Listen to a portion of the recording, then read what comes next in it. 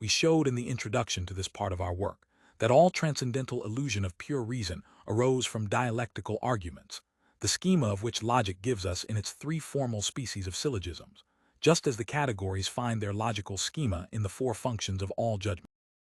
The first kind of these sophistical arguments related to the unconditioned unity of the subjective conditions of all representations in general of the subject or soul, in correspondence with the categorical syllogisms, the major of which, as the principle, announces the relation of a predicate to a subject.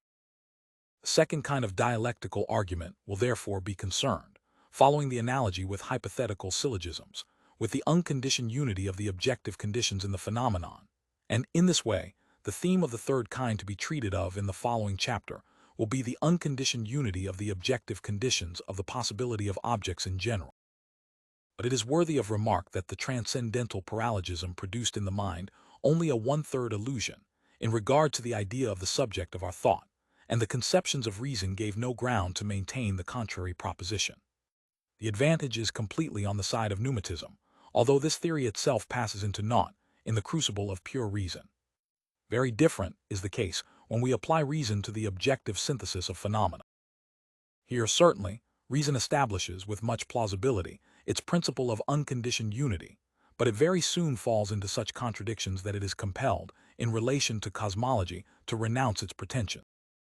For here a new phenomenon of human reason meets us, a perfectly natural antithetic, which does not require to be sought for by subtle sophistry, but into which reason of itself unavoidably falls.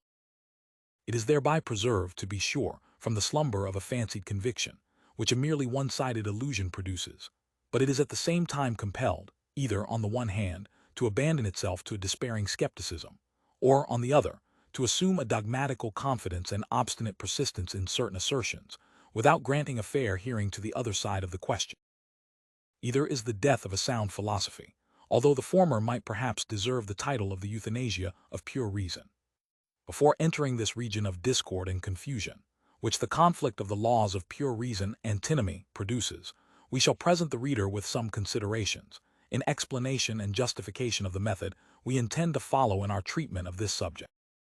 I term all transcendental ideas, in so far as they relate to the absolute totality in the synthesis of phenomena, cosmical conceptions, partly on account of this unconditioned totality, on which the conception of the world whole is based, a conception which is itself an idea, partly because they relate solely to the synthesis of phenomena, the empirical synthesis, while, on the other hand, the absolute totality in the synthesis of the conditions of all possible things gives rise to an ideal of pure reason, which is quite distinct from the cosmical conception, although it stands in relation with it.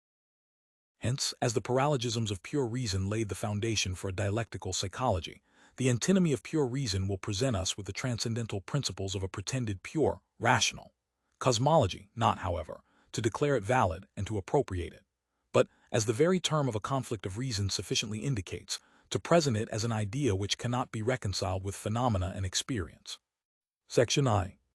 System of cosmological ideas. That we may be able to enumerate with systematic precision these ideas according to a principle, we must remark, in the first place, that it is from the understanding alone that pure and transcendental conceptions take their origin, that the reason does not properly give birth to any conception, but only frees the conception of the understanding from the unavoidable limitation of a possible experience, and thus endeavors to raise it above the empirical, though it must still be in connection with it. This happens from the fact that, for a given condition, reason demands absolute totality on the side of the conditions, to which the understanding submits all phenomena, and thus makes of the category a transcendental idea. This it does that it may be able to give absolute completeness to the empirical synthesis, by continuing it to the unconditioned, which is not to be found in experience, but only in the idea. Reason requires this according to the principle, if the conditioned is given the whole of the conditions, and consequently the absolutely unconditioned is also given, whereby alone the former was possible. First, then, the transcendental ideas are properly nothing but categories elevated to the unconditioned, and they may be arranged in a table according to the titles of the latter. But secondly, all the categories are not available for this purpose, but only those in which the synthesis constitutes a series of conditions subordinated to, not coordinated with, each other.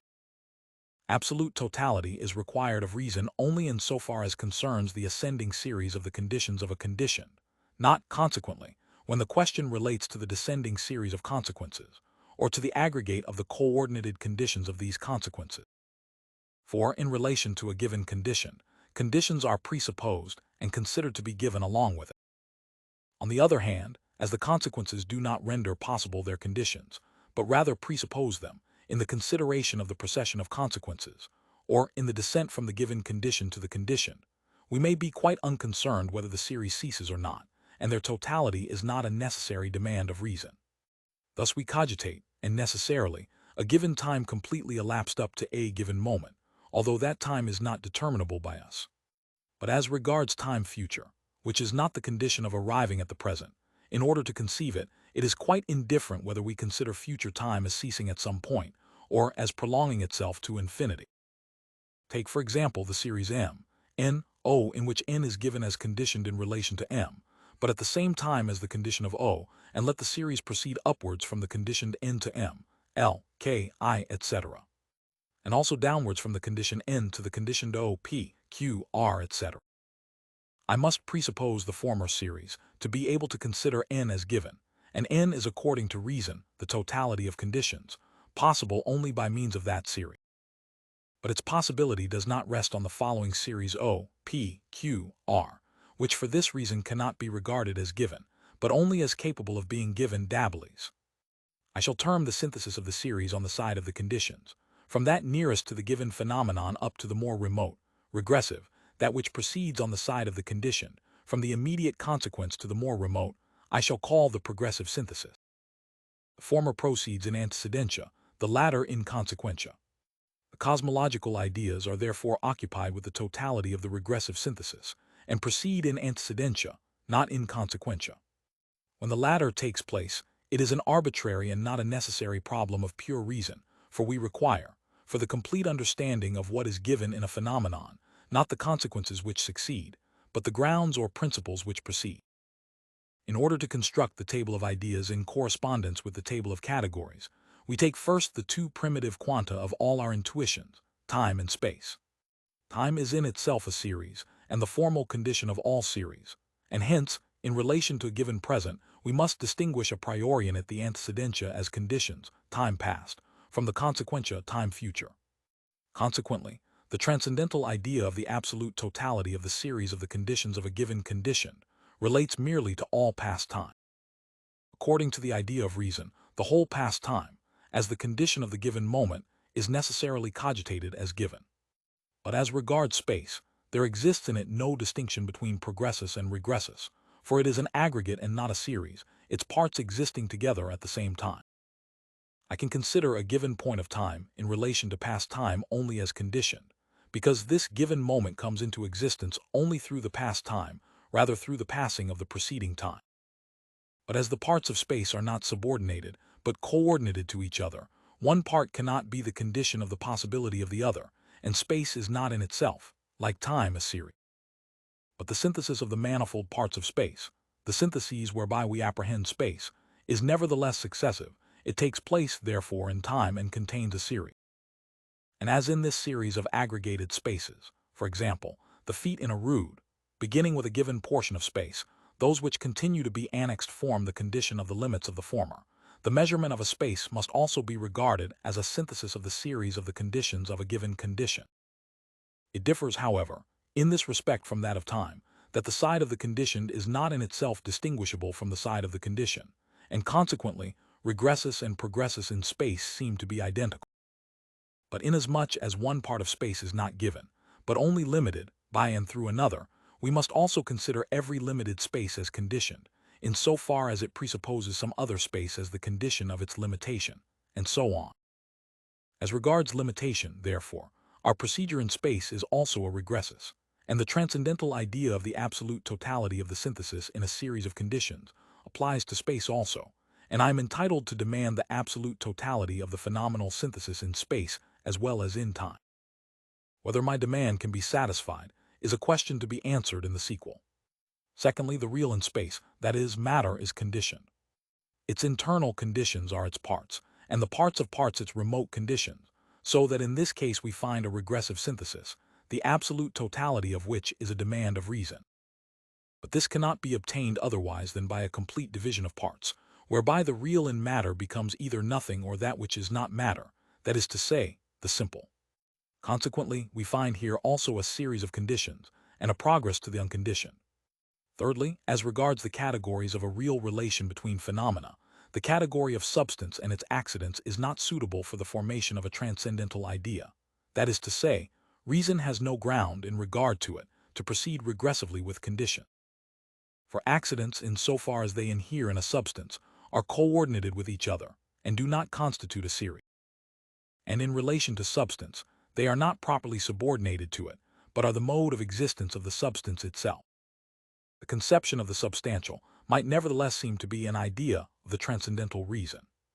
But as this signifies nothing more than the conception of an object in general, which subsists in so far as we cogitate in it merely a transcendental subject without any predicates, and as the question here is of an unconditioned in the series of phenomena, it is clear that the substantial can form no member thereof.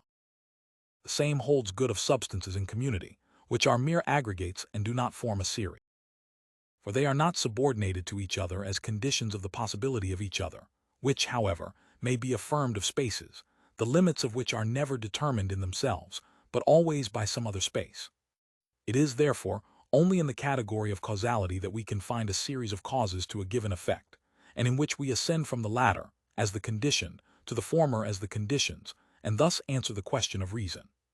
Fourthly, the conceptions of the possible, the actual, and the necessary do not conduct us to any series, excepting only in so far as the contingent in existence must always be regarded as conditioned, and as indicating, according to a law of the understanding, a condition, under which it is necessary to rise to a higher, till in the totality of the series, reason arrives at unconditioned necessity. There are, accordingly, only 4 cosmological ideas, corresponding with the 4 titles of the categories. Or we can select only such as necessarily furnish us with a series in the synthesis of the manifold. 1. The absolute completeness of the composition of the given totality of all phenomena. 2. The absolute completeness of the division of given totality in a phenomenon. 3. The absolute completeness of the origination of a phenomenon. 4. The absolute completeness of the dependence of the existence of what is changeable in a phenomenon. We must here remark, in the first place, that the idea of absolute totality relates to nothing but the exposition of phenomena, and therefore not to the pure conception of a totality of things. Phenomena are here, therefore, regarded as given, and reason requires the absolute completeness of the conditions of their possibility, in so far as these conditions constitute a series, consequently and absolutely, that is, in every respect, complete synthesis, whereby a phenomenon can be explained according to the laws of the understanding. Secondly, it is properly the unconditioned alone that reason seeks in this serially and regressively conducted synthesis of condition. It wishes, to speak in another way, to attain to completeness in the series of premises, so as to render it unnecessary to presuppose other. This unconditioned is always contained in the absolute totality of the series, when we endeavor to form a representation of it in thought. But this absolutely complete synthesis is itself but an idea, for it is impossible, at least beforehand, to know whether any such synthesis is possible in the case of phenomena. When we represent all existence in thought by means of pure conceptions of the understanding, without any conditions of sensuous intuition, we may say with justice that for a given condition the whole series of conditions subordinated to each other is also given, for the former is only given through the latter. But we find in the case of phenomena a particular limitation of the mode in which conditions are given, that is, through the successive synthesis of the manifold of intuition, which must be complete in the regress. Now, whether this completeness is sensuously possible is a problem. But the idea of it lies in the reason, be it possible or impossible to connect with the idea adequate empirical conception. Therefore, as in the absolute totality of the regressive synthesis of the manifold in a phenomenon, following the guidance of the categories, which represent it as a series of conditions to given condition, the unconditioned is necessarily contained. It being still left unascertained whether and how this totality exists, reason sets out from the idea of totality, although its proper and final aim is the unconditioned, of the whole series, or of a part thereof. This unconditioned may be cogitated, either as existing only in the entire series, all the members of which therefore would be without exception conditioned, and only the totality absolutely unconditioned, and in this case the regressus is called infinite, or the absolutely unconditioned is only a part of the series, to which the other members are subordinated, but which is not itself submitted to any other condition. 48. In the former case, the series is a part priori unlimited, without beginning. That is, infinite and nevertheless completely given. But the regress in it is never completed, and can only be called potentially infinite. In the second case, there exists a first in the series. This first is called in relation to past time, the beginning of the world in relation to space, the limit of the world in relation to the parts of a given limited whole, the simple in relation to causes, absolute spontaneity, liberty, and in relation to the existence of changeable things, absolute physical necessity. 48. The absolute totality of the series of conditions to a given condition is always unconditioned, because beyond it there exist no other conditions on which it might depend. But the absolute totality of such a series is only an idea, or rather a problematical conception, the possibility of which must be investigated, particularly in relation to the mode in which the unconditioned, as the transcendental idea which is the real subject of inquiry, may be contained therein. We possess two expressions, world and nature, which are generally interchanged. The first denotes the mathematical total of all phenomena and the totality of their synthesis, in its progress by means of composition, as well as by division. And the world is termed nature. 49. When it is regarded as a dynamical whole, when our attention is not directed to the aggregation in space and time, for the purpose of cogitating it as a quantity, but to the unity in the existence of phenomena. In this case, the condition of that which happens is called a cause. The unconditioned causality of the cause in a phenomenon is termed liberty. The conditioned cause is called in a more limited sense a natural cause. The conditioned in existence is termed contingent, and the unconditioned necessary. The unconditioned necessity of phenomena may be called natural necessity. 49. Nature, understood adjective formaliter, signifies the complex of the determinations of a thing, connected according to an internal principle of causality. On the other hand, we understand by nature substantive materialiter, the sum total of phenomena, insofar as they, by virtue of an internal principle of causality, are connected with each other throughout. In the former sense, we speak of the nature of liquid matter, of fire, etc., and employ the word only adjective, while, if speaking of the objects of nature, we have in our minds the idea of a subsisting whole. The ideas which we are at present engaged in discussing I have called cosmological ideas, partly because by the term world is understood the entire content of all phenomena, and our ideas are directed solely to the unconditioned among phenomena, partly also because world, in the transcendental sense, signifies the absolute totality of the content of existing things, and we are directing our attention only to the completeness of the synthesis, although, properly, only in regression. In regard to the fact that these ideas are all transcendent, and although they do not transcend phenomena as regards their mode, but are concerned solely with the world of sense, and not with noumena, nevertheless carry their synthesis to a degree far above all possible experience, it still seems to me that we can, with perfect propriety, designate them cosmical conceptions.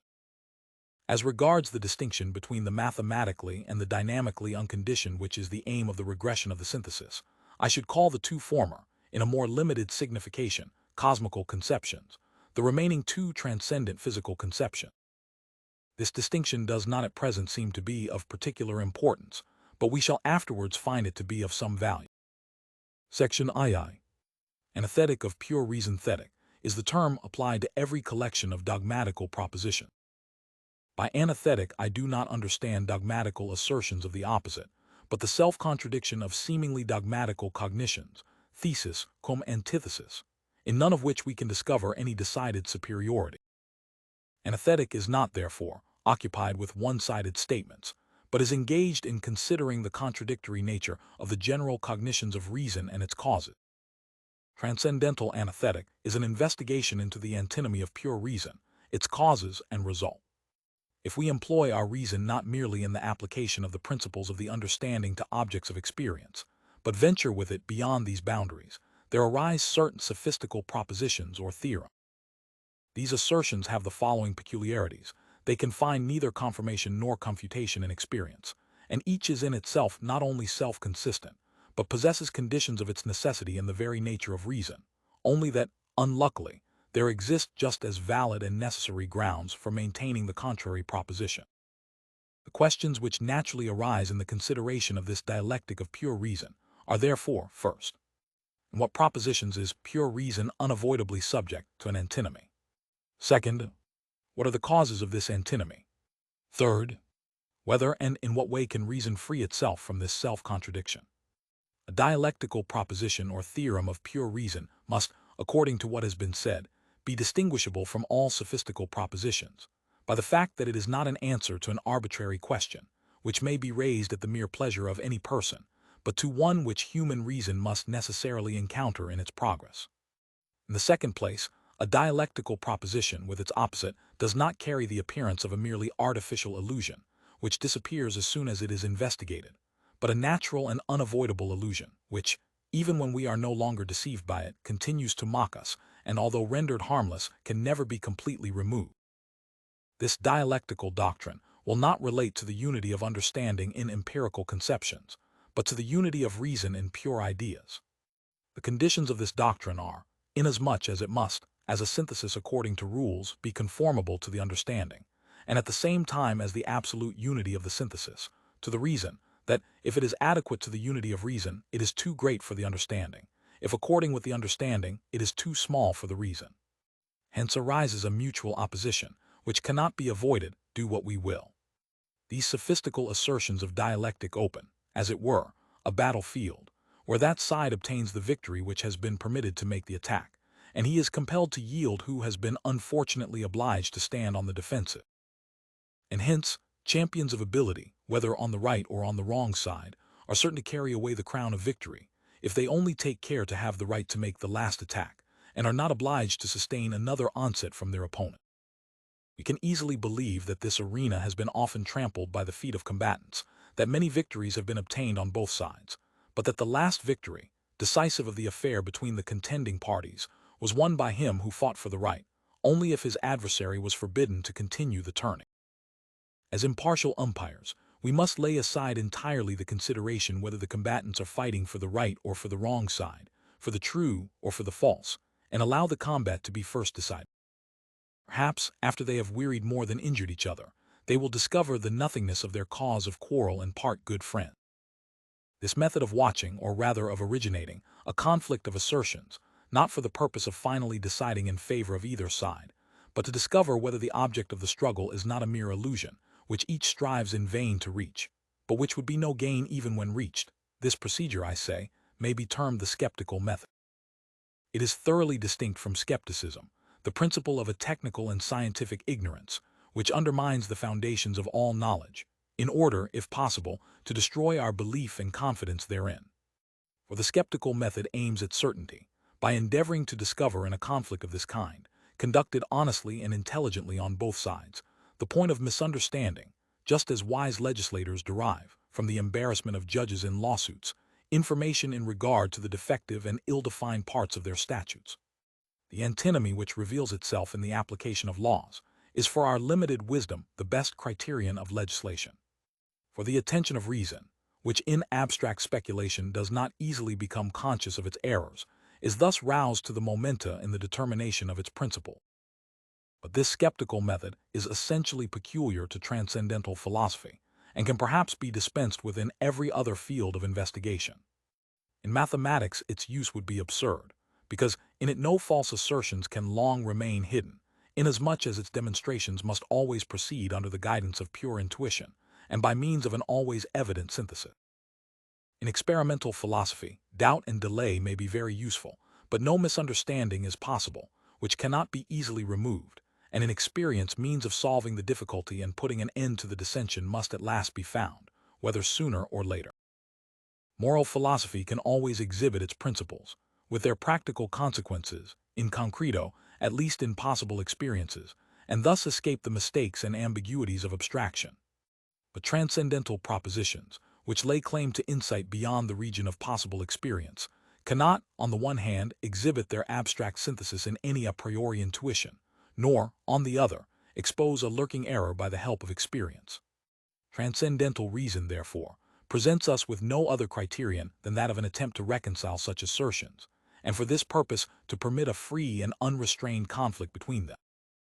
And this we now proceed to arrange 50-50. The antinomies stand in the order of the four transcendental ideas above detailed. First conflict of the transcendental ideas. Thesis: the world has a beginning in time, and is also limited in regard to space.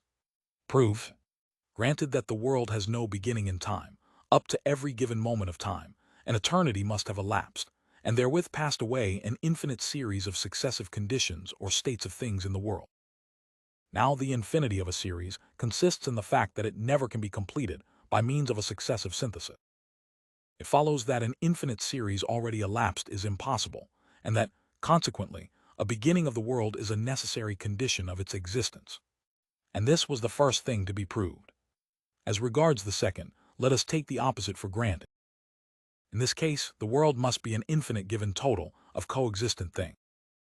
Now we cannot cogitate the dimensions of a quantity, which is not given within certain limits of an intuition 51 in any other way than by means of the synthesis of its parts, and the total of such a quantity only by means of a completed synthesis, or the repeated addition of unity to itself. Accordingly, to cogitate the world, which fills all spaces, as a whole, the successive synthesis of the parts of an infinite world must be looked upon as completed.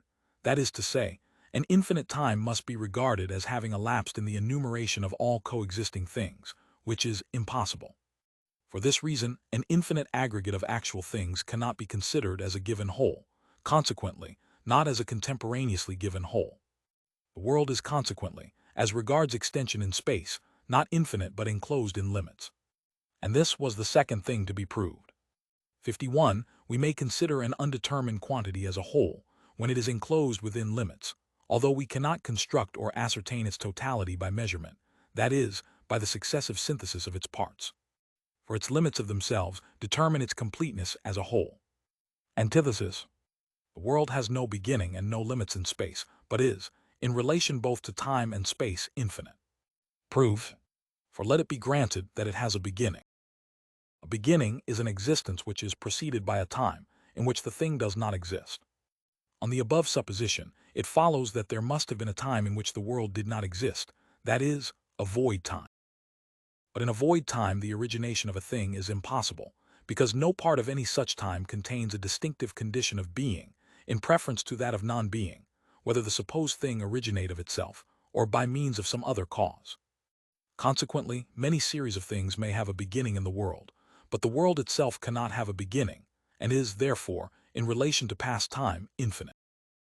As regards the second statement, let us first take the opposite for granted, that the world is finite and limited in space. It follows that it must exist in a void space, which is not limited. We should therefore meet not only with a relation of things in space, but also a relation of things to space. Now, as the world is an absolute whole, out of and beyond which no object of intuition, and consequently no correlate to which can be discovered, this relation of the world to a void space is merely a relation to no object. But such a relation, and consequently the limitation of the world by void space, is nothing. Consequently, the world, as regards space, is not limited. That is, it is infinite in regard to extension 5252. Space is merely the form of external intuition, formal intuition, and not a real object which can be externally perceived. Space, prior to all things which determine it, fill or limit it, or rather, which present an empirical intuition conformable to it, is, under the title of absolute space, nothing but the mere possibility of external phenomena, in so far as they either exist in themselves, or can annex themselves to given intuition. Empirical intuition is therefore not a composition of phenomena and space, of perception and empty intuition. The one is not the correlate of the other in a synthesis, but they are vitally connected in the same empirical intuition, as matter and form. If we wish to set one of these two apart from the other, space from phenomena, there arise all sorts of empty determinations of external intuition, which are very far from being possible perception. For example, motion or rest of the world in an infinite empty space, or a determination of the mutual relation of both, cannot possibly be perceived, and is therefore merely the predicate of a notional entity. Observations on the first antinomy. On the thesis.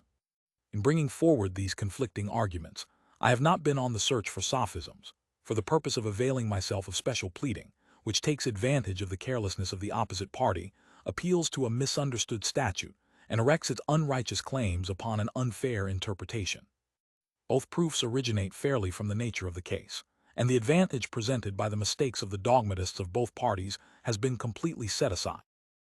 The thesis might also have been unfairly demonstrated by the introduction of an erroneous conception of the infinity of a given quantity. A quantity is infinite if a greater than itself cannot possibly exist. The quantity is measured by the number of given units, which are taken as a standard, contained in it. Now, no number can be the greatest, because one or more units can always be added. It follows that an infinite given quantity, consequently an infinite world, both as regards time and extension, is impossible. It is therefore limited in both respects. In this manner I might have conducted my proof, but the conception given in it does not agree with the true conception of an infinite whole. In this there is no representation of its quantity. It is not said how large it is. Consequently, its conception is not the conception of a maximum. We cogitate in it merely its relation to an arbitrarily assumed unit, in relation to which it is greater than any number. Now, just as the unit which is taken is greater or smaller, the infinite will be greater or smaller, but the infinity, which consists merely in the relation to this given unit, must remain always the same, although the absolute quantity of the whole is not thereby cognate. The true, transcendental conception of infinity is that the successive synthesis of unity in the measurement of a given quantum can never be completed. 53. Hence it follows, without possibility of mistake, that an eternity of actual successive states up to given, the present, moment cannot have elapsed, and that the world must therefore have a beginning. 53. The quantum in this sense contains a congeries of given units, which is greater than any number, and this is the mathematical conception of the infinite. In regard to the second part of the thesis, the difficulty as to an infinite and yet elapsed series disappears, for the manifold of a world infinite in extension is contemporaneously given. But in order to cogitate the total of this manifold, as we cannot have the aid of limits constituting by themselves this total in intuition, we are obliged to give some account of our conception, which in this case cannot proceed from the whole to the determined quantity of the parts, but must demonstrate the possibility of a whole by means of a successive synthesis of the parts.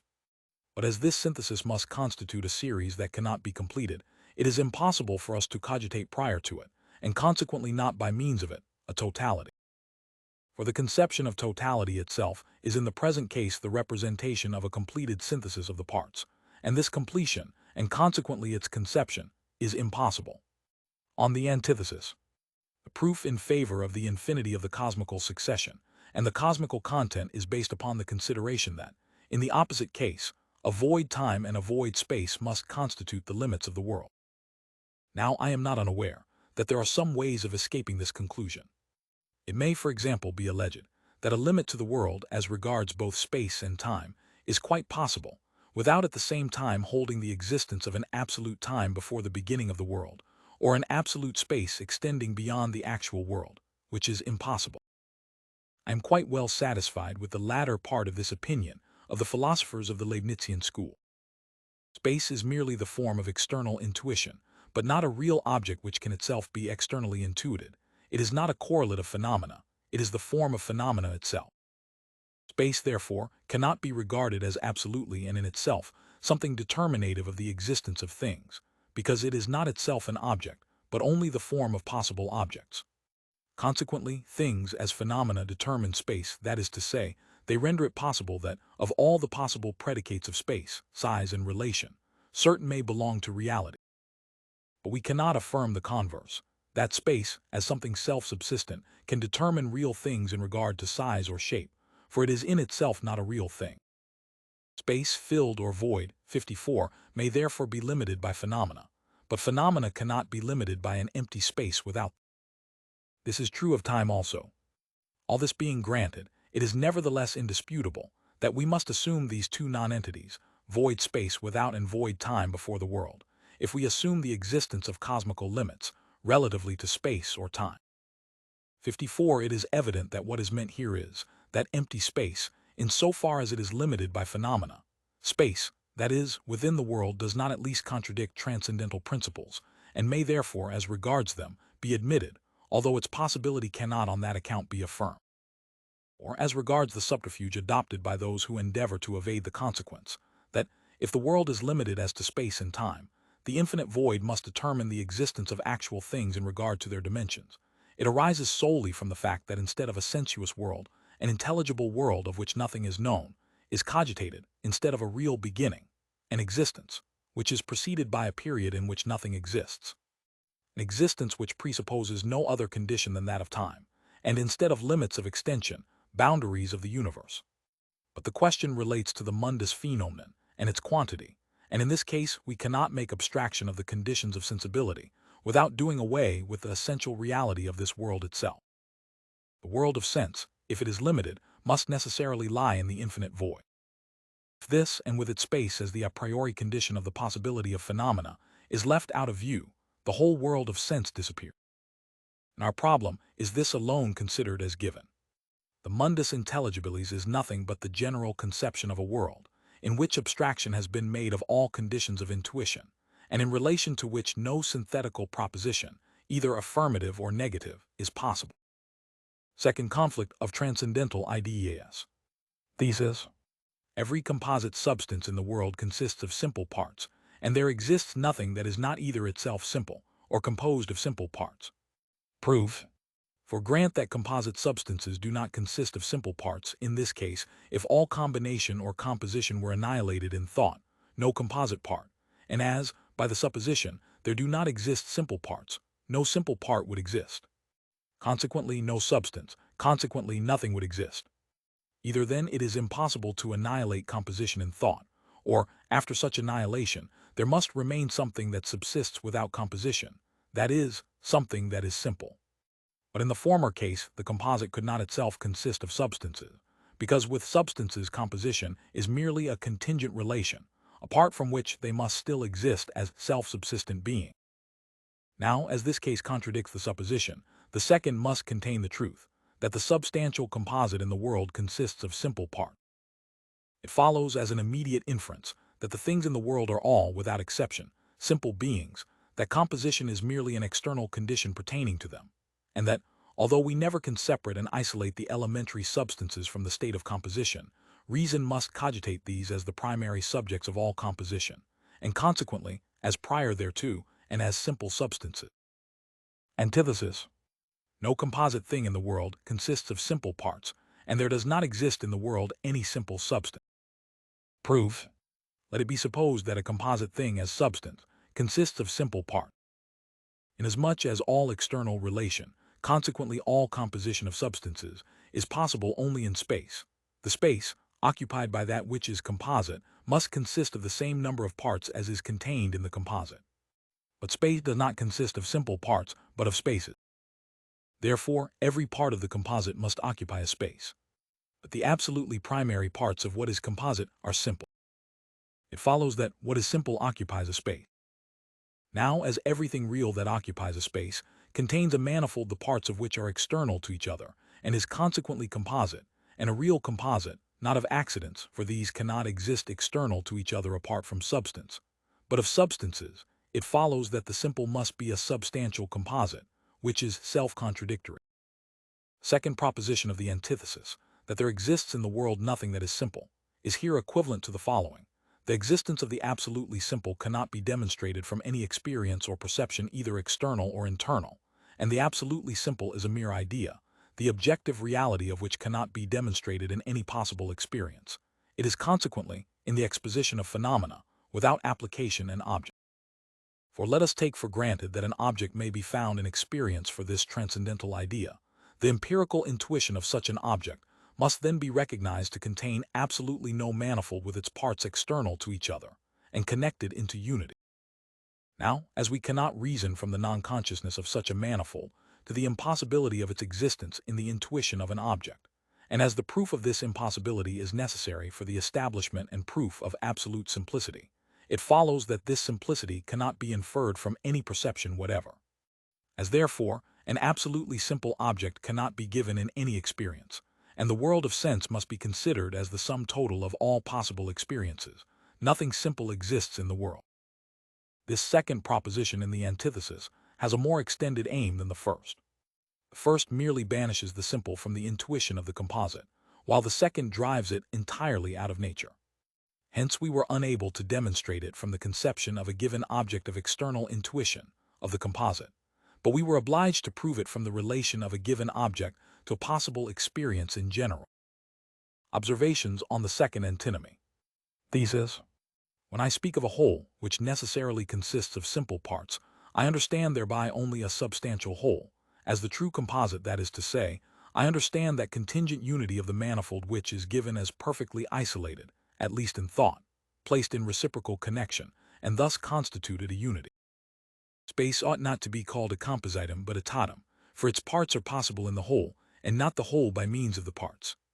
It might perhaps be called a compositum ideal, but not a compositum real. But this is of no importance.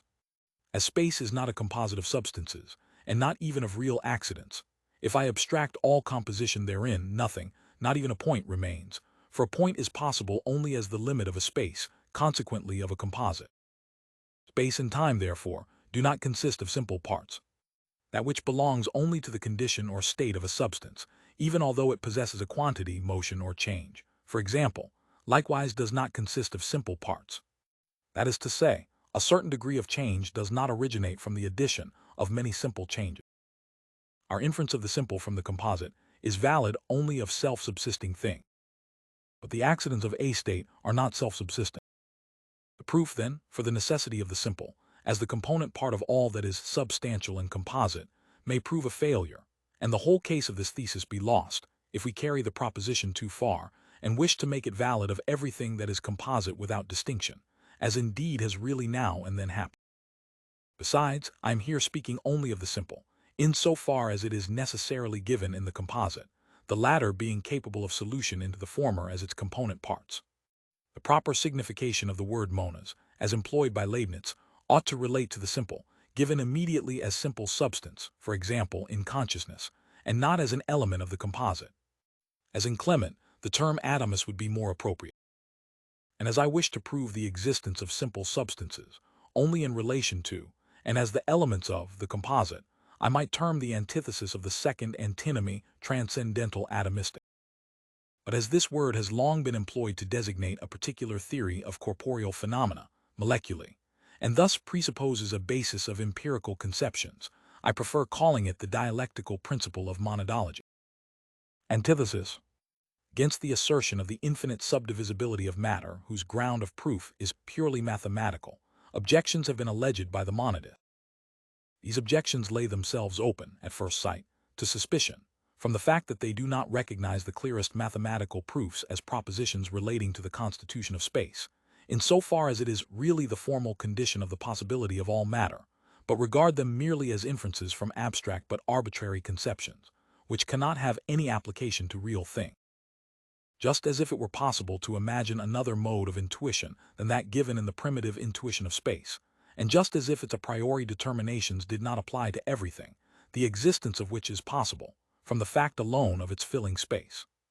If we listen to them, we shall find ourselves required to cogitate, in addition to the mathematical point, which is simple not, however, a part, but a mere limit of space, physical points, which are indeed likewise simple, but possess the peculiar property as parts of space of filling it merely by their aggregation. I shall not repeat here the common and clear refutations of this absurdity, which are to be found everywhere in numbers. Everyone knows that it is impossible to undermine the evidence of mathematics by mere discursive conceptions. I shall only remark that, if in this case philosophy endeavors to gain an advantage over mathematics by sophistical artifices, it is because it forgets that the discussion relates solely to phenomena and their condition. It is not sufficient to find the conception of the simple for the pure conception of the composite, but we must discover for the intuition of the composite, matter, the intuition of the simple. Now this, according to the laws of sensibility, and consequently in the case of objects of sense, is utterly impossible. In the case of a whole composed of substances, which is cogitated solely by the pure understanding, it may be necessary to be in possession of the simple before composition is possible. But this does not hold good of the totum substantial phenomenon, which, as an empirical intuition in space, possesses the necessary property of containing no simple part, for the very reason that no part of space is simple. Meanwhile, the monadists have been subtle enough to escape from this difficulty, by presupposing intuition and the dynamical relation of substances as the condition of the possibility of space, instead of regarding space as the condition of the possibility of the objects of external intuition, that is, of body. Now we have a conception of bodies only as phenomena, and as such, they necessarily presuppose space as the condition of all external phenomena. The evasion is therefore in vain, as indeed we have sufficiently shown in our aesthetic. If bodies were things in themselves, the proof of the monadists would be unexceptionable. The second dialectical assertion possesses the peculiarity of having opposed to it a dogmatical proposition, which, among all such sophistical statements, is the only one that undertakes to prove in the case of an object of experience, that which is properly a transcendental idea, the absolute simplicity of substance. The proposition is that the object of the internal sense, the thinking ego, is an absolute simple substance. Without at present entering upon this subject, as it has been considered at length in a former chapter, I shall merely remark that, if something is cogitated merely as an object, without the addition of any synthetical determination of its intuition, as happens in the case of the bare representation, it is certain that no manifold and no composition can be perceived in such a representation. As, moreover, the predicates whereby I cogitate this object are merely intuitions of the internal sense, there cannot be discovered in them anything to prove the existence of a manifold whose parts are external to each other, and consequently nothing to prove the existence of real composition. Consciousness, therefore, is so constituted that, inasmuch as the thinking subject is at the same time its own object, it cannot divide itself, although it can divide its inhering determination. For every object in relation to itself is absolute unity.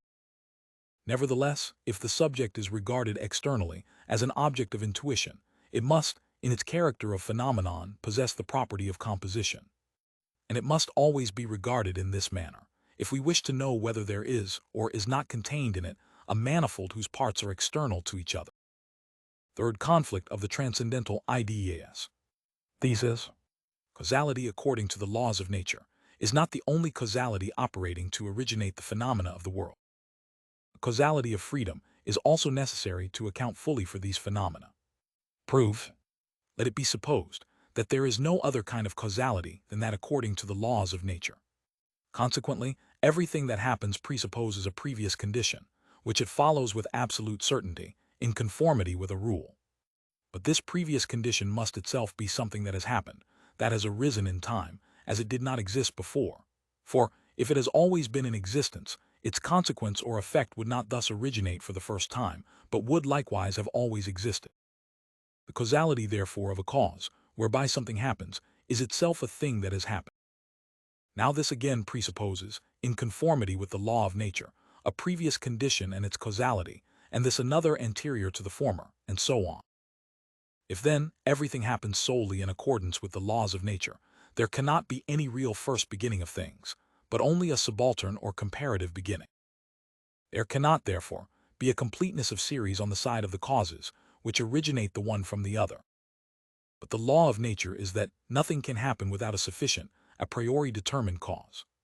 The proposition, therefore, if all causality is possible only in accordance with the laws of nature, is, when stated in this unlimited and general manner, self-contradictory. It follows that this cannot be the only kind of causality. From what has been said, it follows that a causality must be admitted, by means of which something happens, without its cause being determined according to necessary laws by some other cause preceding. That is to say, there must exist an absolute spontaneity of cause, which of itself originates a series of phenomena which proceeds according to natural laws, consequently transcendental freedom, without which even in the course of nature the succession of phenomena on the side of causes is never complete.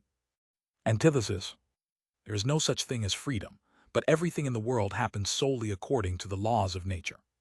Proof: granted that there does exist freedom in the transcendental sense, as a peculiar kind of causality operating to produce events in the world, a faculty, that is to say, of originating a state, and consequently a series of consequences from that state. In this case, not only the series originated by this spontaneity, but the determination of this spontaneity itself to the production of the series, that is to say, the causality itself must have an absolute commencement, such that nothing can proceed to determine this action according to unvarying law. But every beginning of action presupposes in the acting cause a state of inaction, and a dynamically primal beginning of action presupposes a state, which has no connection, as regards causality, with the preceding state of the cause, which does not, that is, in any wise result from it. Transcendental freedom is therefore opposed to the natural law of cause and effect, and such a conjunction of successive states and effective causes is destructive of the possibility of unity in experience, and for that reason not to be found in experience, is consequently a mere fiction of thought. We have, therefore, nothing but nature to which we must look for connection and order in cosmical events. Freedom, independence of the laws of nature, is certainly a deliverance from restraint, but it is also a relinquishing of the guidance of law and rule. For it cannot be alleged that, instead of the laws of nature, laws of freedom may be introduced into the causality of the course of nature. For if freedom were determined according to laws, it would be no longer freedom, but merely nature. Nature, therefore, and transcendental freedom are distinguishable as conformity to law and lawlessness.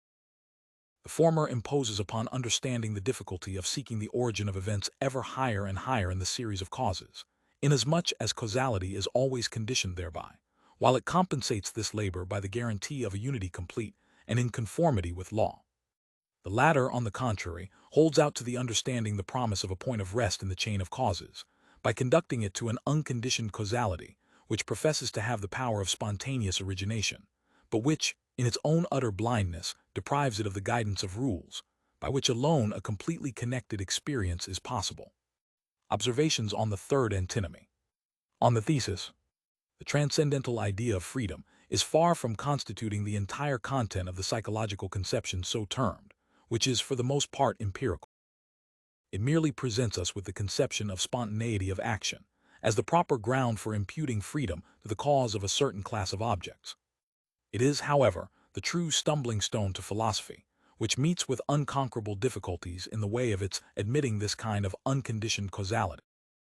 That element in the question of the freedom of the will, which has for so long a time placed speculative reason in such perplexity, is properly only transcendental, and concerns the question whether there must be held to exist a faculty of spontaneous origination of a series of successive things or states. How such a faculty is possible is not a necessary inquiry, for in the case of natural causality itself, we are obliged to content ourselves with the a priori knowledge that such a causality must be presupposed, although we are quite incapable of comprehending how the being of one thing is possible through the being of another, but must for this information look entirely to experience. Now we have demonstrated this necessity of a free first beginning of a series of phenomena, only in so far as it is required for the comprehension of an origin of the world, all following states being regarded as a succession according to laws of nature alone. But as there has thus been proved the existence of a faculty which can of itself originate a series in time, although we are unable to explain how it can exist, we feel ourselves authorized to admit, even in the midst of the natural course of events, a beginning, as regards causality, of different successions of phenomena, and at the same time to attribute to all substances a faculty of free action. But we ought in this case not to allow ourselves to fall into a common misunderstanding, and to suppose that, because a successive series in the world can only have a comparatively first beginning, another state or condition of things always preceding, an absolutely first beginning of a series in the course of nature is impossible. For we are not speaking here of an absolutely first beginning in relation to time, but as regards causality alone. When, for example, I completely of my own free will, and independently of the necessarily determinative influence of natural causes, rise from my chair, there commences with this event, including its material consequences in infinitum, an absolutely new series, although, in relation to time, this event is merely the continuation of a preceding series. For this resolution and act of mine do not form part of the succession of effects in nature, and are not mere continuations of it. On the contrary, the determining causes of nature cease to operate in reference to this event, which certainly succeeds the acts of nature, but does not proceed from them. For these reasons, the action of a free agent must be termed, in regard to causality, if not in relation to time, an absolutely primal beginning of a series of phenomena. The justification of this need of reason to rest upon a free act as the first beginning of the series of natural causes is evident from the fact that all philosophers of antiquity, with the exception of the Epicurean school, felt themselves obliged, when constructing a theory of the motions of the universe, to accept a prime mover, that is, a freely acting cause, which spontaneously and prior to all other causes evolved this series of states. They always felt the need of going beyond mere nature, for the purpose of making a first beginning comprehensible. On the antithesis, the assertor of the all-sufficiency of nature in regard to causality, transcendental physiocracy, in opposition to the doctrine of freedom, would defend his view of the question somewhat in the following manner. He would say, in answer to the sophistical arguments of the opposite party, if you do not accept a mathematical first in relation to time, you have no need to seek a dynamical first in regard to causality. Who compelled you to imagine an absolutely primal condition of the world, and therewith an absolute beginning of the gradually progressing successions of phenomena, and, as some foundation for this fancy of yours, to set bounds to unlimited nature. Inasmuch as the substances in the world have always existed, at least the unity of experience renders such a supposition quite necessary. There is no difficulty in believing also that the changes in the conditions of these substances have always existed, and consequently that a first beginning, mathematical or dynamical, is by no means required. The possibility of such an infinite derivation, without any initial member from which all the others result, is certainly quite incomprehensible.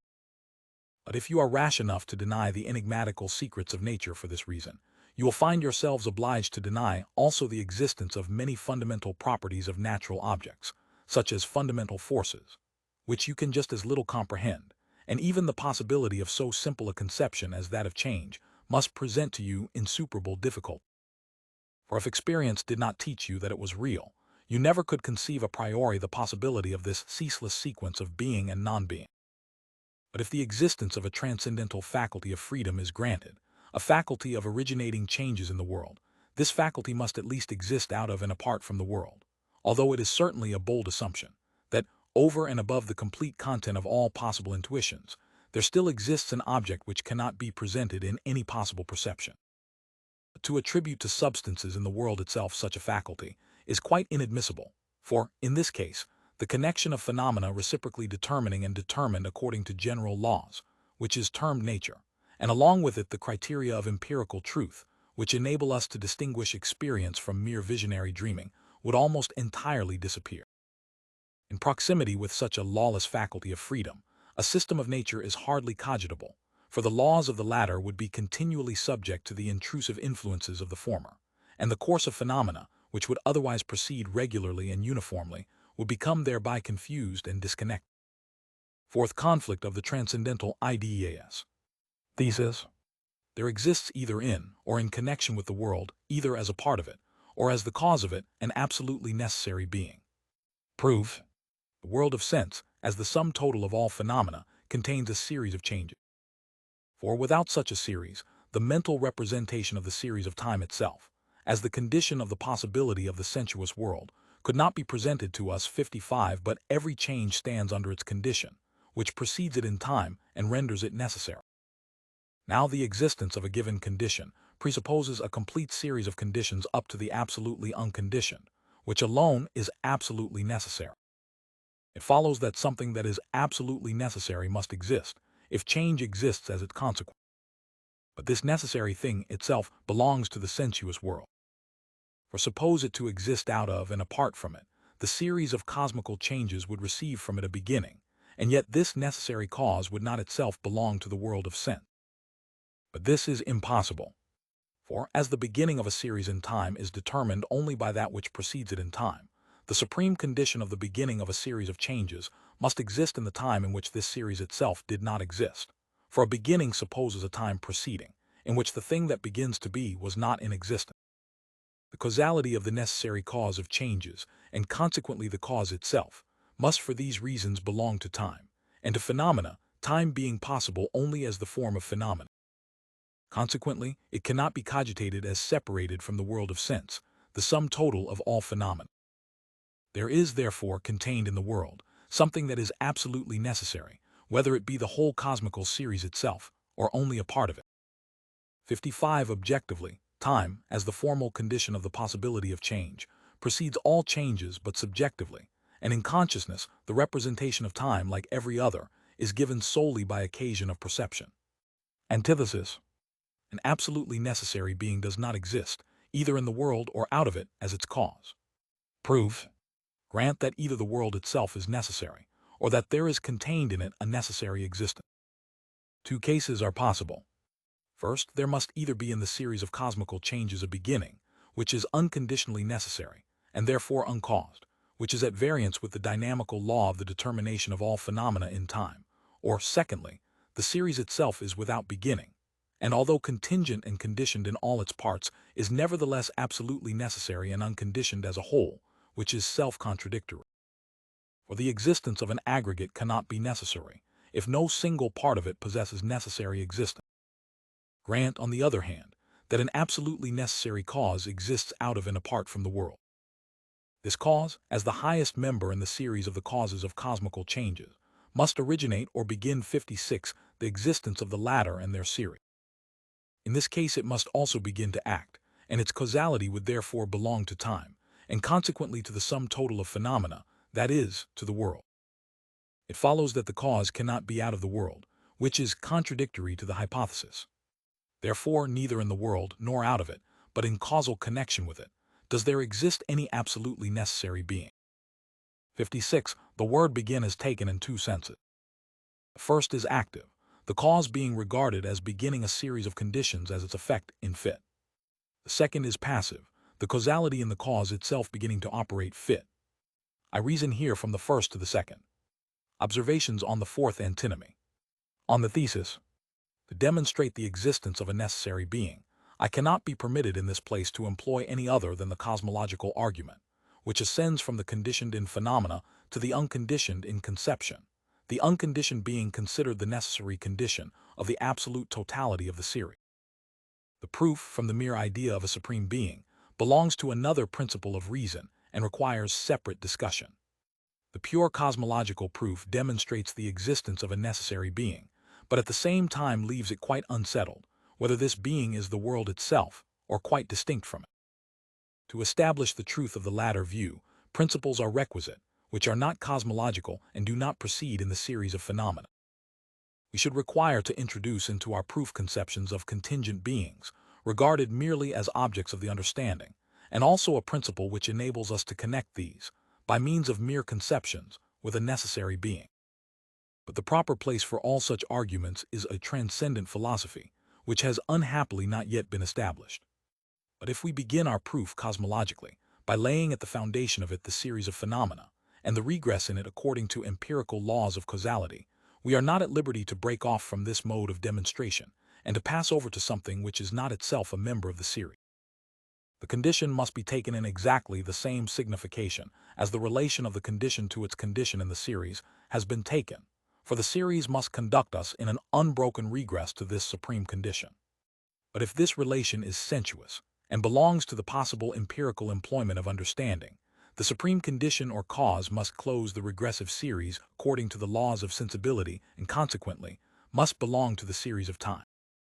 It follows that this necessary existence must be regarded as the highest member of the cosmical series.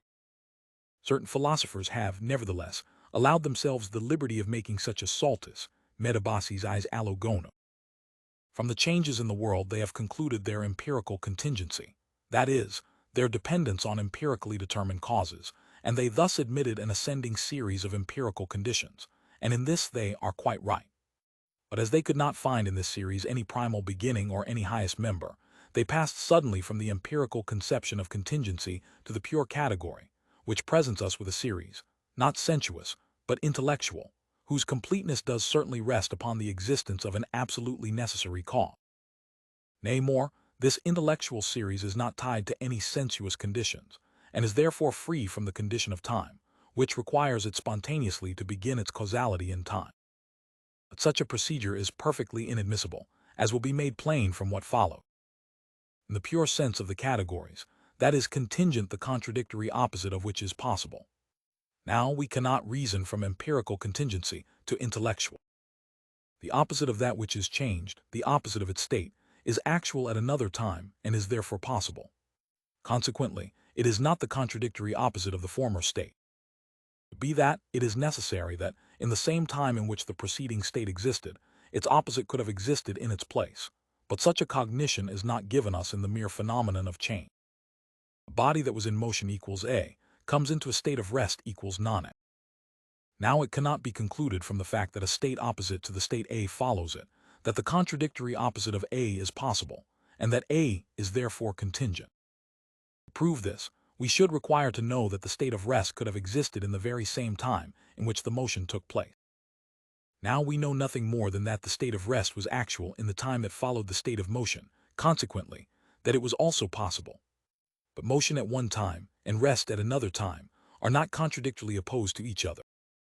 It follows from what has been said that the succession of opposite determinations, that is, change, does not demonstrate the fact of contingency as represented in the conceptions of the pure understanding, and that it cannot, therefore, conduct us to the fact of the existence of a necessary being. Change proves merely empirical contingency, that is to say, that the new state could not have existed without a cause, which belongs to the preceding time. This cause, even although it is regarded as absolutely necessary, must be presented to us in time, and must belong to the series of phenomena. On the antithesis, the difficulties which meet us, in our attempt to rise through the series of phenomena, the existence of an absolutely necessary supreme cause, must not originate from our inability to establish the truth of our mere conceptions of the necessary existence of a thing.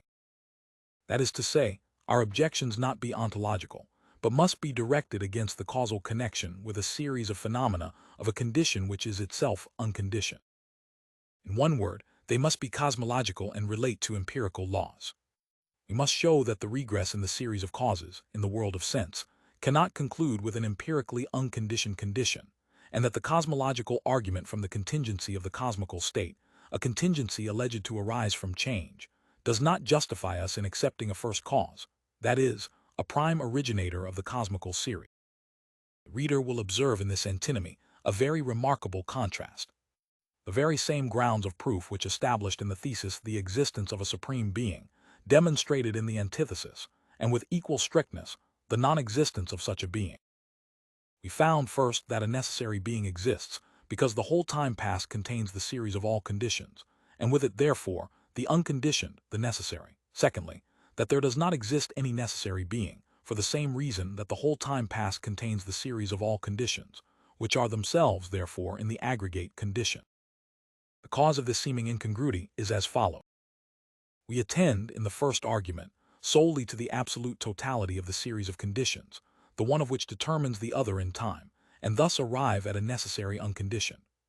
In the second, we consider, on the contrary, the contingency of everything that is determined in the series of time, for every event is preceded by a time, in which the condition itself must be determined as conditioned, and thus everything that is unconditioned or absolutely necessary disappears. In both, the mode of proof is quite in accordance with the common procedure of human reason, which often falls into discord with itself, from considering an object from two different points of view. Herr von Mehren regarded the controversy between two celebrated astronomers, which arose from a similar difficulty as to the choice of a proper standpoint, as a phenomenon of sufficient importance to warrant a separate treatise on the subject. The one concluded, the moon revolves on its own axis, because it constantly presents the same side to the earth. The other declared that the moon does not revolve on its own axis, for the same reason. Both conclusions were perfectly correct, according to the point of view from which the motions of the moon were considered. Section III. Of the interest of reason in these self-contradictions, we have thus completely before us the dialectical procedure of the cosmological idea. No possible experience can present us with an object adequate to them in extent. Nay, more, reason itself cannot cogitate them, as according with the general laws of experience. And yet they are not arbitrary fictions of thought. On the contrary, reason, in its uninterrupted progress in the empirical synthesis, is necessarily conducted to them, when it endeavors to free from all conditions and to comprehend in its unconditioned totality that which can only be determined conditionally in accordance with the laws of experience. These dialectical propositions are so many attempts to solve four natural and unavoidable problems of reason. There are neither more, nor can there be less than this number, because there are no other series of synthetical hypotheses, limiting a priori the empirical synthesis. The brilliant claims of reason striving to extend its dominion beyond the limits of experience have been represented above only in dry formulae, which contain merely the grounds of its pretension. They have, besides, in conformity with the character of a transcendental philosophy, been freed from every empirical element, although the full splendor of the promises they hold out and the anticipations they excite manifests itself only when in connection with empirical cognition. In the application of them, however, and in the advancing enlargement of the employment of reason, while struggling to rise from the region of experience and to soar to those sublime ideas, philosophy discovers a value and a dignity, which, if it could but make good its assertions, would raise it far above all other departments of human knowledge, professing, as it does, to present a sure foundation for our highest hopes and the ultimate aims of all the exertions of reason. Questions whether the world has a beginning and a limit to its extension in space, whether there exists anywhere, or perhaps in my own thinking self, an indivisible and indestructible unity, or whether nothing but what is divisible and transitory exists, whether I am a free agent, or, like other beings, am bound in the chains of nature and fate, whether finally there is a supreme cause of the world, or all our thought and speculation must end with nature and the order of external things, are questions for the solution of which the mathematician would willingly exchange his whole science, for in it there is no satisfaction for the highest aspirations and most ardent desires of humanity. It may even be said that the true value of mathematics, that pride of human reason, consists in this, that she guides reason to the knowledge of nature, in her greater as well as in her less manifestations, in her beautiful order and regularity, guides her, moreover, to an insight into the wonderful unity of the moving forces in the operations of nature, far beyond the expectations of a philosophy building only on experience, and that she thus encourages philosophy to extend the province of reason beyond all experience, and at the same time provides it with the most excellent materials for supporting its investigations, in so far as their nature admits, by adequate and accordant intuition. Unfortunately for speculation, but perhaps fortunately for the practical interests of humanity, reason, in the midst of her highest anticipations, finds herself hemmed in by a press of opposite and contradictory conclusions, from which neither her honor nor her safety will permit her to draw back. Nor can she regard these conflicting trains of reasoning with indifference as mere passages at arms. Still less can she command peace, for in the subject of the conflict she has a deep interest. There is no other course left open to her than to reflect with herself upon the origin of this disunion in reason, whether it may not arise from a mere misunderstanding. After such an inquiry, arrogant claims would have to be given up on both sides, but the sovereignty of reason over understanding and sense would be based upon a sure foundation. We shall at present defer this radical inquiry, and in the meantime, consider for a little what side in the controversy we should most willingly take, if we were obliged to become partisans at all. As in this case, we leave out of sight altogether the logical criterion of truth, and merely consult our own interest in reference to the question. These considerations, although inadequate to settle the question of right in either party, will enable us to comprehend how those who have taken part in the struggle adopt the one view rather than the other, no special insight into the subject, however, having influenced their choice. They will, at the same time, explain to us many other things by the way, for example, the fiery zeal on the one side and the cold maintenance of their cause on the other, why the one party has met with the warmest approbations, and the other has always been repulsed by irreconcilable prejudices. There is one thing, however, that determines the proper point of view, from which alone this preliminary inquiry can be instituted and carried on with the proper completeness, and that is the comparison of the principles from which both sides, thesis and antithesis, proceed. My readers would remark in the propositions of the antithesis a complete uniformity in the mode of thought, and a perfect unity of principle. Its principle was that of pure empiricism, not only in the explication of the phenomena in the world, but also in the solution of the transcendental ideas, even of that of the universe itself. The affirmations of the thesis, on the contrary, were based, in addition to the empirical mode of explanation employed in the series of phenomena, on intellectual propositions, and its principles were in so far not simple. I shall term the thesis, in view of its essential characteristic, the dogmatism of pure reason. On the side of dogmatism, or of the thesis, therefore, in the determination of the cosmological ideas, we find 1. A practical interest, which must be very dear to every right-thinking man. That the word has a beginning, that the nature of my thinking self is simple, and therefore indestructible, that I am a free agent, and raised above the compulsion of nature and her laws, and finally, that the entire order of things which form the world is dependent upon a supreme being, from whom the whole receives unity and connection. These are so many foundation stones of morality and religion. The antithesis deprives us of all these supports, or at least seems so to deprive us. 2.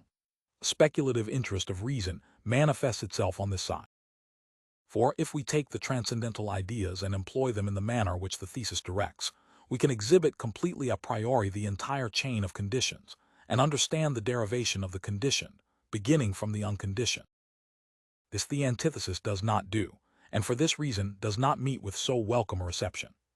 For it can give no answer to our question respecting the conditions of its synthesis, except such as must be supplemented by another question, and so on to infinity. According to it, we must rise from a given beginning to one still higher. Every part conducts us to a still smaller one.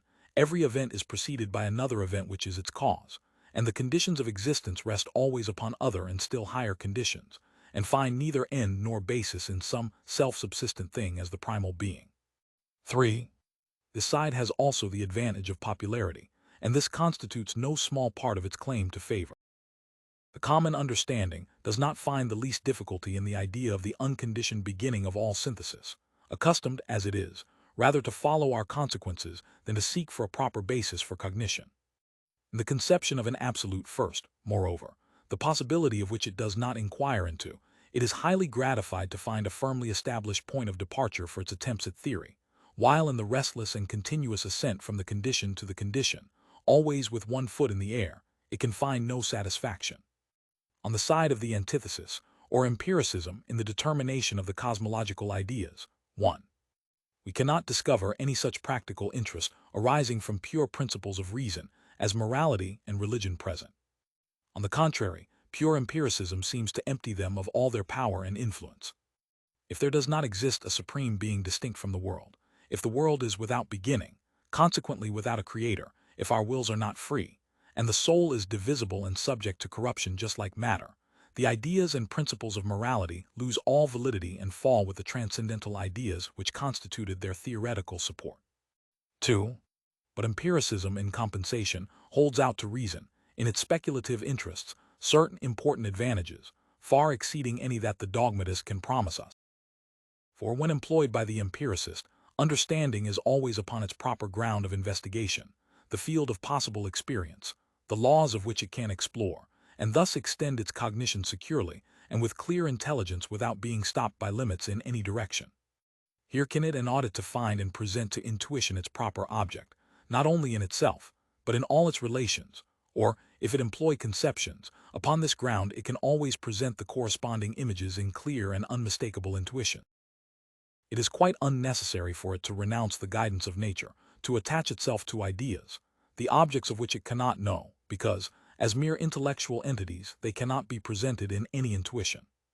On the contrary, it is not even permitted to abandon its proper occupation, under the pretense that it has been brought to a conclusion, for it never can be, and to pass into the region of idealizing reason and transcendent conceptions, which it is not required to observe and explore the laws of nature, but merely to think and to imagine, secure from being contradicted by facts, because they have not been called as witnesses, but passed by, or perhaps subordinated to the so-called higher interests and considerations of pure reason. Hence the empiricist will never allow himself to accept any epoch of nature for the first, the absolutely primal state. He will not believe that there can be limits to his outlook into her wide domains, nor pass from the objects of nature, which he can satisfactorily explain by means of observation and mathematical thought, which he can determine synthetically in intuition, to those which neither sense nor imagination can ever present in concreto.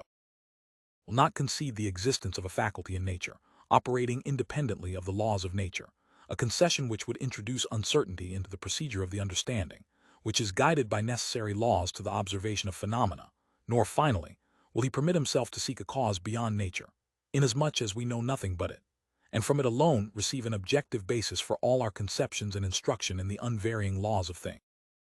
In truth, if the empirical philosopher had no other purpose in the establishment of his antithesis than to check the presumption of a reason which mistakes its true destination, which boasts of its insight and its knowledge, just where all insight and knowledge cease to exist, and regards that which is valid only in relation to a practical interest, as an advancement of the speculative interests of the mind, in order, when it is convenient for itself, to break the thread of our physical investigation, under pretense of extending our cognition, connect them with transcendental ideas, by means of which we really know only that we know nothing.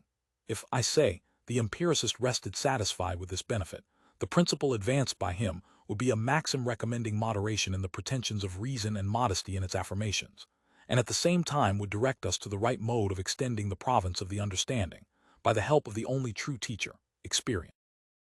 In obedience to this advice, intellectual hypotheses and faith would not be called in aid of our practical interests, nor should we introduce them under the pompous titles of science and insight. For speculative cognition cannot find an objective basis any other where than in experience, and when we overstep its limits our synthesis, which requires ever new cognitions independent of experience, has no substratum of intuition upon which to build.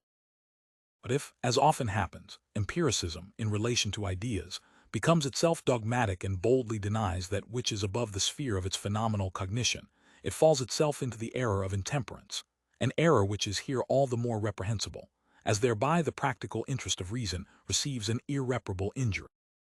And this constitutes the opposition between Epicureanism 57 and Platonism 57. It is, however, still a matter of doubt whether Epicurus ever propounded these principles as directions for the objective employment of the understanding. If, indeed, they were nothing more than maxims for the speculative exercise of reason, he gives evidence therein a more genuine philosophically spirit than any of the philosophers of antiquity. That in the explanation of phenomena, we must proceed as if the field of inquiry had neither limits in space nor commencement in time, that we must be satisfied with the teaching of experience in reference to the material of which the world is posed, that we must not look for any other mode of the origination of events than that which is determined by the unalterable laws of nature, and finally, that we not employ the hypothesis of a cause distinct from the world to account for a phenomenon or for the world itself, are principles for the extension of speculative philosophy and the discovery of the true sources of the principles of morals, which, however little conform to in the present day, are undoubtedly correct. At the same time, anyone desirous of ignoring, in mere speculation, these dogmatical propositions need not for that reason be accused of denying them. Both Epicurus and Plato assert more in their systems than they know. The former encourages and advances science, although to the prejudice of the practical, the latter presents us with excellent principles for the investigation of the practical, but in relation to everything regarding which we can attain to speculative cognition, permits reason to append idealistic explanations of natural phenomena, to the great injury of physical investigation. 3. In regard to the third motive for the preliminary choice of a party in this war of assertions, it seems very extraordinary that empiricism should be utterly unpopular. We should be inclined to believe that the common understanding would receive it with pleasure, promising as it does to satisfy it without passing the bounds of experience and its connected order, while transcendental dogmatism obliges it to rise to conceptions which far surpass the intelligence and ability of the most practiced thinker. But in this, in truth, is to be found its real motive. For the common understanding thus finds itself in a situation where not even the most learned can have the advantage of it. If it understands little or nothing about these transcendental conceptions, no one can boast of understanding any more, and although it may not express itself in so scholastically correct a manner as others, it can busy itself with reasoning and arguments without end, wandering among mere ideas, about which one can always be very eloquent, because we know nothing about them, while in the observation and investigation of nature, it would be forced to remain dumb and to confess its utter ignorance. Thus indolence and vanity form of themselves strong recommendations of these principles. Besides, although it is a hard thing for a philosopher to assume a principle, of which he can give to himself no reasonable account, and still more to employ conceptions, the objective reality of which cannot be established, nothing is more usual with the common understanding. It wants something which will allow it to go to work with confidence. The difficulty of even comprehending a supposition does not disquiet it, because, not knowing what comprehending means, it never even thinks of the supposition it may be adopting as a principle, and regards as known that with which it has become familiar from constant use. And at last, all speculative interests disappear before the practical interests which it holds dear, and it fancies that it understands and knows what its necessities and hopes incite it to assume or to believe. Thus the empiricism of transcendently idealizing reason is robbed of all popularity, and however prejudicial it may be to the highest practical principles, there is no fear that it will ever pass the limits of the schools, or acquire any favor or influence in society or with the multitude. Human reason is by nature architectonic. That is to say, it regards all cognitions as parts of a possible system, and hence accepts only such principles as at least do not incapacitate a cognition to which we may have attained from being placed along with others in a general system. But the propositions of the antithesis are of a character which renders the completion of an edifice of cognitions impossible. According to these, beyond one state or epoch of the world there is always to be found one more ancient, in every part always other parts themselves divisible, preceding every event another, the origin of which must itself be sought still higher, and everything in existence is conditioned, and still not dependent on an unconditioned and primal existence.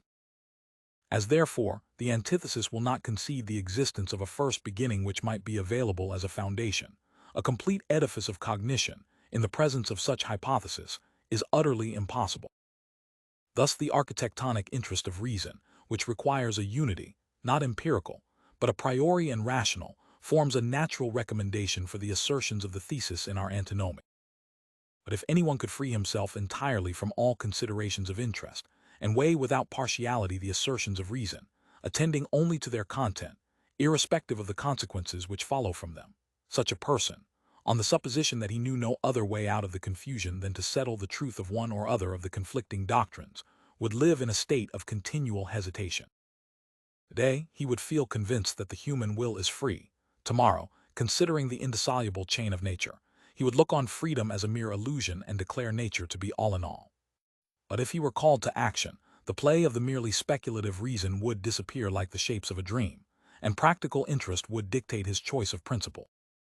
But as it well befits a reflective and inquiring being to devote certain periods of time to the examination of its own reason, to divest itself of all partiality, and frankly to communicate its observations for the judgment and opinion of others, so no one can be blamed for, much less prevented from, placing both parties on their trial, with permission to end themselves, free from intimidation, before a sworn jury of equal condition with themselves. The condition of weak and fallible men. Section IV. Of the necessity imposed upon pure reason of presenting a solution of its transcendental problems, to avow an ability to solve all problems, and to answer all questions would be a profession certain to convict any philosopher of extravagant boasting and self-conceit, and at once to destroy the confidence that might otherwise have been reposed in him. There are, however, sciences so constituted that every question arising within their sphere must necessarily be capable of receiving an answer from the knowledge already possessed, for the answer must be received from the same sources whence the question arose. In such sciences, it is not allowable to excuse ourselves on the plea of necessary and unavoidable ignorance. A solution is absolutely requisite. The rule of right and wrong must help us to the knowledge of what is right or wrong in all possible cases. Otherwise, the idea of obligation or duty would be utterly null, for we cannot have any obligation to that which we cannot know.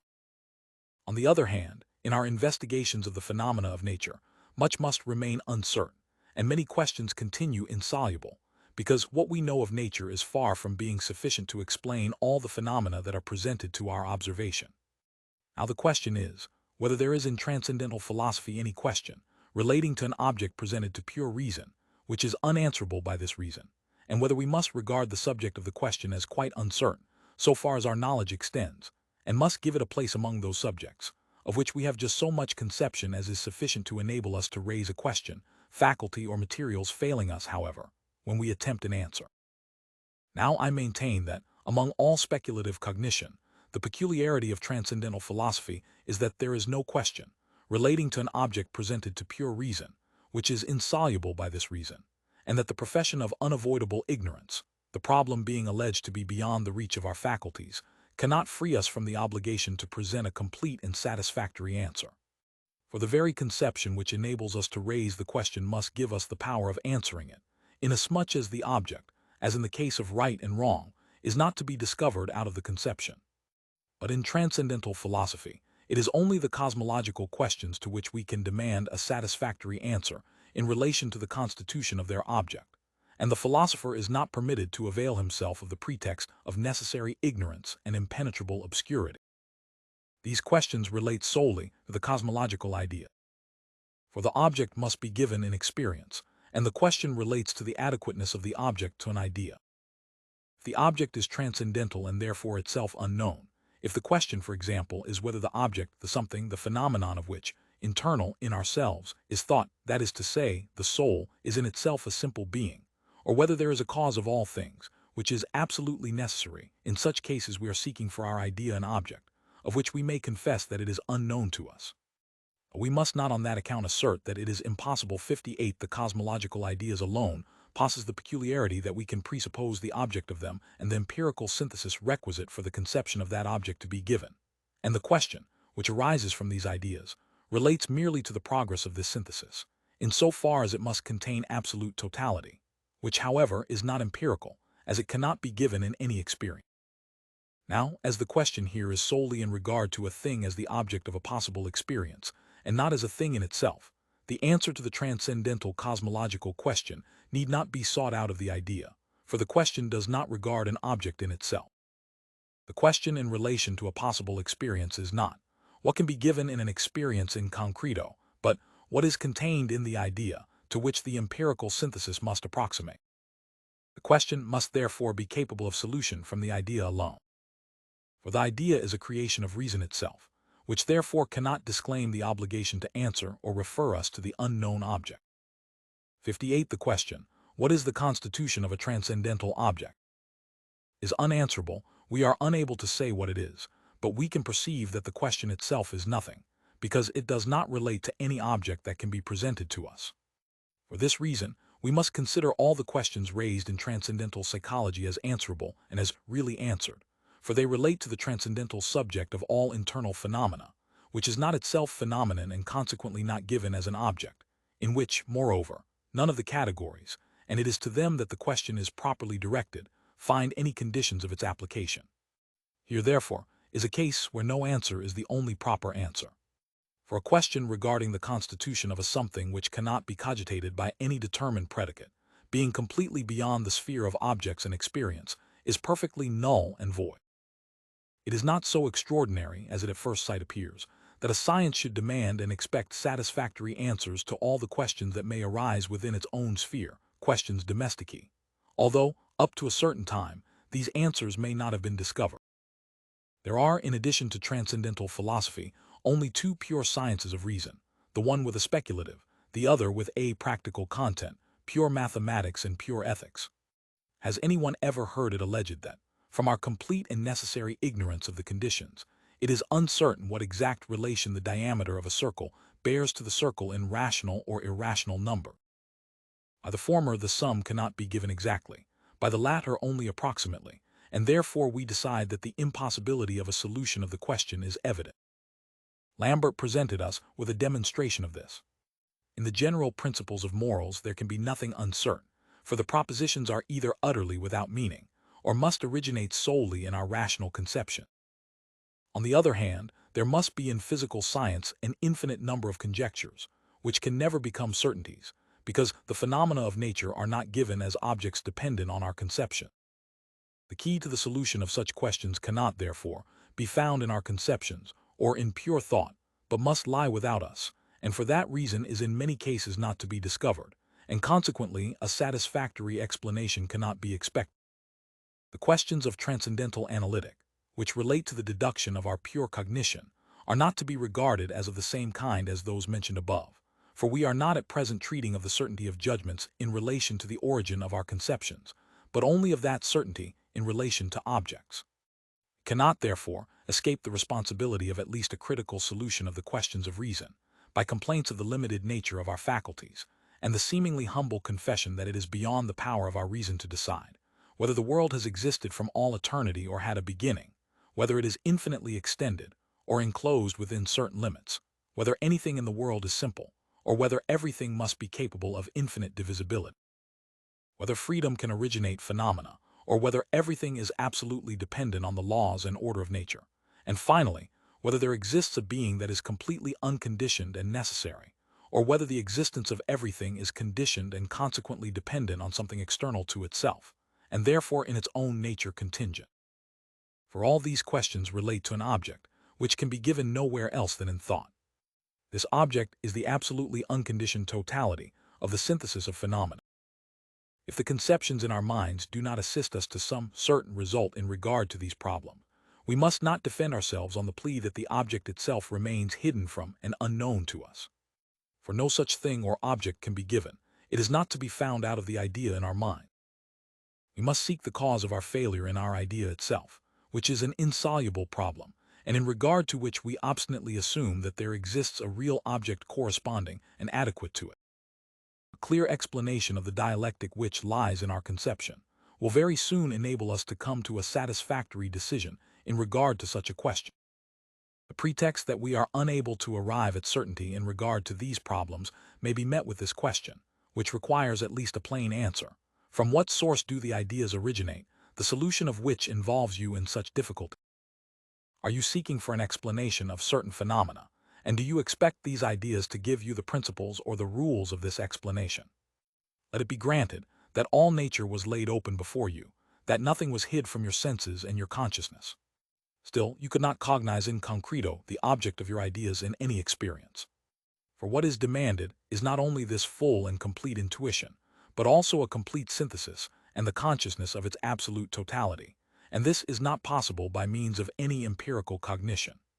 It follows that your question, your idea, is by no means necessary for the explanation of any phenomenon, and the idea cannot have been in any sense given by the object itself. For such an object can never be presented to us, because it cannot be given by any possible experience. Whatever perceptions you may attain to, you are still surrounded by conditions, in space or in time, and you cannot discover anything unconditioned, nor can you decide whether this unconditioned is to be placed in an absolute beginning of the synthesis, or in an absolute totality of the series without beginning. A whole in the empirical signification of the term is always merely comparative.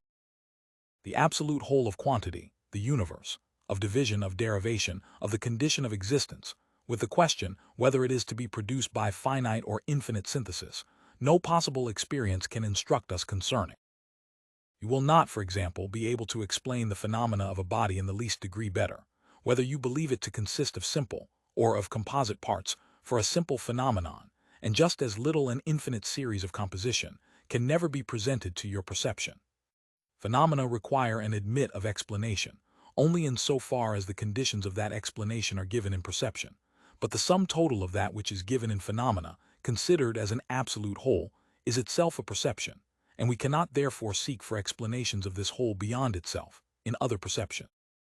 The explanation of this whole is the proper object of the transcendental problems of pure reason. Although, therefore, the solution of these problems is unattainable through experience, we must not permit ourselves to say that it is uncertain how the object of our inquiries is constituted. For the object is in our own mind and cannot be discovered in experience, and we have only to take care that our thoughts are consistent with each other, and to avoid falling into the amphiboly of regarding our idea as a representation of an object empirically given, and therefore to be cognized according to the laws of experience. A dogmatical solution is therefore not only unsatisfactory, but impossible. The critical solution, which may be a perfectly certain one, does not consider the question objectively, but proceeds by inquiring into the basis of the cognition upon which the question rests. Section V. Skeptical exposition of the cosmological problems presented in the four transcendental ideas. We should be quite willing to desist from the demand of a dogmatical answer to our questions, if we understood beforehand that, be the answer what it may, it would only serve to increase our ignorance, to throw us from one incomprehensibility into another, from one obscurity into another still greater, and perhaps lead us into irreconcilable contradiction.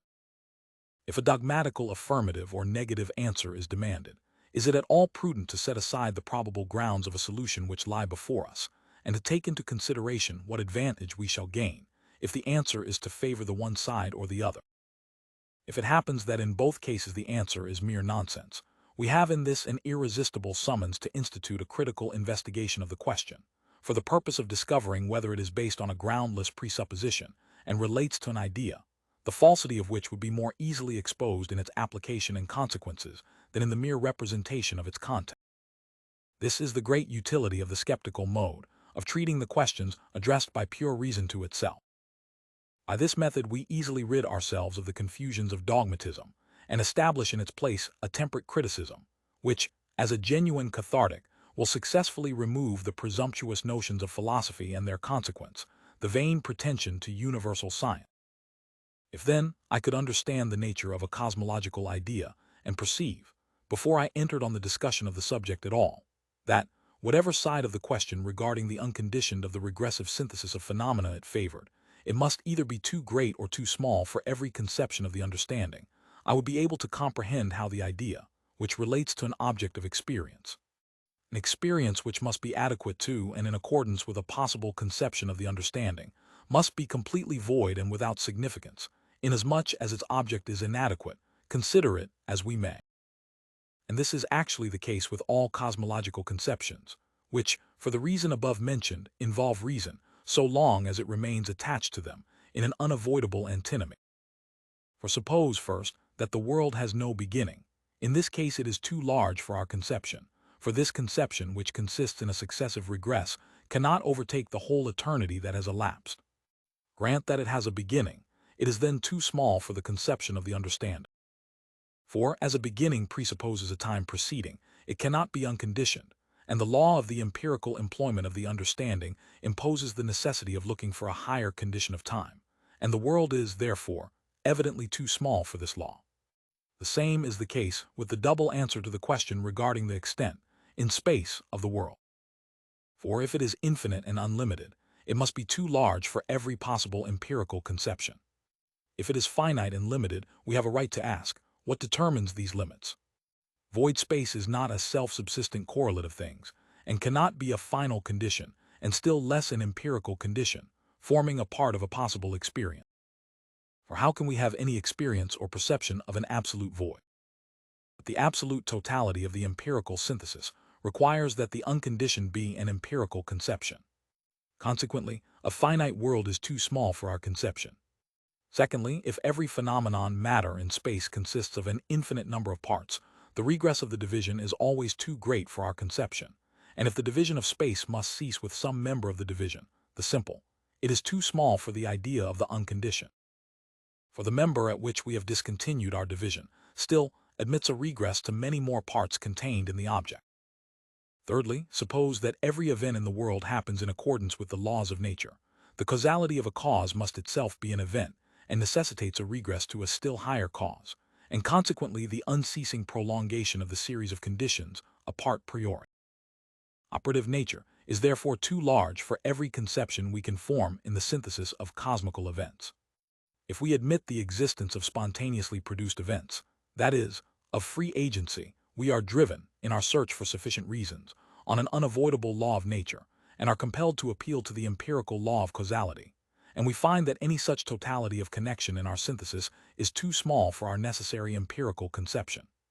Fourthly, if we assume the existence of an absolutely necessary being, whether it be the world or something in the world, or the cause of the world, we must place it in a time at an infinite distance from any given moment, for otherwise it must be dependent on some other and higher existence.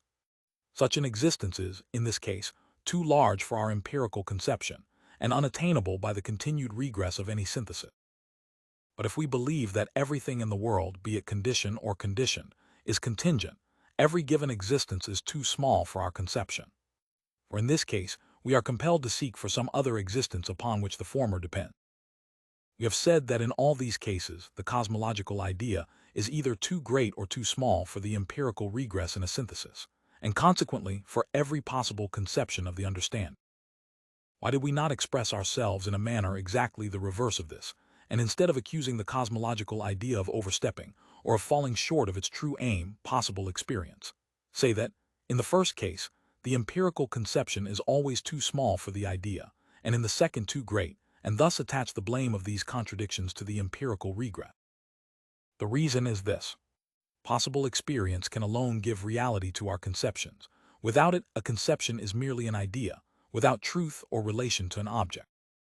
Hence, a possible empirical conception must be the standard by which we are to judge whether an idea is anything more than an idea and fiction of thought, or whether it relates to an object in the world.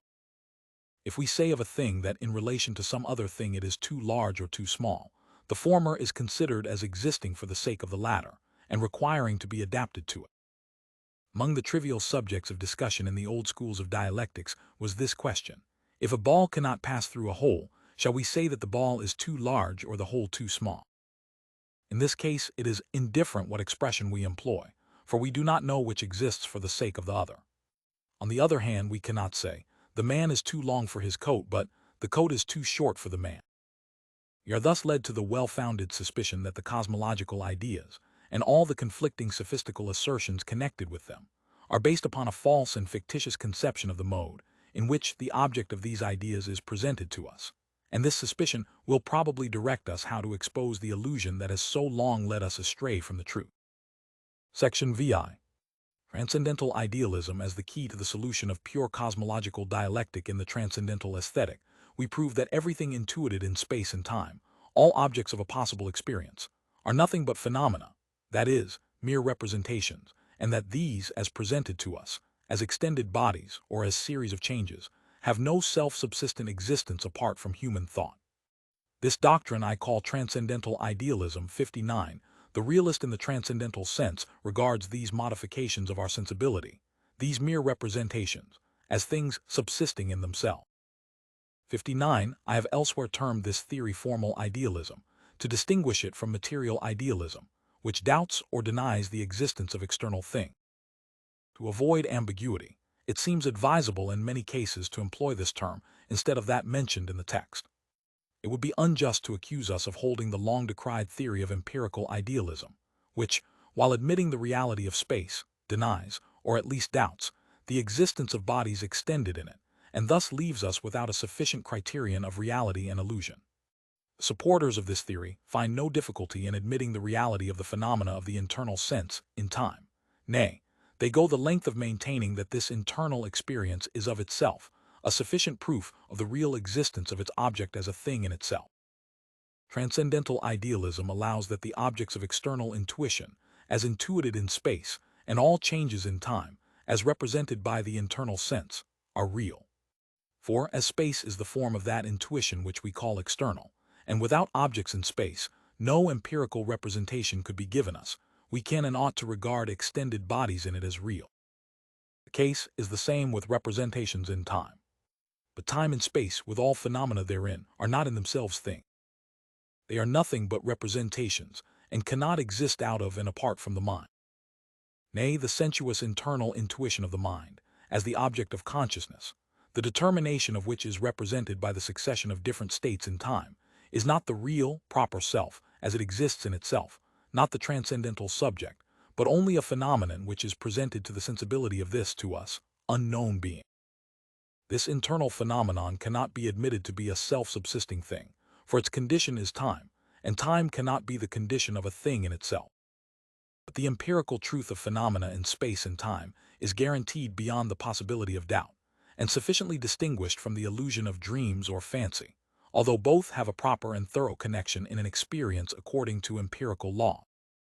The objects of experience, then, are not things in themselves, but are given only in experience, and have no existence apart from and independently of experience. That there may be inhabitants in the moon, although no one has ever observed them, must certainly be admitted, but this assertion means only that we may in the possible progress of experience discover them at some future time. For that which stands in connection with a perception, according to the laws of the progress of experience, is real. They are therefore really existent, if they stand in empirical connection with my actual or real consciousness, although they are not in themselves real, that is, apart from the progress of experience. There is nothing actually given. We can be conscious of nothing as real, except a perception and the empirical progression from it to other possible perception. For phenomena as mere representations are real only in perception, and perception is, in fact, nothing but the reality of an empirical representation, that is, a phenomenon. To call a phenomenon a real thing prior to perception means either that we must meet with this phenomenon in the progress of experience, or it means nothing at all. For I can say only of a thing in itself, that it exists without relation to the senses and experience. But we are speaking here merely of phenomena in space and time, both of which are determinations of sensibility, and not of things in themselves. It follows that phenomena are not things in themselves, but are mere representations, which, if not given in us in perception, are non-existent. The faculty of sensuous intuition is properly a receptivity, a capacity of being affected in a certain manner by representations, the relation of which to each other is a pure intuition of space and time, the pure forms of sensibility. These representations, in so far as they are connected and determinable in this relation, in space and time, according to laws of the unity of experience, are called objects.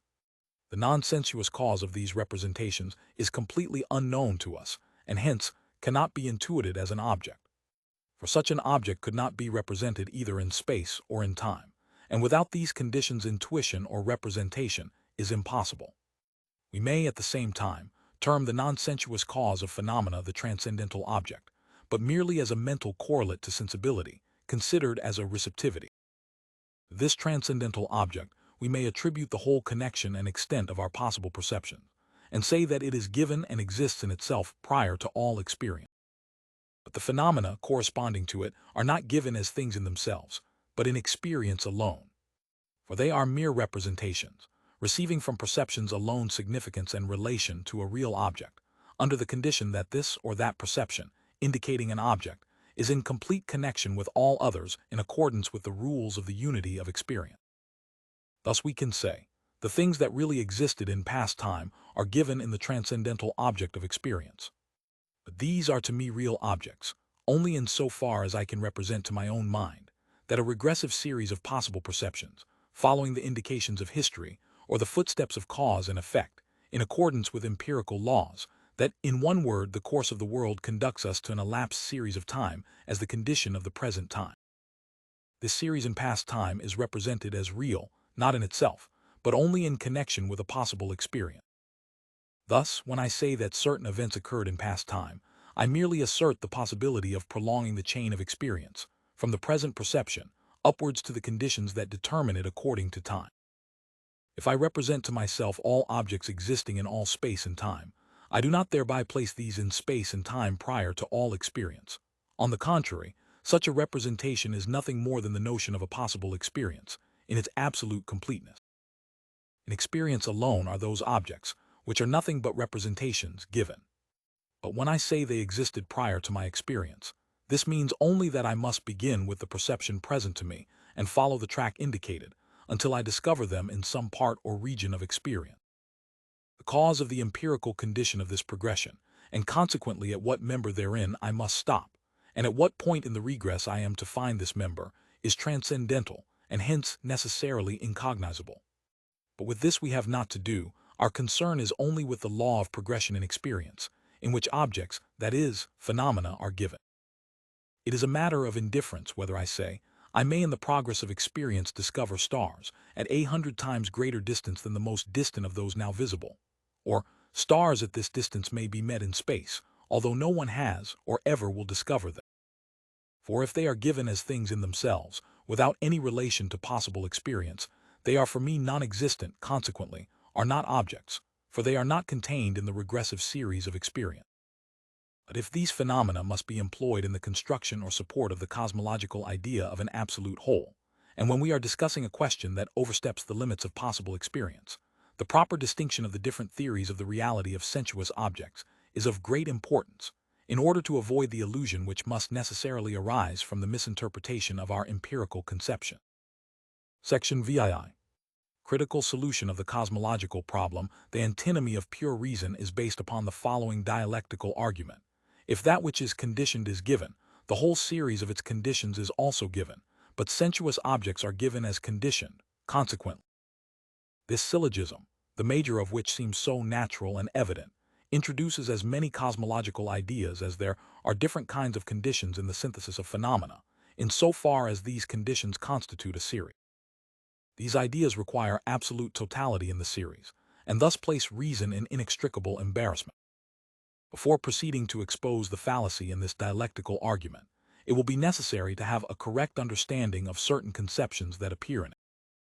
In the first place, the following proposition is evident and indubitably certain.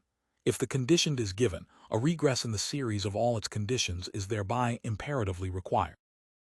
For the very conception of a conditioned is a conception of something related to a condition, and if this condition is itself conditioned to another condition, and so on through all the members of the series. This proposition is, therefore, analytical and has nothing to fear from transcendental criticism.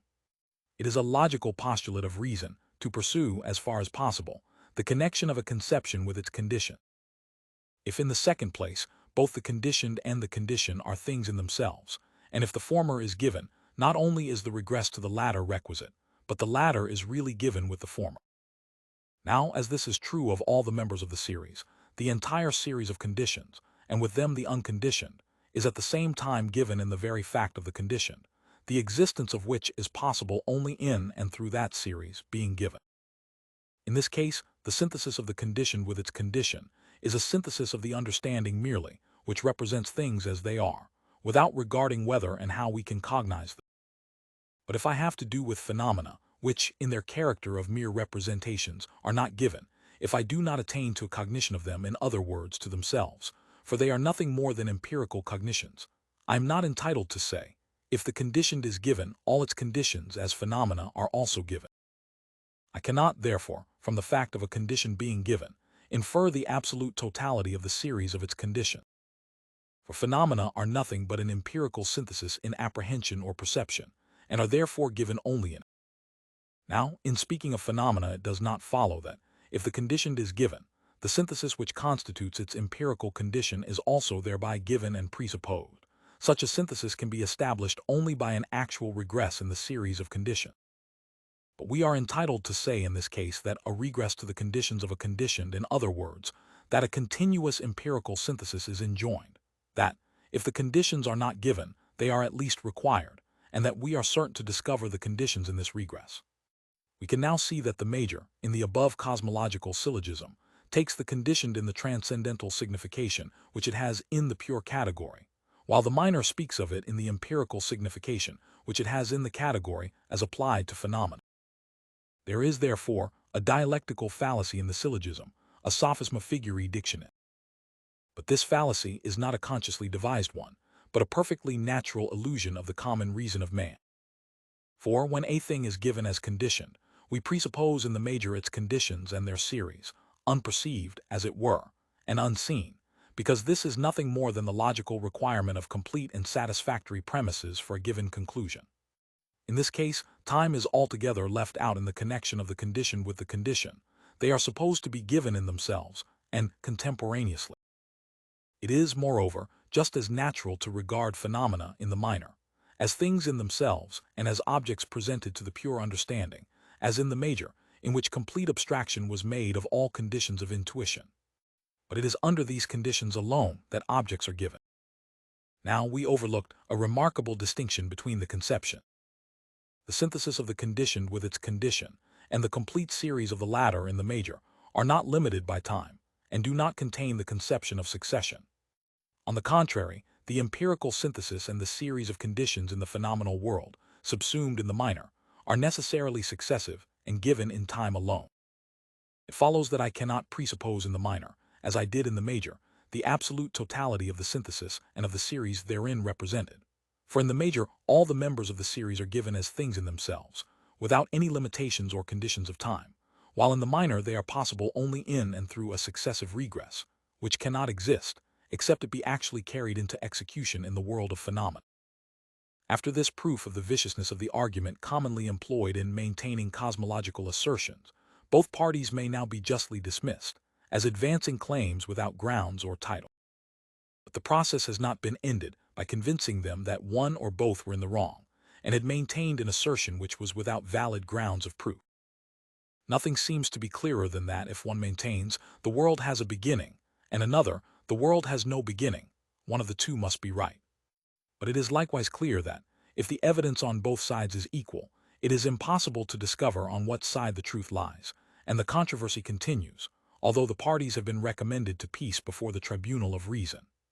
There remains, then, no other means of settling the question than to convince the parties, who refute each other with such conclusiveness and ability, that they are disputing about nothing, and that a transcendental illusion has been mocking them with visions of reality where there is none. The mode of adjusting a dispute which cannot be decided upon its own merits, we shall now proceed to lay before our reader. Zeno of Elea, a subtle dialectician, was severely reprimanded by Plato as a sophist, who, merely from the base motive of exhibiting his skill in discussion, maintained and subverted the same proposition by arguments as powerful and convincing on the one side as on the other. He maintained, for example, that God, who was probably nothing more in his view than the world, is neither finite nor infinite, neither in motion nor in rest, neither similar nor dissimilar to any other thing. It seemed to those philosophers who criticized his mode of discussion that his purpose was to deny completely both of two self-contradictory propositions, which is absurd. But I cannot believe that there is any justice in this accusation. The first of these propositions I shall presently consider in a more detailed manner. With regard to the others, if by the word of God he understood merely the universe, his meaning must have been that it cannot be permanently present in one place, that is, at rest, nor be capable of changing its place, that is, of moving, because all places are in the universe, and the universe itself is, therefore, in no place. Again, if the universe contains in itself everything that exists, it cannot be similar or dissimilar to any other thing, because there is, in fact, no other thing with which it can be compared. If two opposite judgments presuppose a contingent impossible or arbitrary condition, both, in spite of their opposition, which is, however, not properly or really a contradiction, fall away, because the condition which ensured the validity of both has itself disappeared. If we say everybody has either a good or a bad smell, we have omitted a third possible judgment: it has no smell at all, and thus both conflicting statements may be false. If we say it is either good smelling or not good smelling, vel sui volens vel non sui volens, both judgments are contradictorily opposed, and the contradictory opposite of the former judgment, some bodies are not good smelling, embraces also those bodies which have no smell at all. In the preceding pair of opposed judgments, per disparata, the contingent condition of the conception of body smell attached to both conflicting statements, instead of having been omitted in the latter, which is consequently not the contradictory opposite of the former.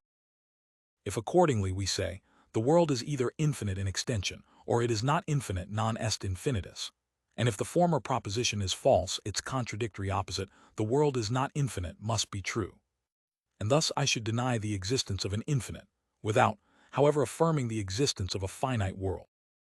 But if we construct our proposition thus, the world is either infinite or finite non-infinite, both statements may be false.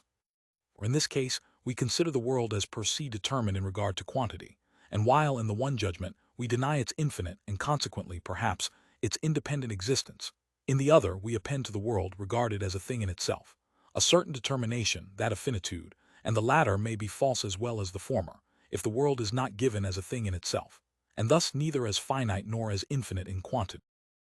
This kind of opposition I may be allowed to term dialectical, that of contradictories may be called analytical opposition.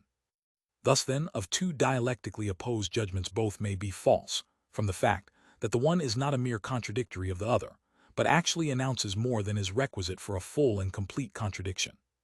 When we regard the two propositions, the world is infinite in quantity, and the world is finite in quantity, as contradictory opposites, we are assuming that the world, the complete series of phenomena, is a thing in itself. For it remains as a permanent quantity, whether I deny the infinite or the finite regress in the series of its phenomena. But if we dismiss this assumption, this transcendental illusion, and deny that it is a thing in itself, the contradictory opposition is metamorphosed into a merely dialectical one, and the world, as not existing in itself, independently of the regressive series of my representations, exists in like manner neither as a whole which is infinite nor as a whole which is finite in itself. The universe exists for me only in the empirical regress of the series of phenomena, and not per se.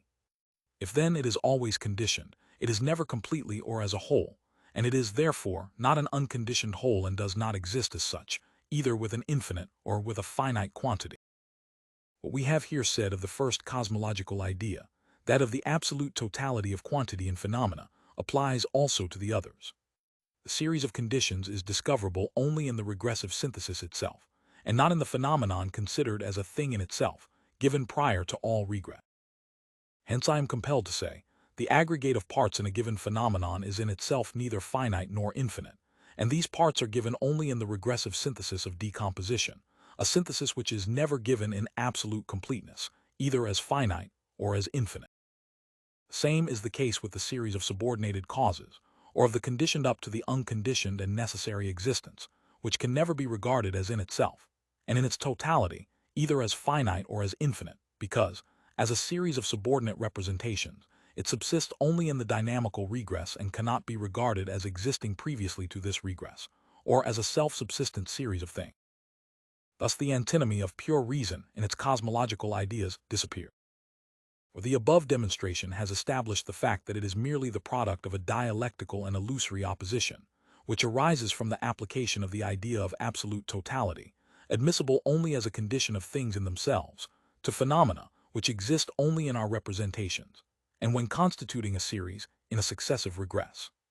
This antinomy of reason may, however, be really profitable to our speculative interests, not in the way of contributing any dogmatical addition, but as presenting to us another material support in our critical investigation. For it furnishes us with an indirect proof of the transcendental ideality of phenomena, if our minds were not completely satisfied with the direct proof set forth in the transcendental aesthetic. The proof would proceed in the following dilemma. If the world is a whole existing in itself, it must be either finite or infinite. But it is neither finite nor infinite, as has been shown on the one side by the thesis, on the other by the antithesis. Therefore the world, the content of all phenomena, is not a whole existing in itself. It follows that phenomena are nothing apart from our representation.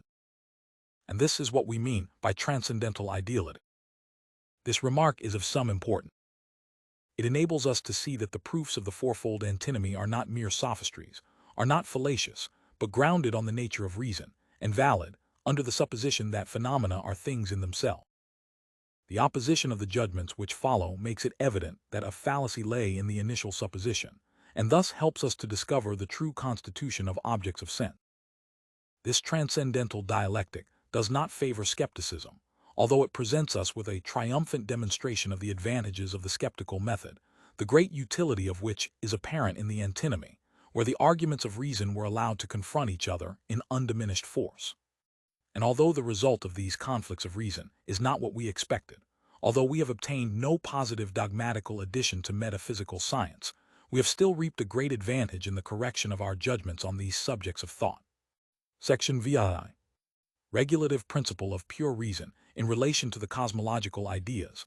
The cosmological principle of totality could not give us any certain knowledge in regard to the maximum in the series of conditions in the world of sense, considered as a thing in itself. The actual regress in the series is the only means of approaching this maximum. This principle of pure reason, therefore, may still be considered as valid, not as an axiom enabling us to cogitate totality in the object as actual, but as a problem for the understanding, which requires it to institute and to continue, in conformity with the idea of totality in the mind, the regress in the series of the conditions of a given condition. Or in the world of sense, that is, in space and time, every condition which we discover in our investigation of phenomena is itself conditioned, because sensuous objects are not things in themselves, in which case an absolutely unconditioned might be reached in the progress of cognition, but are merely empirical representations the conditions of which must always be found in intuition. The principle of reason is therefore properly a mere rule, prescribing a regress in the series of conditions for given phenomena, and prohibiting any pause or rest on an absolutely unconditioned. It is therefore not a principle of the possibility of experience or of the empirical cognition of sensuous objects, consequently not a principle of the understanding, for every experience is confined within certain proper limits determined by the given intuition. Still less is it a constitutive principle of reason authorizing us to extend our conception of the sensuous world beyond all possible experience. It is merely a principle for the enlargement and extension of experience as far as is possible for human faculty. It forbids us to consider any empirical limits as absolute. It is hence a principle of reason, which, as a rule, dictates how we ought to proceed in our empirical regress, but is unable to anticipate or indicate prior to the empirical regress what is given in the object itself. I have termed it for this reason a regulative principle of reason, while the principle of the absolute totality of the series of conditions, as existing in itself and given in the object, is a constitutive cosmological principle. This distinction will at once demonstrate the falsehood of the constitutive principle, and prevent us from attributing, by a transcendental subreptio, objective reality to an idea, which is valid only as a rule. In order to understand the proper meaning of this rule of pure reason, we must notice first that it cannot tell us what the object is, but only how the empirical regress is to be proceeded with in order to attain to the complete conception of the object. If it gave us any information in respect to the former statement, it would be a constitutive principle, a principle impossible from the nature of pure reason. It will not therefore enable us to establish any such conclusions as, the series of conditions for a given condition is in itself finite, or it is infinite. For in this case, we should be cogitating in the mere idea of absolute totality, an object which is not and cannot be given in experience, inasmuch as we should be attributing a reality objective and independent of the empirical synthesis to a series of phenomena. This idea of reason cannot then be regarded as valid, except as a rule for the regressive synthesis in the series of conditions, according to which we must proceed from the conditioned, through all intermediate and subordinate conditions, up to the unconditioned, although this goal is unattained and unattainable. For the absolutely unconditioned cannot be discovered in the sphere of experience. We now proceed to determine clearly our notion of a synthesis, which can never be complete. There are two terms commonly employed for this purpose. These terms are regarded as expressions of different and distinguishable notions, although the ground of the distinction has never been clearly exposed. The term employed by the mathematicians is progressus in infinitum. Philosophers prefer the expression progressus in indefinitum. Without detaining the reader with an examination of the reasons for such a distinction, or with remarks on the right or wrong use of the terms, I shall endeavor clearly to determine these conceptions, so far as is necessary for the purpose in this critique. We may with propriety say of a straight line that it may be produced to infinity. In this case, the distinction between a progressus in infinitum and a progressus in indefinitum is a mere piece of subtlety. For although when we say, produce a straight line, it is more correct to say in indefinitum than in infinitum, because the former means, produce it as far as you please. The second, you must not cease to produce it. The expression in infinitum is, when we are speaking of the power to do it, perfectly correct, for we can always make it longer if we please on to infinity. And this remark holds good in all cases. When we speak of a progressus, that is, an advancement from the condition to the conditioned, this possible advancement always proceeds to infinity. We may proceed from a given pair in the descending line of generation from father to son, and cogitate a never-ending line of descendants from it. For in such a case reason does not demand absolute totality in the series, because it does not presuppose it as a condition and as given datum, but merely as conditioned, and as capable of being given dabble.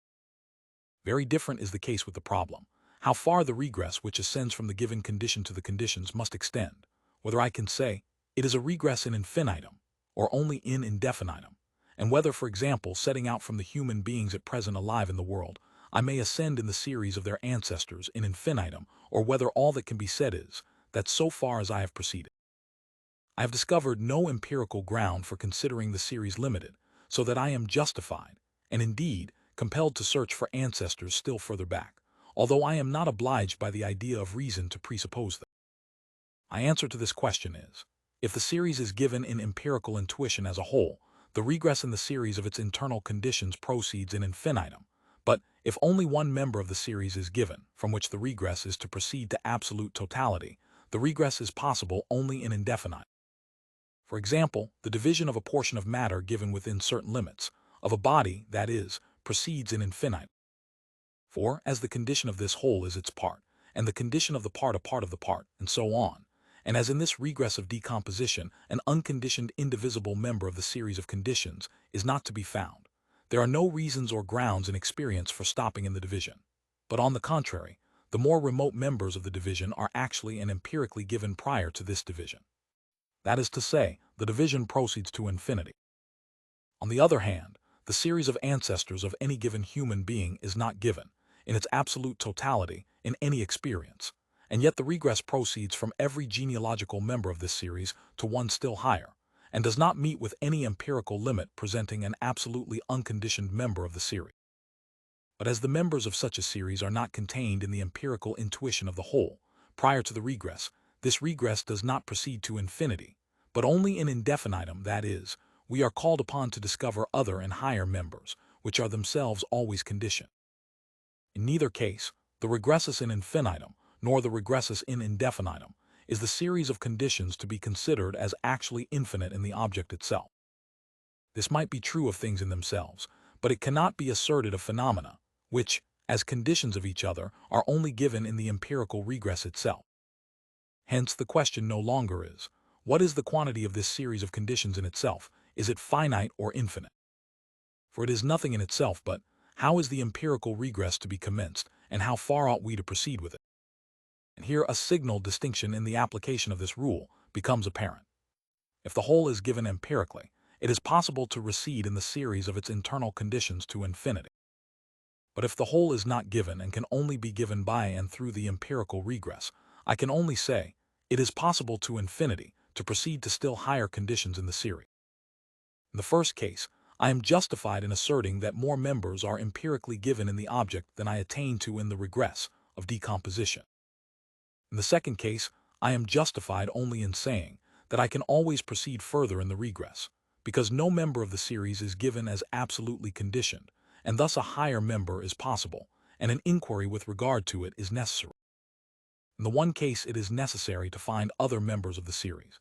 In the other, it is necessary to inquire for others, inasmuch as experience presents no absolute limitation of the regress.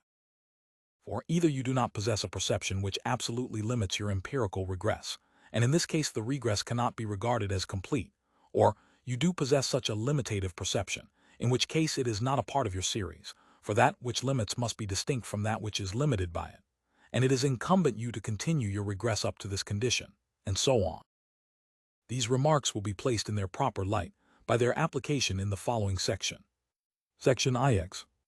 Of the empirical use of the regulative principle of reason with regard to the cosmological ideas, we have shown that no transcendental use can be made either of the conceptions of reason or of understanding. We have shown, likewise, that the demand of absolute totality in the series of conditions in the world of sense arises from a transcendental employment of reason, resting on the opinion that phenomena are to be regarded as things in themselves. It follows that we are not required to answer the question respecting the absolute quantity of a series, whether it is in itself limited or unlimited. We are only called upon to determine how far we must proceed in the empirical regress from condition to condition, in order to discover, in conformity with the rule of reason, a full and correct answer to the questions proposed by reason itself.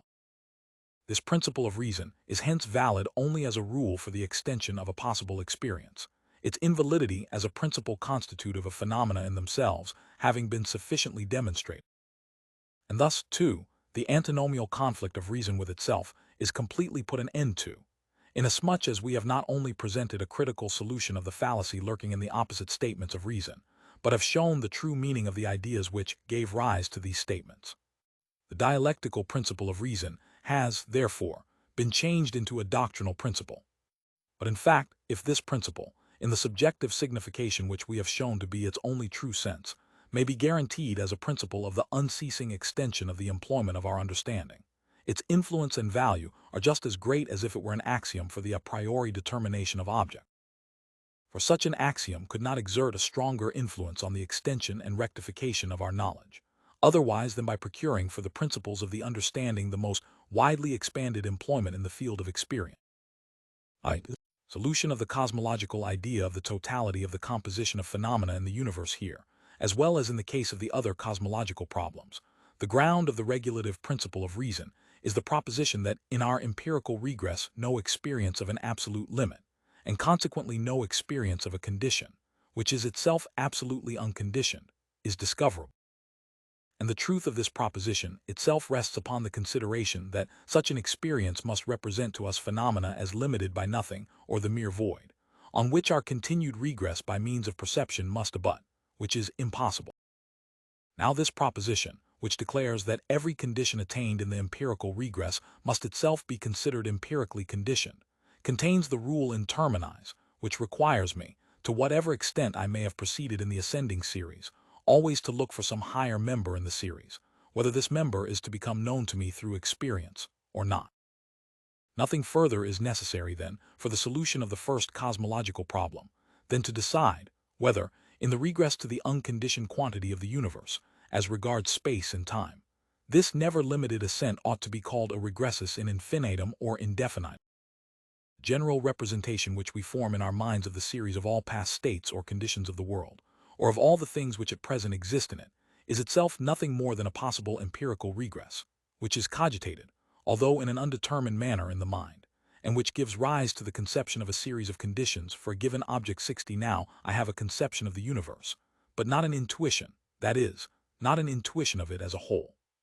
Thus I cannot infer the magnitude of the regress from the quantity or magnitude of the world, and determine the former by means of the latter.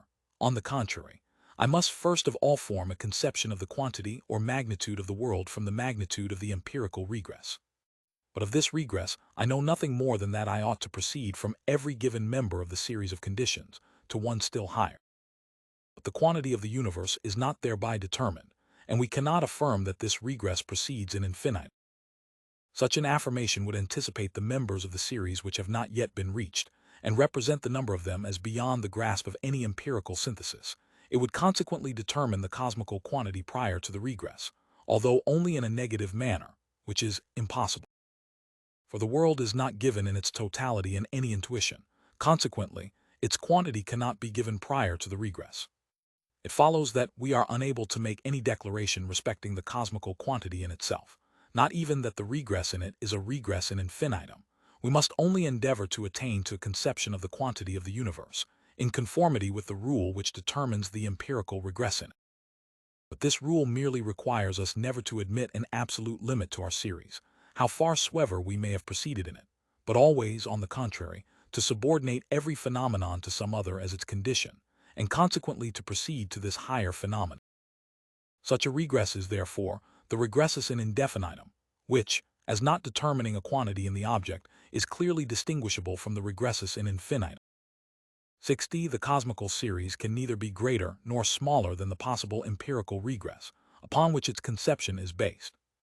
And as this regress cannot be a determinate infinite regress, still less a determinate finite absolutely limited, it is evident that we cannot regard the world as either finite or infinite, because the regress, which gives us the representation of the world, is neither finite nor infinite. It follows from what we have said that we are not justified in declaring the world to be infinite in space, or as regards past time. For this conception of an infinite given quantity is empirical, but we cannot apply the conception of an infinite quantity to the world as an object of the senses. I cannot say the regress from a given perception to everything limited either in space or time proceeds in infinitum, for this presupposes an infinite cosmical quantity. Neither can I say it is finite, for an absolute limit is likewise impossible in experience. It follows that I am not entitled to make any assertion at all respecting the whole object of experience, the world of sense. I must limit my declarations to the rule according to which experience or empirical knowledge is to be attained. The question, therefore, respecting the cosmical quantity, the first and negative answer is, the world has no beginning in time and no absolute limit in space. For in the contrary case, it would be limited by a void time on the one hand, and by a void space on the other.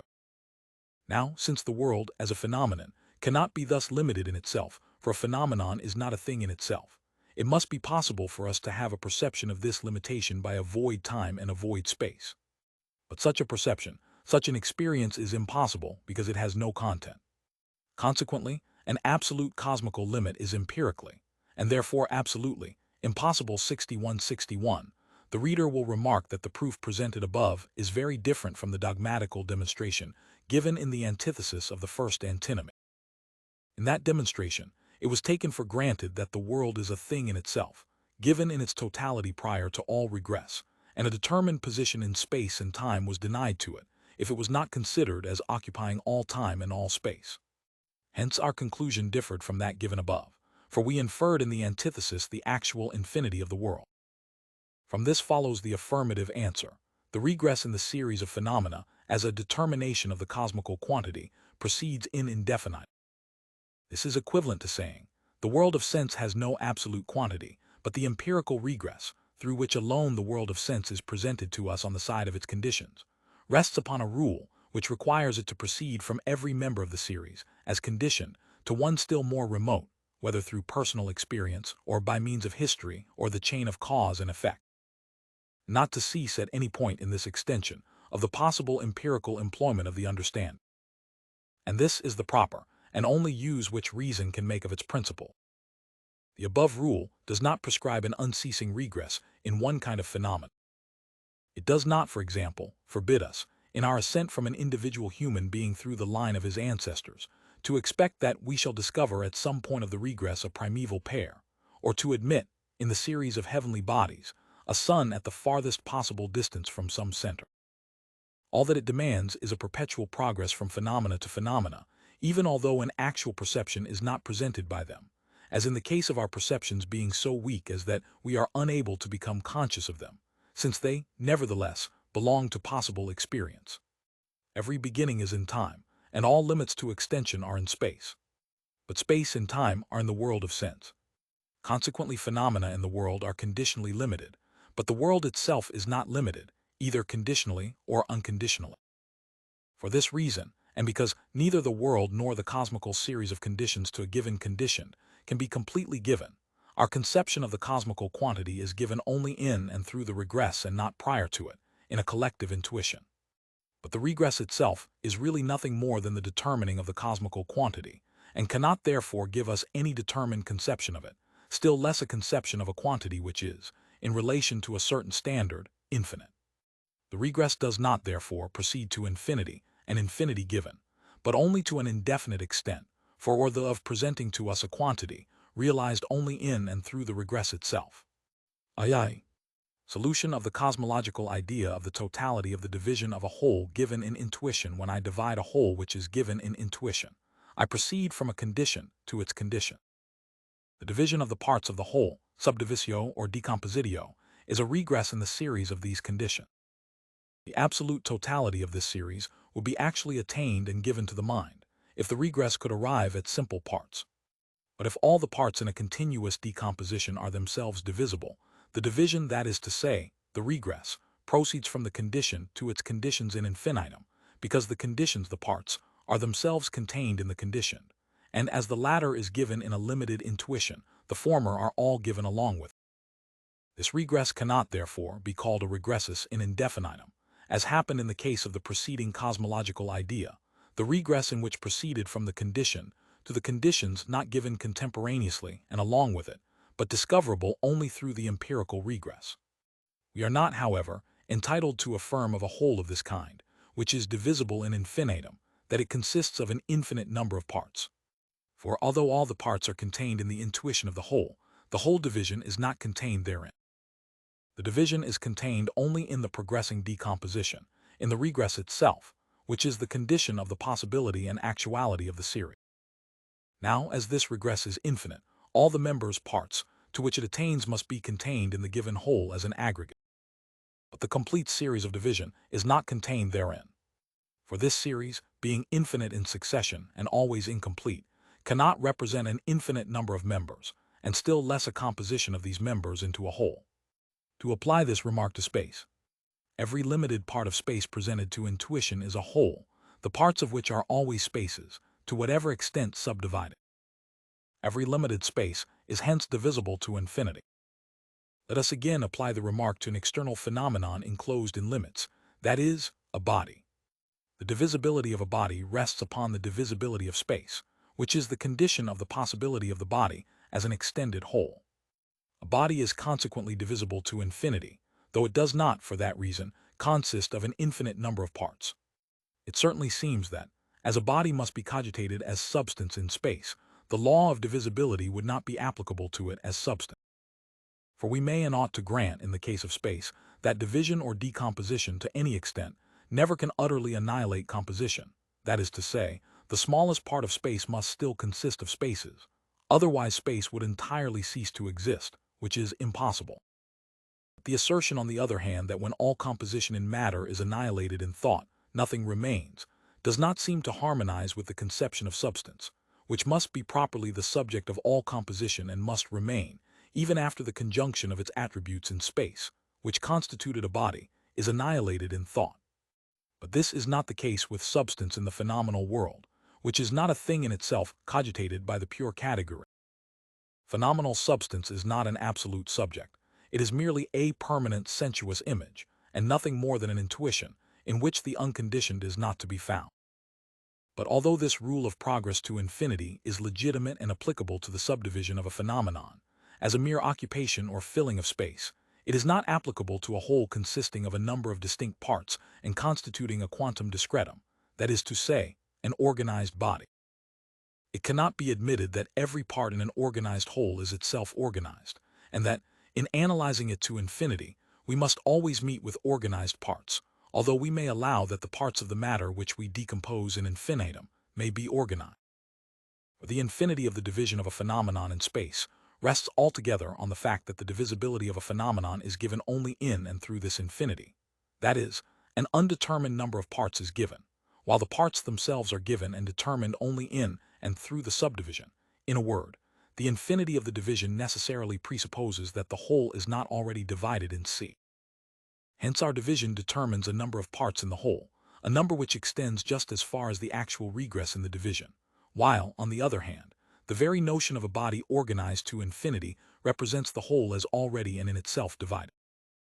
We expect, therefore, to find in it a determinate, but at the same time, infinite number of parts which is self-contradictory. For we should thus have a whole containing a series of members which could not be completed in any regress, which is infinite, and at the same time complete in an organized composite. Infinite divisibility is applicable only to a quantum continuum, and is based entirely on the infinite divisibility of space. But in a quantum discretum, the multitude of parts or units is always determined, and hence always equal to some number. To what extent a body may be organized, experience alone can inform us, and although, so far as our experience of this or that body has extended, we may not have discovered any inorganic part, such parts must exist in possible experience. But how far the transcendental division of a phenomenon must extend, we cannot know from experience. It is a question which experience cannot answer. It is answered only by the principle of reason, which forbids us to consider the empirical regress, in the analysis of extended body, as ever absolutely complete.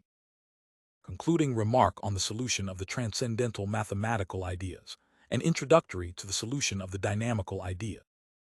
We presented the antinomy of pure reason in a tabular form, and we endeavored to show the ground of this self-contradiction on the part of reason, and the only means of bringing it to conclusion, namely, by declaring both contradictory statements to be false. We represented in these antinomies the conditions of phenomena as belonging to the conditioned according to relations of space and time, which is the usual supposition of the common understanding. In this respect, all dialectical representations of totality, in the series of conditions to a given condition, were perfectly homogeneous. The condition was always a member of the series, along with the conditioned, and thus the homogeneity of the whole series was assured. In this case, the regress could never be cogitated as complete, or, if this was the case, a member really conditioned was falsely regarded as a primal member, consequently as unconditioned. In such an antinomy, therefore, we did not consider the object, that is, the condition, but the series of conditions belonging to the object, and the magnitude of that series. And thus arose the difficulty, a difficulty not to be settled by any decision regarding the claims of the two parties, but simply by cutting the knot, by declaring the series proposed by reason to be either too long or too short for the understanding, which could in neither case make its conceptions adequate with the idea. But we have overlooked, up to this point, an essential difference existing between the conceptions of the understanding which reason endeavors to raise to the rank of ideas, two of these indicating a mathematical, and two, a dynamical synthesis of phenomena.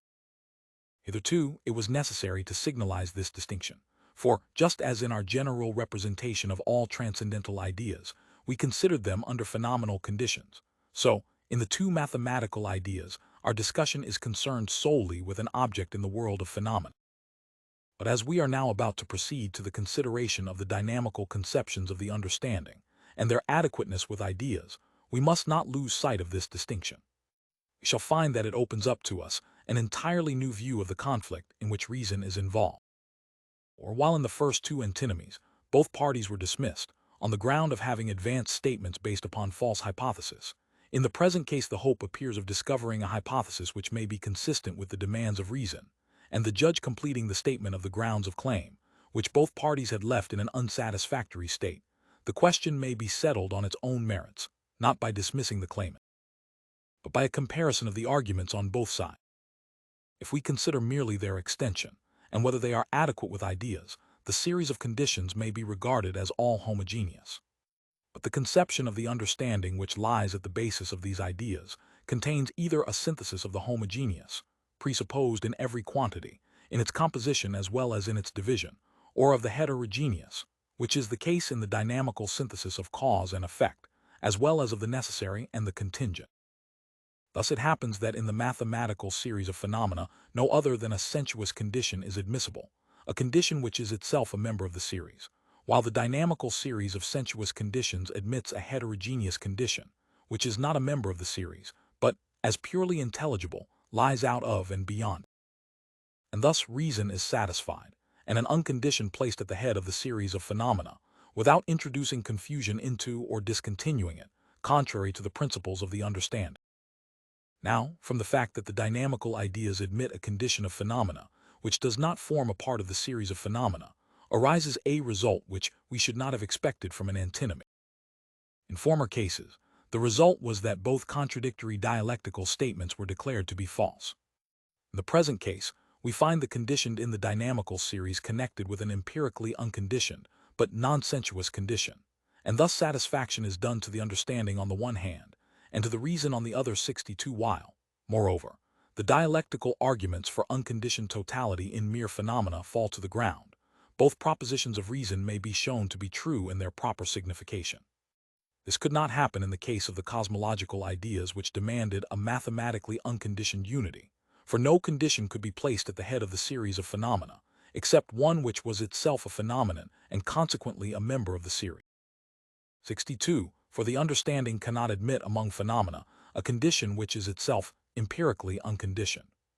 But if it is possible to cogitate an intelligible condition, one which is not a member of the series of phenomena, for a conditioned phenomenon without breaking the series of empirical conditions, such a condition may be admissible as empirically unconditioned, and the empirical regress continue regular, unceasing, and intact. Solution of the cosmological idea of the totality of the deduction of cosmical events from their causes. There are only two modes of causality cogitable, the causality of nature or of freedom.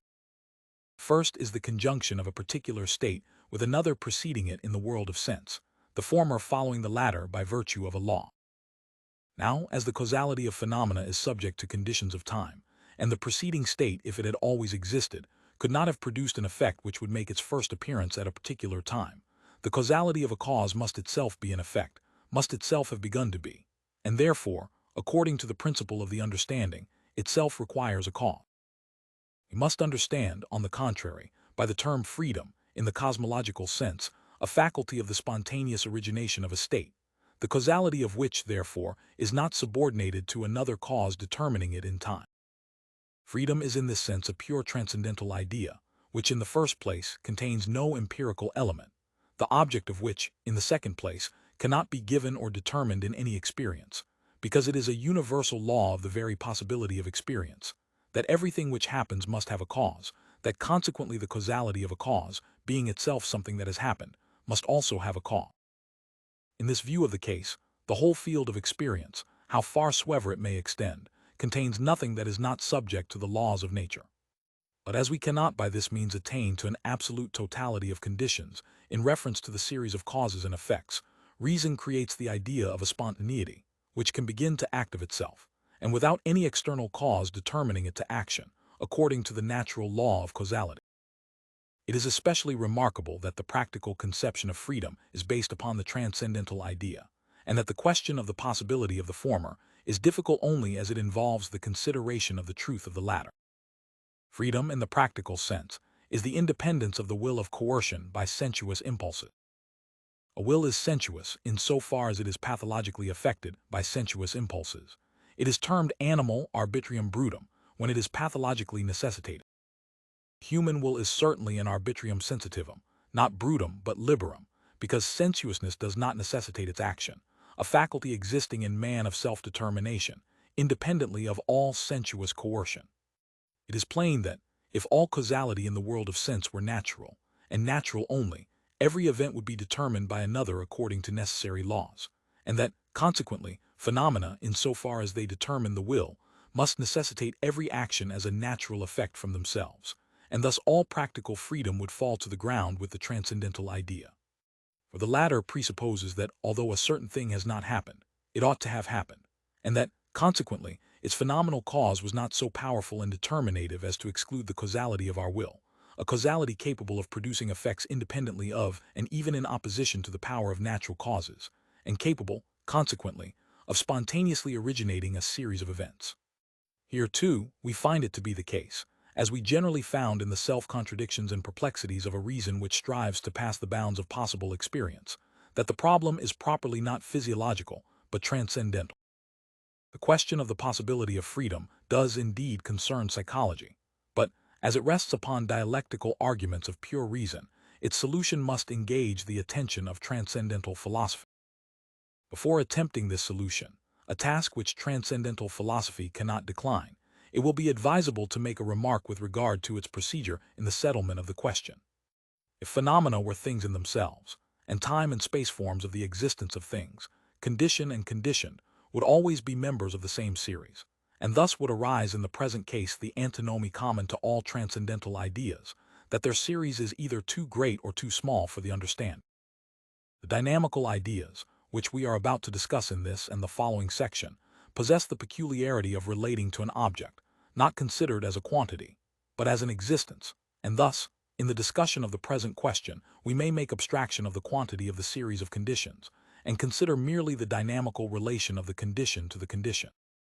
The question then suggests itself, whether freedom is possible, and if it is, whether it can consist with the universality of the natural law of causality, and consequently, whether we announce a proper disjunctive proposition when we say, every effect must have its origin either in nature or in freedom, or whether both cannot exist together in the same event in different relations. The principle of an unbroken connection between all events in the phenomenal world, in accordance with the unchangeable laws of nature, is a well-established principle of transcendental analytic which admits of no exception. The question, therefore, is whether an effect, determined according to the laws of nature, can at the same time be produced by a free agent, or whether freedom and nature mutually exclude each other. And here, the common but fallacious hypothesis of the absolute reality of phenomena manifests its injurious influence in embarrassing the procedure of reason. For if phenomena are things in themselves, freedom is impossible. In this case, nature is the complete and all-sufficient cause of every event, and conditioned, cause and effect are contained in the same series, and necessitated by the same law. If, on the contrary, phenomena are held to be, as they are in fact, nothing more than mere representations, connected with each other in accordance with empirical laws, they must have a ground which is not phenomenal. But the causality of such an intelligible cause is not determined or determinable by phenomena, although its effects, as phenomena, must be determined by other phenomenal existences.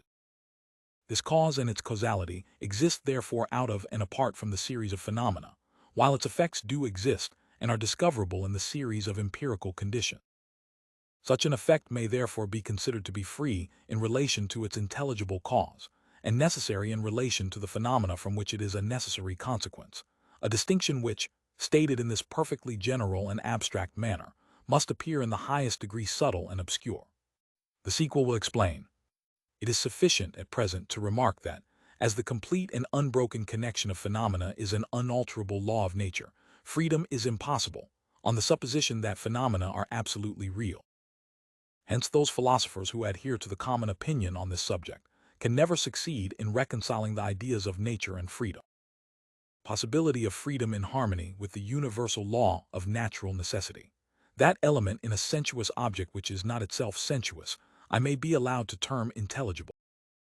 If accordingly, an object which must be regarded as a sensuous phenomenon possesses a faculty which is not an object of sensuous intuition, but by means of which it is capable of being the cause of phenomena, the causality of an object or existence of this kind may be regarded from two different points of view.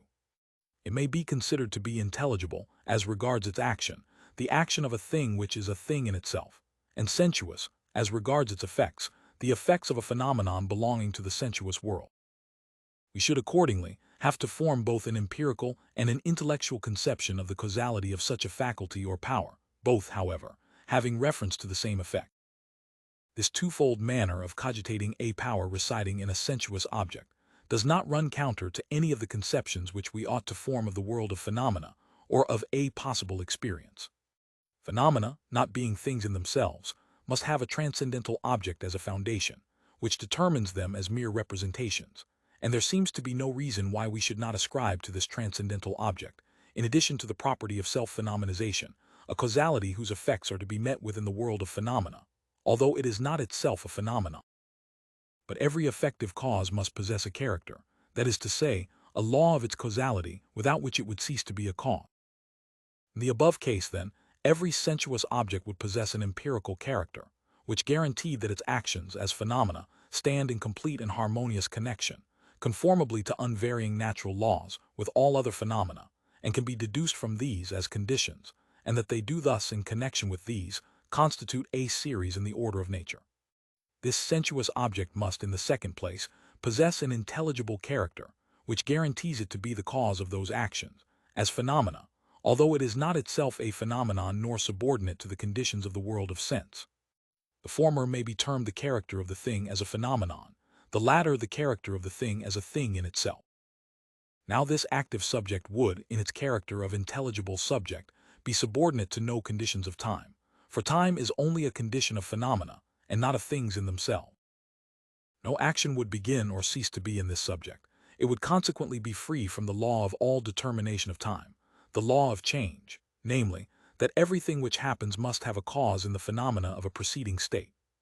In one word, the causality of the subject, in so far as it is intelligible, would not form part of the series of empirical conditions which determine and necessitate an event in the world of sense. Again, this intelligible character of a thing cannot be immediately cognized, because we can perceive nothing but phenomena, but it must be capable of being cogitated in harmony with the empirical character, for we always find ourselves compelled to place, in thought, a transcendental object at the basis of phenomena, although we can never know what this object is in itself.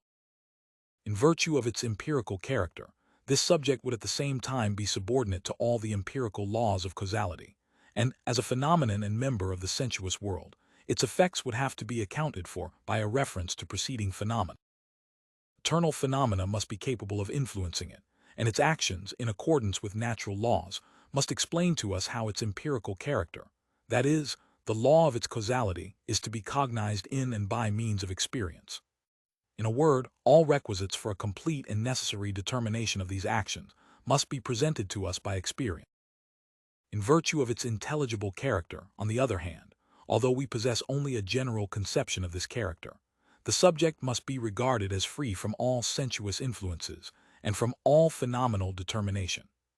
Moreover, as nothing happens in this subject, for it is a noumenon, and there does not consequently exist in it any change, demanding the dynamical determination of time, and for the same reason no connection with phenomena as causes, this active existence must in its actions be free from and independent of natural necessity, for this necessity exists only in the world of phenomena. It would be quite correct to say that it originates or begins its effects in the world of sense from itself, although the action productive of these effects does not begin in itself.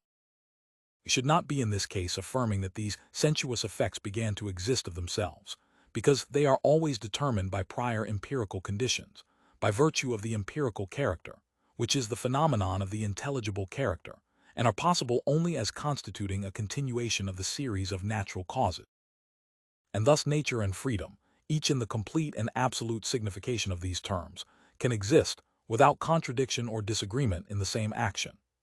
Exposition of the cosmological idea of freedom in harmony with the universal law of natural necessity. I have thought it advisable to lay before the reader at first merely a sketch of the solution of this transcendental problem, in order to enable him to form with greater ease a clear conception of the course which reason must adopt in the solution. I shall now proceed to exhibit the several momenta of this solution, and to consider them in their order. The natural law that everything which happens must have a cause, that the causality of this cause, that is, the action of the cause, which cannot always have existed, but must be itself an event, for it precedes in time some effect which it has originated, must have itself a phenomenal cause, by which it is determined, and consequently, all events are empirically determined in an order of nature. This law, I say, which lies at the foundation of the possibility of experience, and of a connected system of phenomena or nature, is a law of the understanding, from which no departure, and to which no exception can be admitted. For to accept even a single phenomenon from its operation is to exclude it from the sphere of possible experience, and thus to admit it to be a mere fiction of thought or phantom of the brain. Thus we are obliged to acknowledge the existence of a chain of causes, in which, however, absolute totality cannot be found. But we need not detain ourselves with this question, for it has already been sufficiently answered in our discussion of the antinomies into which reason falls, when it attempts to reach the unconditioned in the series of phenomena. If we permit ourselves to be deceived by the illusion of transcendental idealism, we shall find that neither nature nor freedom exists. Now the question is, whether, admitting the existence of natural necessity in the world of phenomena, it is possible to consider an effect as at the same time an effect of nature and an effect of freedom, or whether these two modes of causality are contradictory and incompatible. No phenomenal cause can absolutely and of itself begin a series. Every action, in so far as it is productive of an event, is itself an event or occurrence, and presupposes another preceding state, in which its cause existed. Thus, everything that happens is but a continuation of a series, and an absolute beginning is impossible in the sensuous world. The actions of natural causes are, accordingly, themselves effects and presuppose causes preceding them in time. Primal action which forms an absolute beginning is beyond the causal power of phenomena. Now, is it absolutely necessary that, granting that all effects are phenomena, the causality of the cause of these effects must also be a phenomenon and belong to the empirical world? Is it not rather possible that, although every effect in the phenomenal world must be connected with an empirical cause, according to the universal law of nature, this empirical causality may be itself the effect of a non-empirical and intelligible causality, its connection with natural causes remaining nevertheless intact?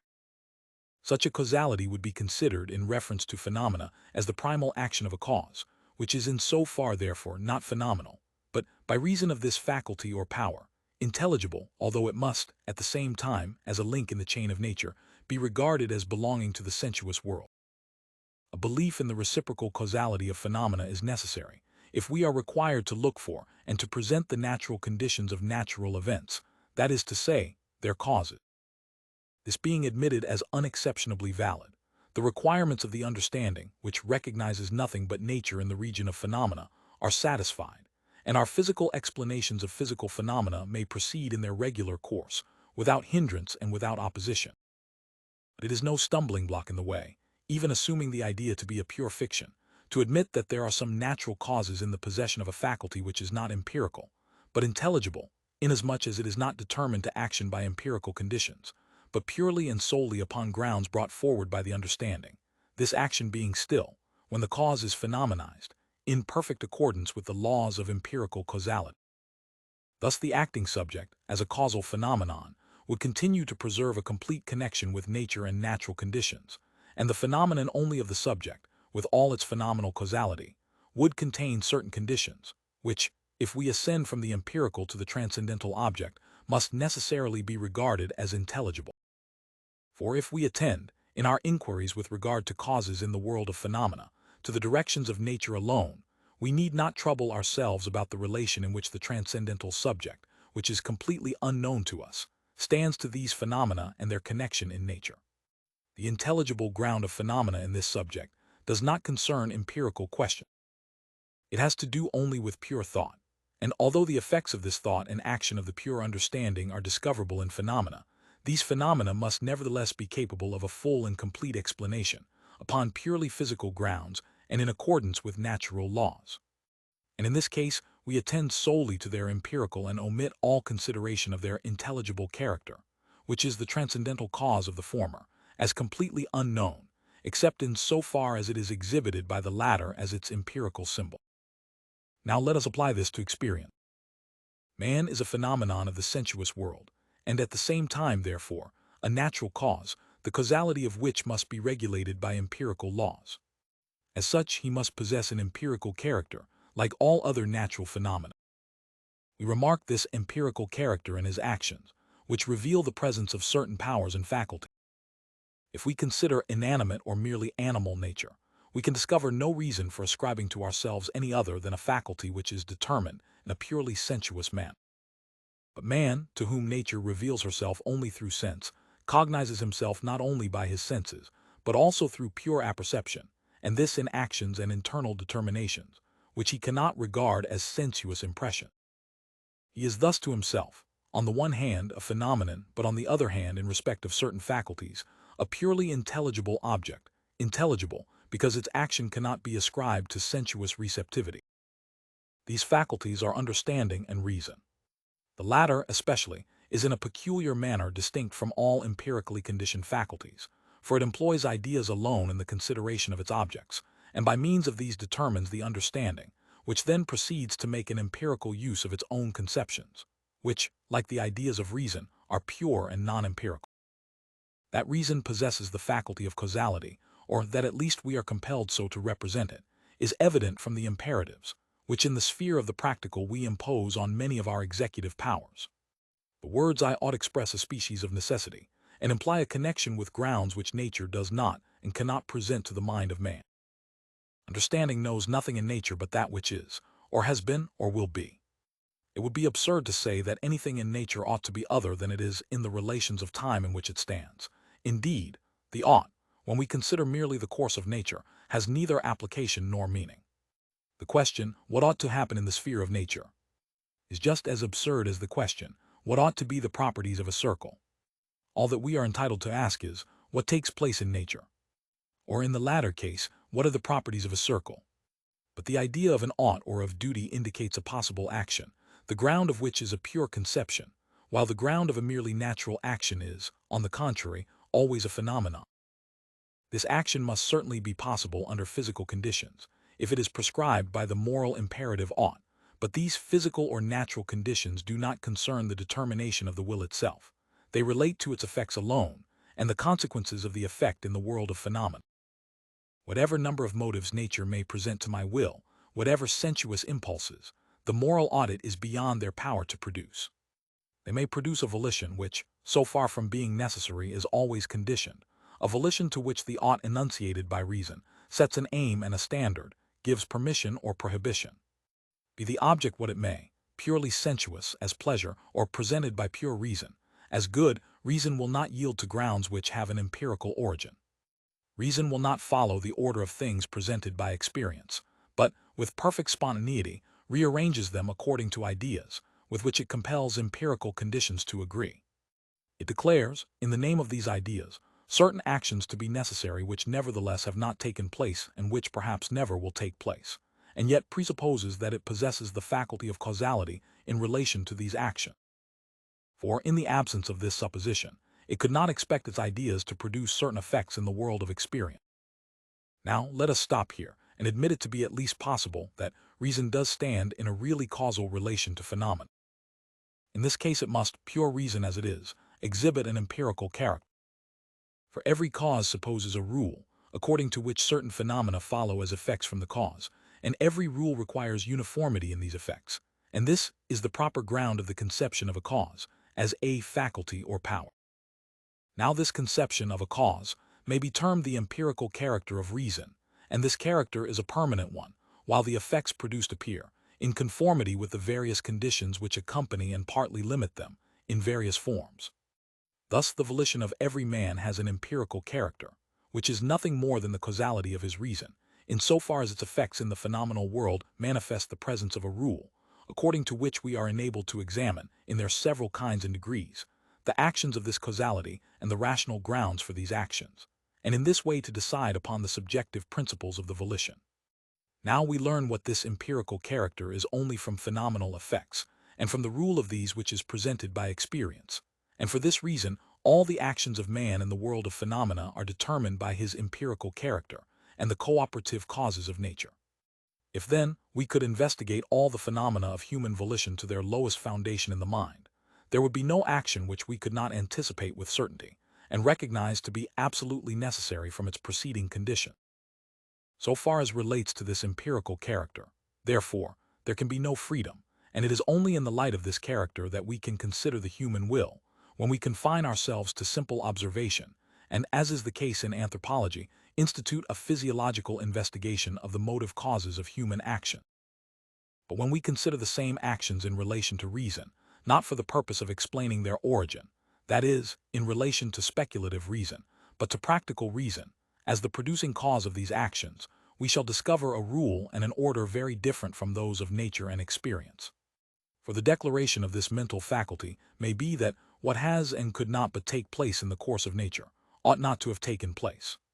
Sometimes, too, we discover, or believe that we discover, that the ideas of reason did actually stand in a causal relation to certain actions of man, and that these actions have taken place because they were determined, not by empirical causes, but by the act of the will upon grounds of reason. Now, granting that reason stands in a causal relation to phenomena, can an action of reason be called free, when we know that, sensuously, in its empirical character, it is completely determined and absolutely necessary? But this empirical character is itself determined by the intelligible character. The latter we cannot cognize, we can only indicate it by means of phenomena, which enable us to have an immediate cognition only of the empirical character 63, an action.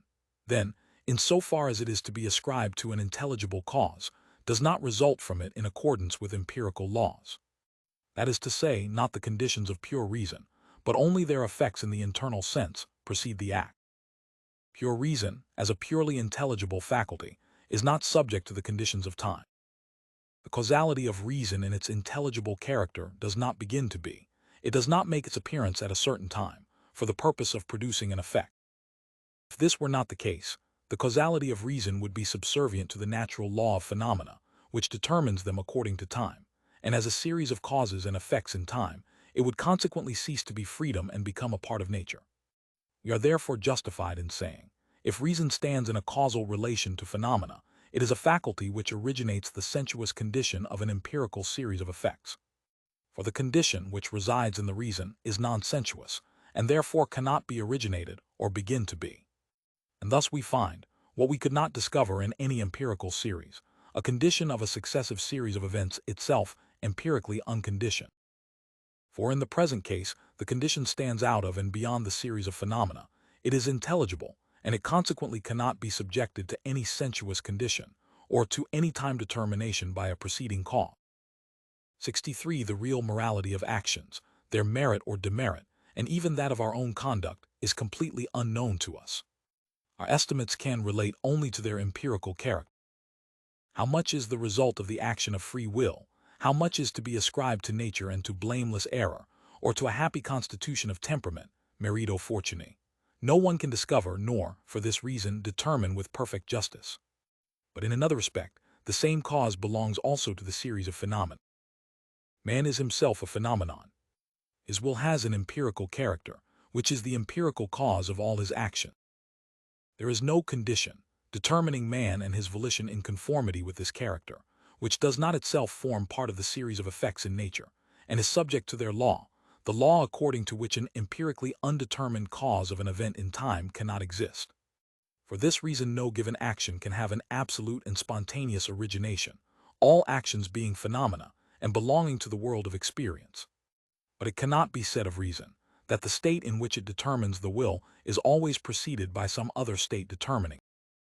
For reason is not a phenomenon, and therefore not subject to sensuous conditions, and consequently, even in relation to its causality, the sequence or conditions of time do not influence reason, nor can the dynamical law of nature, which determines the sequence of time according to certain rules, be applied to it. Reason is consequently the permanent condition of all actions of the human will.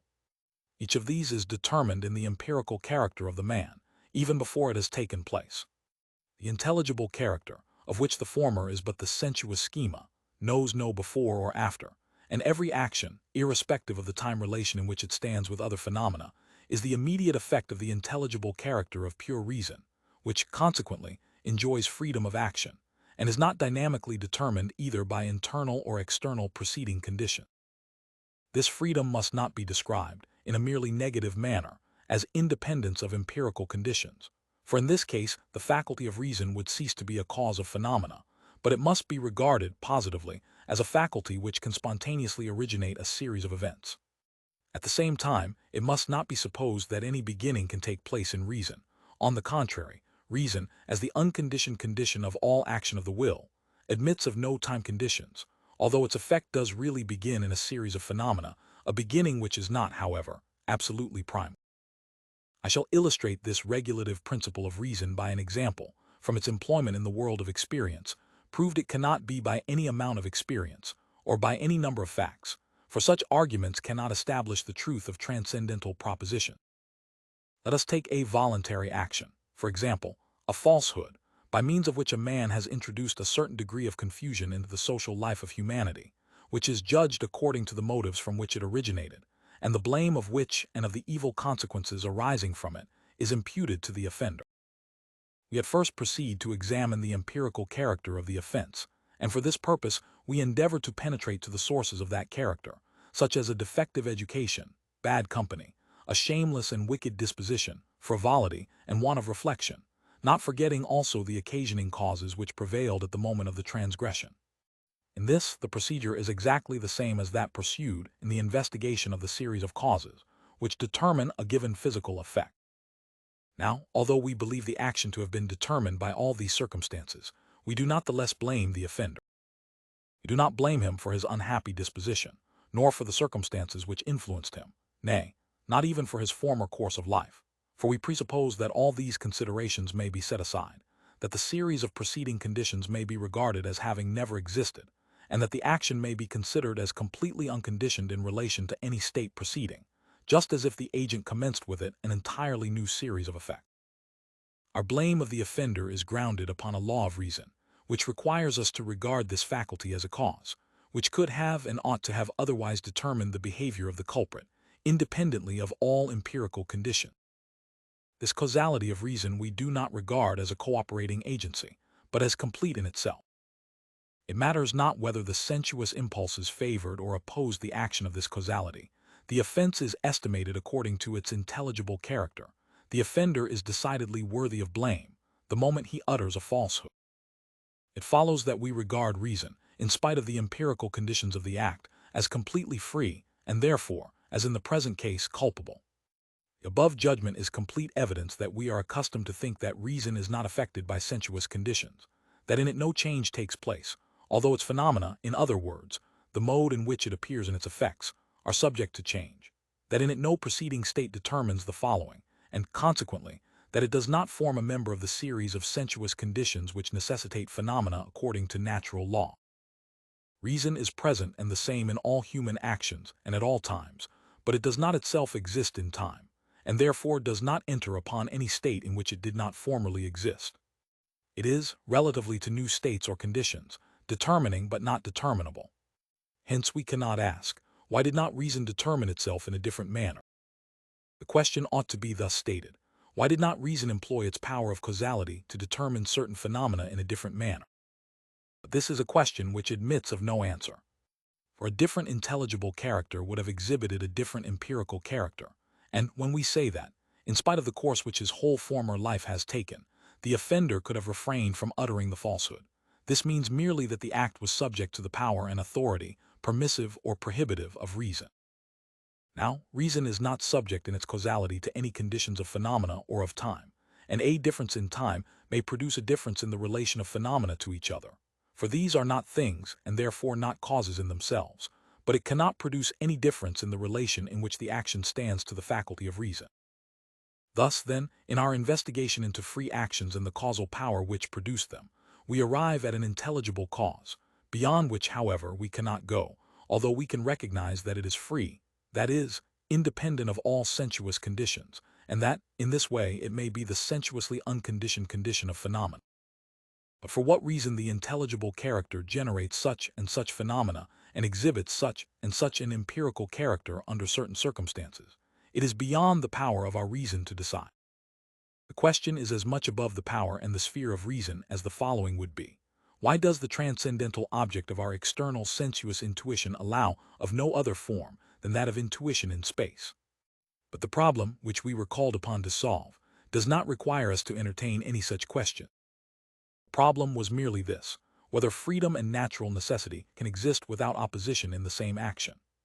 To this question we have given a sufficient answer, for we have shown that, as the former stands in a relation to a different kind of condition from those of the latter, the law of the one does not affect the law of the other, and that, consequently, both can exist together in independence of and without interference with each other. The reader must be careful to remark that my intention in the above remarks has not been to prove the actual existence of freedom, as a faculty in which resides the cause of certain sensuous phenomena. For not to mention that such an argument would not have a transcendental character, nor have been limited to the discussion of pure conceptions, all attempts at inferring from experience what cannot be cogitated in accordance with its laws must ever be unsuccessful. Nay, more, I have not even aimed at demonstrating the possibility of freedom, for this too would have been a vain endeavor, inasmuch as it is beyond the power of the mind to cognize the possibility of a reality or of a causal power by the aid of mere a priori conceptions. Freedom has been considered in the foregoing remarks only as a transcendental idea, by means of which reason aims at originating a series of conditions in the world of phenomena with the help of that which is sensuously unconditioned, involving itself, however, in an antinomy with the laws which itself prescribes for the conduct of the understanding. That this antinomy is based upon a mere illusion, and that nature and freedom are at least not opposed, this was the only thing in our power to prove, and the question which it was our task to solve. IV. Solution of the cosmological idea of the totality of the dependence of phenomenal existences in the preceding remarks. We considered the changes in the world of sense as constituting a dynamical series, in which each member is subordinated to another, as its cause. Our present purpose is to avail ourselves of this series of states or conditions as a guide to an existence which may be the highest condition of all changeable phenomena, that is, to a necessary being. Our endeavor to reach, not the unconditioned causality, but the unconditioned existence of substance. The series before us is therefore a series of conceptions, and not of intuitions, in which the one intuition is the condition of the other. But it is evident that, as all phenomena are subject to change and conditioned in their existence, the series of dependent existences cannot embrace an unconditioned member, the existence of which would be absolutely necessary. It follows that, if phenomena were things in themselves, and as an immediate consequence from this supposition, condition and condition belong to the same series of phenomena, the existence of a necessary being, as the condition of the existence of sensuous phenomena, would be perfectly impossible. An important distinction, however, exists between the dynamical and the mathematical regress. The latter is engaged solely with the combination of parts into a whole, or with the division of a whole into its parts, and therefore are the conditions of its series parts of the series, and to be consequently regarded as homogeneous, and for this reason, as consisting, without exception, of phenomena. If the former regress, on the contrary, the aim of which is not to establish the possibility of an unconditioned whole consisting of given parts, or of an unconditioned part of a given whole, but to demonstrate the possibility of the deduction of a certain state from its cause, or of the contingent existence of substance from that which exists necessarily, it is not requisite that the condition should form part of an empirical series along with the condition. In the case of the apparent antinomy with which we are at present dealing, there exists a way of escape from the difficulty, for it is not impossible that both of the contradictory statements may be true in different relations. All sensuous phenomena may be contingent, and consequently possess only an empirically conditioned existence, and yet there may also exist a non-empirical condition of the whole series, or, in other words, a necessary being. For this necessary being, as an intelligible condition, would not form a member, not even the highest member of the series. The whole world of sense would be left in its empirically determined existence uninterfered with and uninfluenced. This would also form a ground of distinction between the modes of solution employed for the third and fourth antinomy. For, while in the consideration of freedom in the former antinomy, the thing itself, the cause, substantia phenomenon, was regarded as belonging to the series of conditions, and only its causality to the intelligible world, we are obliged in the present case to cogitate this necessary being as purely intelligible and as existing entirely apart from the world of sense, as an ens extramundinum, for otherwise it would be subject to the phenomenal law of contingency and dependence.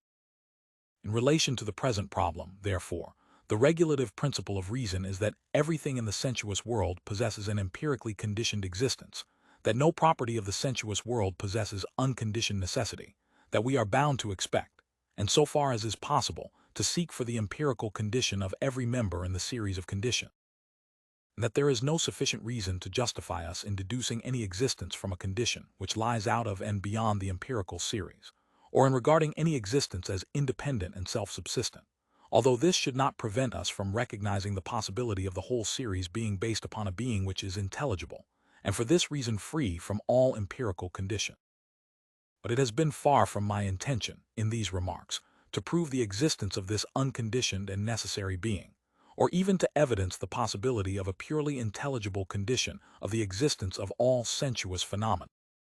As bounds were set to reason, to prevent it from leaving the guiding thread of empirical conditions and losing itself in transcendent theories which are incapable of concrete presentation, so it was my purpose, on the other hand, to set bounds to the law of the purely empirical understanding, and to protest against any attempts on its part at deciding on the possibility of things, or declaring the existence of the intelligible to be impossible, merely on the ground that it is not available for the explanation and exposition of phenomena.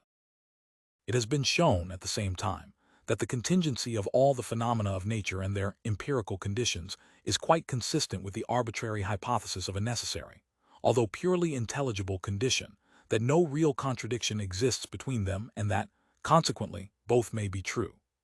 The existence of such an absolutely necessary being may be impossible, but this can never be demonstrated from the universal contingency and dependence of sensuous phenomena, nor from the principle which forbids us to discontinue the series at some member of it, or to seek for its cause in some sphere of existence beyond the world of nature.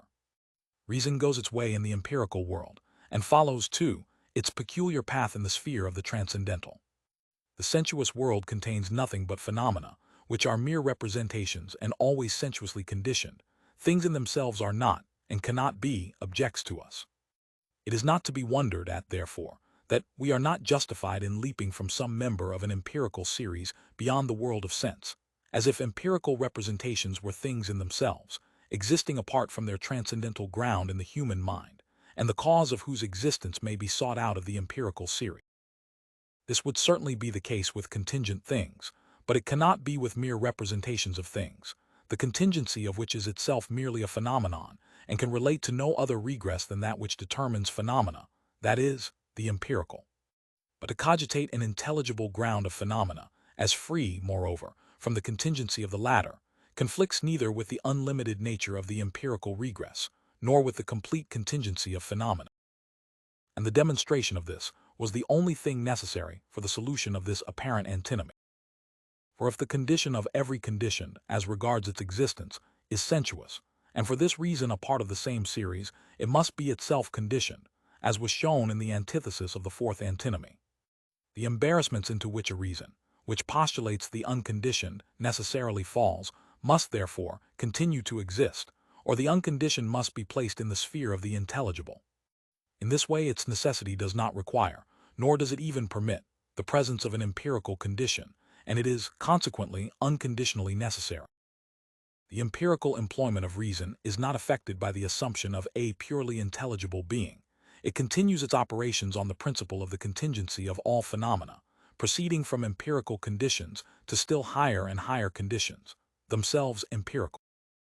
Just as little does this regulative principle exclude the assumption of an intelligible cause, when the question regards merely the pure employment of reason in relation to ends or aims.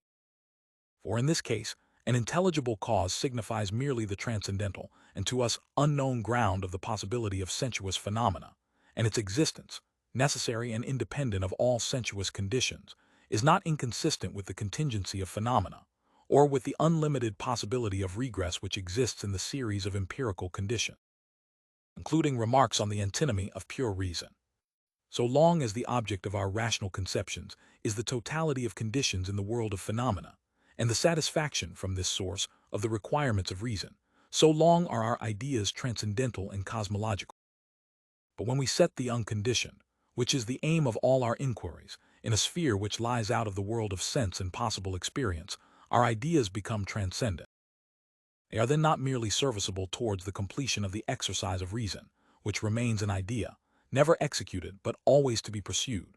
They detach themselves completely from experience and construct for themselves objects, the material of which has not been presented by experience, and the objective reality of which is not based upon the completion of the empirical series, but upon pure a priori conception.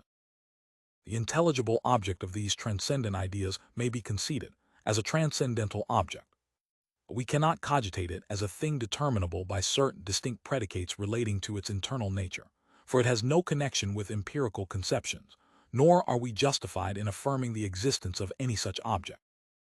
It is, consequently, a mere product of the mind alone. Of all the cosmological ideas, however, it is that occasioning the fourth antinomy which compels us to venture upon this step.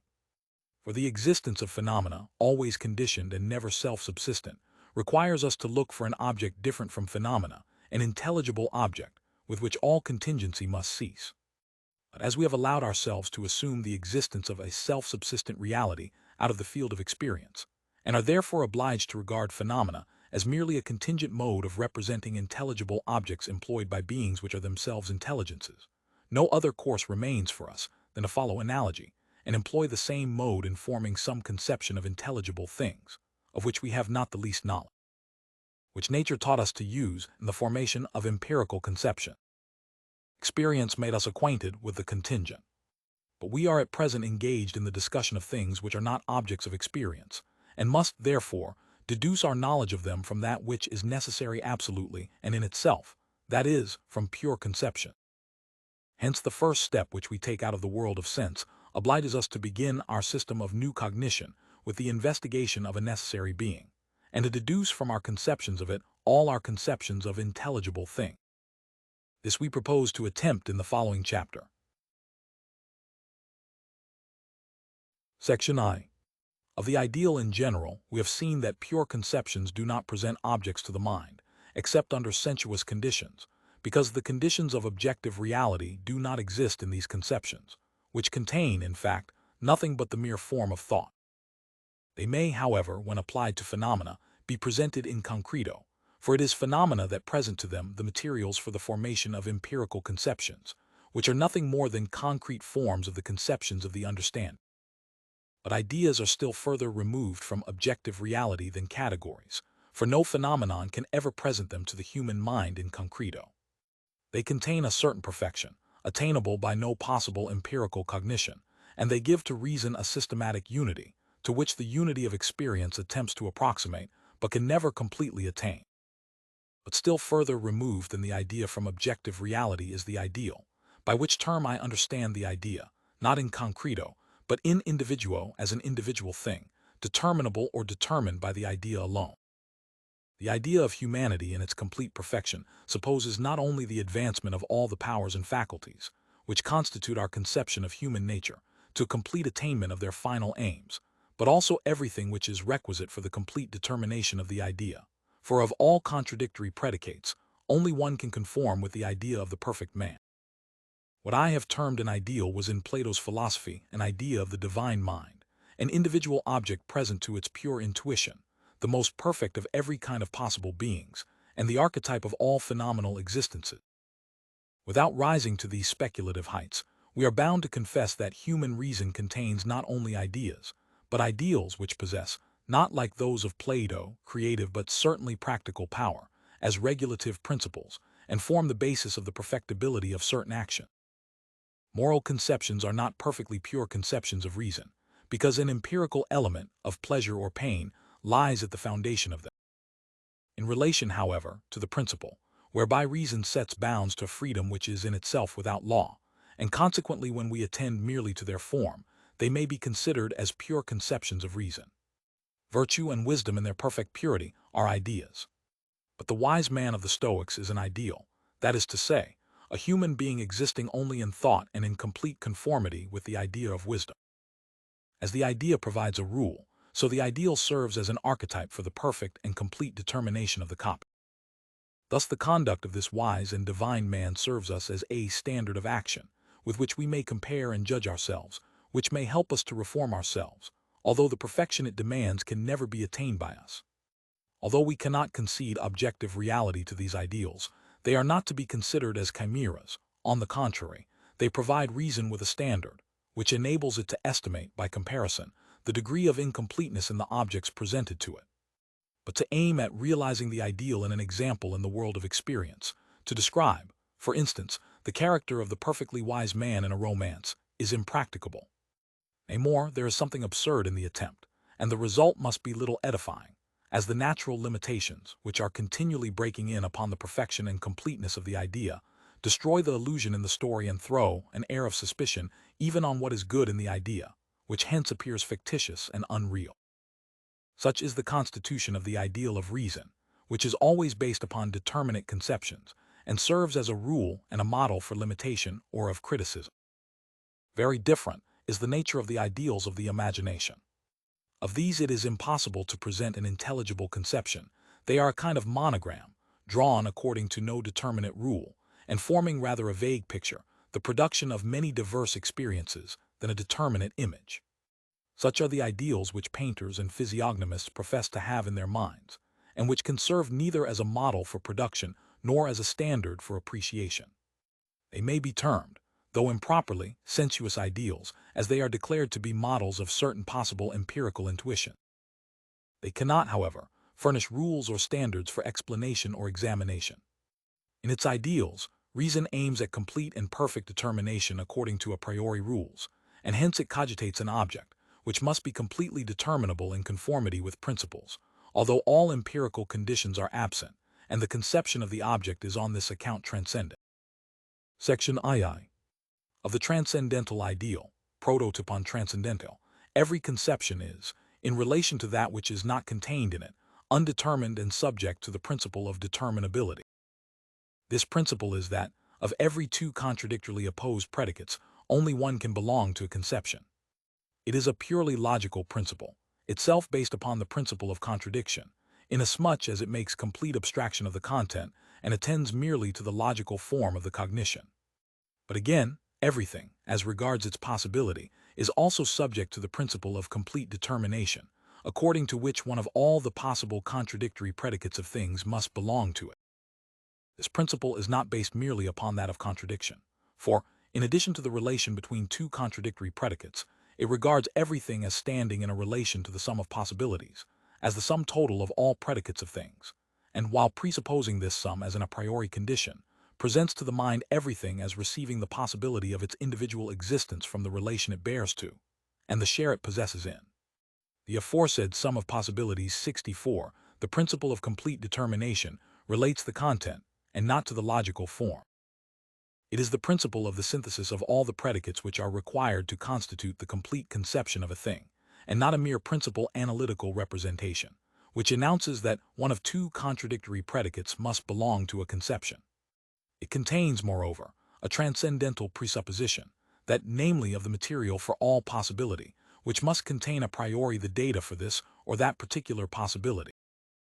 64. Thus this principle declares everything to possess a relation to a common correlate, the sum total of possibility, which, if discovered to exist in the idea of one individual thing, would establish the affinity of all possible things, from the identity of the ground of their complete determination.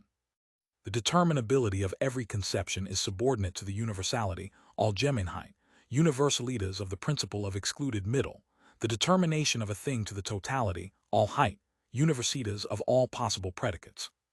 The proposition, everything which exists is completely determined, means not only that one of every pair of given contradictory attributes, but that one of all possible attributes is always predicable of the thing. In it the predicates are not merely compared logically with each other, but the thing itself is transcendently compared with the sum total of all possible predicates. The proposition is equivalent to saying, to attain to a complete knowledge of a thing, it is necessary to possess a knowledge of everything that is possible, and to determine it thereby in a positive or negative manner. The conception of complete determination is consequently a conception which cannot be presented in its totality in concreto, and is therefore based upon an idea, which has its seat in the reason, the faculty which prescribes to the understanding the laws of its harmonious and perfect exercise. Now, although this idea of the sum total of all possibility, in so far as it forms the condition of the complete determination of everything, is itself undetermined in relation to the predicates which may constitute this sum total, and we cogitate in it merely the sum total of all possible predicates, we nevertheless find, upon closer examination, that this idea, as a primitive conception of the mind, excludes a large number of predicates, those deduced and those irreconcilable with others, and that it is evolved as a conception completely determined a priori. Thus it becomes the conception of an individual object, which is completely determined by and through the mere idea, and must consequently be termed an ideal of pure reason.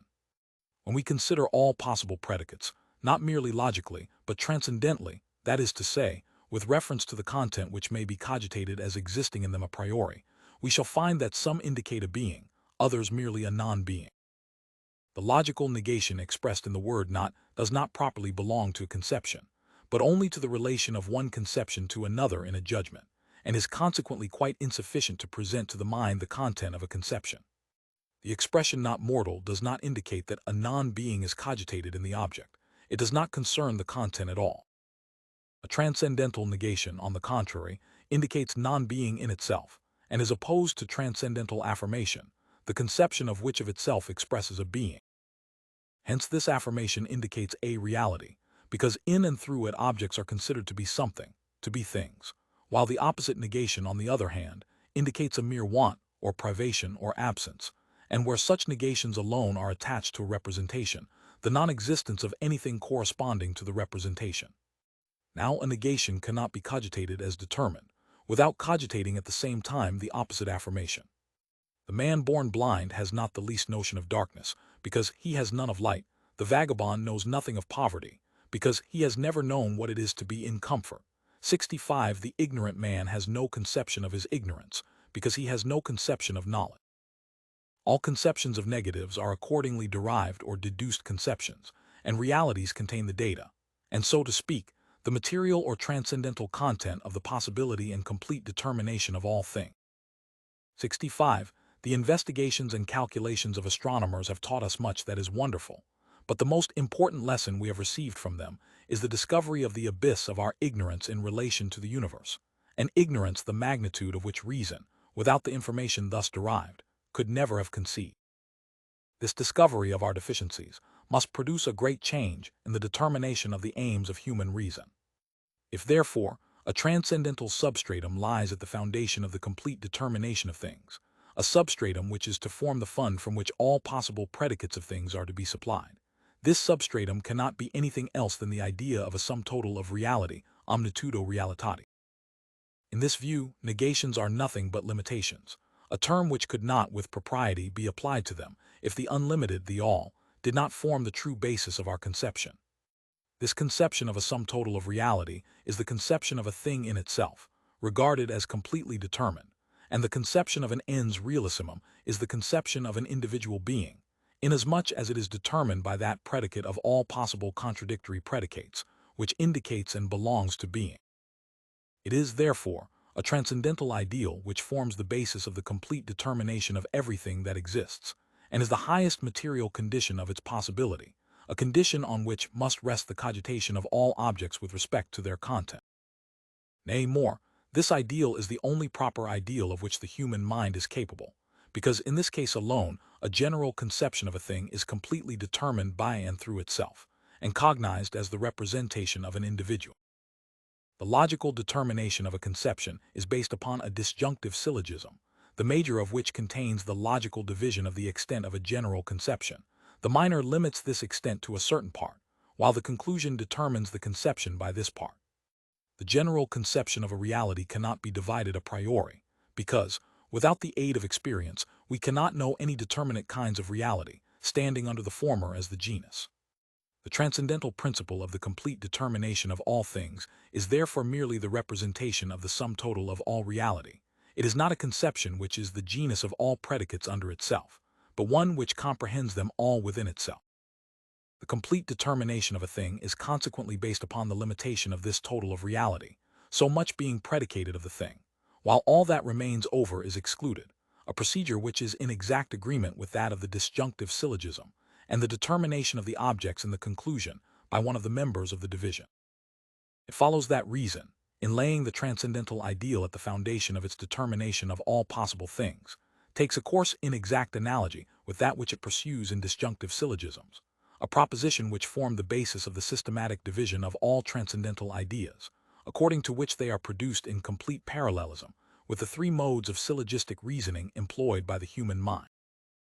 It is self-evident that reason, in cogitating the necessary complete determination of things, does not presuppose the existence of a being corresponding to its ideal, but merely the idea of the ideal, for the purpose of deducing from the unconditional totality of complete determination. The ideal is therefore the prototype of all things, which, as defective copies ectopa, receive from it the material of their possibility and approximate to it more or less, though it is impossible that they can ever attain to its perfection. The possibility of things must therefore be regarded as derived, except that of the thing which contains in itself all reality, which must be considered to be primitive and original. For all negations, and they are the only predicates by means of which all other things can be distinguished from the ens realissimum, are mere limitations of a greater and a higher, nay, the highest reality, and they consequently presuppose this reality, and are, as regards their content, derived from it. The manifold nature of things is only an infinitely various mode of limiting the conception of the highest reality, which is their common substratum, just as all figures are possible only as different modes of limiting infinite space. The object of the ideal of reason, an object existing only in reason itself, is also termed the primal being ens originarium, as having no existence superior to him, the supreme being ens summum, and as being the condition of all other beings which rank under it, the being of all beings ens entium. But none of these terms indicate the objective relation of an actually existing object to other things, but merely that of an idea to conceptions, and all our investigations into this subject still leave us in perfect uncertainty with regard to the existence of this being. primal being cannot be said to consist of many other beings with an existence which is derivative, for the latter presuppose the former, and therefore cannot be constitutive parts of it. It follows that the ideal of the primal being must be cogitated as simple. The deduction of the possibility of all other things from this primal being cannot, strictly speaking, be considered as a limitation, or as a kind of division of its reality, for this would be regarding the primal being as a mere aggregate, which has been shown to be impossible, although it was so represented in our first rough sketch. The highest reality must be regarded rather as the ground than as the sum total of the possibility of all things, and the manifold nature of things be based, not upon the limitation of the primal being itself, but upon the complete series of effects which flow from it.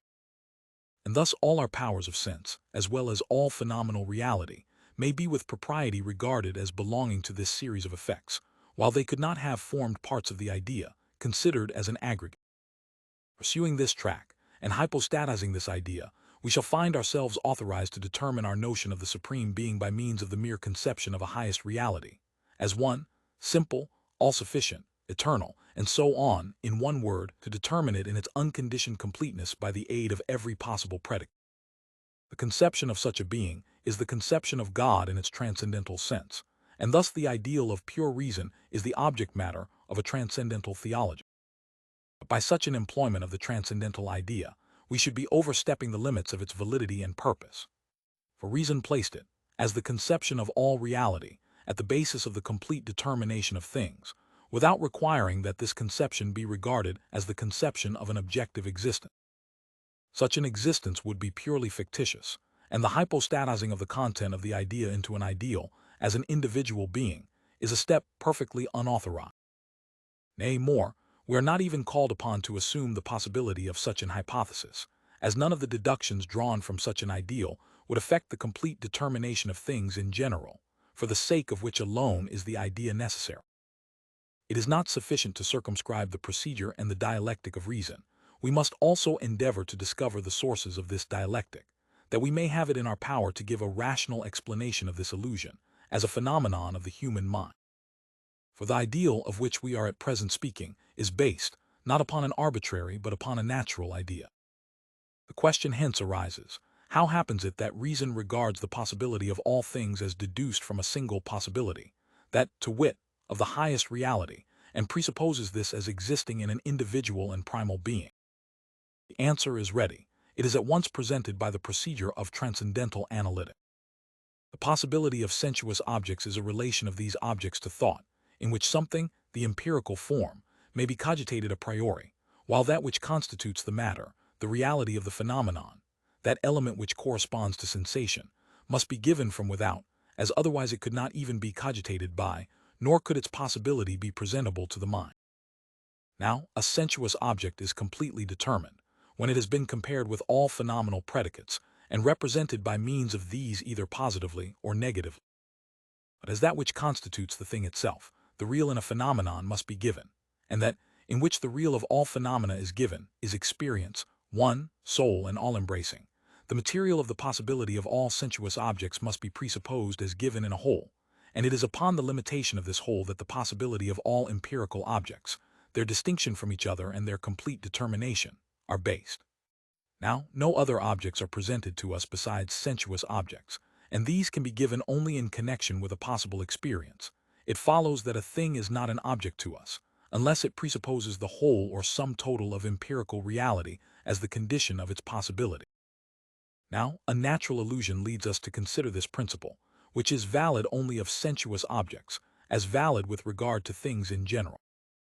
And thus we are induced to hold the empirical principle of our conceptions of the possibility of things, as phenomena, by leaving out this limitative condition, to be a transcendental principle of the possibility of things in general. We proceed afterwards to hypostatize this idea of the sum total of all reality, by changing the distributive unity of the empirical exercise of the understanding into the collective unity of an empirical whole, a dialectical illusion, and by cogitating this whole or sum of experience as an individual thing, containing in itself all empirical reality. This individual thing or being is then, by means of the above-mentioned transcendental subreption, substituted for our notion of a thing which stands at the head of the possibility of all things, the real conditions of whose complete determination it presents 6666, this ideal of the ens realissimum, although merely a mental representation, is first objectivized, that is, has an objective existence attributed to it, then hypostatized, and finally, by the natural progress of reason to the completion of unity, personified, as we shall show presently. For the regulative unity of experience is not based upon phenomena themselves, but upon the connection of the variety of phenomena by the understanding in a consciousness, and thus the unity of the supreme reality and the complete determinability of all things seem to reside in a supreme understanding, and consequently in a conscious intelligence. Section III of the arguments employed by speculative reason in proof of the existence of a supreme being notwithstanding the pressing necessity which reason feels, to form some presupposition that shall serve the understanding as a proper basis for the complete determination of its conception. The idealistic and factitious nature of such a presupposition is too evident to allow reason for a moment to persuade itself into a belief of the objective existence of a mere creation of its own thought. But there are other considerations which compel reason to seek out some resting place in the regress from the conditioned to the unconditioned, which is not given as an actual existence from the mere conception of it, although it alone can give completeness to the series of conditions. And this is the natural course of every human reason, even of the most uneducated, although the path at first entered it does not always continue to follow. It does not begin from conceptions, but from common experience, and requires a basis in actual existence. But this basis is insecure, unless it rests upon the immovable rock of the absolutely necessary. And this foundation is itself unworthy of trust, if it leave under and above it empty space, if it do not fill all and leave no room for a why or a wherefore, if it be not, in one word, infinite in its reality. If we admit the existence of some one thing, whatever it may be, we must also admit that there is something which exists necessarily. For what is contingent exists only under the condition of some other thing, which is its cause, and from this we must go on to conclude the existence of a cause which is not contingent, and which consequently exists necessarily and unconditionally. Such is the argument by which reason justifies its advances towards a primal being. Now reason looks round for the conception of a being that may be admitted, without inconsistency, to be worthy of the attribute of absolute necessity, not for the purpose of inferring a priori, from the conception of such a being, its objective existence. For if reason allowed itself to take this course, it would not require a basis in given and actual existence, but merely the support of pure conceptions, but for the purpose of discovering, among all our conceptions of possible things, that conception which possesses no element inconsistent with the idea of absolute necessity. For that there must be some absolutely necessary existence, it regards as a truth already established. Now, if it can remove every existence incapable of supporting the attribute of absolute necessity, excepting one, this must be the absolutely necessary being, whether its necessity is comprehensible by us, that is, deducible from the conception of it alone, or not. Now that, the conception of which contains a therefore to every wherefore, which is not defective in any respect whatever, which is all-sufficient as a condition, seems to be the being of which we can justly predicate absolute necessity, for this reason, that, possessing the conditions of all that is possible, it does not and cannot itself require any condition. And thus it satisfies, in one respect at least, the requirements of the conception of absolute necessity. In this view, it is superior to all other conceptions, which, as deficient and incomplete, do not possess the characteristic of independence of all higher conditions. It is true that we cannot infer from this that what does not contain in itself the supreme and complete condition, the condition of all other things, must possess only a conditioned existence, but as little can we assert the contrary, for this supposed being does not possess the only characteristic which can enable reason to cognize, by means of an a priori conception, the unconditioned and necessary nature of its existence. The conception of an ens realissimum is that which best agrees with the conception of an unconditioned and necessary being. The former conception does not satisfy all the requirements of the latter, but we have no choice. We are obliged to adhere to it, for we find that we cannot do without the existence of a necessary being, and even although we admit it, we find it out of our power to discover in the whole sphere of possibility any being that can advance well-grounded claims to such a distinction. Following is, therefore, the natural course of human reason. It begins by persuading itself of the existence of some necessary being. In this being it recognizes the characteristics of unconditioned existence. It then seeks the conception of that which is independent of all conditions, and finds it in that which is itself the sufficient condition of all other things. In other words, in that which contains all reality. But the unlimited all is an absolute unity, and is conceived by the mind as a being one and supreme, and thus reason concludes that the supreme being, as the primal basis of all things, possesses an existence which is absolutely necessary. This conception must be regarded as in some degree satisfactory, if we admit the existence of a necessary being, and consider that there exists a necessity for a definite and final answer to these questions. In such a case, we cannot make a better choice, or rather we have no choice at all, but feel ourselves obliged to declare in favor of the absolute unity of complete reality, as the highest source of the possibility of things. But if there exists no motive for coming to a definite conclusion, and we may leave the question unanswered till we have fully weighed both sides, in other words, when we are merely called upon to decide how much we happen to know about the question, and how much we merely flatter ourselves that we know, the above conclusion does not appear to be so great advantage, but on the contrary, seems defective in the grounds upon which it is supported. Or admitting the truth of all that has been said, that, namely, the inference from a given existence, my own, for example, to the existence of an unconditioned and necessary being is valid and unassailable, that in the second place, we must consider a being which contains all reality, and consequently all the conditions of other things, to be absolutely unconditioned, and admitting, too, that we have thus discovered the conception of a thing to which may be attributed, without inconsistency, absolute necessity, it does not follow from all this that the conception of a limited being, in which the supreme reality does not reside, is therefore incompatible with the idea of absolute necessity. Or although I do not discover the element of the unconditioned in the conception of such a being, an element which is manifestly existent in the sum total of all conditions, I am not entitled to conclude that its existence is therefore conditioned, just as I am not entitled to affirm, in a hypothetical syllogism, that where a certain condition does not exist, in the present completeness, as far as pure conceptions are concerned, the condition does not exist either. On the contrary, we are free to consider all limited beings as likewise unconditionally necessary, although we are unable to infer this from the general conception which we have of them. Thus conducted, this argument is incapable of giving us the least notion of the properties of a necessary being, and must be in every respect without result. This argument continues, however, to possess a weight and an authority, which, in spite of its objective insufficiency, it has never been divested of. Granting that certain responsibilities lie upon us, which, as based on the ideas of reason, deserve to be respected and submitted to, although they are incapable of a real or practical application to our nature, or, in other words, would be responsibilities without motives, except upon the supposition of a supreme being to give effect and influence to the practical laws. In such a case we should be bound to obey our conceptions, which, although objectively insufficient, do, according to the standard of reason, preponderate over, and are superior to any claims that may be advanced from any other quarter. The equilibrium of doubt would in this case be destroyed by a practical addition. Indeed, reason would be compelled to condemn herself, if she refused to comply with the demands of the judgment, no superior to which we know, however defective her understanding of the grounds of these demands might be. This argument, although in fact transcendental, inasmuch as it rests upon the intrinsic insufficiency of the contingent, is so simple and natural that the commonest understanding can appreciate its value. We see things around us change, arise, and pass away. They or their condition must therefore have a cause. The same demand must again be made of the cause itself, as a datum of experience. Now it is natural that we should place the highest causality just where we place supreme causality, in that being which contains the conditions of all possible effects, and the conception of which is so simple as that of an all-embracing reality.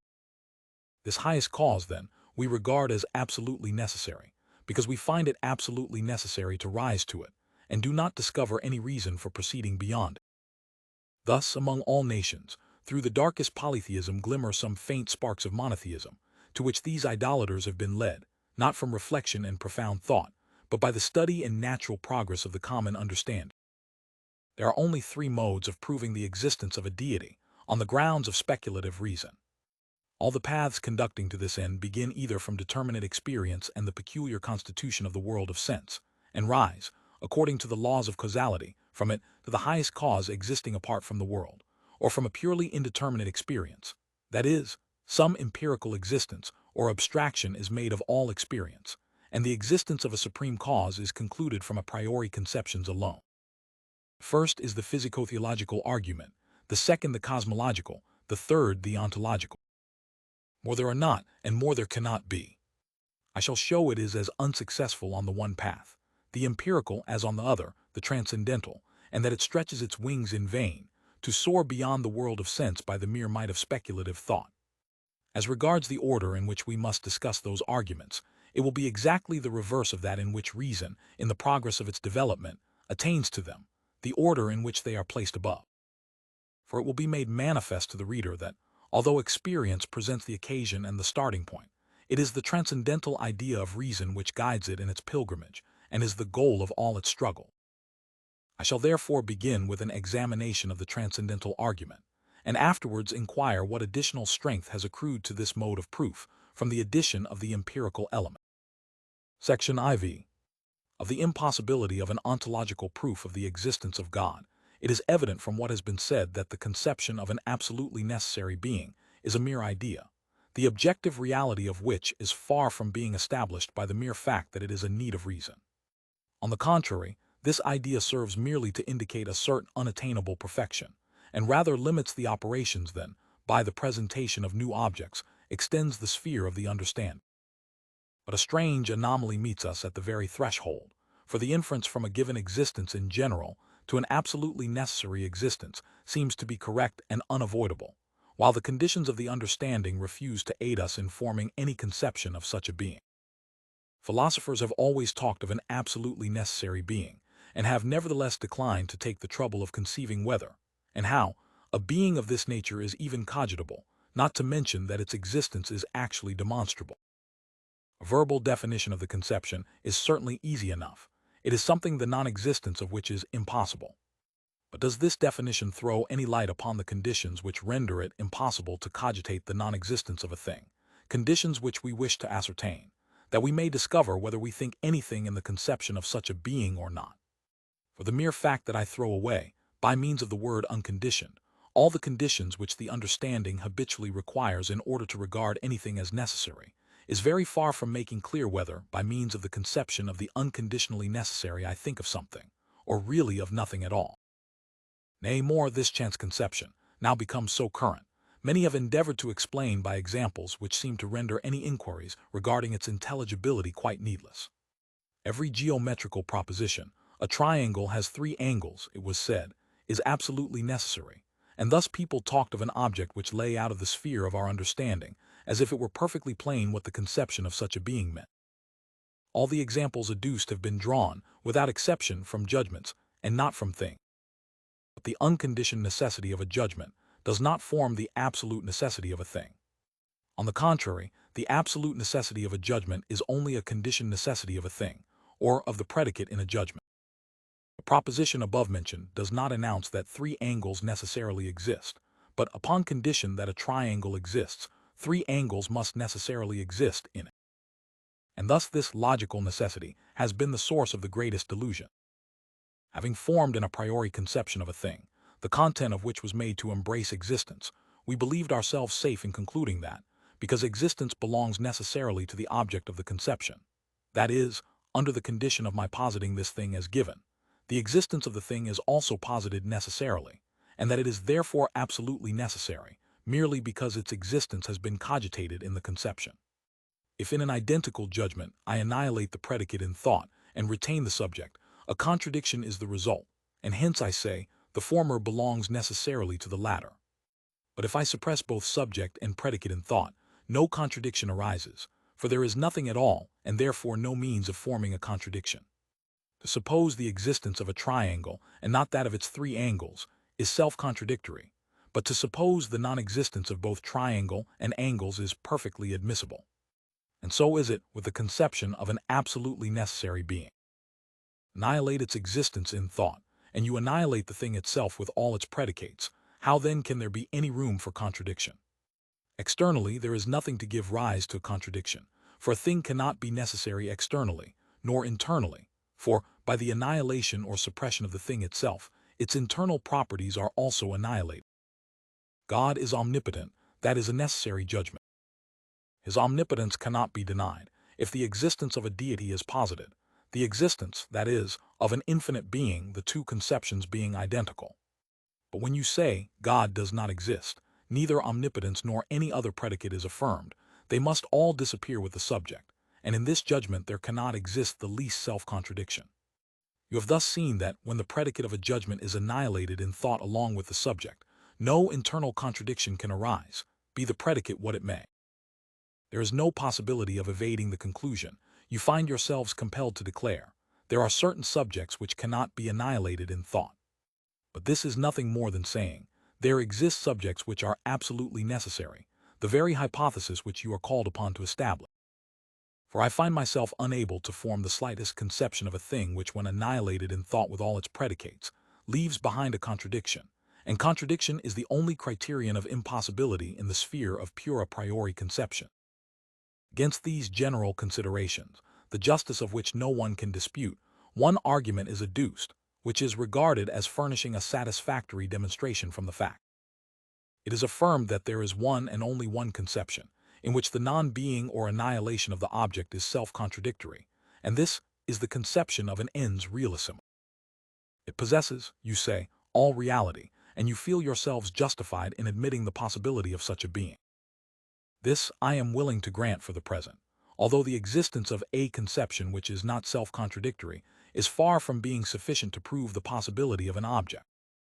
67. Now the notion of all reality embraces in it that of existence. The notion of existence lies, therefore, in the conception of this possible thing. If this thing is annihilated in thought, the internal possibility of the thing is also annihilated, which is self-contradictory. 67. A conception is always possible if it is not self-contradictory. This is the logical criterion of possibility, distinguishing the object of such a conception from the nihil negative. But it may be, notwithstanding, an empty conception, unless the objective reality of this synthesis, but which it is generated, is demonstrated, and a proof of this kind must be based upon principles of possible experience, and not upon the principle of analysis or contradiction. This remark may be serviceable as a warning against concluding, from the possibility of a conception, which is logical, the possibility of a thing, which is real. I answer, it is absurd to introduce, under whatever term disguised, into the conception of a thing, which is to be cogitated solely in reference to its possibility, the conception of its existence. If this is admitted, you will have apparently gained the day, but in reality have announced nothing but a mere tautology. I ask, is the proposition, this or that thing, which I am admitting to be possible, exists, an analytical or a synthetical proposition? If the former, there is no addition made to the subject of your thought by the affirmation of its existence, but then the conception in your minds is identical with the thing itself, or you have supposed the existence of a thing to be possible, and then inferred its existence from its internal possibility, which is but a miserable tautology. The word reality in the conception of the thing, and the word existence in the conception of the predicate, will not help you out of the difficulty. For supposing you were to term all positing of a thing reality, you have thereby posited the thing with all its predicates in the conception of the subject, and assumed its actual existence, and this you merely repeat in the predicate. But if you confess, as every reasonable person must, that every existential proposition is synthetical, how can it be maintained that the predicate of existence cannot be denied without contradiction, a property which is the characteristic of analytical propositions alone? I should have a reasonable hope of putting an end forever to this sophistical mode of argumentation, by a strict definition of the conception of existence. Did not my own experience teach me that the illusion arising from our confounding a logical with a real predicate, a predicate which aids in the determination of a thing, resists almost all the endeavors of explanation and illustration? A logical predicate may be what you please, even the subject may be predicated of itself, for logic pays no regard to the content of a judgment. But the determination of a conception is a predicate, which adds to and enlarges the conception. It must not, therefore, be contained in the conception. Being is evidently not a real predicate, that is, a conception of something which is added to the conception of some other thing. It is merely the positing of a thing, or of certain determinations in it. Logically, it is merely the copula of a judgment. The proposition, God is omnipotent, contains two conceptions which have a certain object or content. The word is no additional predicate, it merely indicates the relation of the predicate to the subject. Now if I take the subject God with all its predicates, omnipotence being one, and say God is, or there is a God, I add no new predicate to the conception of God, I merely posit or affirm the existence of the subject with all its predicates, I posit the object in relation to my conception. The content of both is the same, and there is no addition made to the conception, which expresses merely the possibility of the object, by my cogitating the object in the expression it is, as absolutely given or existing. Thus the real contains no more than the possible. 100 real dollars contain no more than 100 possible dollars. For, as the latter indicate the conception, and the former the object, on the supposition that the content of the former was greater than that of the latter, my conception would not be an expression of the whole object, and would consequently be an inadequate conception of. But in reckoning my wealth there may be said to be more in 100 real dollars than in 100 possible dollars, that is, in the mere conception of them. For the real object, the dollars, is not analytically contained in my conception, but forms a synthetical addition to my conception, which is merely a determination of my mental state. Although this objective reality, this existence, apart from my conceptions, does not in the least degree increase the aforesaid $100. By whatever and by whatever number of predicates, even to the complete determination of it, I may cogitate a thing, I do not in the least augment the object of my conception by the addition of the statement, this thing exists. Otherwise, not exactly the same, but something more than what was cogitated in my conception, would exist, and I could not affirm that the exact object of my conception had real existence. If I cogitate a thing as containing all modes of reality except one, the mode of reality which is absent is not added to the conception of the thing by the affirmation that the thing exists. On the contrary, the thing exists, if it exists at all, with the same defect as that cogitated in its conception, otherwise not that which was cogitated, but something different exists. Now, if I cogitate a being as the highest reality, without defect or imperfection, the question still remains, whether this being exists or not. For although no element is wanting in the possible real content of my conception, there is a defect in its relation to my mental state. That is, I am ignorant whether the cognition of the object indicated by the conception is possible a posteriori. And here the cause of the present difficulty becomes apparent. If the question regarded an object of sense merely, it would be impossible for me to confound the conception with the existence of a thing. For the conception merely enables me to cogitate an object as according with the general conditions of experience, while the existence of the object permits me to cogitate it as contained in the sphere of actual experience. At the same time, this connection with the world of experience does not in the least augment the conception, although a possible perception has been added to the experience of the mind. But if we cogitate existence by the pure category alone, it is not to be wondered at that we should find ourselves unable to present any criterion sufficient to distinguish it from mere possibility.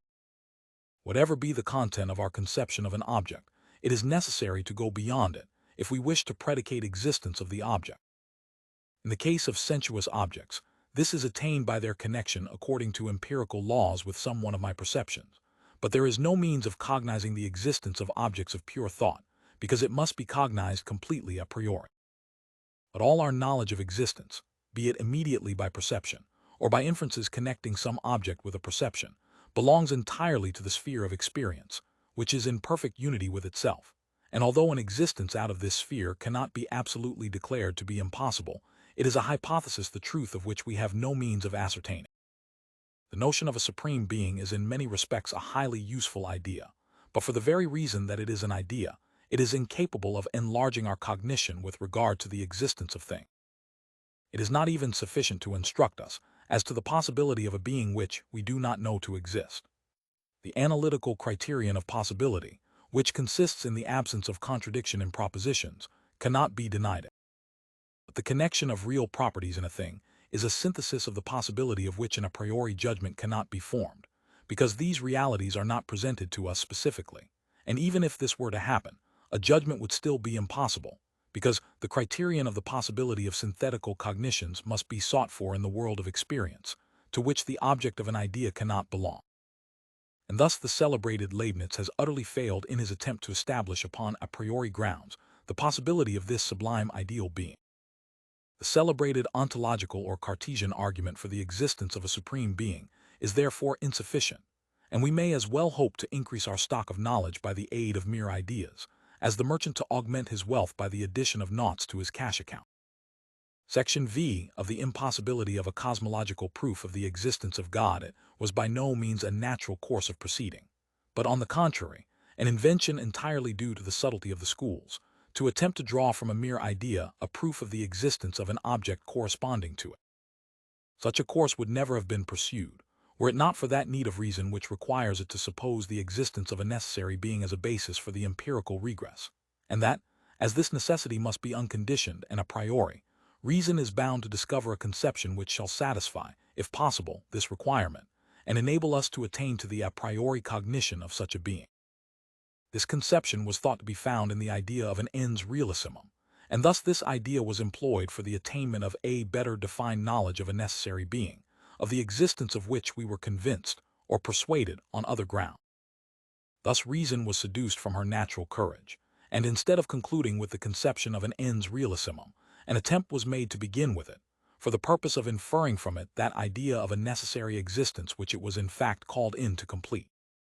Thus arose that unfortunate ontological argument, which neither satisfies the healthy common sense of humanity, nor sustains the scientific examination of the philosopher.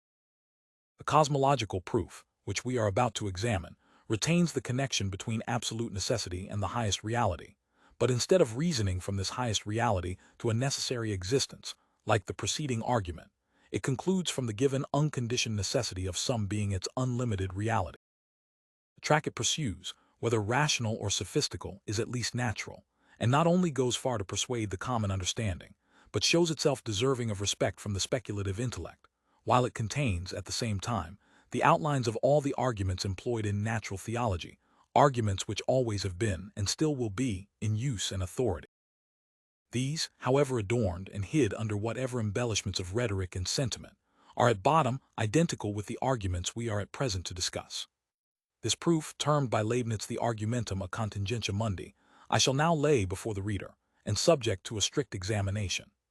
It is framed in the following manner: if something exists, an absolutely necessary being must likewise exist.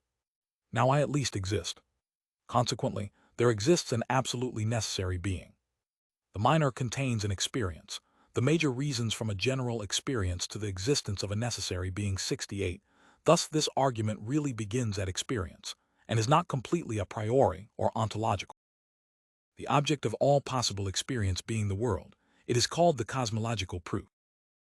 It contains no reference to any peculiar property of sensuous objects, by which this world of sense might be distinguished from other possible worlds, and in this respect it differs from the physico-theological proof, which is based upon the consideration of the peculiar constitution of our sensuous world. 68. This inference is too well known to require more detailed discussion.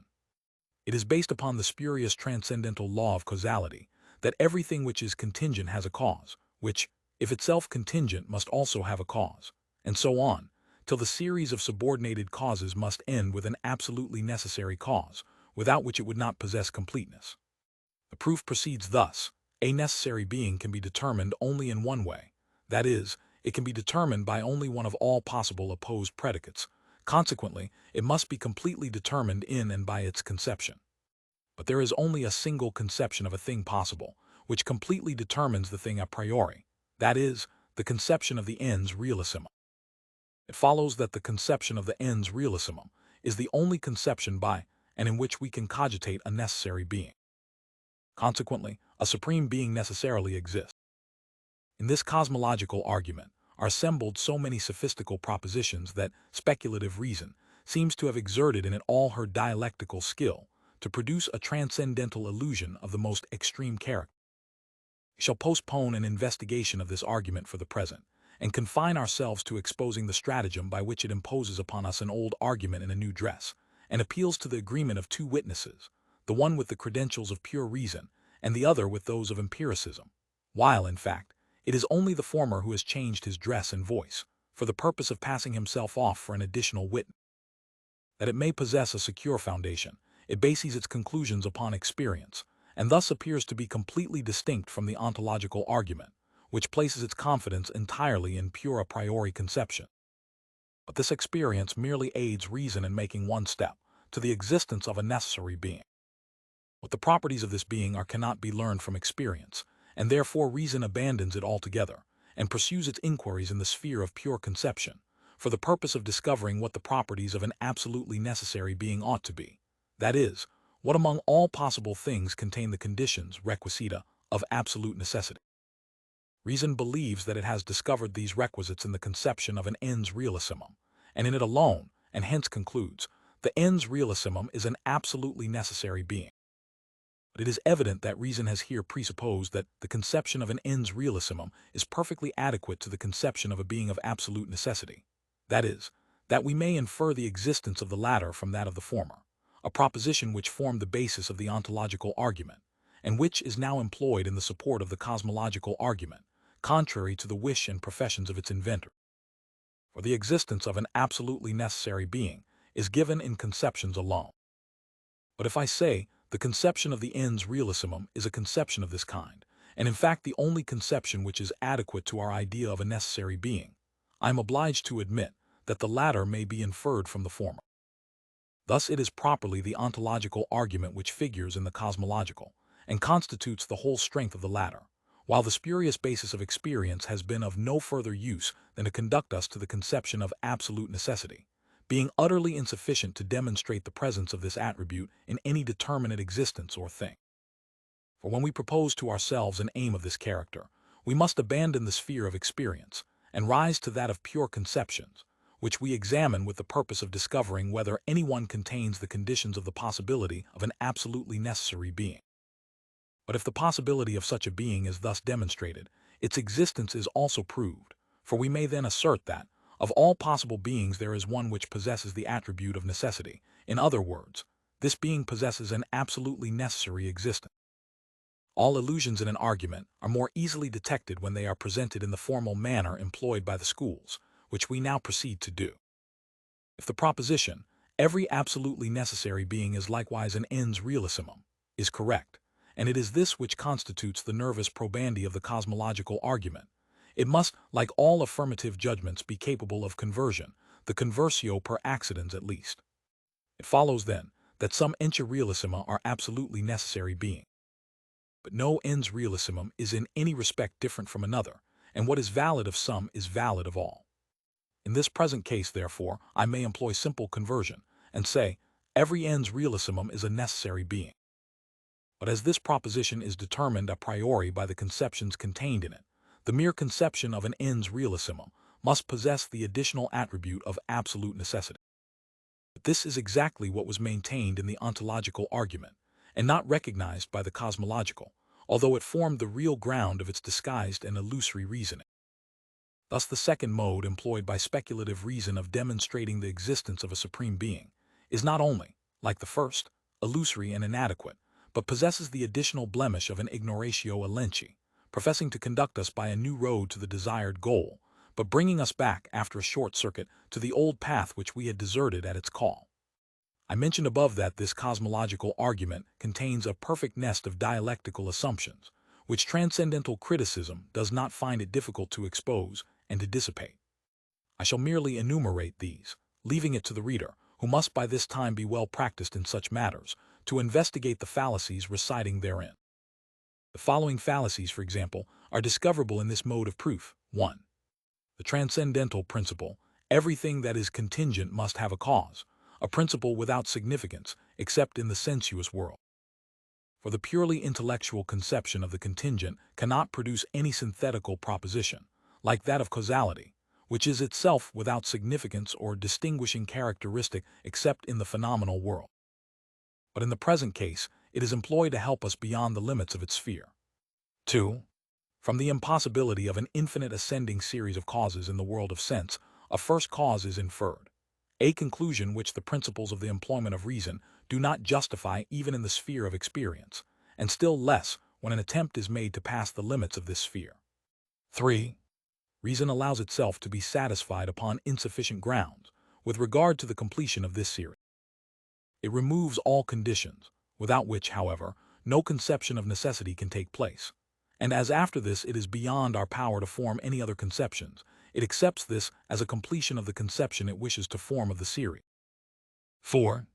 The logical possibility of a conception of the total of reality, the criterion of this possibility being the absence of contradiction, is confounded with the transcendental, which requires a principle of the practicability of such a synthesis, a principle which again refers us to the world of experience. And so on. The aim of the cosmological argument is to avoid the necessity of proving the existence of a necessary being priori from mere conceptions, a proof which must be ontological, and of which we feel ourselves quite incapable. With this purpose, we reason from an actual existence, an experience in general, to an absolutely necessary condition of that existence. It is in this case unnecessary to demonstrate its possibility. For after having proved that it exists, the question regarding its possibility is superfluous. Now, when we wish to define more strictly the nature of this necessary being, we do not look out for some being the conception of which would enable us to comprehend the necessity of its being. For if we could do this, an empirical presupposition would be unnecessary. No, we try to discover merely the negative condition, conditio sine qua non, without which a being would not be absolutely necessary. Now this would be perfectly admissible in every sort of reasoning, from a consequence to its principle.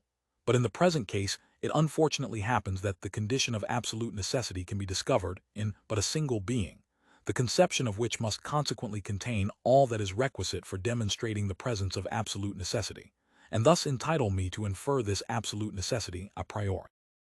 That is, it must be possible to reason conversely, and say, the thing to which the conception of the highest reality belongs is absolutely necessary.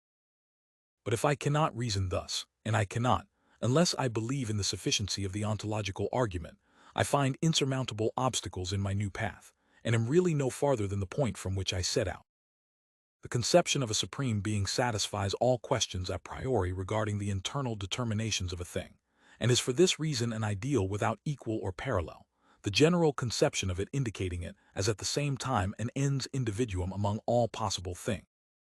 But the conception does not satisfy the question regarding its existence, which was the purpose of all our inquiries, and, although the existence of a necessary being were admitted, we should find it impossible to answer the question, what of all things in the world must be regarded as such. It is certainly allowable to admit the existence of an all-sufficient being, a cause of all possible effects, for the purpose of enabling reason to introduce unity into its mode and grounds of explanation with regard to phenomena. But to assert that such a being necessarily exists is no longer the modest enunciation of an admissible hypothesis, but the boldest declaration of an apodictic certainty, for the cognition of that which is absolutely necessary must itself possess that character. The aim of the transcendental ideal formed by the mind is either to discover a conception which shall harmonize with the idea of absolute necessity, or a conception which shall contain that idea. If the one is possible, so is the other, for reason recognizes that alone as absolutely necessary which is necessary from its conception. But both attempts are equally beyond our power. We find it impossible to satisfy the understanding upon this point, and as impossible to induce it to remain at rest in relation to this incapacity. Unconditioned necessity, which, as the ultimate support and stay of all existing things, is an indispensable requirement of the mind, is an abyss on the verge of which human reason trembles in dismay. Even the idea of eternity, terrible and sublime as it is, as depicted by Haller, does not produce upon the mental vision such a feeling of awe and terror, for, although it measures the duration of things, it does not support them. We cannot bear, nor can we rid ourselves of the thought that a being which we regard as the greatest of all possible existences should say to himself, I am from eternity to eternity, beside me there is nothing, except that which exists by my will, whence then am I. Here all sinks away from under us, and the greatest, as the smallest, perfection hovers without stay or footing in presence of the speculative reason, which finds it as easy to part with the one as with the other. Many physical powers, which evidence their existence by their effects, are perfectly inscrutable in their nature. They elude all our powers of observation. The transcendental object which forms the basis of phenomena, and in connection with it, the reason why our sensibility possesses this rather than that particular kind of conditions, are and must ever remain hidden from our mental vision. The fact is there. The reason of the fact we cannot see. But an ideal of pure reason cannot be termed mysterious or inscrutable, because the only credential of its reality is the need of it felt by reason, for the purpose of giving completeness to the world of synthetical unity. An ideal is not even given as a cogitable object, and therefore cannot be inscrutable. On the contrary, it must, as a mere idea, be based on the constitution of reason itself, and on this account must be capable of explanation and solution. For the very essence of reason consists in its ability to give an account of all our conceptions, opinions, and assertions upon objective, or when they happen to be illusory and fallacious, upon subjective ground. Detection and explanation of the dialectical illusion in all transcendental arguments for the existence of a necessary being. Both of the above arguments are transcendental. In other words, they do not proceed upon empirical principles. Or although the cosmological argument professed to lay a basis of experience for its edifice of reasoning, it did not ground its procedure upon the peculiar constitution of experience, but upon pure principles of reason, in relation to an existence given by empirical consciousness, utterly abandoning its guidance, however, for the purpose of supporting its assertions entirely upon pure conception. Now, what is the cause, in these transcendental arguments, of the dialectical but natural illusion, which connects the conceptions of necessity and supreme reality, and hypostatizes that which cannot be anything but an idea? What is the cause of this unavoidable step on the part of reason, of admitting that someone among all existing things must be necessary, while it falls back from the assertion of the existence of such a being as from an abyss? And how does reason proceed to explain this anomaly to itself, and from the wavering condition of a timid and reluctant approbation, always again withdrawn, arrive at a calm and settled insight into its cause? It is something very remarkable that, on the supposition that something exists, I cannot avoid the inference that something exists necessarily. Upon this perfectly natural, but not on that account reliable, inference does the cosmological argument rest. But let me form any conception whatever of a thing, I find that I cannot cogitate the existence of the thing as absolutely necessary, and that nothing prevents me, be the thing or being what it may, from cogitating its non-existence. I may thus be obliged to admit that all existing things have a necessary basis, while I cannot cogitate any single or individual thing as necessary. In other words, I can never complete the regress through the conditions of existence without admitting the existence of a necessary being, but on the other hand, I cannot make a commencement from this being. If I must cogitate something as existing necessarily as the basis of existing things, and yet am not permitted to cogitate any individual thing as in itself necessary, the inevitable inference is that necessity and contingency are not properties of things themselves. Otherwise, an internal contradiction would result, that consequently neither of these principles are objective, but merely subjective principles of reason. The one requiring us to seek for a necessary ground for everything that exists, that is, to be satisfied with no other explanation than that which is complete a priori, the other forbidding us ever to hope for the attainment of this completeness, that is, to regard no member of the empirical world as unconditioned. In this mode of viewing them, both principles, in their purely heuristic and regulative character, and as concerning merely the formal interest of reason, are quite consistent with each other. One says, you must philosophize upon nature, as if there existed a necessary primal basis of all existing things, solely for the purpose of introducing systematic unity into your knowledge, by pursuing an idea of this character, a foundation which is arbitrarily admitted to be ultimate, while the other warns you to consider no individual determination concerning the existence of things as such an ultimate foundation, that is, as absolutely necessary, but to keep the way always open for further progress in the deduction, and to treat every determination as determined by some other. But if all that we perceive must be regarded as conditionally necessary, it is impossible that anything which is empirically given should be absolutely necessary. It follows from this that you must accept the absolutely necessary as out of and beyond the world, inasmuch as it is useful only as a principle of the highest possible unity in experience, and you cannot discover any such necessary existence in the wood, the second rule requiring you to regard all empirical causes of unity as themselves deduced.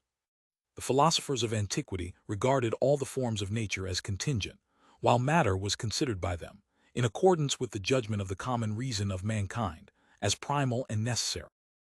But if they had regarded matter, not relatively, as the substratum of phenomena, but absolutely and in itself, as an independent existence, this idea of absolute necessity would have immediately disappeared. For there is nothing absolutely connecting reason with such an existence. On the contrary, it can annihilate it in thought, always and without self-contradiction. But in thought alone lay the idea of absolute necessity. A regulative principle must, therefore, have been at the foundation of this opinion. In fact, extension and impenetrability, which together constitute our conception of matter, form the supreme empirical principle of the unity of phenomena, and this principle, in so far as it is empirically unconditioned, possesses the property of a regulative principle. but as every determination of matter which constitutes what is real in it, and consequently impenetrability, is an effect which must have a cause, and is for this reason always derived, the notion of matter cannot harmonize with the idea of a necessary being, in its character of the principle of all derived unity. For every one of its real properties being derived must be only conditionally necessary, and can therefore be annihilated in thought, and thus the whole existence of matter can be so annihilated or suppressed. If this were not the case, we should have found in the world of phenomena the highest ground or condition of unity, which is impossible, according to the second regulative principle.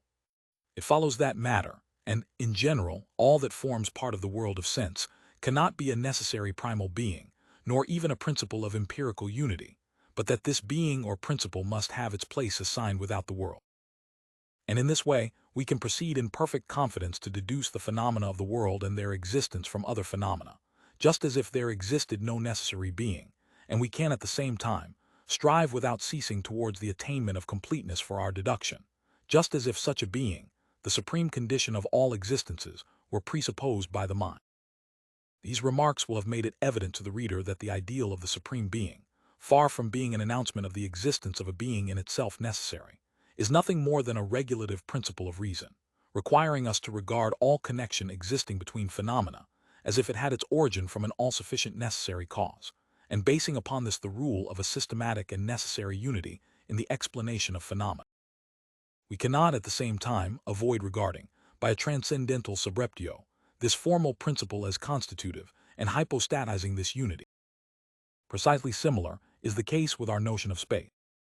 Space is the primal condition of all forms, which are properly just so many different limitations of it, and thus, although it is merely a principle of sensibility, we cannot help regarding it as an absolutely necessary and self-subsistent thing, as an object given a priori in itself.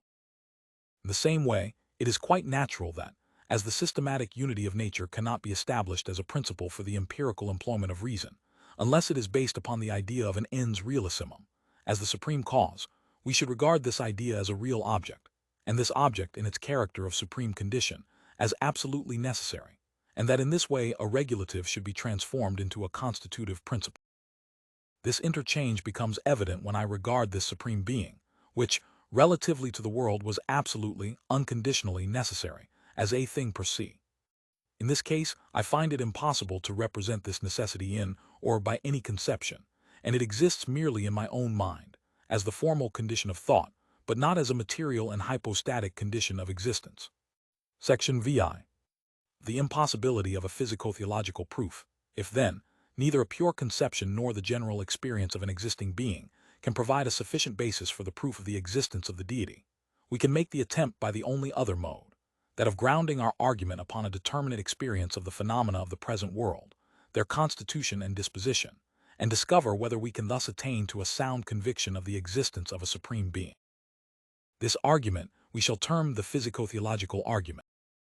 If it is shown to be insufficient, speculative reason cannot present us with any satisfactory proof of the existence of a being corresponding to our transcendental idea. It is evident from the remarks that have been made in the preceding sections that an answer to this question will be far from being difficult or unconvincing. For how can any experience be adequate with an idea? The very essence of an idea consists in the fact that no experience can ever be discovered congruent or adequate with it. The transcendental idea of a necessary and all-sufficient being is so immeasurably great, so high above all that is empirical, which is always conditioned, that we hope in vain to find materials in the sphere of experience sufficiently ample for our conception, and in vain seek the unconditioned among things that are conditioned, while examples, nay, even guidance is denied us by the laws of empirical synthesis.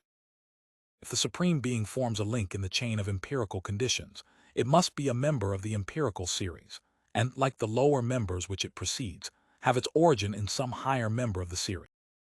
If, on the other hand, we disengage it from the chain, and cogitate it as an intelligible being, apart from the series of natural causes, how shall reason bridge the abyss that separates the latter from the former?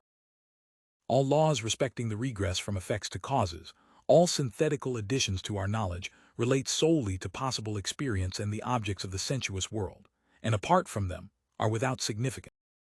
The world around us opens before our view so magnificent a spectacle of order, variety, beauty, and conformity to ends, that whether we pursue our observations into the infinity of space in the one direction, or into its illimitable divisions in the other, whether we regard the world in its greatest or its least manifestations, even after we have attained to the highest summit of knowledge which our weak minds can reach, we find that language in the presence of wonders so inconceivable has lost its force, and number its power to reckon, nay, even thought fails to conceive adequately, and our conception of the whole dissolves into an astonishment without power of expression, all the more eloquent that it is dumb. Everywhere around us we observe a chain of causes and effects, of means and ends, of death and birth, and as nothing has entered of itself into the condition in which we find it, we are constantly referred to some other thing, which itself suggests the same inquiry regarding its cause, and thus the universe must sink into the abyss of nothingness, unless we admit that, besides this infinite chain of contingencies, there exists something that is primal and self-subsistent, something which, as the cause of this phenomenal world, secures its continuance and preservation. This highest cause, what magnitude shall we attribute to it? Of the content of the world we are ignorant, still less can we estimate its magnitude by comparison with the sphere of the possible. But this supreme cause being a necessity of the human mind, what is there to prevent us from attributing to it such a degree of perfection as to place it above the sphere of all that is possible?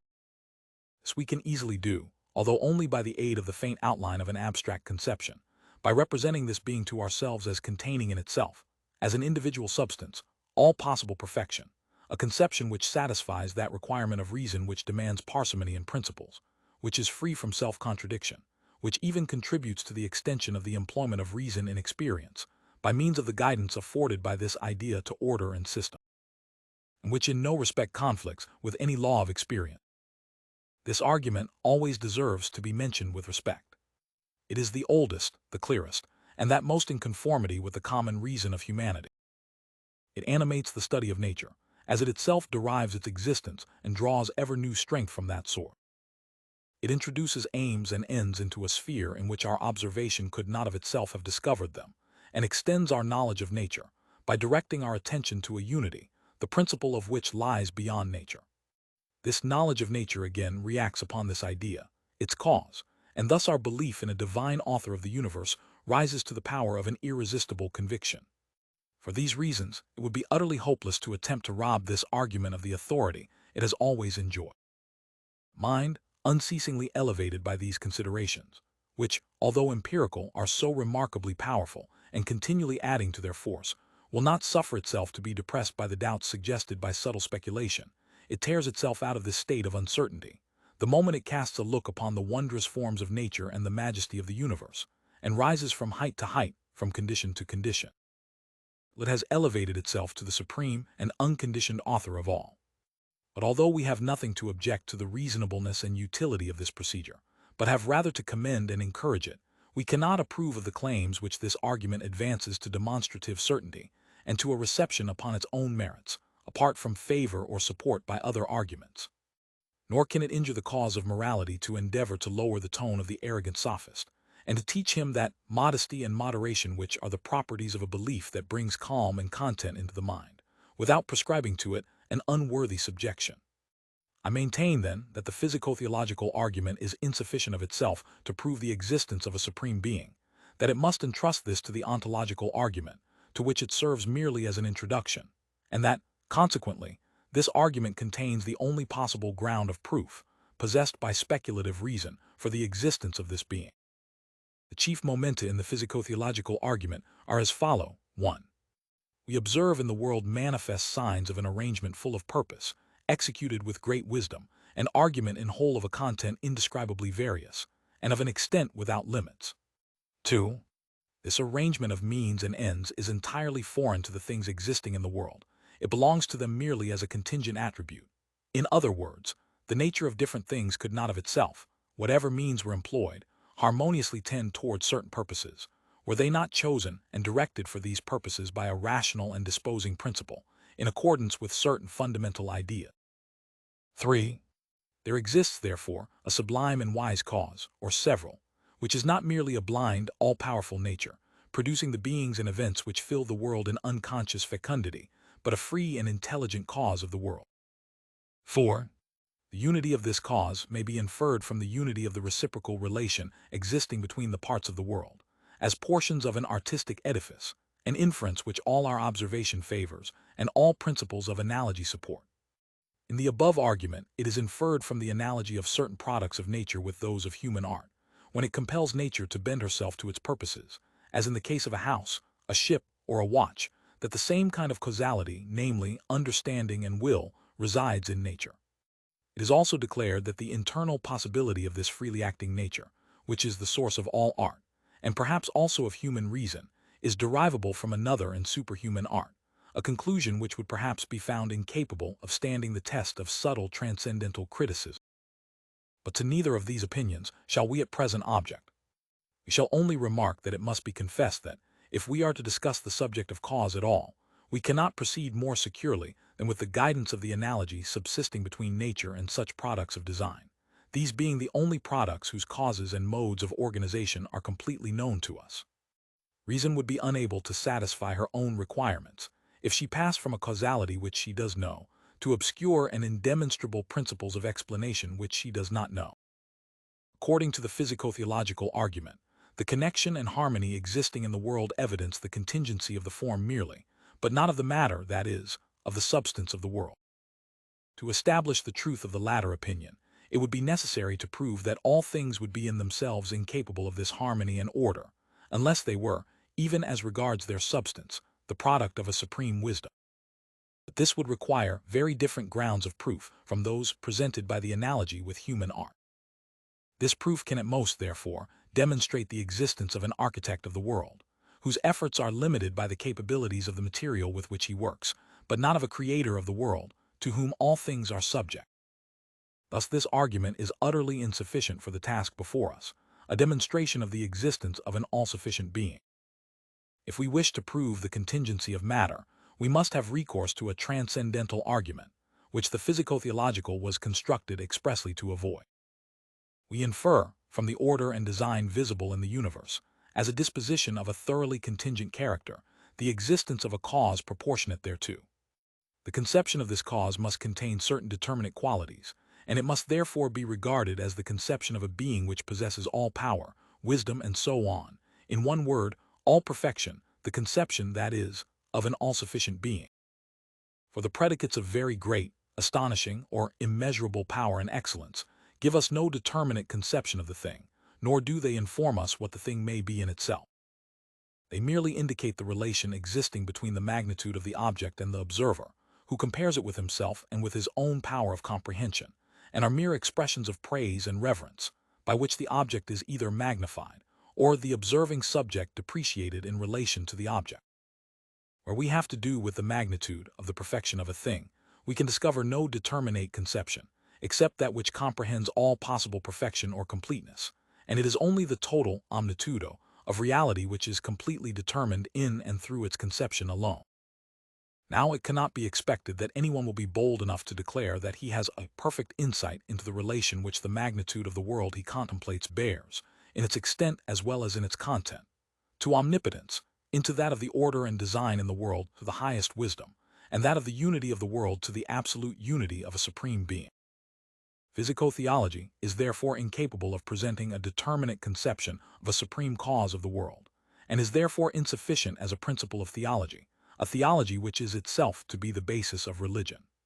The attainment of absolute totality is completely impossible on the path of empiricism, and yet this is the path pursued in the physico-theological argument.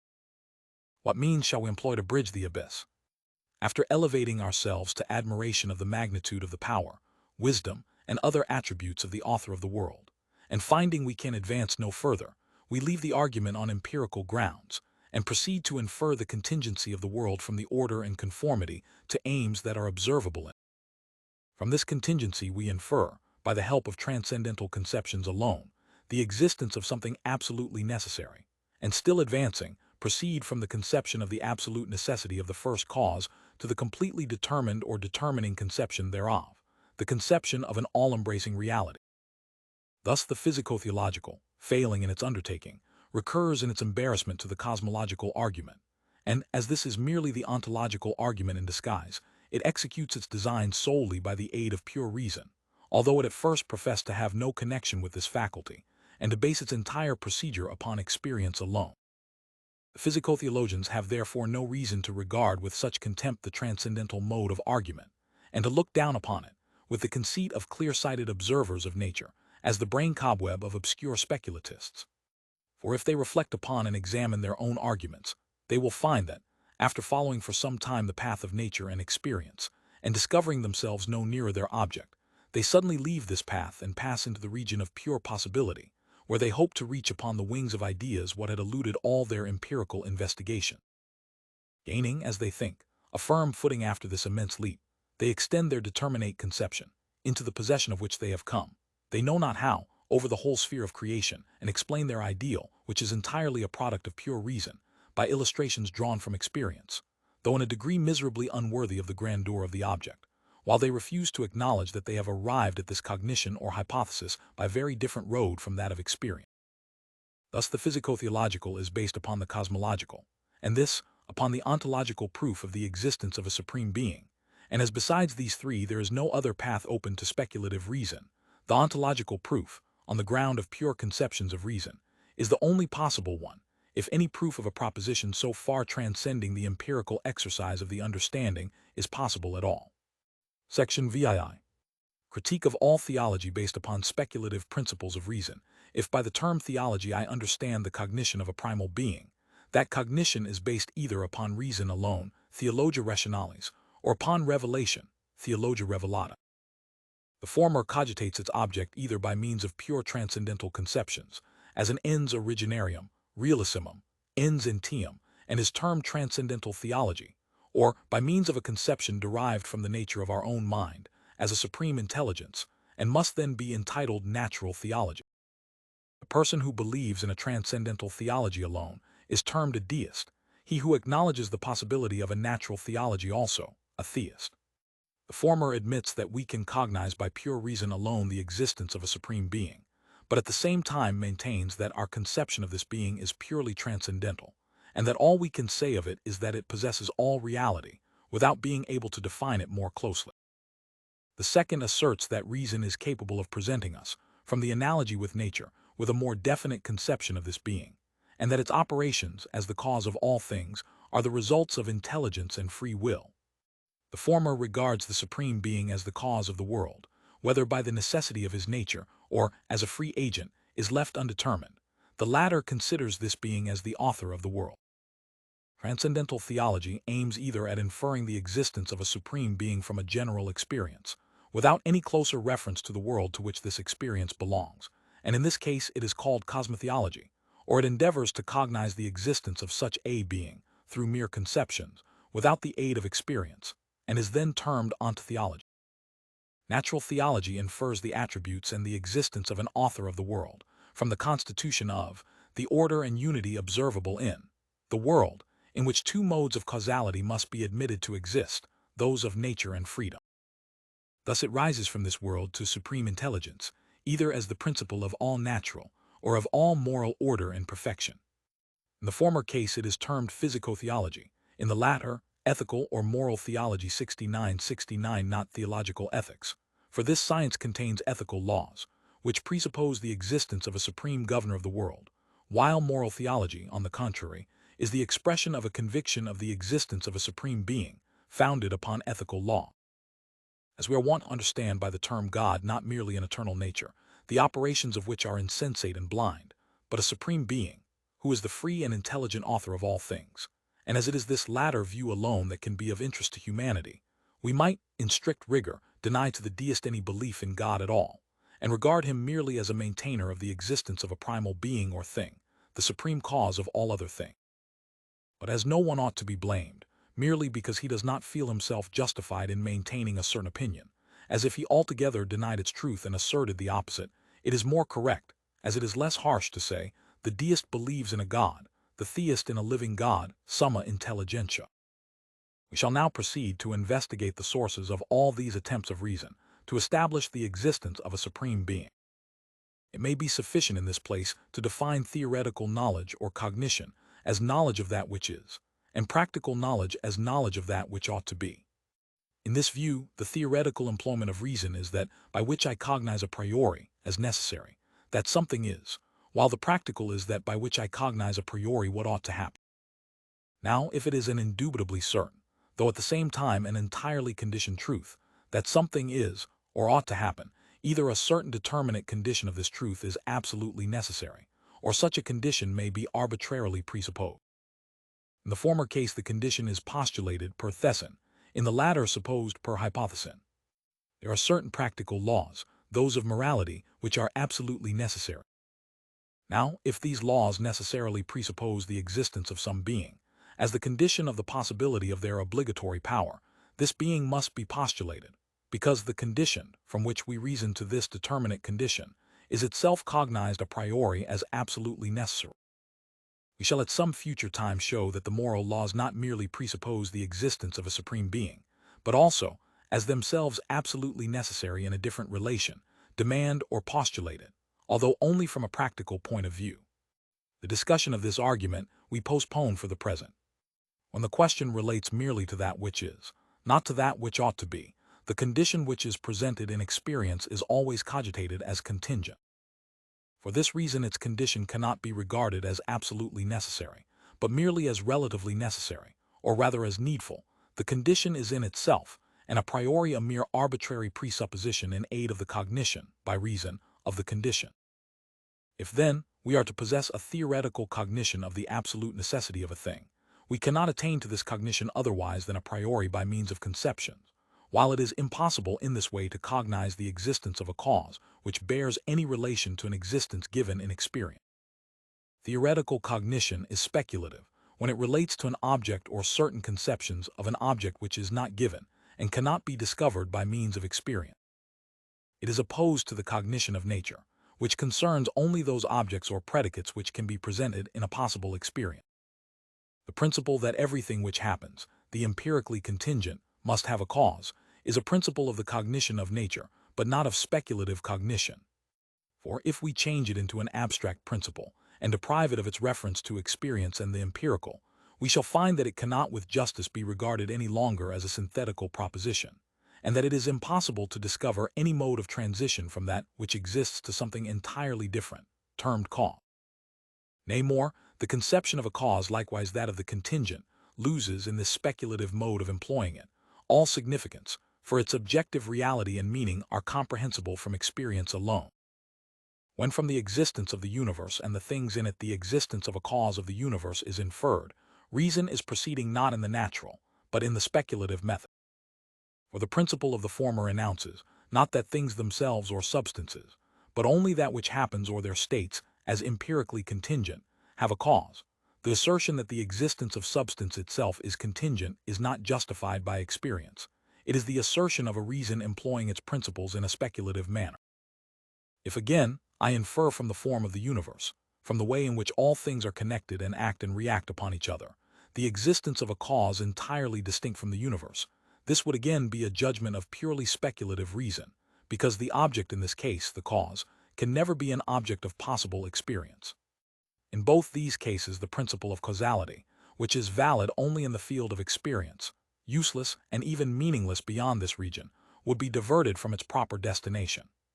Now I maintain that all attempts of reason to establish a theology by the aid of speculation alone are fruitless, that the principles of reason as applied to nature do not conduct us to any theological truths, and consequently that a rational theology can have no existence unless it is founded upon the laws of morality. For all synthetical principles of the understanding are valid only as immanent in experience, while the cognition of a supreme being necessitates their being employed transcendently, and of this the understanding is quite incapable. If the empirical law of causality is to conduct us to a supreme being, this being must belong to the chain of empirical objects, in which case it would be, like all phenomena, itself conditioned. If the possibility of passing the limits of experience be admitted, by means of the dynamical law of the relation of an effect to its cause, what kind of conception shall we obtain by this procedure? Certainly not the conception of a supreme being, because experience never presents us with the greatest of all possible effects, and it is only an effect of this character that could witness to the existence of a corresponding cause. If, for the purpose of fully satisfying the requirements of reason, we recognize her right to assert the existence of a perfect and absolutely necessary being, this can be admitted only from favor, and cannot be regarded as the result of irresistible demonstration. The physico-theological proof may add weight to others if other proofs there are, by connecting speculation with experience. But in itself, it rather prepares the mind for theological cognition and gives it a right and natural direction, than establishes a sure foundation for theology. It is now perfectly evident that transcendental questions admit only of transcendental answers, those presented a priori by pure conceptions without the least empirical admixture. But the question in the present case is evidently synthetical. It aims at the extension of our cognition beyond the bounds of experience. It requires an assurance respecting the existence of a being corresponding with the idea in our minds, to which no experience can ever be adequate. Now it has been abundantly proved that all a priori synthetical cognition is possible only as the expression of the formal conditions of a possible experience, and that the validity of all principles depends upon their immanence in the field of experience, that is, their relation to objects of empirical cognition or phenomena. Thus all transcendental procedure in reference to speculative theology is without result. If anyone prefers doubting the conclusiveness of the proofs of our analytic to losing the persuasion of the validity of these old and time-honored arguments, he at least cannot decline answering the question, how he can pass the limits of all possible experience by the help of mere ideas. If he talks of new arguments, or of improvements upon old arguments, I request him to spare me. There is certainly no great choice in this sphere of discussion, as all speculative arguments must at last look for support to the ontological, and I have, therefore, very little to fear from the argumentative fecundity of the dogmatical defenders of a nonsensuous reason. Without looking upon myself as a remarkably combative person, I shall not decline the challenge to detect the fallacy and destroy the pretensions of every attempt of speculative theology. And yet the hope of better fortune never deserts those who are accustomed to the dogmatical mode of procedure.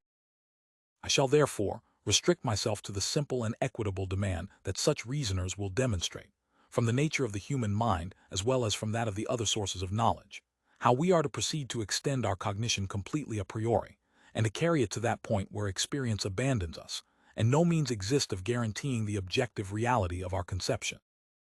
In whatever way the understanding may have attained to a conception, the existence of the object of the conception cannot be discovered in it by analysis, because the cognition of the existence of the object depends upon the object's being posited and given in itself apart from the conception.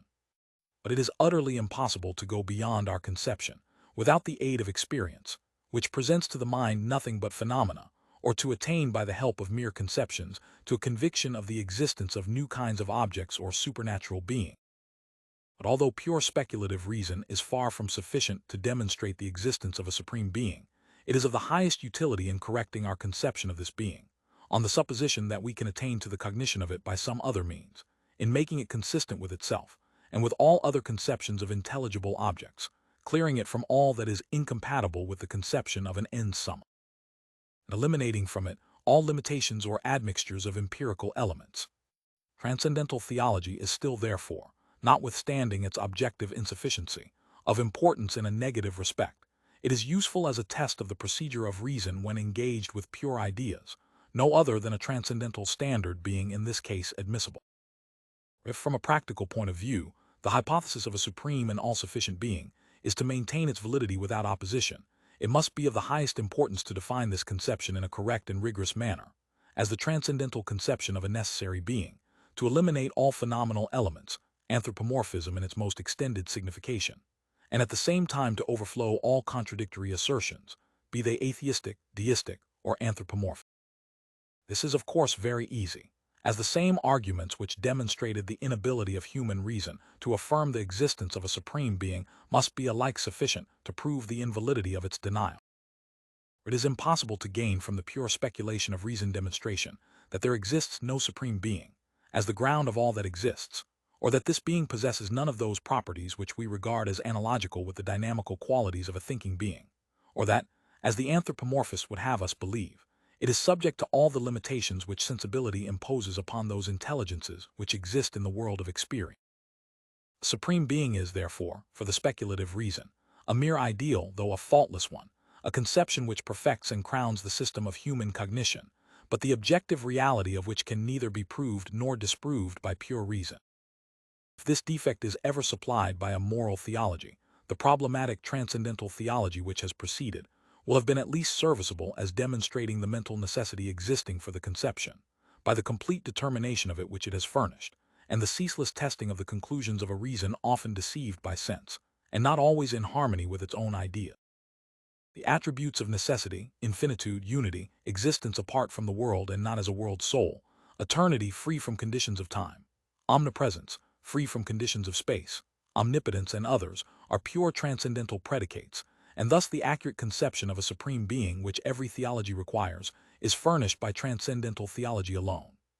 Appendix of the regulative employment of the ideas of pure reason, the result of all the dialectical attempts of pure reason, not only confirms the truth of what we have already proved in our transcendental analytic, namely, that all inferences which would lead us beyond the limits of experience are fallacious and groundless, but it at the same time teaches us this important lesson, that human reason has a natural inclination to overstep these limits, and that transcendental ideas are as much the natural property of the reason as categories are of the understanding. There exists this difference, however, that while the categories never mislead us, outward objects being always in perfect harmony therewith, ideas are the parents of irresistible illusions, the severest and most subtle criticism being required to save us from the fallacies which they induce.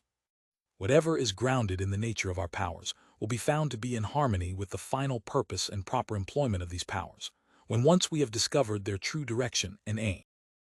We are entitled to suppose, therefore, that there exists a mode of employing transcendental ideas which is proper and imminent, although, when we mistake their meaning, and regard them as conceptions of actual things, their mode of application is transcendent and delusive. For it is not the idea itself, but only the employment of the idea in relation to possible experience, that is transcendent or imminent. An idea is employed transcendently when it is applied to an object falsely believed to be adequate with and to correspond to it, imminently when it is applied solely to the employment of the understanding in the sphere of experience. Thus all errors of subreptio, of misapplication, are to be ascribed to defects of judgment, and not to understanding or reason. Reason never has an immediate relation to an object. It relates immediately to the understanding alone. It is only through the understanding that it can be employed in the field of experience. It does not form conceptions of objects. It merely arranges them and gives to them that unity which they are capable of possessing when the sphere of their application has been extended as widely as possible. Reason avails itself of the conception of the understanding for the sole purpose of producing totality in the different series. This totality the understanding does not concern itself with. Its only occupation is the connection of experiences, by which series of conditions in accordance with conceptions are established. The object of reason is, therefore, the understanding and its proper destination. As the latter brings unity into the diversity of objects by means of its conceptions, so the former brings unity into the diversity of conceptions by means of ideas, as it sets the final aim of a collective unity to the operations of the understanding, which without this occupies itself with a distributive unity alone. I accordingly maintain that transcendental ideas can never be employed as constitutive ideas, that they cannot be conceptions of objects, and that, when thus considered, they assume a fallacious and dialectical character. But on the other hand, they are capable of an admirable and indispensably necessary application to objects, as regulative ideas, directing the understanding to a certain aim, the guiding lines towards which all its laws follow, and in which they all meet in one point.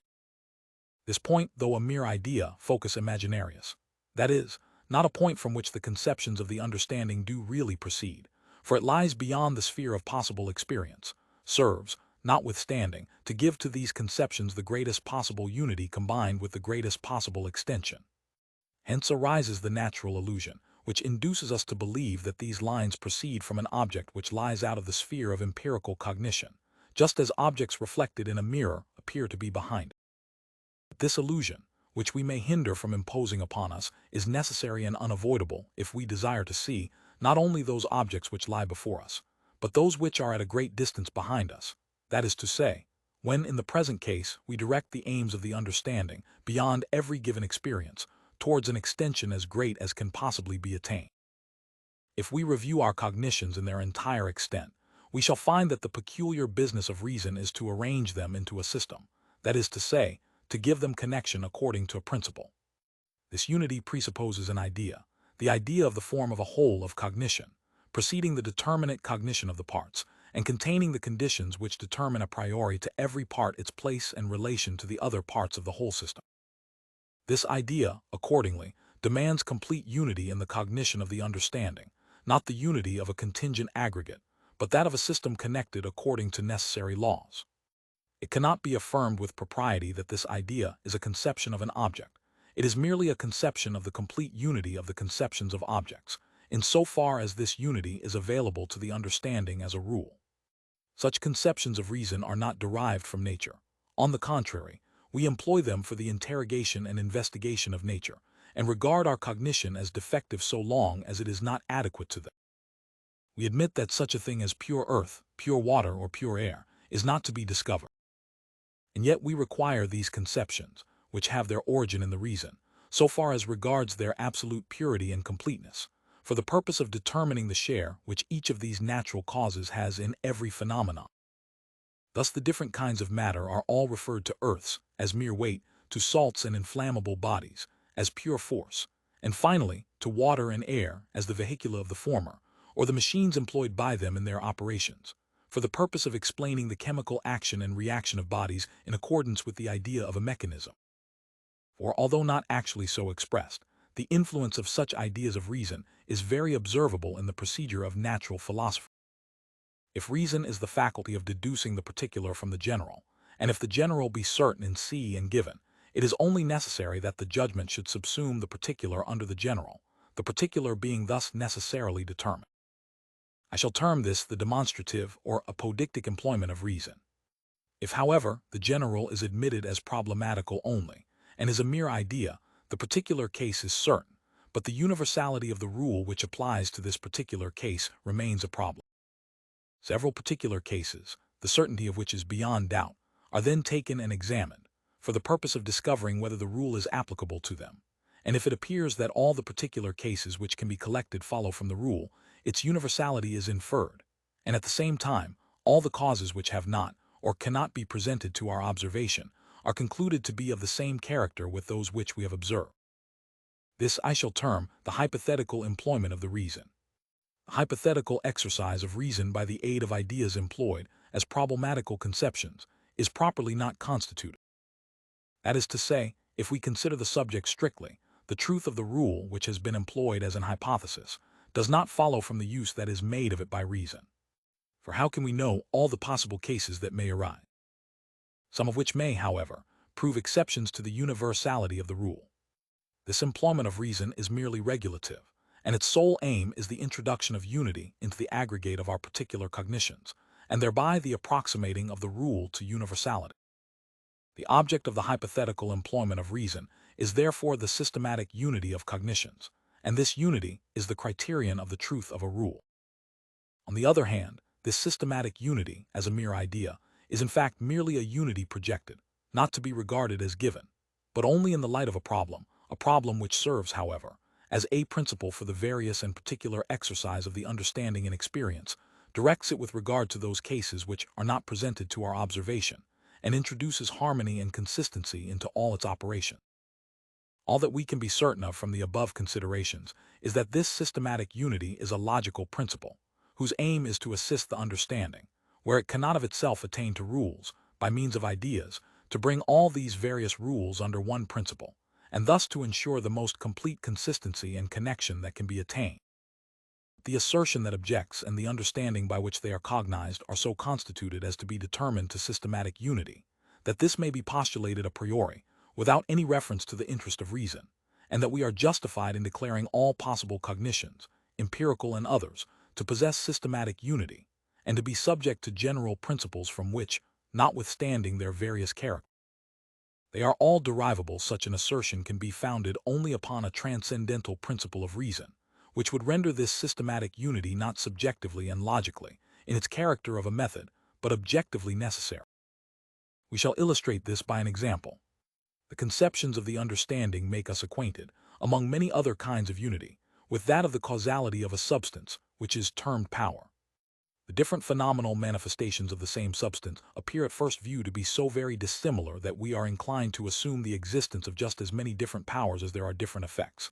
As in the case of the human mind, we have feeling, consciousness, imagination, memory, wit, analysis, pleasure, desire, and so on.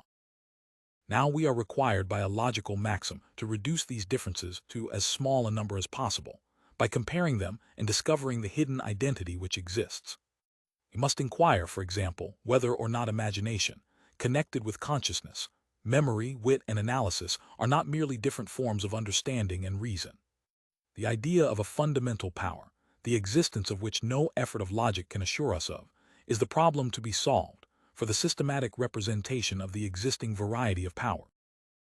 The logical principle of reason requires us to produce as great a unity as is possible in the system of our cognitions, and the more the phenomena of this and the other power are found to be identical, the more probable does it become that they are nothing but different manifestations of one and the same power, which may be called, relatively speaking, a fundamental power. And so with other cases.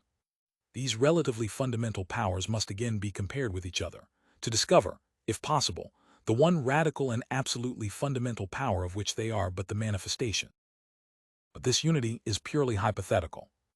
It is not maintained that this unity does really exist, but that we must, in the interest of reason, that is, for the establishment of principles for the various rules presented by experience, try to discover and introduce it, so far as is practicable, into the sphere of our cognition. But the transcendental employment of the understanding would lead us to believe that this idea of a fundamental power is not problematical, but that it possesses objective reality, and thus the systematic unity of the various powers or forces in a substance is demanded by the understanding and erected into an apodictic or necessary principle. For without having attempted to discover the unity of the various powers existing in nature, nay, even after all our attempts have failed, we notwithstanding presuppose that it does exist, and may be, sooner or later, discovered. And this reason does not only, as in the case above adduced with regard to the unity of substance, but where many substances, although all to a certain extent homogeneous, are discoverable, as in the case of matter in general. Here also does reason presuppose the existence of the systematic unity of various powers, inasmuch as particular laws of nature are subordinate to general laws, and parsimony in principles is not merely an economical principle of reason, but an essential law of nature. We cannot understand, in fact, how a logical principle of unity can of right exist, unless we presuppose a transcendental principle, by which such a systematic unit, as a property of objects themselves, is regarded as necessary a priori. With what right can reason, in its logical exercise, require us to regard the variety of forces which nature displays, as in effect a disguised unity, and to deduce them from one fundamental force or power, when she is free to admit that it is just as possible that all forces should be different in kind, and that a systematic unity is not conformable to the design of nature? In this view of the case, reason would be proceeding in direct opposition to her own destination, by setting as an aim an idea which entirely conflicts with the procedure and arrangement of nature. Neither can we assert that reason has previously inferred this unity from the contingent nature of phenomena. For the law of reason which requires us to seek for this unity is a necessary law, inasmuch as without it we should not possess a faculty of reason, nor without reason a consistent and self-accordant mode of employing the understanding, nor, in the absence of this, any proper and sufficient criterion of empirical truth. In relation to this criterion, therefore, we must suppose the idea of the systematic unity of nature to possess objective validity and necessity.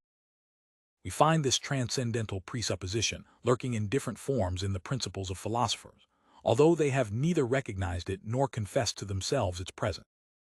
The diversities of individual things do not exclude identity of species, that the various species must be considered as merely different determinations of a few genera, and these again as divisions of still higher races, and so on, that, accordingly, a certain systematic unity of all possible empirical conceptions, in so far as they can be deduced from higher and more general conceptions, must be sought for, is a scholastic maxim or logical principle, without which reason could not be employed by us. For we can infer the particular from the general, only in so far as general properties of things constitute the foundation upon which the particular rest.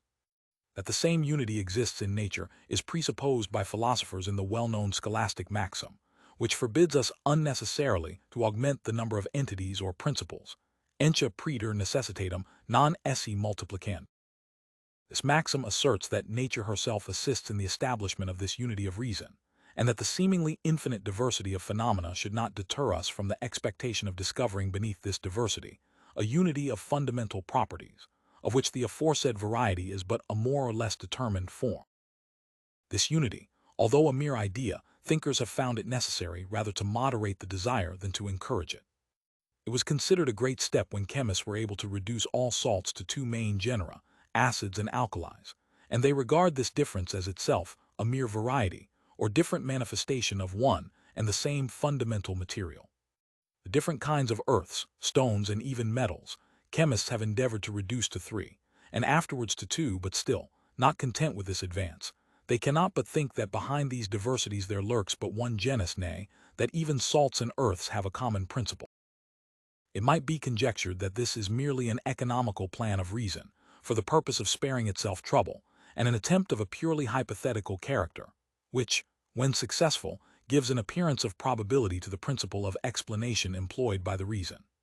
But a selfish purpose of this kind is easily to be distinguished from the idea, according to which every one presupposes that this unity is in accordance with the laws of nature, and that reason does not in this case request, but requires, although we are quite unable to determine the proper limits of this unity.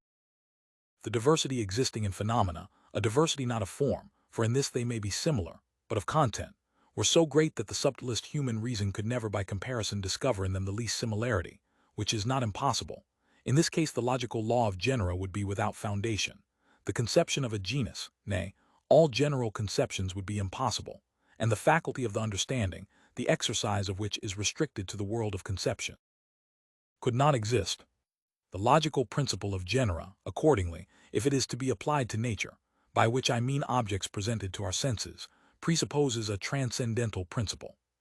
In accordance with this principle, homogeneity is necessarily presupposed in the variety of phenomena, although we are unable to determine a priori the degree of this homogeneity, because without it no empirical conceptions and consequently no experience would be possible. The logical principle of genera, which demands identity in phenomena, is balanced by another principle, that of species, which requires variety and diversity in things, notwithstanding their accordance in the same genus, and directs the understanding to attend to the one no less than to the other. This principle of the faculty of distinction acts as a check upon the reason, and reason exhibits in this respect a double and conflicting interest. On the one hand, the interest in the extent, the interest of generality, in relation to genera; on the other, that of the content, the interest of individuality, in relation to the variety of species. In the former case, the understanding cogitates more under its conceptions; in the latter it cogitates more in them. This distinction manifests itself likewise in the habits of thought peculiar to natural philosophers, some of whom, the remarkably speculative heads, may be said to be hostile to heterogeneity in phenomena, and have their eyes always fixed on the unity of genera, while others, with a strong empirical tendency, aim unceasingly at the analysis of phenomena, and almost destroy in us the hope of ever being able to estimate the character of these according to general principles. The latter mode of thought is evidently based upon a logical principle, the aim of which is the systematic completeness of all cognition. This principle authorizes me, beginning at the genus, to descend to the various and diverse contained under it, and in this way extension, as in the former case unity, is assured to the system. For if we merely examine the sphere of the conception which indicates a genus, we cannot discover how far it is possible to proceed in the division of that sphere, just as it is impossible, from the consideration of the space occupied by matter, to determine how far we can proceed in the division of it. Hence every genus must contain different species, and these again different subspecies, and as each of the latter must itself contain a sphere, must be of a certain extent, as a conceptus communis, reason demands that no species or subspecies is to be considered as the lowest possible. For a species or subspecies, being always a conception which contains only what is common to a number of different things, does not completely determine any individual thing or relate immediately to it, and must consequently contain other conceptions, that is, other subspecies under it. This law of specification may be thus expressed: entiam veritates non temere sunt minuendi. But it is easy to see that this logical law would likewise be without sense or application, were it not based upon a transcendental law of specification, which certainly does not require that the differences existing phenomena should be infinite in number, for the logical principle, which merely maintains the indeterminateness of the logical sphere of a conception in relation to its possible division, does not authorize this state. While it does impose upon the understanding the duty of searching for subspecies to every species, and minor differences in every difference. For were there no lower conceptions, neither could there be any higher. Now the understanding cognizes only by means of conceptions. Consequently, how far soever it may proceed in division, never by mere intuition, but always by lower and lower conception. The cognition of phenomena in their complete determination, which is possible only by means of the understanding, requires an unceasingly continued specification of conceptions, and a progression to ever smaller differences, of which abstraction had been made in the conception of the species, and still more in that of the genus. This law of specification cannot be deduced from experience. It can never present us with a principle of so universal an application. Empirical specification very soon stops in its distinction of diversities, and requires the guidance of the transcendental law, as a principle of the reason, a law which imposes on us the necessity of never ceasing in our search for differences, even although these may not present themselves to the senses. That absorbent earths are of different kinds could only be discovered by obeying the anticipatory law of reason, which imposes upon the understanding the task of discovering the differences existing between these earths, and supposes that nature is richer in substances than our senses would indicate. The faculty of the understanding belongs to us just as much under the presupposition of differences in the objects of nature, as under the condition that these objects are homogeneous, because we could not possess conceptions, nor make any use of our understanding, were not the phenomena included under these conceptions in some respects dissimilar, as well as similar, in their character. Reason thus prepares the sphere of the understanding for the operations of this faculty. 1. By the principle of the homogeneity of the diverse in higher genera. 2. By the principle of the variety of the homogeneous in lower species, and to complete the systematic unity, it adds 3. A law of the affinity of all conceptions, which prescribes a continuous transition from one species to every other by the gradual increase of diversity. We may term these the principles of the homogeneity, the specification, and the continuity of forms. The latter results from the union of the two former, inasmuch as we regard the systematic connection as complete in thought, in the ascent to higher genera, as well as in the descent to lower species. For all diversities must be related to each other, as they all spring from one highest genus, descending through the different gradations of a more and more extended determination. We may illustrate the systematic unity produced by the three logical principles in the following manner. Every conception may be regarded as a point, which, as the standpoint of a spectator, has a certain horizon, which may be said to enclose a number of things that may be viewed, so to speak, from that center. Within this horizon there must be an infinite number of other points, each of which has its own horizon, smaller and more circumscribed. In other words, every species contains subspecies, according to the principle of specification, and the logical horizon consists of smaller horizon subspecies, but not of points individuals, which possess no extent. Different horizons or genera, which include under them so many conceptions, may have one common horizon from which, as from a midpoint, they may be surveyed, and we may proceed thus, till we arrive at the highest genus or universal and true horizon, which is determined by the highest conception, and which contains under itself all differences and varieties, as genera, species, and subspecies. This highest standpoint, I am conducted by the law of homogeneity, as to all lower and more variously determined conceptions by the law of specification. Now as in this way there exists no void in the whole extent of all possible conceptions, and as out of the sphere of these the mind can discover nothing, there arises from the presupposition of the universal horizon above mentioned, and its complete division, the principle, non-dater vacuum formar. This principle asserts that there are not different primitive and highest genera, which stand isolated, so to speak, from each other, but all the various genera are mere divisions and limitations of one highest and universal genus, and hence follows immediately the principle, dater continuum formar. This principle indicates that all differences of species limit each other, and do not admit of transition from one to another by a saltus, but only through smaller degrees of the difference between the one species and the other. In one word, there are no species or subspecies which, in the view of reason, are the nearest possible to each other, intermediate species or subspecies being always possible, the difference of which from each of the former is always smaller than the difference existing between these. The first law, therefore, directs us to avoid the notion that there exist different primal genera, and announces the fact of perfect homogeneity. The second imposes a check upon this tendency to unity and prescribes the distinction of subspecies, before proceeding to apply our general conceptions to individuals. The third unites both the former, by announcing the fact of homogeneity as existing even in the most various diversity, by means of the gradual transition from one species to another. Thus it indicates a relationship between the different branches or species, insofar as they all spring from the same stem. But this logical law of the continuum specium, formarum logicarum, presupposes a transcendental principle, lex continui in natura, without which the understanding might be led into error by following the guidance of the former, and thus perhaps pursuing a path contrary to that prescribed by nature. This law must, consequently, be based upon pure transcendental, and not upon empirical consideration.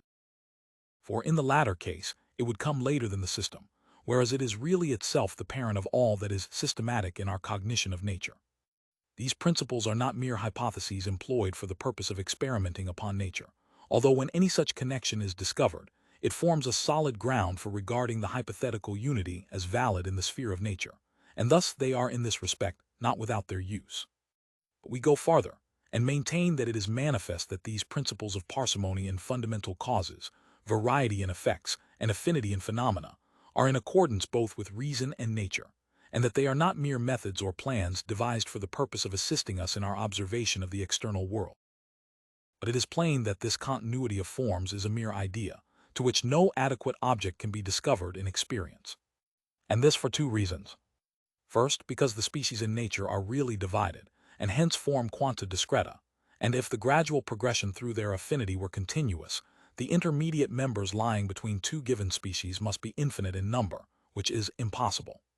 Secondly, because we cannot make any determinate empirical use of this law, inasmuch as it does not present us with any criterion of affinity which could aid us in determining how far we ought to pursue the graduation of differences. It merely contains a general indication that it is our duty to seek for, and if possible, to discover. When we arrange these principles of systematic unity in the order conformable to their employment in experience, they will stand thus: variety, affinity, unity, each of them, as ideas being taken in the highest degree of their completeness. Reason presupposes the existence of cognitions of the understanding, which have a direct relation to experience, and aims at the ideal unity of these cognitions, a unity which far transcends all experience or empirical notion.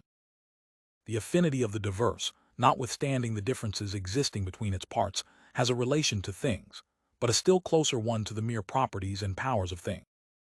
For example, imperfect experience may represent the orbits of the planets as circular. But we discover variations from this course, and we proceed to suppose that the planets revolve in a path which, if not a circle, is of a character very similar to it. That is to say, the movements of those planets which do not form a circle will approximate more or less to the properties of a circle, and probably form an ellipse. The paths of comets exhibit still greater variations, for, so far as our observation extends, they do not return upon their own course in a circle or ellipse. But we proceed to the conjecture that comets describe a parabola, a figure which is closely allied to the ellipse.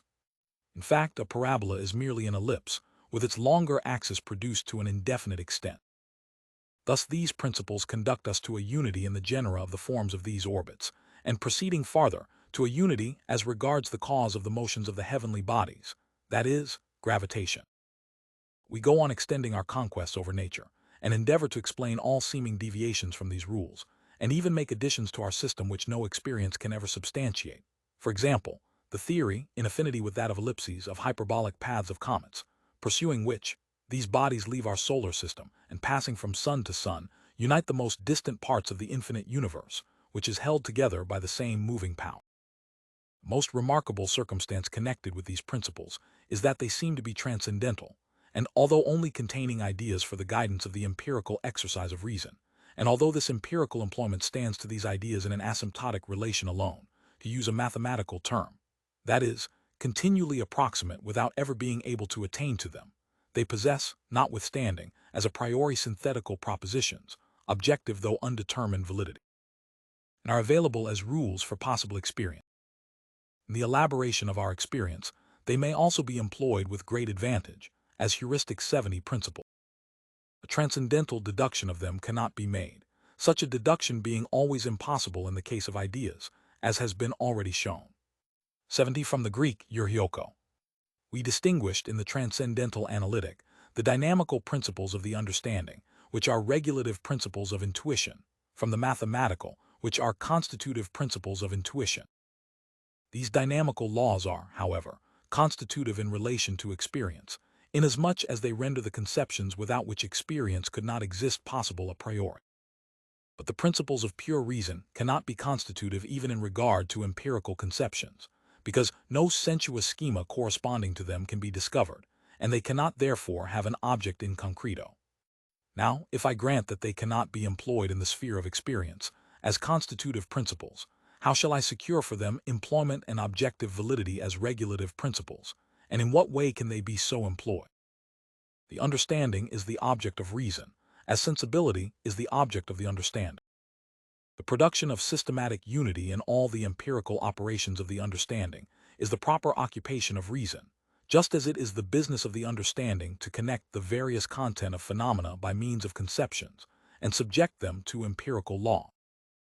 But the operations of the understanding are, without the schemata of sensibility, undetermined, and, in the same manner, the unity of reason is perfectly undetermined as regards the conditions under which, and the extent to which, the understanding ought to carry the systematic connection of its conception.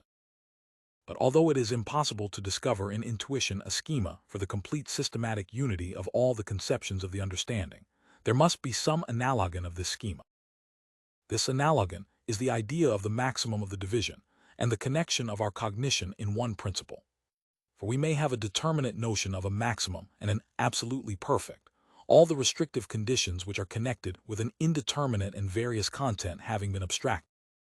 Thus the idea of reason is analogous with a sensuous schema, with this difference, that the application of the categories to the schema of reason does not present a cognition of any object, as is the case with the application of the categories to sensuous schemata, but merely provides us with a rule or principle for the systematic unity of the exercise of the understanding.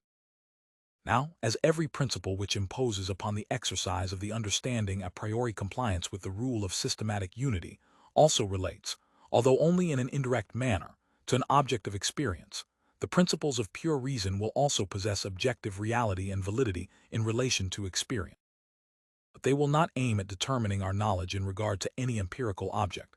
They will merely indicate the procedure, following which the empirical and determinate exercise of the understanding may be in complete harmony and connection with itself, a result which is produced by its being brought into harmony with the principle of systematic unity, so far as that is possible, and deduced from it. I term all subjective principles, which are not derived from observation of the constitution of an object, but from the interest which reason has in producing a certain completeness in her cognition of that object, maxims of reason. Thus there are maxims of speculative reason, which are based solely upon its speculative interest, although they appear to be objective principles. When principles which are really regulative are regarded as constitutive, and employed as objective principles, contradictions must arise, but if they are considered as mere maxims, there is no room for contradictions of any kind, as they then merely indicate the different interests of reason, which occasion differences in the mode of thought. In effect, reason has only one single interest, and the seeming contradiction existing between her maxims merely indicates a difference in, and a reciprocal limitation of, the methods by which this interest is satisfied. This reasoner has at heart the interest of diversity, in accordance with the principle of specification, another, the interest of unity, in accordance with the principle of aggregation. Each believes that his judgment rests upon a thorough insight into the subject he is examining, and yet it has been influenced solely by a greater or less degree of adherence to some one of the two principles, neither of which are objective, but originate solely from the interest of reason, and on this account to be termed maxims rather than principles. When I observe intelligent men disputing about the distinctive characteristics of men, animals or plants, and even of minerals, those on the one side assuming the existence of certain national characteristics, certain well-defined and hereditary distinctions of family, race, and so on, while the other side maintain that nature has endowed all races of men with the same faculties and dispositions, and that all differences are but the result of external and accidental circumstances. I have only to consider for a moment the real nature of the subject of discussion, to arrive at the conclusion that it is a subject far too deep for us to judge of, and that there is little probability of either party being able to speak from a perfect insight into and understanding of the nature of the subject itself. Both have in reality been struggling for the twofold interest of reason, the one maintaining the one interest, the other the other. This difference between the maxims of diversity and unity may easily be reconciled and adjusted, although, so long as they are regarded as objective principles, they must occasion not only contradictions and polemic, but place hindrances in the way of the advancement of truth, until some means is discovered of reconciling these conflicting interests and bringing reason into union and harmony with itself. The same is the case with the so-called law discovered by Leibniz and supported with remarkable ability by Bonnet, the law of the continuous gradation of created beings, which is nothing more than an inference from the principle of affinity, for observation and study of the order of nature could never present it to the mind as an objective truth.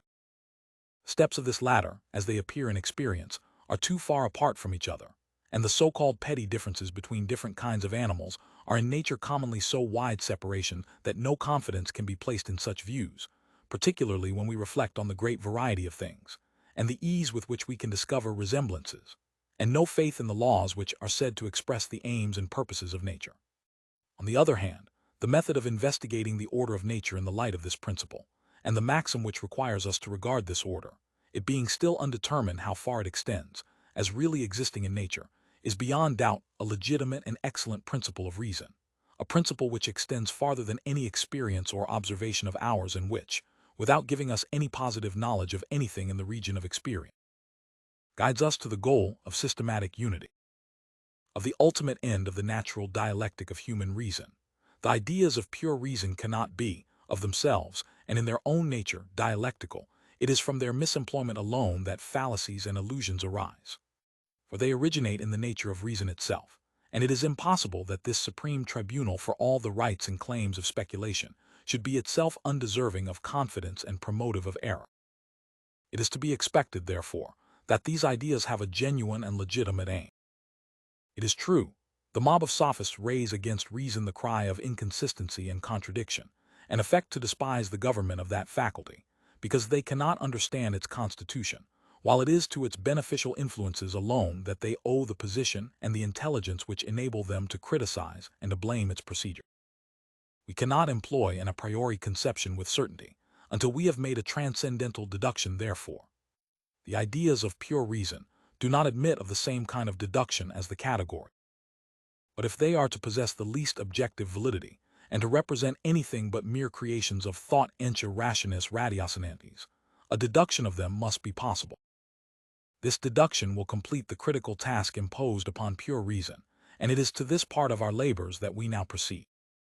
There is a great difference between a thing's being presented to the mind as an object in an absolute sense, or merely as an ideal object. In the former case, I employ my conceptions to determine the object.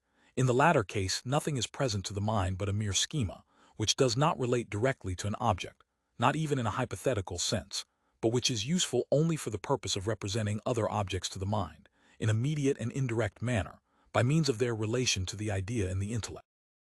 Thus I say the conception of a supreme intelligence is a mere idea, that is to say, its objective reality does not consist in the fact that it has an immediate relation to an object, for in this sense we have no means of establishing its objective validity.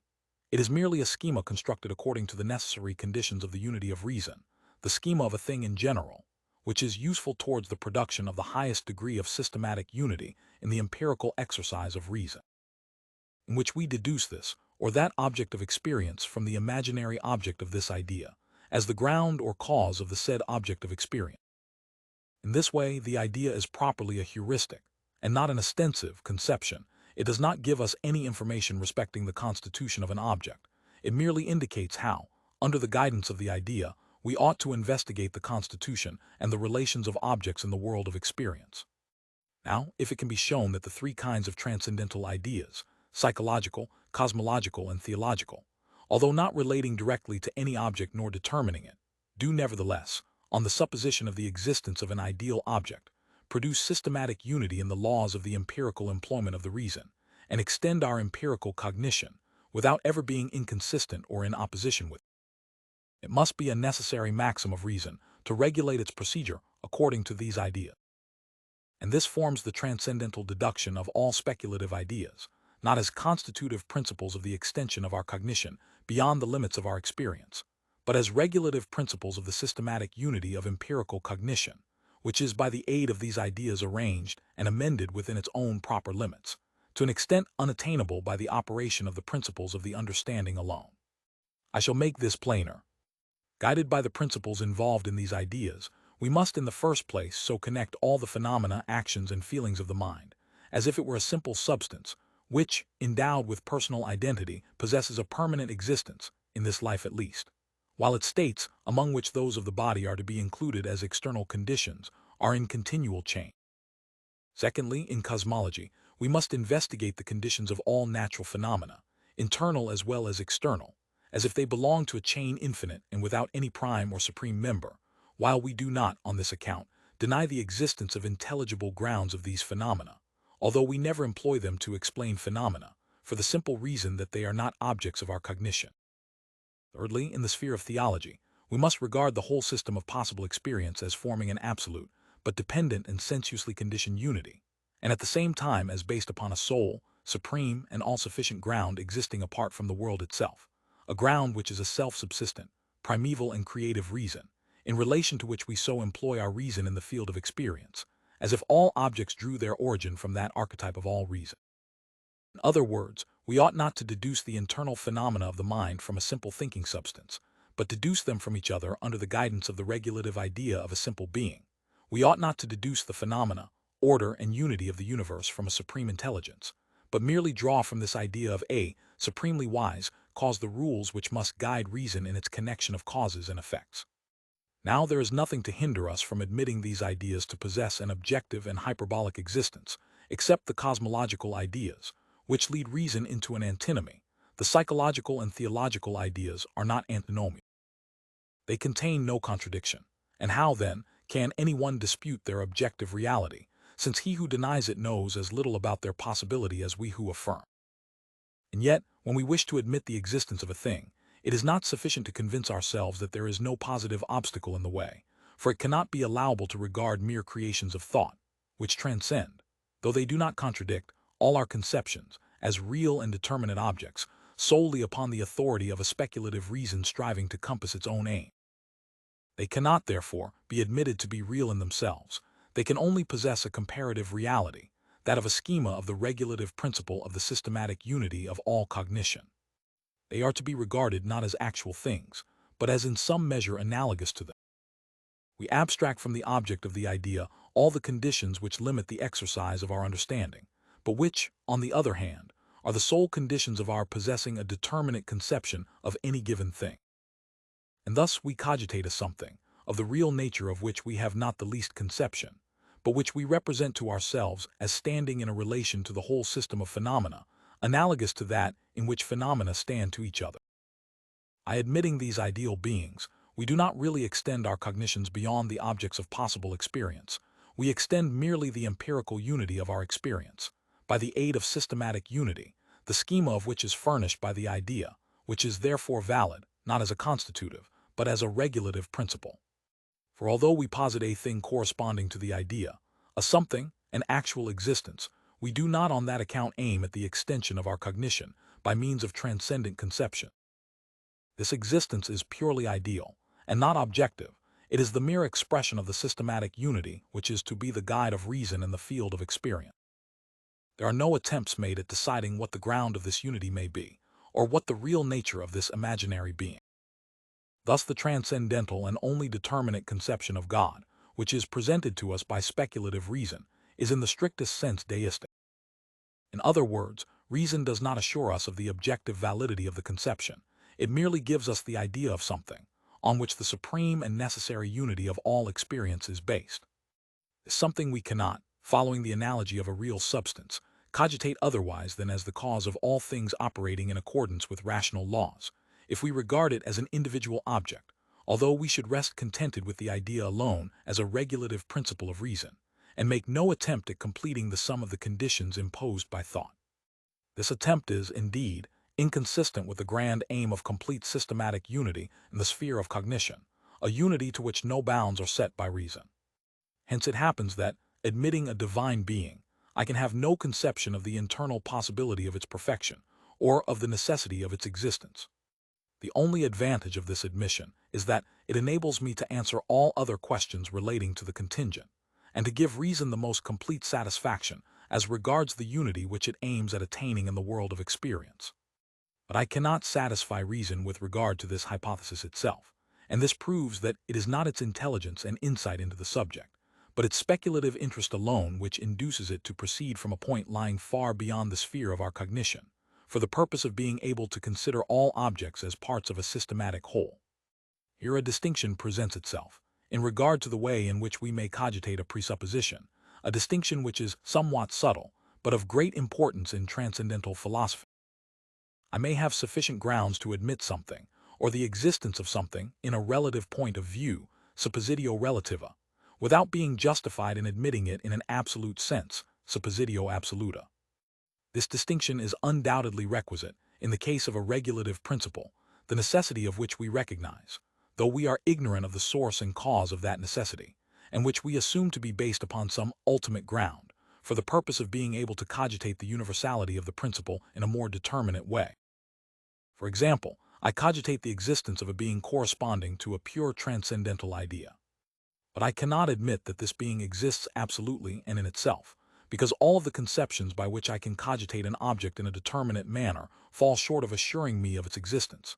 Nay, the conditions of the objective validity of my conceptions are excluded by the idea, by the very fact of its being an idea. The conceptions of reality, substance, causality, nay, even that of necessity and existence, have no significance out of the sphere of empirical cognition, and cannot, beyond that sphere, determine any object. They may, accordingly, be employed to explain the possibility of things in the world of sense, but they are utterly inadequate to explain the possibility of the universe itself considered as a whole, because in this case the ground of explanation must lie out of and beyond the world, and cannot, therefore, be an object of possible experience. Now, I may admit the existence of an incomprehensible being of this nature, the object of a mere idea, relatively to the world of sense, although I have no ground to admit its existence absolutely and in itself. If an idea, that of a systematic and complete unity, of which I shall presently speak more particularly, lies at the foundation of the most extended empirical employment of reason, and if this idea cannot be adequately represented in concreto, although it is indispensably necessary for the approximation of empirical unity to the highest possible degree, I am not only authorized, but compelled, to realize this idea, that is, to posit a real object corresponding thereto. But I cannot profess to know this object. It is to me merely a something, to which, as the ground of systematic unity in cognition, I attribute such properties as are analogous to the conceptions employed by the understanding in the sphere of experience. Following the analogy of the notions of reality, substance, causality, and necessity, I cogitate a being which possesses all these attributes in the highest degree. And as this idea is the offspring of my reason alone, I cogitate this being as self-subsistent reason, and as the cause of the universe operating by means of ideas of the greatest possible harmony and unity. Thus I abstract all conditions that would limit my idea, solely for the purpose of rendering systematic unity possible in the world of empirical diversity, and thus securing the widest possible extension for the exercise of reason in that sphere. This I am enabled to do by regarding all connections and relations in the world of sense as if they were the dispositions of a supreme reason, of which our reason is but a faint image. I then proceed to cogitate this supreme being by conceptions which have, properly, no meaning or application, except in the world of sense. But as I am authorized to employ the transcendental hypothesis of such a being in a relative respect alone, that is, as the substratum of the greatest possible unity in experience, I may attribute to a being which I regard as distinct from the world, such properties as belong solely to the sphere of sense and experience. For I do not desire, and am not justified in desiring, to cognize this object of my idea as it exists in itself, for I possess no conceptions sufficient for this task, those of reality, substance, causality, nay, even that of necessity and existence, losing all significance and becoming merely the signs of conception, without content and without applicability, when I attempt to carry them beyond the limits of the world of sense. I cogitate merely the relation of a perfectly unknown being to the greatest possible systematic unity of experience, solely for the purpose of employing it as the schema of the regulative principle which directs reason in its empirical exercise. It is evident at the first view that we cannot presuppose the reality of this transcendental object, by means of the conceptions of reality, substance, causality, and so on, because these conceptions cannot be applied to anything that is distinct from the world of sense. Thus the supposition of a supreme being or cause is purely relative. It is cogitated only in behalf of the systematic unity of experience. Such a being is but a something, of whose existence in itself we have not the least conception. Thus, too, it becomes sufficiently manifest why we required the idea of a necessary being in relation to objects given by sense, although we can never have the least conception of this being, or of its absolute necessity. And now we can clearly perceive the result of our transcendental dialectic, and the proper aim of the ideas of pure reason, which become dialectical solely from misunderstanding and inconsiderateness. Pure reason is, in fact, occupied with itself, and not with any object. Objects are not presented to it to be embraced in the unity of an empirical conception. It is only the cognitions of the understanding that are presented to it, for the purpose of receiving the unity of a rational conception, that is, of being connected according to a principle. The unity of reason is the unity of system, and this systematic unity is not an objective principle, extending its dominion over objects, but a subjective maxim, extending its authority over the empirical cognition of objects. The systematic connection which reason gives to the empirical employment of the understanding not only advances the extension of that employment, but ensures its correctness, and thus the principle of a systematic unity of this nature is also objective, although only in an indefinite respect, principium vagum. It is not, however, a constitutive principle, determining an object to which it directly relates. It is merely a regulative principle or maxim, advancing and strengthening the empirical exercise of reason, by the opening up of new paths of which the understanding is ignorant, while it never conflicts with the laws of its exercise in the sphere of experience. But reason cannot cogitate this systematic unity, without at the same time cogitating an object of the idea, an object that cannot be presented in any experience, which contains no concrete example of a complete systematic unity. This being ens rationis ratiocinati, is therefore a mere idea, and is not assumed to be a thing which is real absolutely and in itself. On the contrary, it forms merely the problematical foundation of the connection, which the mind introduces among the phenomena of the sensuous world. We look upon this connection, in the light of the above-mentioned idea, as if it drew its origin from the supposed being which corresponds to the idea.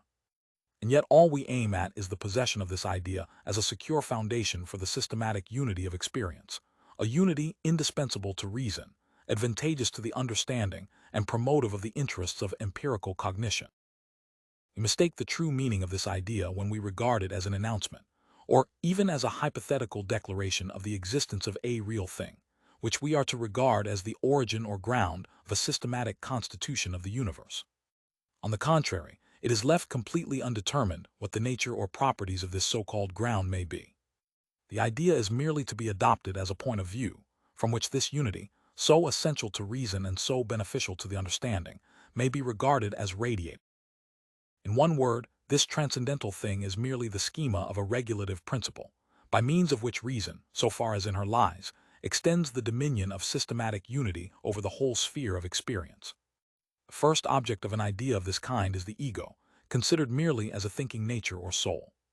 If I wish to investigate the properties of a thinking being, I must interrogate experience. But I find that I can apply none of the categories to this object, the schema of these categories, which is the condition of their application, being given only in sensuous intuition. But I cannot thus attain to the cognition of a systematic unity of all the phenomena of the internal sense.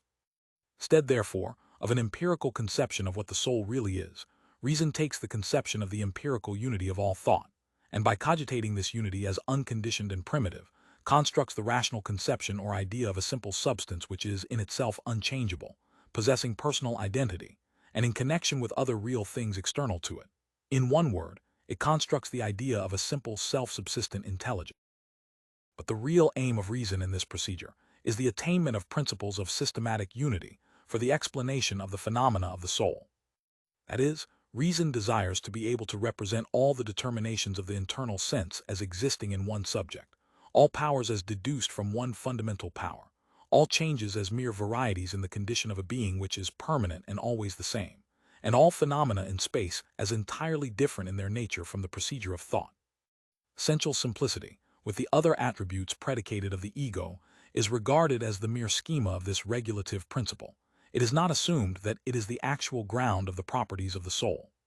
For these properties may rest upon quite different grounds, of which we are completely ignorant, just as the above predicates could not give us any knowledge of the soul as it is in itself, even if we regarded them as valid in respect of it, inasmuch as they constitute a mere idea, which cannot be represented in concreto. Nothing but good can result from a psychological idea of this kind, if we only take proper care not to consider it as more than an idea, that is, if we regard it as valid merely in relation to the employment of reason, in the sphere of the phenomena of the soul. Under the guidance of this idea, or principle, no empirical laws of corporeal phenomena are called in to explain that which is a phenomenon of the internal sense alone. No windy hypotheses of the generation, annihilation, and palingenesis of souls are admitted. Thus the consideration of this object of the internal sense is kept pure and unmixed with heterogeneous elements, while the investigation of reason aims at reducing all the grounds of explanation employed in this sphere of knowledge to a single principle. All this is best effected, nay, cannot be effected otherwise than by means of such a schema, which requires us to regard this ideal thing as an actual existence. The psychological idea is, therefore, meaningless and inapplicable, except as the schema of a regulative conception. For if I ask whether the soul is not really of a spiritual nature, it is a question which has no meaning. From such a conception has been abstracted, not merely all corporeal nature, but all nature, that is, all the predicates of a possible experience, and consequently all the conditions which enable us to cogitate an object to this conception have disappeared. But if these conditions are absent, it is evident that the conception is meaningless. The second regulative idea of speculative reason is the conception of the universe.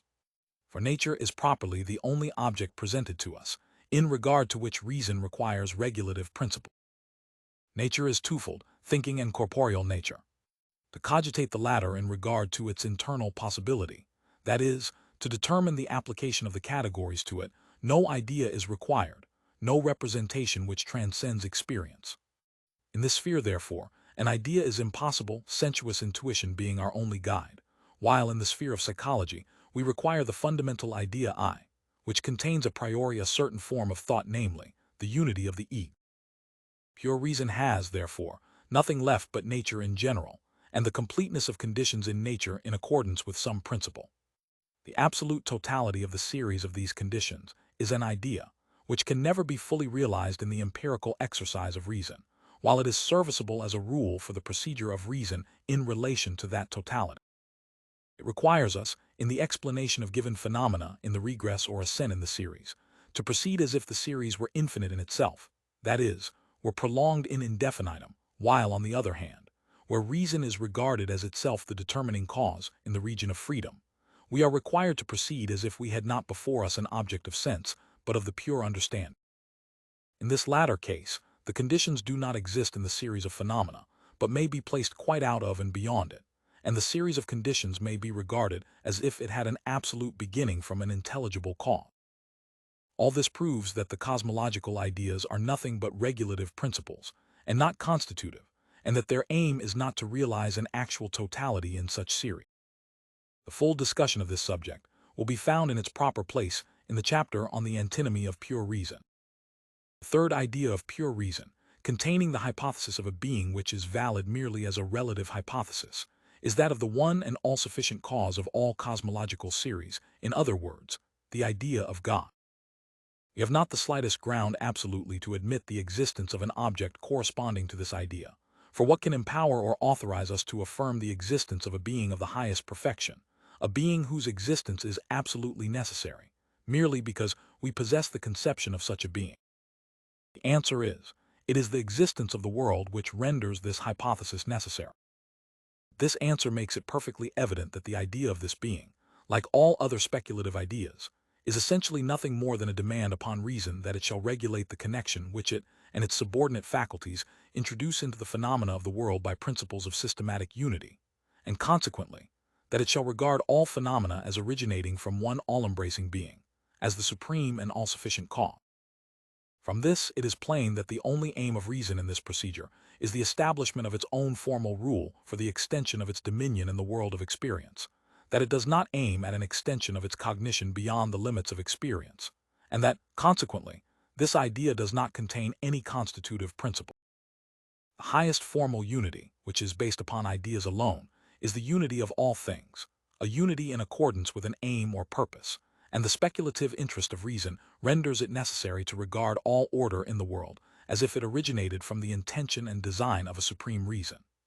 This principle unfolds to the view of reason in the sphere of experience new and enlarged prospects, and invites it to connect the phenomena of the world according to teleological laws, and in this way to attain to the highest possible degree of systematic unity. The hypothesis of a supreme intelligence, as the sole cause of the universe, an intelligence which has for us no more than an ideal existence, is accordingly always of the greatest service to reason. Thus, if we presuppose, in relation to the figure of the earth which is round, but somewhat flattened at the poles, 71 or that of mountains or seas, wise designs on the part of an author of the universe, we cannot fail to make, by the light of this supposition, a great number of interesting discoveries. If we keep to this hypothesis, as a principle which is purely regulative, even error cannot be very detrimental. For in this case, error can have no more serious consequences than that, where we expected to discover a teleological connection, nexus finalis, only a mechanical or physical connection appear.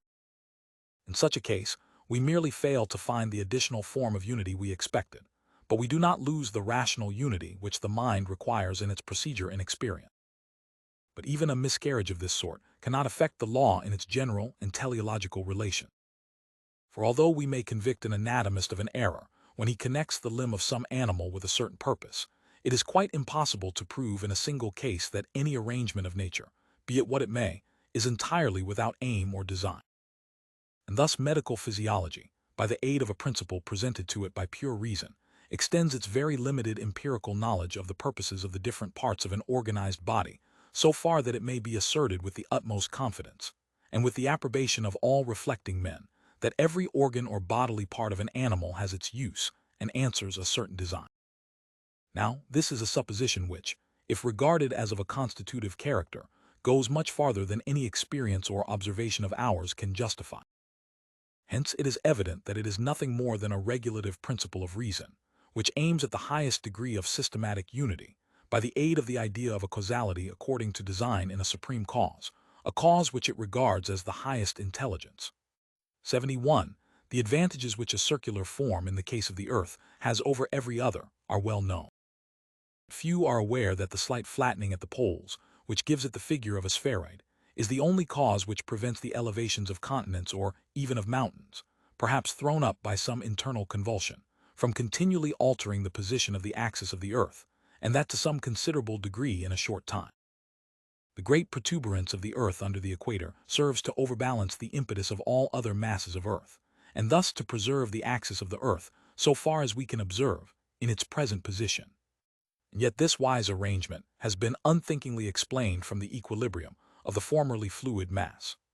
If, however, we neglect this restriction of the idea to a purely regulative influence, reason is betrayed into numerous errors. For it has then left the ground of experience, in which alone are to be found the criteria of truth, and has ventured into the region of the incomprehensible and unsearchable, on the heights of which it loses its power and collectedness, because it has completely severed its connection with experience. The first error which arises from our employing the idea of a supreme being as a constitutive, in repugnance to the very nature of an idea, and not as a regulative principle, is the error of inactive reason, ignava ratio. 72. We may so term every principle which requires us to regard our investigations of nature as absolutely complete, and allows reason to cease its inquiries, as if it had fully executed its task. Thus the psychological idea of the ego, when employed as a constitutive principle for the explanation of the phenomena of the soul, and for the extension of our knowledge regarding this subject beyond the limits of experience, even to the condition of the soul after death, is convenient enough for the purposes of pure reason, but detrimental and even ruinous to its interests in the sphere of nature and experience. The dogmatizing spiritualist explains the unchanging unity of our personality through all changes of condition from the unity of a thinking substance, the interest which we take in things and events that can happen only after our death, from a consciousness of the immaterial nature of our thinking subject, and so on. Thus he dispenses with all empirical investigations into the cause of these internal phenomena, and with all possible explanations of them upon purely natural grounds, while, at the dictation of a transcendent reason, he passes by the immanent sources of cognition and experience, greatly to his own ease and convenience, but to the sacrifice of all genuine insight and intelligence. These prejudicial consequences become still more evident in the case of the dogmatical treatment of our idea of a supreme intelligence and the theological system of nature, physico-theology, which is falsely based upon it. For in this case, the aims which we observe in nature, and often those which we merely fancy to exist, make the investigation of causes a very easy task, by directing us to refer such and such phenomena immediately to the unsearchable will and counsel of the supreme wisdom, while we ought to investigate their causes in the general laws of the mechanism of matter. We are thus recommended to consider the labor of reason as ended, when we have merely dispensed with its employment, which is guided surely and safely only by the order of nature and the series of changes in the world, which are arranged according to immanent and general laws. This error may be avoided if we do not merely consider from the viewpoint of final aims certain parts of nature, such as the division and structure of a continent, the constitution and direction of certain mountain chains, or even the organization existing in the vegetable and animal kingdoms, but look upon this systematic unity of nature in a perfectly general way, in relation to the idea of a supreme intelligence.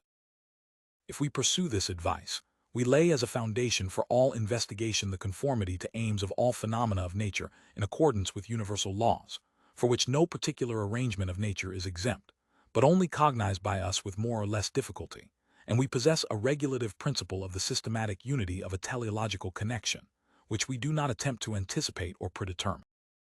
All that we do and ought to do is to follow out the physico-mechanical connection in nature according to general laws, with the hope of discovering, sooner or later, the teleological connection also.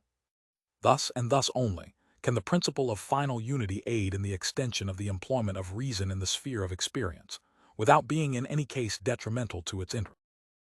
72. This was the term applied by the old dialecticians to a sophistical argument, which ran thus: if it is your fate to die of this disease, you will die, whether you employ a physician or not.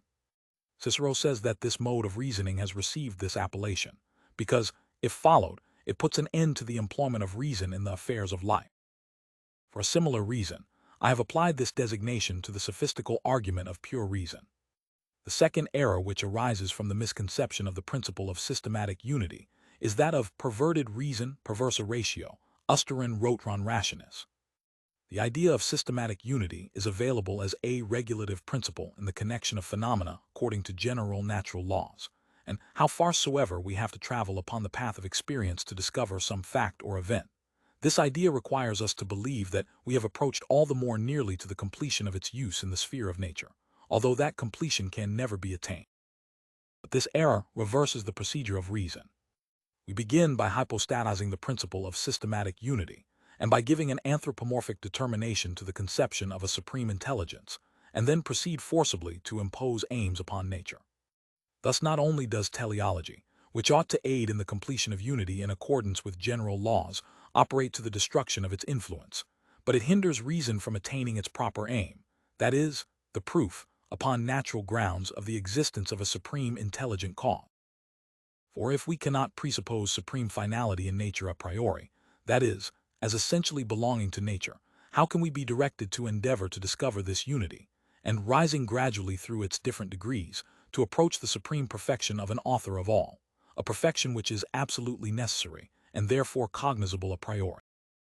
The regulative principle directs us to presuppose systematic unity absolutely, and consequently, as following from the essential nature of things, but only as a unity of nature, not merely cognized empirically, but presupposed a priori, although only in an indeterminate manner.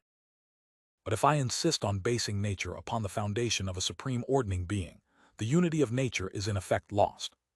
For in this case, it is quite foreign and unessential to the nature of things, and cannot be cognized from the general laws of nature. And thus arises a vicious circular argument, what ought to have been proved having been presupposed. Take the regulative principle of systematic unity in nature for a constitutive principle, and to hypostatize and make a cause out of that which is properly the ideal ground of the consistent and harmonious exercise of reason, involves reason in inextricable embarrassments. Investigation of nature pursues its own path under the guidance of the chain of natural causes, in accordance with the general laws of nature, and ever follows the light of the idea of an author of the universe, not for the purpose of deducing the finality, which it constantly pursues, from this supreme being, but to attain to the cognition of his existence from the finality which it seeks in the existence of the phenomena of nature, and, if possible, in that of all things to cognize this being, consequently, as absolutely necessary. Whether this latter purpose succeed or not, the idea is and must always be a true one, and its employment, when merely regulative, must always be accompanied by truthful and beneficial results. Complete unity, in conformity with aims, constitutes absolute perfection. But if we do not find this unity in the nature of the things which go to constitute the world of experience, that is, of objective cognition, consequently in the universal and necessary laws of nature, how can we infer from this unity the idea of the supreme and absolutely necessary perfection of a primal being, which is the origin of all causality? The greatest systematic unity, and consequently teleological unity, constitutes the very foundation of the possibility of the most extended employment of human reason. The idea of unity is therefore essentially and indissolubly connected with the nature of our reason. This idea is a legislative one, and hence it is very natural that we should assume the existence of a legislative reason corresponding to it, from which the systematic unity of nature, the object of the operations of reason, must be derived. In the course of our discussion of the antinomies, we stated that it is always possible to answer all the questions which pure reason may raise, and that the plea of the limited nature of our cognition, which is unavoidable and proper in many questions regarding natural phenomena, cannot in this case be admitted, because the questions raised do not relate to the nature of things, but are necessarily originated by the nature of reason itself, and relate to its own internal constitution. We can now establish this assertion, which at first sight appeared so rash, in relation to the two questions in which reason takes the greatest interest, and thus complete our discussion of the dialectic of pure reason. If then the question is asked, in relation to transcendental theology, 73 first, whether there is anything distinct from the world, which contains the ground of cosmical order and connection according to general laws? The answer is certainly. For the world is a sum of phenomena, there must therefore be some transcendental basis of these phenomena, that is, a basis cogitable by the pure understanding alone. If secondly, the question is asked whether this being is substance, whether it is of the greatest reality, whether it is necessary, and so forth, I answer that this question is utterly without meaning.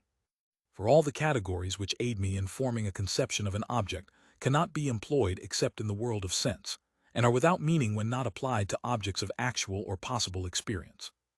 Out of this sphere they are not properly conceptions, but the mere marks or indices of conceptions, which we may admit, although they cannot, without the help of experience, help us to understand any subject or thing. If thirdly, the question is whether we may not cogitate this being, which is distinct from the world, in analogy with the objects of experience, the answer is undoubtedly, but only as an ideal, and not as a real object. That is, we must cogitate it only as an unknown substratum of the systematic unity, order, and finality of the world, a unity which reason must employ as the regulative principle of its investigation of nature. Nay, more, we may admit into the idea certain anthropomorphic elements, which are promotive of the interests of this regulative principle. For it is no more than an idea, which does not relate directly to being distinct from the world, but to the regulative principle of the systematic unity of the world, by means, however, of a schema of this unity, the schema of a supreme intelligence, who is the wisely designing author of the universe. What this basis of cosmical unity may be in itself, we know not, we cannot discover from the idea, we merely know how we ought to employ the idea of this unity, in relation to the systematic operation of reason in the sphere of experience. 73. After what has been said of the psychological idea of the ego and its proper employment as a regulative principle of the operations of reason, I need not enter into details regarding the transcendental illusion, by which the systematic unity of all the various phenomena of the internal sense is hypostatized. The procedure is in this case very similar to that which has been discussed in our remarks on the theological ideal. But it will be asked again, can we on these grounds admit the existence of a wise and omnipotent author of the world? Without doubt, and not only so, but we must assume the existence of such a being. But do we thus extend the limits of our knowledge beyond the field of possible experience? By no means. We have merely presupposed a something of which we have no conception, which we do not know as it is in itself, but in relation to the systematic disposition of the universe, which we must presuppose in all our observation of nature, we have cogitated this unknown being in analogy with an intelligent existence, an empirical conception. That is to say, we have endowed it with those attributes, which, judging from the nature of our own reason, may contain the ground of such a systematic unity. This idea is therefore valid only relatively to the employment in experience of our reason. But if we attribute to it absolute and objective validity, we overlook the fact that it is merely an ideal being that we cogitate, And by setting out from a basis which is not determinable by considerations drawn from experience, we place ourselves in a position which incapacitates us from applying this principle to the empirical employment of reason. But it will be asked further, can I make any use of this conception and hypothesis in my investigations into the world and nature?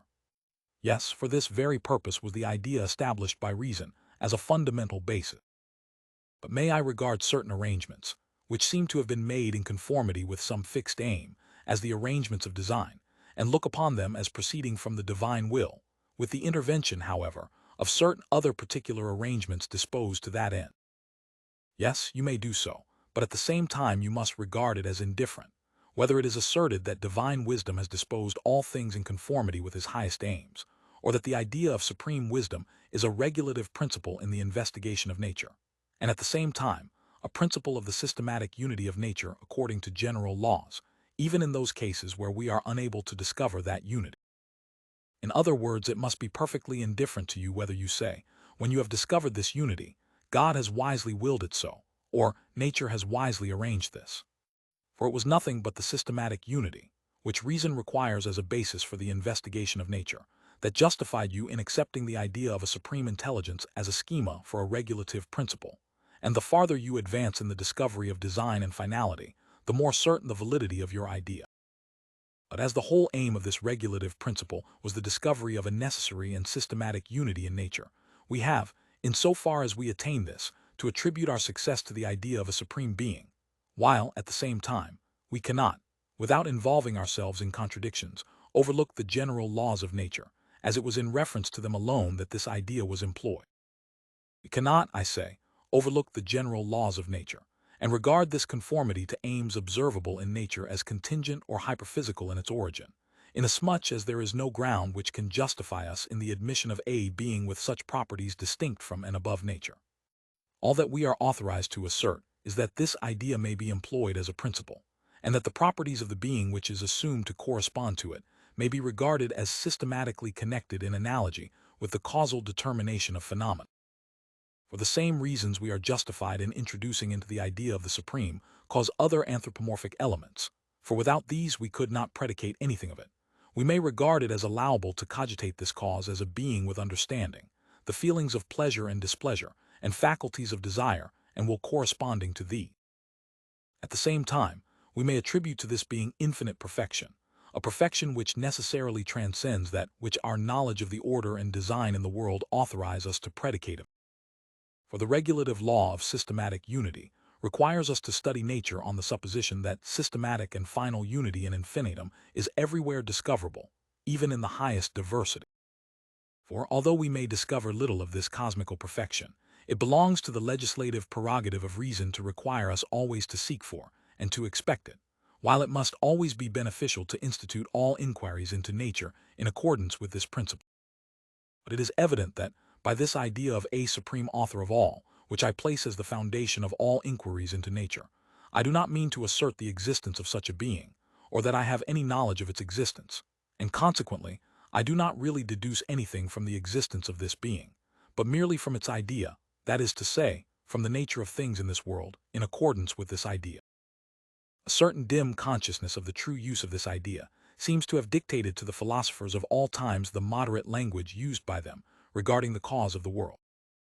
We find them employing the expressions wisdom and care of nature, and divine wisdom, as synonymous, nay, in purely speculative discussions, preferring the former, because it does not carry the appearance of greater pretensions than such as we are entitled to make, and at the same time directs reason to its proper field of action, nature and her phenomena. Thus, pure reason, which at first seemed to promise us nothing less than the extension of our cognition beyond the limits of experience, is found, when thoroughly examined, to contain nothing but regulative principles, the virtue and function of which is to introduce into our cognition a higher degree of unity than the understanding could of itself. These principles, by placing the goal of all our struggles at so great a distance, realize for us the most thorough connection between the different parts of our cognition and the highest degree of systematic unity. But on the other hand, if misunderstood and employed as constitutive principles of transcendent cognition, they become the parents of illusions and contradictions, while pretending to introduce us to new regions of knowledge. Thus all human cognition begins with intuitions, proceeds from thence to conceptions, and ends with idea.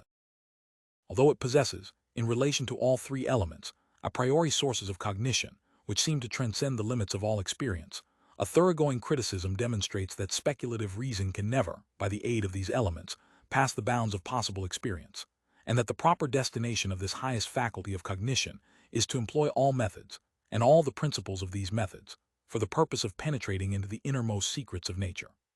By the aid of the principles of unity, among all kinds of which teleological unity is the highest, while it ought not to attempt to soar above the sphere of experience, beyond which there lies naught for us but the void inane. Critical examination, in our transcendental analytic, of all the propositions which profess to extend cognition beyond the sphere of experience, completely demonstrated that they can only conduct us to a possible experience. If we were not distrustful even of the clearest abstract theorems, if we were not allured by specious and inviting prospects to escape from the constraining power of their evidence, we might spare ourselves the laborious examination of all the dialectical arguments which a transcendent reason adduces in support of its pretensions, for we should know with the most complete certainty that, however honest such professions might be, they are null and valueless, because they relate to a kind of knowledge which no man can by any possibility attain. But as there is no end to discussion, if we cannot discover the true cause of the illusions by which even the wisest are deceived, and as the analysis of all our transcendent cognition into its elements is of itself of no slight value as a psychological study, while it is a duty incumbent on every philosopher, it was found necessary to investigate the dialectical procedure of reason in its primary sources. And as the inferences of which this dialectic is the parent are not only deceitful, but naturally possess a profound interest for humanity, it was advisable at the same time to give a full account of the momenta of this dialectical procedure, and to deposit it in the archives of human reason, as a warning to all future metaphysicians to avoid these causes of speculative error. Aye.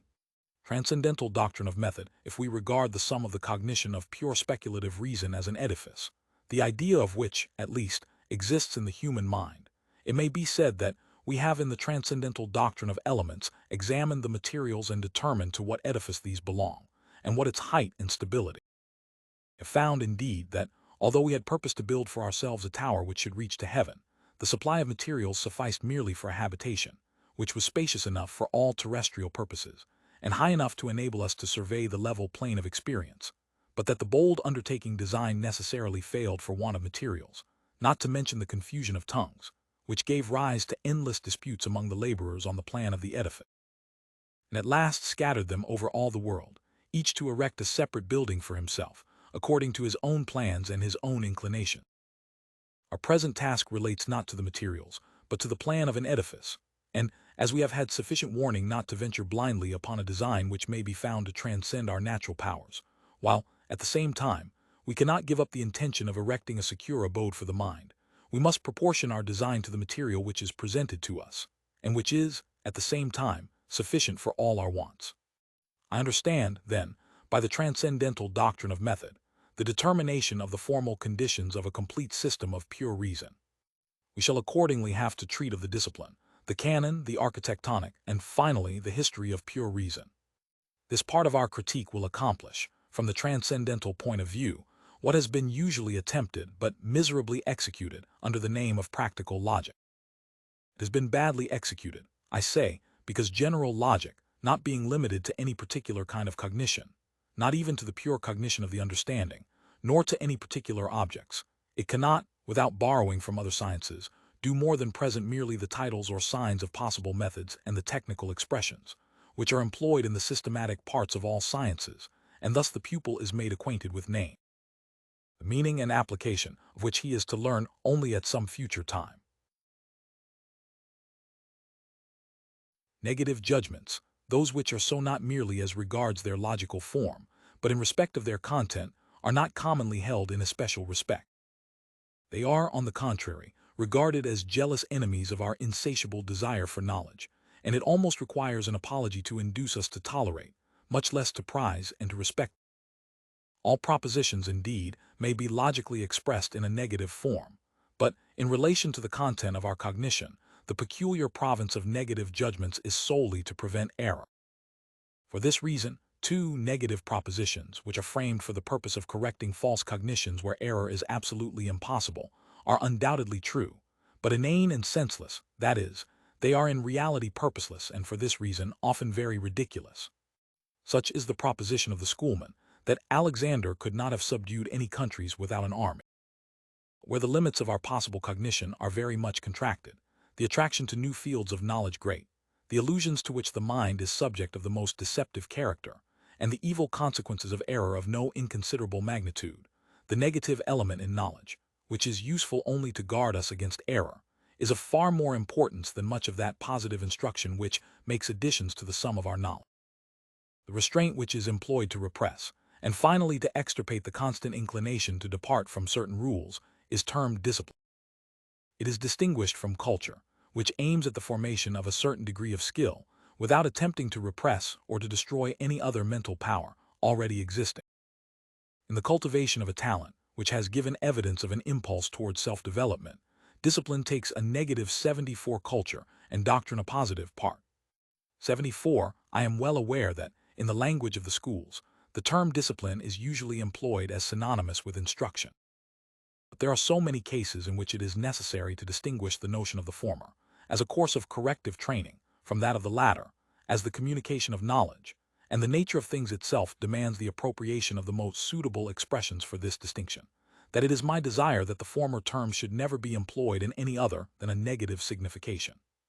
That natural dispositions and talents, such as imagination and wit, which ask a free and unlimited development, require in many respects the corrective influence of discipline, every one will readily grant. But it may well appear strange that reason, whose proper duty it is to prescribe rules of discipline to all the other powers of the mind, should itself require this correct. It has, in fact, hitherto escaped this humiliation, only because, in presence of its magnificent pretensions and high position, no one could readily suspect it to be capable of substituting fancies for conceptions and words for things. Reason, when employed in the field of experience, does not stand in need of criticism, because its principles are subjected to the continual test of empirical observation. Nor is criticism requisite in the sphere of mathematics, where the conceptions of reason must always be presented in concreto in pure intuition, and baseless or arbitrary assertions are discovered without difficulty. But where reason is not held in a plain track by the influence of empirical or of pure intuition, that is, when it is employed in the transcendental sphere of pure conceptions, it stands in great need of discipline, to restrain its propensity to overstep the limits of possible experience, and to keep it from wandering into error. In fact, the utility of the philosophy of pure reason is entirely of this negative character.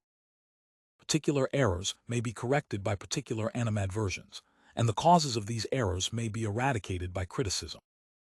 Where we find, as in the case of pure reason, a complete system of illusions and fallacies, closely connected with each other, and depending upon grand general principles, there seems to be required a peculiar and negative code of mental legislation, which, under the denomination of a discipline, and founded upon the nature of reason and the objects of its exercise, shall constitute a system of thorough examination and testing, which no fallacy will be able to withstand or escape from, under whatever disguise or concealment it may lurk. But the reader must remark that, in this, the second division of our transcendental critique, the discipline of pure reason is not directed to the content, but to the method of the cognition of pure reason. The former task has been completed in the doctrine of elements. But there is so much similarity in the mode of employing the faculty of reason, whatever be the object to which it is applied, while, at the same time, its employment in the transcendental sphere is so essentially different in kind from every other, that, without the warning negative influence of a discipline specially directed to that end, the errors are unavoidable which spring from the unskillful employment of the methods which are originated by reason, but which are out of place in this sphere. Section I. The discipline of pure reason in the sphere of dogmatism. The science of mathematics presents the most brilliant example of the extension of the sphere of pure reason without the aid of experience. Examples are always contagious, and they exert an especial influence on the same faculty, which naturally flatters itself that it will have the same good fortune in other case as fell to its lot in one fortunate instant. Hence pure reason hopes to be able to extend its empire in the transcendental sphere with equal success and security, especially when it applies the same method which was attended with such brilliant results in the science of mathematics. It is, therefore, of the highest importance for us to know whether the method of arriving at demonstrative certainty, which is termed mathematical, be identical with that by which we endeavor to attain the same degree of certainty in philosophy, and which is termed in that science dogmatical. Philosophical cognition is the cognition of reason by means of conceptions. Mathematical cognition is cognition by means of the construction of conception. The construction of a conception is the presentation a priori of the intuition, which corresponds to the conception. For this purpose, a non-empirical intuition is requisite, which, as an intuition, is an individual object, while, as the construction of a conception, a general representation, it must be seen to be universally valid for all the possible intuitions which rank under that conception. Thus I construct a triangle, by the presentation of the object which corresponds to this conception, either by mere imagination, in pure intuition, or upon paper, in empirical intuition, in both cases completely a priori, without borrowing the type of that figure from any experience. The individual figure drawn upon paper is empirical, but it serves, notwithstanding, to indicate the conception, even in its universality, because in this empirical intuition we keep our eye merely on the act of the construction of the conception, and pay no attention to the various modes of determining it. For example, its size, the length of its sides, the size of its angles, these not in the least affecting the essential character of the conception.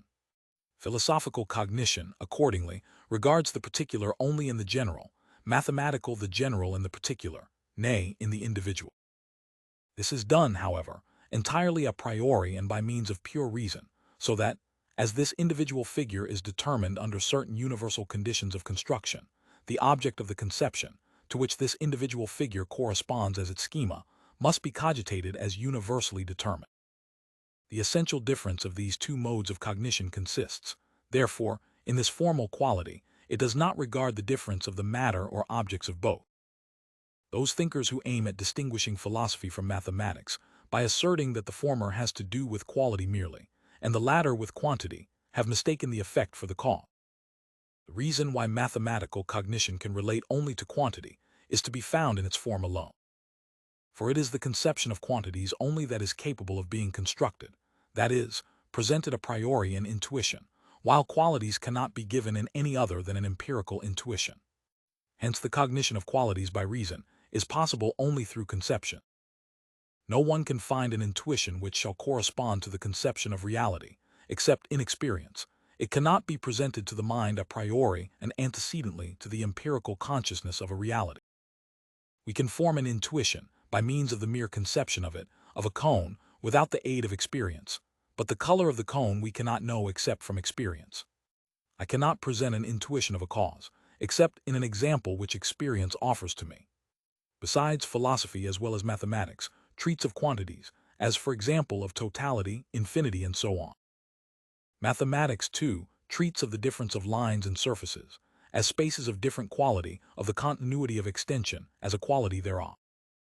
But although in such cases they have a common object, the mode in which reason considers that object is very different in philosophy from what it is in mathematics. The former confines itself to the general conceptions, the latter can do nothing with a mere conception, it hastens to intuition. In this intuition it regards the conception in concreto, not empirically, but in an a priori intuition which it has constructed, and in which all the results which follow from the general conditions of the construction of the conception are in all cases valid for the object of the constructed conception. Suppose that the conception of a triangle is given to a philosopher, and that he is required to discover, by the philosophical method, what relation the sum of its angles bears to a right angle. He has nothing before him but the conception of a figure enclosed within 3 right lines, and consequently with the same number of angles. He may analyze the conception of a right line, of an angle, or of the number 3 as long as he pleases, but he will not discover any properties not contained in these conceptions. But if this question is proposed to a geometrician, he at once begins by constructing a triangle. He knows that 2 right angles are equal to the sum of all the contiguous angles which proceed from one point in a straight line, and he goes on to produce one side of his triangle, thus forming 2 adjacent angles which are together equal to 2 right angles. He then divides the exterior of these angles, by drawing a line parallel with the opposite side of the triangle, and immediately perceives that he has thus got an exterior adjacent angle which is equal to the interior. Proceeding in this way, through a chain of inferences, and always on the ground of intuition, he arrives at a clear and universally valid solution of the question. But mathematics does not confine itself to the construction of quantities, quanta. As in the case of geometry, it occupies itself with pure quantity also, quantitas. as in the case of algebra, where complete abstraction is made of the properties of the object indicated by the conception of quantity. In algebra, a certain method of notation by signs is adopted, and these indicate the different possible constructions of quantities, the extraction of roots, and so on. After having thus denoted the general conception of quantities, according to their different relations, the different operations by which quantity or number is increased or diminished are presented in intuition in accordance with general rule. Thus, when one quantity is to be divided by another, the signs which denote both are placed in the form peculiar to the operation of division, and thus algebra, by means of a symbolical construction of quantity, just as geometry, with its ostensive or geometrical construction, a construction of the objects themselves, arrives at results which discursive cognition cannot hope to reach by the aid of mere conception.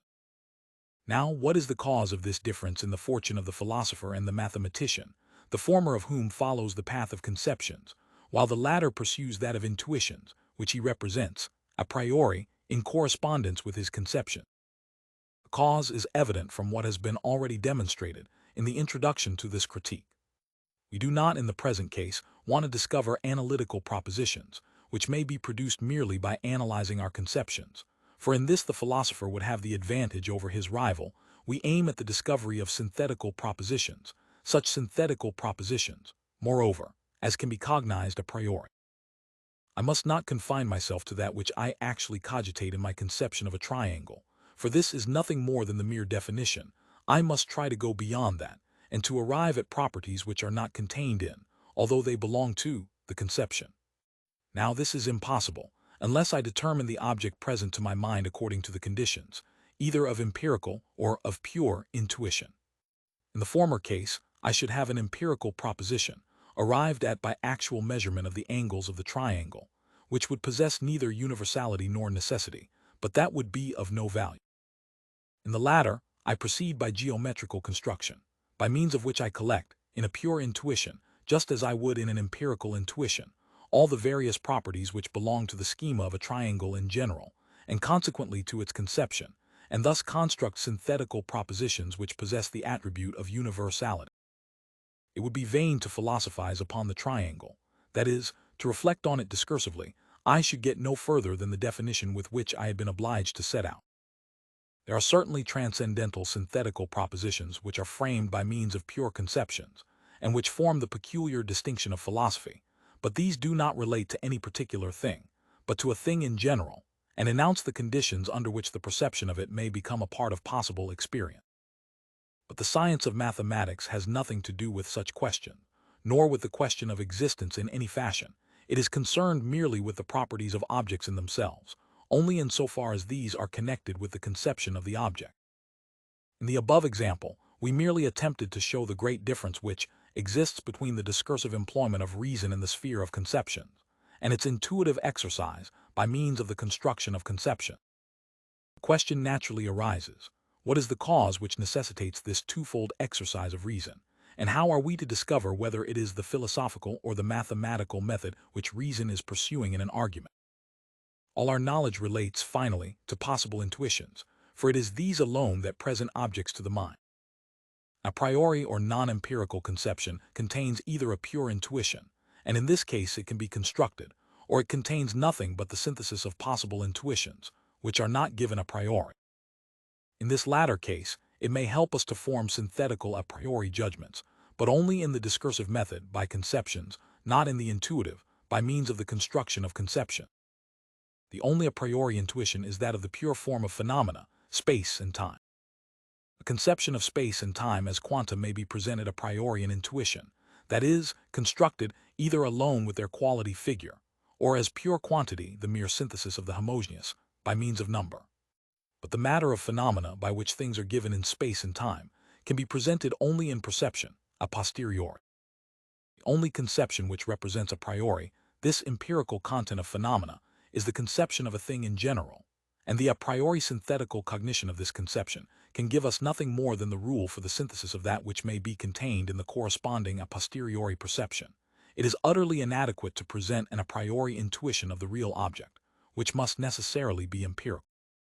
Synthetical propositions, which relate to things in general, and a priori intuition of which is impossible, are transcendental.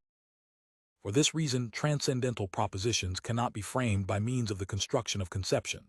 They are a priori, and based entirely on conceptions themselves. They contain merely the rule, by which we are to seek in the world of perception or experience the synthetical unity of that which cannot be intuited a priori. But they are incompetent to present any of the conceptions which appear in them in an a priori intuition. These can be given only a posteriori, in experience, which, however, is itself possible only through these synthetical principles. If we are to form a synthetical judgment regarding a conception, we must go beyond it, to the intuition in which it is given. If we keep to what is contained in the conception, the judgment is merely analytical. It is merely an explanation of what we have cogitated in the conception. But I can pass from the conception to the pure or empirical intuition which corresponds to it. I can proceed to examine my conception in concreto, and to cognize, either a priori or a posterio, what I find in the object of the conception. The former, a priori cognition, is rational mathematical cognition by means of the construction of the conception. The latter, a posteriori cognition, is purely empirical cognition, which does not possess the attributes of necessity and universality. Thus I may analyze the conception I have of gold, but I gain no new information from this analysis. I merely enumerate the different properties which I had connected with the notion indicated by the word. My knowledge has gained in logical clearness and arrangement, but no addition has been made to it. But if I take the matter which is indicated by this name, and submit it to the examination of my senses, I am enabled to form several synthetical, although still empirical, propositions. The mathematical conception of a triangle I should construct, that is, present a priori in intuition, and in this way attain to rational synthetical cognition. But when the transcendental conception of reality, or substance, or power is presented to my mind, I find that it does not relate to or indicate either an empirical or pure intuition, but that it indicates merely the synthesis of empirical intuitions, which cannot of course be given a priori. The synthesis in such a conception cannot proceed a priori, without the aid of experience, to the intuition which corresponds to the conception, and for this reason, none of these conceptions can produce a determinative synthetical proposition. They can never present more than a principle of the synthesis 75 of possible empirical intuition. A transcendental proposition is, therefore, a synthetical cognition of reason by means of pure conceptions and the discursive method, and it renders possible all synthetical unity in empirical cognition, though it cannot present us with any intuition a priori. 75. In the case of the conception of cause, I do really go beyond the empirical conception of an event, but not to the intuition which presents this conception in concreto, but only to the time conditions, which may be found in experience to correspond to the conception. My procedure is, therefore, strictly according to conceptions. I cannot in a case of this kind employ the construction of conceptions, because the conception is merely a rule for the synthesis of perceptions, which are not pure intuitions, and which, therefore, cannot be given a priori. There is thus a twofold exercise of reason. Both modes have the properties of universality and an a priori origin in common, but are, in their procedure, of widely different character. The reason of this is that in the world of phenomena in which alone objects are presented to our minds, there are two main elements, the form of intuition, space and time, which can be cognized and determined completely a priori, and the matter or content that which is presented in space and time, and which, consequently, contains a something, an existence corresponding to our powers of sensation. As regards the latter, which can never be given in a determinate mode except by experience, there are no a priori notions which relate to it, except the undetermined conceptions of the synthesis of possible sensations, in so far as these belong, in a possible experience, to the unity of consciousness. As regards the former, we can determine our conceptions a priori in intuition, inasmuch as we are ourselves the creators of the objects of the conceptions in space and time, these objects being regarded simply as quanta. In the one case, reason proceeds according to conceptions and can do nothing more than subject phenomena to these, which can only be determined empirically, that is, a posteriori in conformity, however, with those conceptions as the rules of all empirical synthesis. In the other case, reason proceeds by the construction of conceptions, and as these conceptions relate to an a priori intuition, they may be given and determined in pure intuition a priori, and without the aid of empirical data. Examination and consideration of everything that exists in space or time, whether it is a quantum or not, in how far the particular something, which fills space or time, is a primary substratum, or a mere determination of some other existence, whether it relates to anything else, either as cause or effect, whether its existence is isolated or in reciprocal connection with and dependence upon others, the possibility of this existence, its reality and necessity or opposite. All these form part of the cognition of reason on the ground of conceptions, and this cognition is termed philosophical. But to determine a priori an intuition in space, its figure, to divide time into periods, or merely to cognize the quantity of an intuition in space and time, and to determine it by number, all this is an operation of reason by means of the construction of conceptions, and is called mathematical. The success which attends the efforts of reason in the sphere of mathematics naturally fosters the expectation that the same good fortune will be its lot, if it applies the mathematical method in other regions of mental endeavor besides that of quantity. Its success is thus great, because it can support all its conceptions by a priori intuitions and in this way make itself a master, as it were, over nature, while pure philosophy, with its a priori discursive conceptions, bungles about in the world of nature, and cannot accredit or show any a priori evidence of the reality of these conceptions. Masters in the science of mathematics are confident of the success of this method. Indeed, it is a common persuasion that it is capable of being applied to any subject of human thought. They have hardly ever reflected or philosophized on their favorite science, a task of great difficulty, and the specific difference between the two modes of employing the faculty of reason has never entered their thoughts. Rules current in the field of common experience, and which common sense stamps everywhere with its approval, are regarded by them as axiomatic. From what source the conceptions of space and time, with which, as the only primitive quanta, they have to deal, enter their minds, is a question which they do not trouble themselves to answer, and they think it just as unnecessary to examine into the origin of the pure conceptions of the understanding and the extent of their validity. All they have to do with them is to employ them. In all this they are perfectly right, if they do not overstep the limits of the sphere of nature. But they pass, unconsciously, from the world of sense to the insecure ground of pure transcendental conceptions, instabilis tellus, innabilis unda, where they can neither stand nor swim, and where the tracks of their footsteps are obliterated by time, while the march of mathematics is pursued on a broad and magnificent highway, which the latest posterity shall frequent without fear of danger or impediment. As we have taken upon us the task of determining, clearly and certainly, the limits of pure reason in the sphere of transcendentalism, and as the efforts of reason in this direction are persisted in, even after the plainest and most expressive warnings, hope still beckoning us past the limits of experience into the splendors of the intellectual world, it becomes necessary to cut away the last anchor of this fallacious and fantastic hope.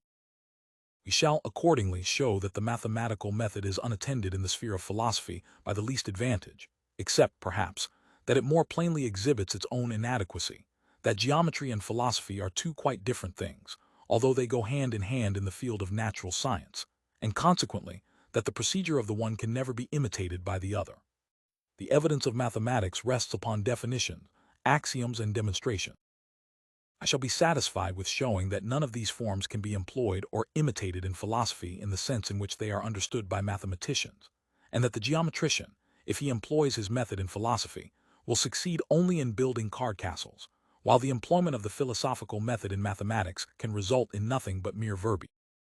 The essential business of philosophy, indeed, is to mark out the limits of the science, and even the mathematician, unless his talent is naturally circumscribed and limited to this particular department of knowledge, cannot turn a deaf ear to the warnings of philosophy or set himself above its direction.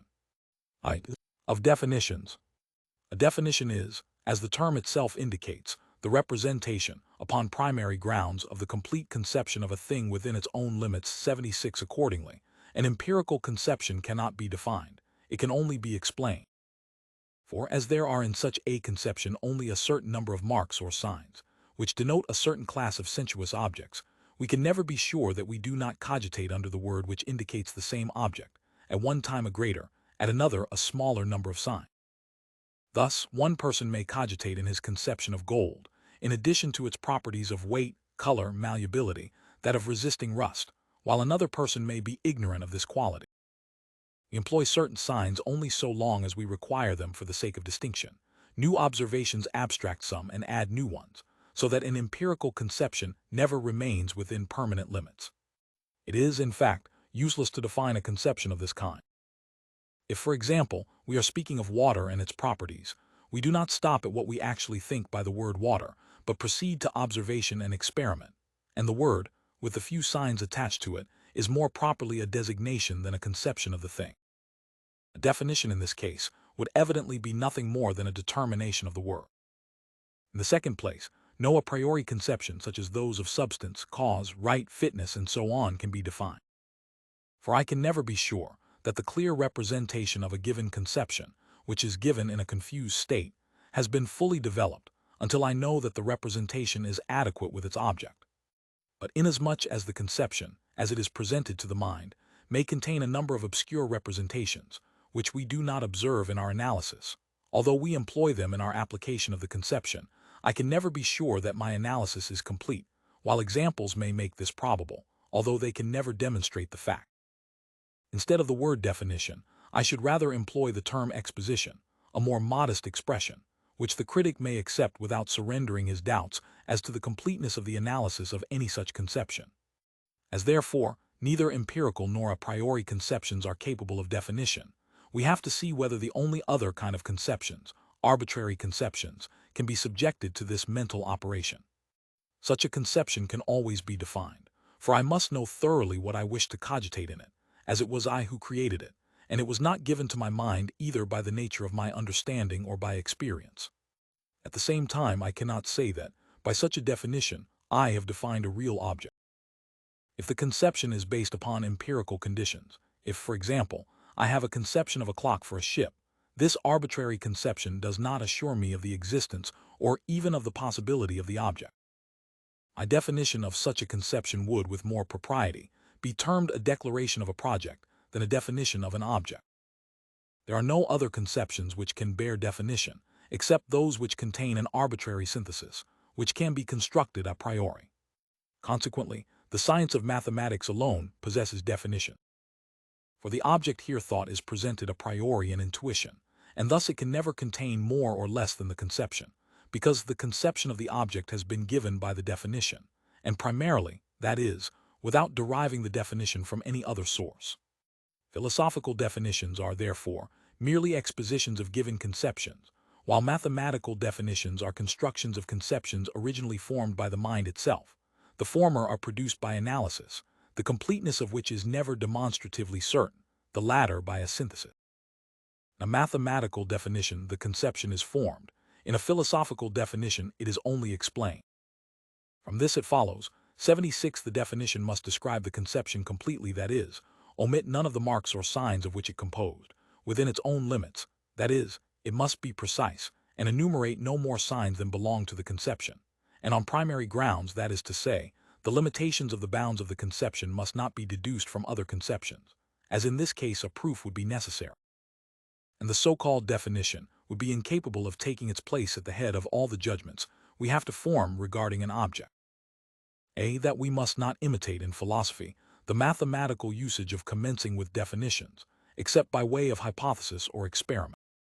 Or, as all so-called philosophical definitions are merely analyses of given conceptions, these conceptions, although only in a confused form, must precede the analysis, and the incomplete exposition must precede the complete, so that we may be able to draw certain inferences from the characteristics which an incomplete analysis has enabled us to discover, before we attain to the complete exposition or definition of the conception. In one word, a full and clear definition ought, in philosophy, rather to form the conclusion than the commencement of our labors. 77. In mathematics, on the contrary, we cannot have a conception prior to the definition. It is the definition which gives us the conception, and it must for this reason form the commencement of every chain of mathematical reasoning. 77. Philosophy abounds in faulty definitions, especially such as contain some of the elements requisite to form a complete definition. If a conception could not be employed in reasoning before it had been defined, it would fare ill with all philosophical thought. But as incompletely defined conceptions may always be employed without detriment to truth, so far as our analysis of the elements contained in them proceeds, imperfect definitions, that is, propositions which are properly not definitions, but merely approximations thereto, may be used with great advantage. In mathematics, definition belongs ad s, in philosophy ad melius esse. It is a difficult task to construct a proper definition. Jurists are still without a complete definition of the idea of right. Mathematical definitions cannot be erroneous. For the conception is given only in and through the definition, and thus it contains only what has been cogitated in the definition. But although a definition cannot be incorrect, as regards its content, an error may sometimes, although seldom, creep into the form. This error consists in a want of precision. Thus the common definition of a circle, that it is a curved line, every point in which is equally distant from another point called the center, is faulty, from the fact that the determination indicated by the word curved is superfluous. For there ought to be a particular theorem, which may be easily proved from the definition, to the effect that every line which has all its points at equal distances from another point must be a curved line, that is, that not even the smallest part of it can be straight. Analytical definitions, on the other hand, may be erroneous in many respects, either by the introduction of signs which do not actually exist in the conception, or by wanting in that completeness which forms the essential of a definition. In the latter case, the definition is necessarily defective, because we can never be fully certain of the completeness of our analysis. For these reasons, the method of definition employed in mathematics cannot be imitated in philosophy. 2. Of axioms. These, insofar as they are immediately certain, are a priori synthetical principles. Now, one conception cannot be connected synthetically and yet immediately with another, because, if we wish to proceed out of and beyond a conception, a third mediating cognition is necessary. And as philosophy is a cognition of reason by the aid of conceptions alone, there is to be found in it no principle which deserves to be called an axiom. Mathematics, on the other hand, may possess axioms, because it can always connect the predicates of an object a priori, and without any mediating term, by means of the construction of conceptions in intuition. Such is the case with the proposition, 3 points can always lie in a plane. On the other hand, no synthetical principle which is based upon conceptions can ever be immediately certain. For example, the proposition, everything that happens has a cause, because I require a mediating term to connect the two conceptions of event and cause, namely, the condition of time determination in an experience, and I cannot cognize any such principle immediately and from conceptions alone. Discursive principles are, accordingly, very different from intuitive principles or axioms. The former always require deduction, which in the case of the latter may be altogether dispensed with. Axioms are, for this reason, always self-evident, while philosophical principles, whatever may be the degree of certainty they possess, cannot lay any claim to such a distinction. No synthetical proposition of pure transcendental reason can be so evident, as is often rashly enough declared, as the statement, twice 2 are 4. It is true that in the analytic I introduced into the list of principles of the pure understanding certain axioms of intuition, but the principle there discussed was not itself an axiom, but served merely to present the principle of the possibility of axioms in general, while it was really nothing more than a principle based upon conception. For it is one part of the duty of transcendental philosophy to establish the possibility of mathematics itself. Philosophy possesses, then, no axioms, and has no right to impose its a priori principles upon thought until it has established their authority and validity by a thoroughgoing deduction. 3. Of demonstrations. Only an apodictic proof based upon intuition can be termed a demonstration. Experience teaches us what is, but it cannot convince us that it might not have been otherwise. Hence a proof upon empirical grounds cannot be apodictic. A priori conceptions in discursive cognition can never produce intuitive certainty or evidence, however certain the judgment they present may be. Mathematics alone, therefore, contains demonstrations, because it does not deduce its cognition from conceptions, but from the construction of conceptions, that is, from intuition, which can be given a priori in accordance with conception. The method of algebra in equations from which the correct answer is deduced by reduction is a kind of construction, not geometrical, but by symbols, in which all conceptions, especially those of the relations of quantities, are represented in intuition by signs, and thus the conclusions in that science are secured from errors by the fact that every proof is submitted to ocular evidence.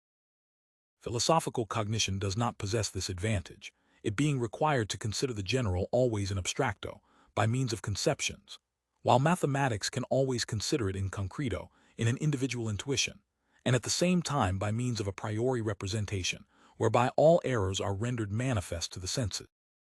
The former, discursive proofs, ought to be termed achromatic proofs, rather than demonstrations, as only words are employed in them, while demonstrations proper, as the term itself indicates, always require a reference to the intuition of the object. It follows from all these considerations that it is not consonant with the nature of philosophy, especially in the sphere of pure reason, to employ the dogmatical method, and to adorn itself with the titles and insignia of mathematical science. It does not belong to that order, and can only hope for a fraternal union with that science. Its attempts at mathematical evidence are vain pretensions, which can only keep it back from its true aim, which is to detect the illusory procedure of reason when transgressing its proper limits, and by fully explaining and analyzing our conceptions, to conduct us from the dim regions of speculation to the clear region of modest self-knowledge. Reason must not, therefore, in its transcendental endeavors, look forward with such confidence, as if the path it is pursuing led straight to its aim, nor reckon with such security upon its premises, as to consider it unnecessary to take a step back, or to keep a strict watch for errors, which, overlooked in the principles, may be detected in the arguments themselves, in which case it may be requisite either to determine these principles with greater strictness, or to change them entirely. I divide all apodictic propositions, whether demonstrable or immediately certain, into dogmata and mathemata. A direct synthetical proposition based on conceptions is a dogma. A proposition of the same kind, based on the construction of conceptions, is a mathema.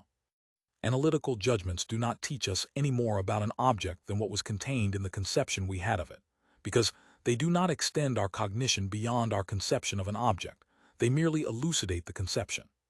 They cannot therefore be with propriety termed dogmas. Of the two kinds of a priori synthetical propositions above mentioned, only those which are employed in philosophy can, according to the general mode of speech, bear this name. Those of arithmetic or geometry would not be rightly so denominated. Thus the customary mode of speaking confirms the explanation given above, and the conclusion arrived at, that only those judgments which are based upon conceptions, not on the construction of conceptions, can be termed dogmatical. Thus, pure reason, in the sphere of speculation, does not contain a single direct synthetical judgment based upon conception.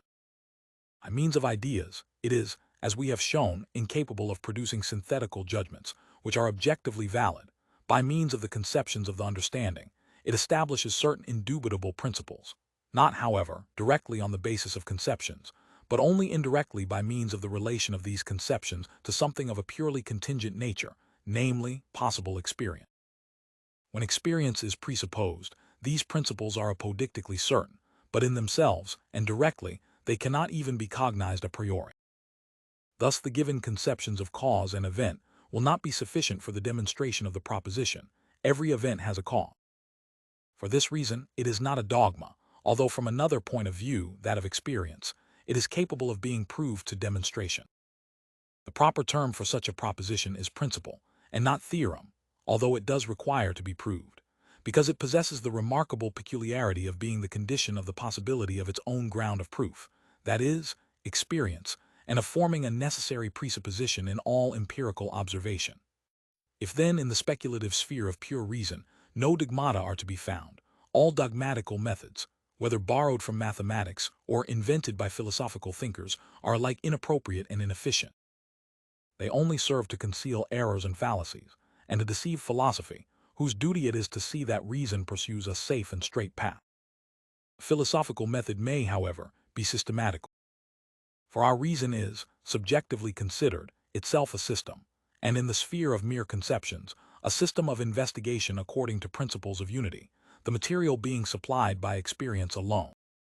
But this is not the proper place for discussing the peculiar method of transcendental philosophy, as our present task is simply to examine whether our faculties are capable of erecting an edifice on the basis of pure reason, and how far they may proceed with the materials at their command.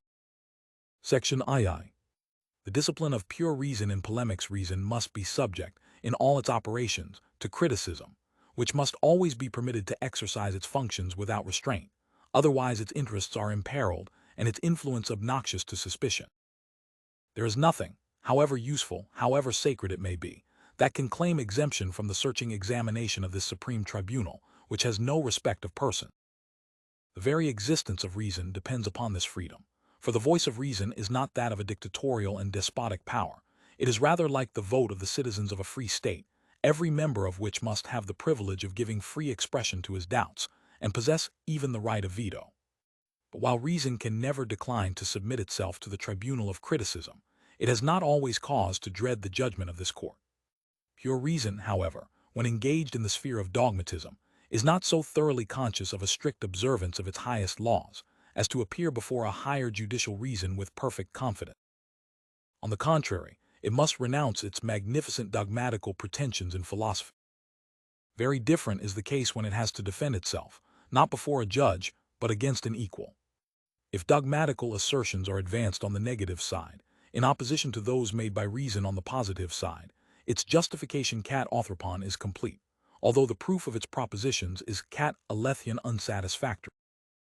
By the polemic of pure reason, I mean the defense of its propositions made by reason, in opposition to the dogmatical counterpropositions advanced by other parties. The question here is not whether its own statements may not also be false. It merely regards the fact that reason proves that the opposite cannot be established with demonstrative certainty, nor even asserted with a higher degree of probability. Reason does not hold her possessions upon sufferance, for, although she cannot show a perfectly satisfactory title to them, no one can prove that she is not the rightful possessor. It is a melancholy reflection that reason, in its highest exercise, falls into an antithetic, and that the supreme tribunal for the settlement of differences should not be at union with itself. It is true that we had to discuss the question of an apparent antithetic, but we found that it was based upon a misconception. In conformity with the common prejudice, phenomena were regarded as things in themselves, and thus an absolute completeness in their synthesis was required in the one mode or in the other. It was shown to be impossible in both. A demand entirely out of place in regard to phenomena. There was, then, no real self-contradiction of reason in the propositions. The series of phenomena given in themselves has an absolutely first beginning, and this series is absolutely and in itself without beginning. The two propositions are perfectly consistent with each other, because phenomena as phenomena are in themselves nothing, and consequently the hypothesis that they are things in themselves must lead to self-contradictory inferences. But there are cases in which a similar misunderstanding cannot be provided against, and the dispute must remain unsettled. For example, the theistic proposition, there is a supreme being, and on the other hand, the atheistic counterstatement, there exists no supreme being, or in psychology, everything that thinks possesses the attribute of absolute and permanent unity, which is utterly different from the transitory unity of material phenomena, and the counterproposition, the soul is not an immaterial unity, and its nature is transitory, like that of phenomena. The objects of these questions contain no heterogeneous or contradictory elements, for they relate to things in themselves, and not to phenomena. There would arise, indeed, a real contradiction, if reason came forward with a statement on the negative side of these questions alone. As regards the criticism to which the grounds of proof on the affirmative side must be subjected, it may be freely admitted, without necessitating the surrender of the affirmative propositions, which have, at least, the interest of reason in their favor, an advantage which the opposite party cannot lay claim to. I cannot agree with the opinion of several admirable thinkers, Sulzer among the rest, that, in spite of the weakness of the arguments hitherto in use, we may hope, one day, to see sufficient demonstrations of the two cardinal propositions of pure reason, the existence of a supreme being and the immortality of the soul. I am certain, on the contrary, that this will never be the case. For on what ground can reason base such synthetical propositions, which do not relate to the objects of experience and their internal possibility? But it is also demonstratively certain that no one will ever be able to maintain the contrary with the least show of probability. For, as he can attempt such a proof solely upon the basis of pure reason, he is bound to prove that a supreme being, and a thinking subject in the character of a pure intelligence, are impossible. But where will he find the knowledge which can enable him to announce synthetical judgments in regard to things which transcend the region of experience? He may, therefore, rest assured that the opposite never will be demonstrated. We need not, then, have recourse to scholastic arguments. We may always admit the truth of those propositions which are consistent with the speculative interests of reason in the sphere of experience, and form, moreover, the only means of uniting the speculative with the practical interest. Our opponent, who must not be considered here as a critic solely, we can be ready to meet with a non-licet which cannot fail to disconcert him, while we cannot deny his right to a similar retort, as we have on our side the advantage of the support of the subjective maxim of reason, and can therefore look upon all his sophistical arguments with calm indifference. From this point of view, there is properly no antithetic of pure reason. For the only arena for such a struggle would be upon the field of pure theology and psychology, but on this ground there can appear no combatant whom we need to fear. Ridicule and boasting can be his only weapons, and these may be laughed at as mere child's play. This consideration restores to reason her courage, for what source of confidence could be found if she, whose vocation it is to destroy error, were at variance with herself, and without any reasonable hope of ever reaching a state of permanent repose? Everything in nature is good for some purpose. Even poisons are serviceable. They destroy the evil effects of other poisons generated in our system, and must always find a place in every complete pharmacopoeia. The objections raised against the fallacies and sophistries of speculative reason are objections given by the nature of this reason itself, and must therefore have a destination and purpose which can only be for the good of humanity. For what purpose has Providence raised many objects, in which we have the deepest interest, so far above us, that we vainly try to cognize them with certainty, and our powers of mental vision are rather excited than satisfied by the glimpses we may chance to see? It is very doubtful whether it is for our benefit to advance bold affirmation regarding subjects involved in such obscurity. Perhaps it would even be detrimental to our best interest. But it is undoubtedly always beneficial to leave the investigating, as well as the critical reason, in perfect freedom, and permit it to take charge of its own interests, which are advanced as much by its limitation as by its extension of its views, and which always suffer by the interference of foreign powers forcing it, against its natural tendencies, to bend to certain preconceived design. Allow your opponent to say what he thinks reasonable, and combat him only with the weapons of reason. Have no anxiety for the practical interests of humanity. These are never imperiled in a purely speculative dispute. Such a dispute serves merely to disclose the antinomy of reason, which, as it has its source in the nature of reason, ought to be thoroughly investigated. Reason is benefited by the examination of a subject on both sides, and its judgments are corrected by being limited. It is not the matter that may give occasion to dispute, but the manner. For it is perfectly permissible to employ, in the presence of reason, the language of a firmly rooted faith, even after we have been obliged to renounce all pretensions to knowledge. If we were to ask the dispassionate David Hume, a philosopher endowed, in a degree that few are, with a well-balanced judgment, what motive induced you to spend so much labor and thought in undermining the consoling and beneficial persuasion that reason is capable of assuring us of the existence, and presenting us with a determinate conception of a supreme being? His answer would be, nothing but the desire of teaching reason to know its own powers better, and at the same time, a dislike of the procedure by which that faculty was compelled to support foregone conclusions, and prevented from confessing the internal weaknesses which it cannot but feel when it enters upon a rigid self-examination. If, on the other hand, we were to ask Priestley, a philosopher who had no taste for transcendental speculation, but was entirely devoted to the principles of empiricism, what his motives were for overturning those two main pillars of religion, the doctrines of the freedom of the will and the immortality of the soul, in his view the hope of a future life, is but the expectation of the miracle of resurrection.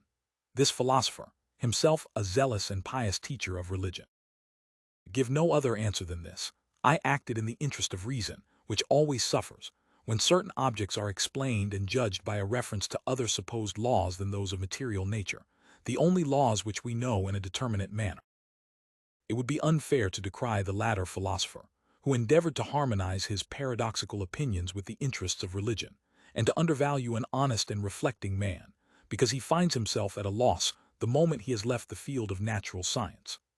The same grace must be accorded to Hume, a man not less well disposed and quite as blameless in his moral character, and who pushed his abstract speculations to an extreme length, because, as he rightly believed, the object of them lies entirely beyond the bounds of natural science and within the sphere of pure ideas. What is to be done to provide against the danger, which seems in the present case to menace the best interests of humanity? The course to be pursued in reference to this subject is a perfectly plain and natural one. Let each thinker pursue his own path. If he shows talent, if he gives evidence of profound thought, in one word, if he shows that he possesses the power of reasoning, reason is always the gainer. If you have recourse to other means, if you attempt to coerce reason, if you raise the cry of treason to humanity, if you excite the feelings of the crowd, which can neither understand nor sympathize with such subtle speculations, you will only make yourselves ridiculous. For the question does not concern the advantage or disadvantage which we are expected to reap from such inquiries. The question is merely how far reason can advance in the field of speculation, apart from all kinds of interest, and whether we may depend upon the exertions of speculative reason, or must renounce all reliance on it. Instead of joining the combatants, it is your part to be a tranquil spectator of the struggle, a laborious struggle for the parties engaged, but attended, in its progress as well as in its result, with the most advantageous consequences for the interests of thought and knowledge. It is absurd to expect to be enlightened by reason, and at the same time to prescribe to her what side of the question she must adopt. Moreover, reason is sufficiently held in check by its own power. The limits imposed on it by its own nature are sufficient. It is unnecessary for you to place over it additional guards, as if its power were dangerous to the constitution of the intellectual state. In the dialectic of reason, there is no victory gained, which need in the least disturb your tranquility. The strife of dialectic is a necessity of reason, and we cannot but wish that it had been conducted long ere this with that perfect freedom which ought to be its essential condition. In this case, we should have had at an earlier period a matured and profound criticism, which must have put an end to all dialectical disputes, by exposing the illusions and prejudices in which they originate. There is in human nature an unworthy propensity, a propensity which, like everything that springs from nature, must in its final purpose be conducive to the good of humanity, to conceal our real sentiments, and to give expression only to certain received opinions, which are regarded as at once safe and promotive of the common good. It is true, this tendency, not only to conceal our real sentiments, but to profess those which may gain us favor in the eyes of society, has not only civilized, but in a certain measure moralized us, as no one can break through the outward covering of respectability, honor, and morality, and thus the seemingly good examples which we see around us form an excellent school for moral improvement, so long as our belief in their genuineness remains unshaken.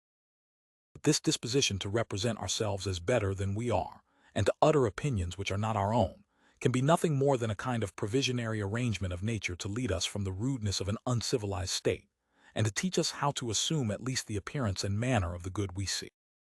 But when true principles have been developed, and have obtained a sure foundation in our habit of thought, this conventionalism must be attacked with earnest vigor, otherwise it corrupts the heart, and checks the growth of good dispositions with the mischievous weed of fair appearances.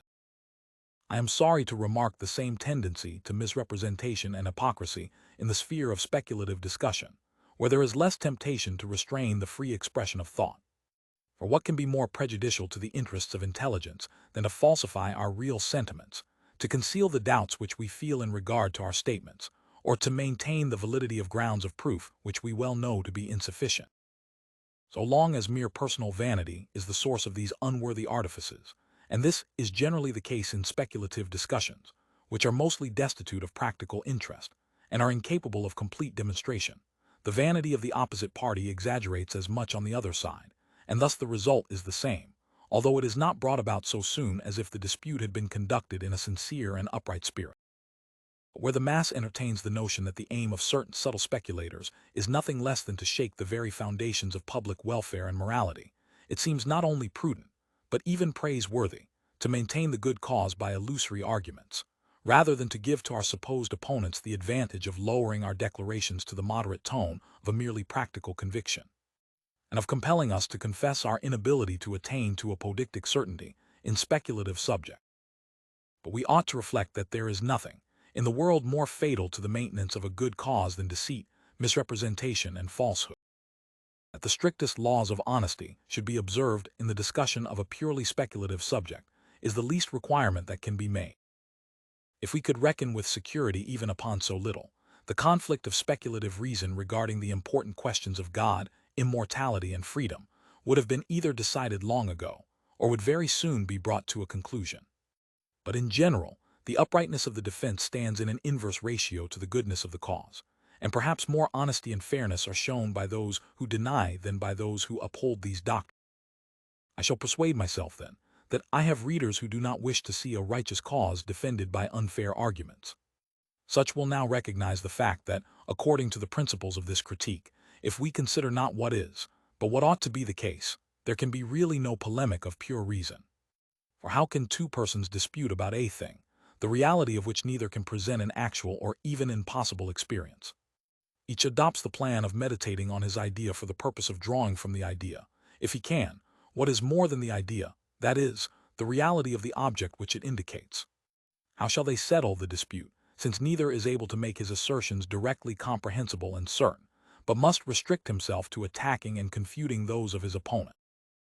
All statements announced by pure reason transcend the conditions of possible experience, beyond the sphere of which we can discover no criterion of truth, while they are at the same time framed in accordance with the laws of the understanding, which are applicable only to experience.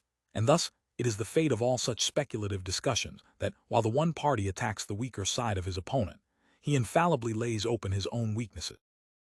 The critique of pure reason may be regarded as the highest tribunal for all speculative disputes, for it is not involved in these disputes, which have an immediate relation to certain objects and not to the laws of the mind, but is instituted for the purpose of determining the rights and limits of reason. Without the control of criticism, reason is, as it were, in a state of nature, and can only establish its claims and assertions by war. Criticism, on the contrary, deciding all questions according to the fundamental laws of its own institution, secures to us the peace of law and order, and enables us to discuss all differences in the more tranquil manner of a legal process. In the former case, disputes are ended by victory, which both sides may claim and which is followed by a hollow armistice; in the latter, by a sentence, which, as it strikes at the root of all speculative differences, ensures to all concerned a lasting peace. Endless disputes of a dogmatizing reason compel us to look for some mode of arriving at a settled decision, by a critical investigation of reason itself, just as Hobbes maintains that the state of nature is a state of injustice and violence, and that we must leave it and submit ourselves to the constraint of law, which indeed limits individual freedom, but only that it may consist with the freedom of others and with the common good of all. This freedom will, among other things, permit of our openly stating the difficulties and doubts which we are ourselves unable to solve, without being decried on that account as turbulent and dangerous citizens. This privilege forms part of the native rights of human reason, which recognizes no other judge than the universal reason of humanity, and as this reason is the source of all progress and improvement, such a privilege is to be held sacred and inviolable. It is unwise, moreover, to denounce as dangerous any bold assertions against, or rash attacks upon, an opinion which is held by the largest and most moral class of the community, for that would be giving them an importance which they do not deserve. When I hear that the freedom of the will, the hope of a future life, and the existence of God have been overthrown by the arguments of some able writer, I feel a strong desire to read his book, for I expect that he will add to my knowledge and impart greater clearness and distinctness to my views by the argumentative power shown in his writing.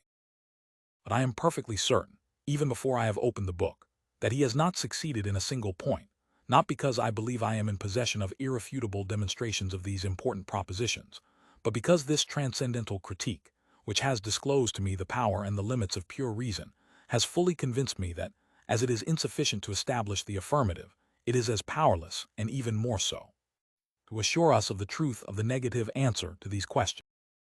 From what source does this freethinker derive his knowledge that there is, for example, no supreme being? This proposition lies out of the field of possible experience, and therefore beyond the limits of human cognition. But I would not read at all the answer which the dogmatical maintainer of the good cause makes to his opponent, because I know well beforehand that he will merely attack the fallacious grounds of his adversary without being able to establish his own assertion. Besides, a new illusory argument, in the construction of which talent and acuteness are shown, is suggestive of new ideas and new trains of reasoning, and in this respect the old and everyday sophistries are quite useless. Again, the dogmatical opponent of religion gives employment to criticism, and enables us to test and correct its principles, while there is no occasion for anxiety in regard to the influence and results of his reasoning. But it will be said, must we not warn the youth entrusted to academical care against such writings? Must we not preserve them from the knowledge of these dangerous assertions, until their judgment is ripened, or rather until the doctrines which we wish to inculcate are so firmly rooted in their minds as to withstand all attempts at instilling the contrary dogmas, from whatever quarter they may come? We are to confine ourselves to the dogmatical procedure in the sphere of pure reason, and find ourselves unable to settle such disputes otherwise than by becoming a party in them, and setting counter-assertions against the statements advanced by our opponents.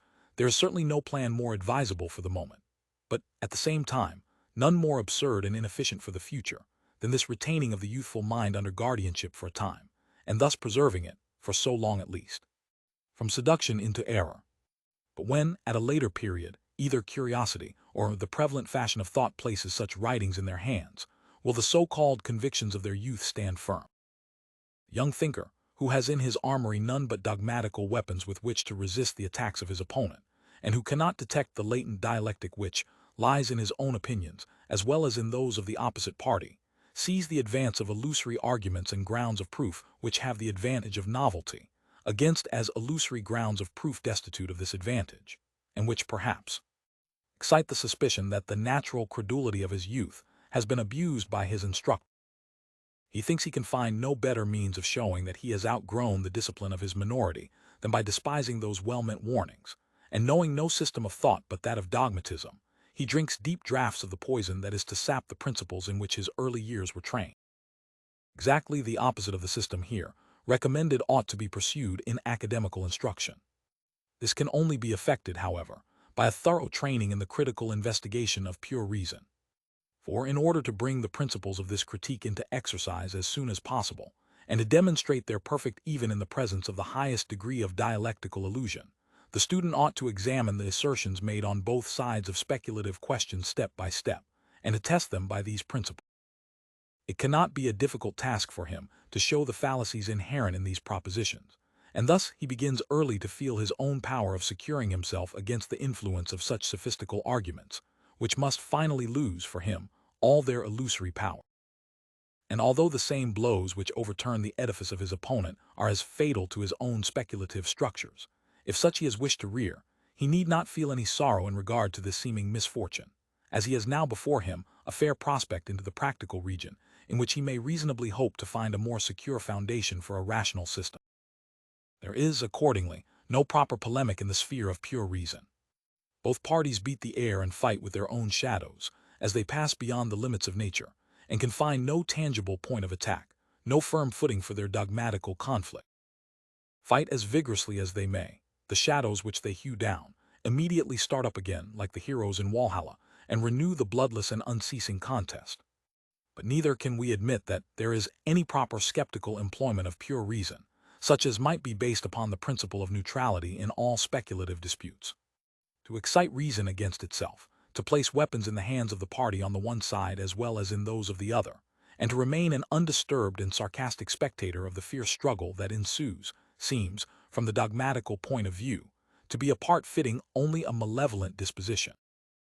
When the sophist evidences an invincible obstinacy and blindness, and a pride which no criticism can moderate, there is no other practicable course than to oppose to this pride and obstinacy similar feelings and pretensions on the other side, equally well or ill-founded, so that reason, staggered by the reflections thus forced upon it, finds it necessary to moderate its confidence in such pretensions and to listen to the advice of criticism.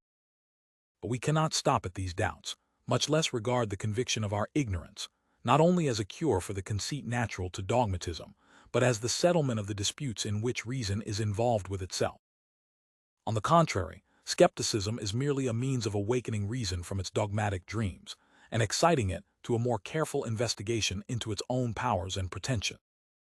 But as skepticism appears to be the shortest road to a permanent peace in the domain of philosophy, and as it is the track pursued by the many who aim at giving a philosophical coloring to their contemptuous dislike of all inquiries of this kind, I think it necessary to present to my readers this mode of thought in its true light. Skepticism not a permanent state for human reason, the consciousness of ignorance, unless this ignorance is recognized to be absolutely necessary ought, instead of forming the conclusion of my inquiries, to be the strongest motive to the pursuit of them. All ignorance is either ignorance of things or of the limits of knowledge. If my ignorance is accidental and not necessary, it must incite me, in the first case, to a dogmatical inquiry regarding the objects of which I am ignorant, in the second, to critical investigation into the bounds of all possible knowledge. But that my ignorance is absolutely necessary and unavoidable, and that it consequently absolves from the duty of all further investigation, is a fact which cannot be made out upon empirical grounds, from observation, but upon critical grounds alone, that is, by a thoroughgoing investigation into the primary sources of cognition. It follows that the determination of the bounds of reason can be made only on a priori grounds, while the empirical limitation of reason, which is merely an indeterminate cognition of an ignorance that can never be completely removed, can take place only a posteriori. In other words, our empirical knowledge is limited by that which yet remains for us to know. The former cognition of our ignorance, which is possible only on a rational basis, is a science, the latter is merely a perception, and we cannot say how far the inferences drawn from it may extend. If I regard the earth, as it really appears to my senses, as a flat surface, I am ignorant how far this surface extends. But experience teaches me that, how farsoever I go, I always see before me a space in which I can proceed farther, and thus I know the limits, merely visual, of my actual knowledge of the earth, although I am ignorant of the limits of the earth itself. But if I have got so far as to know that the earth is a sphere, and that its surface is spherical, I can cognize a priori and determine upon principles, from my knowledge of a small part of this surface, say to the extent of a degree, the diameter and circumference of the earth. And although I am ignorant of the objects which this surface contains, I have a perfect knowledge of its limits and extent. The sum of all the possible objects of our cognition seems to us to be a level surface, with an apparent horizon, that which forms the limit of its extent, and which has been termed by us the idea of unconditioned totality. To reach this limit by empirical means is impossible, and all attempts to determine it a priori according to a principle are alike in vain. But all the questions raised by pure reason relate to that which lies beyond this horizon, or at least in its boundary line. The celebrated David Hume was one of those geographers of human reason who believe that they have given a sufficient answer to all such questions by declaring them to lie beyond the horizon of our knowledge, a horizon which, however, Hume was unable to determine. His attention especially was directed to the principle of causality, and he remarked with perfect justice that the truth of this principle, and even the objective validity of the conception of a cause, was not commonly based upon clear insight, that is, upon a priori cognition. Hence he concluded that this law does not derive its authority from its universality and necessity, but merely from its general applicability in the course of experience, and a kind of subjective necessity thence arising, which he termed habit. From the inability of reason to establish this principle as a necessary law for the acquisition of all experience, he inferred the nullity of all the attempts of reason to pass the region of the empirical. This procedure of subjecting the facta of reason to examination, and if necessary to disapproval, may be termed the censura of reason. This censura must inevitably lead us to doubts regarding all transcendent employment of principle. But this is only the second step in our inquiry. The first step in regard to the subjects of pure reason, and which marks the infancy of that faculty, is that of dogmatism. The second, which we have just mentioned, is that of skepticism, and it gives evidence that our judgment has been improved by experience. But a third step is necessary, indicative of the maturity and manhood of the judgment, which now lays a firm foundation upon universal and necessary principles. This is the period of criticism, in which we do not examine the facta of reason, but reason itself, in the whole extent of its powers, and in regard to its capability of a priori cognition, and thus we determine not merely the empirical and ever-shifting bounds of our knowledge, but its necessary and eternal limits. We demonstrate from indubitable principles, not merely our ignorance in respect to this or that subject, but in regard to all possible questions of a certain class. Thus skepticism is a resting place for reason, in which it may reflect on its dogmatical wanderings and gain some knowledge of the region in which it happens to be, that it may pursue its way with greater certainty, but it cannot be its permanent dwelling place. It must take up its abode only in the region of complete certitude, whether this relates to the cognition of objects themselves, or to the limits which bound all our cognition.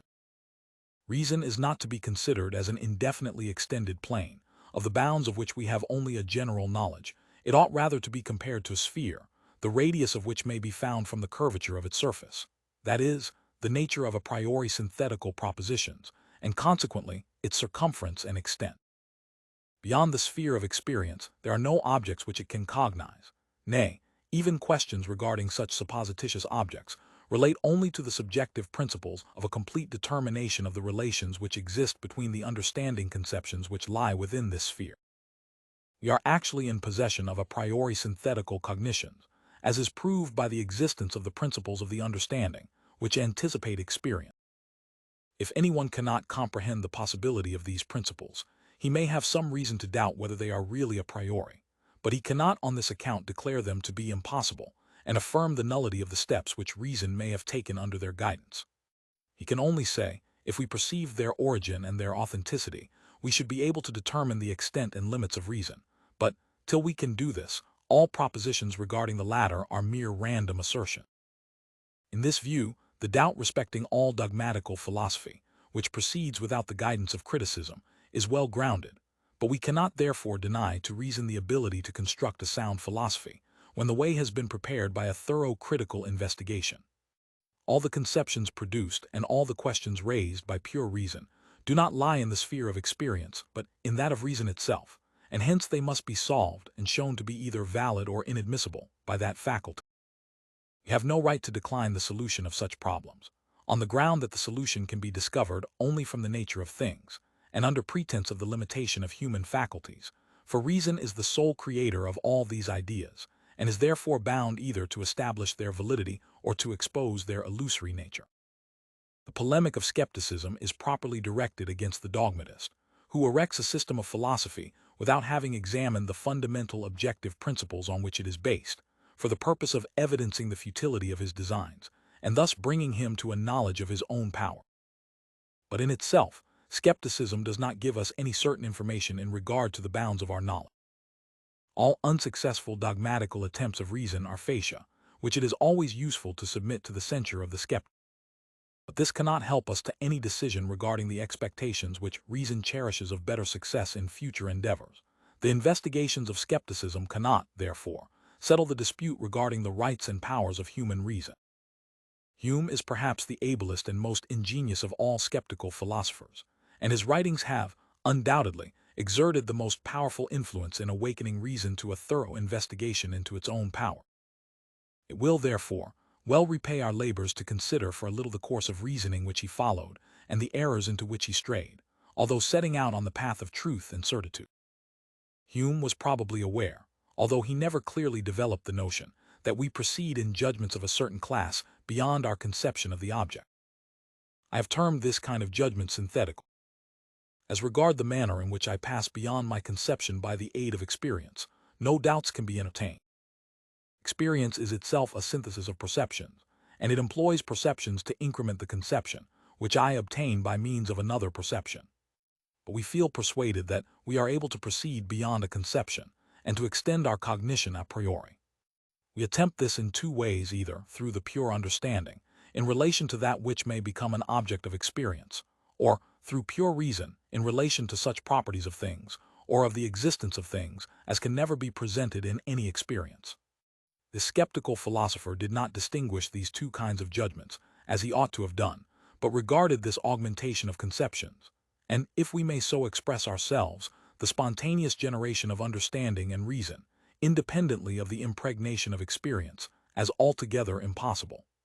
The so-called a priori principles of these faculties he consequently held to be invalid and imaginary, and regarded them as nothing but subjective habits of thought originating in experience, and therefore purely empirical and contingent rules, to which we attribute a spurious necessity and universality. In support of this strange assertion, he referred us to the generally acknowledged principle of the relation between cause and effect. No faculty of the mind can conduct us from the conception of a thing to the existence of something else, and hence he believed he could infer that, without experience, we possess no source from which we can augment a conception, and no ground sufficient to justify us in framing a judgment that is to extend our cognition a priori. That the light of the sun, which shines upon a piece of wax, at the same time melts it, while it hardens clay, no power of the understanding could infer from the conceptions which we previously possessed of these substances. Much less is there any a priori law that could conduct us to such a conclusion, which experience alone can certify.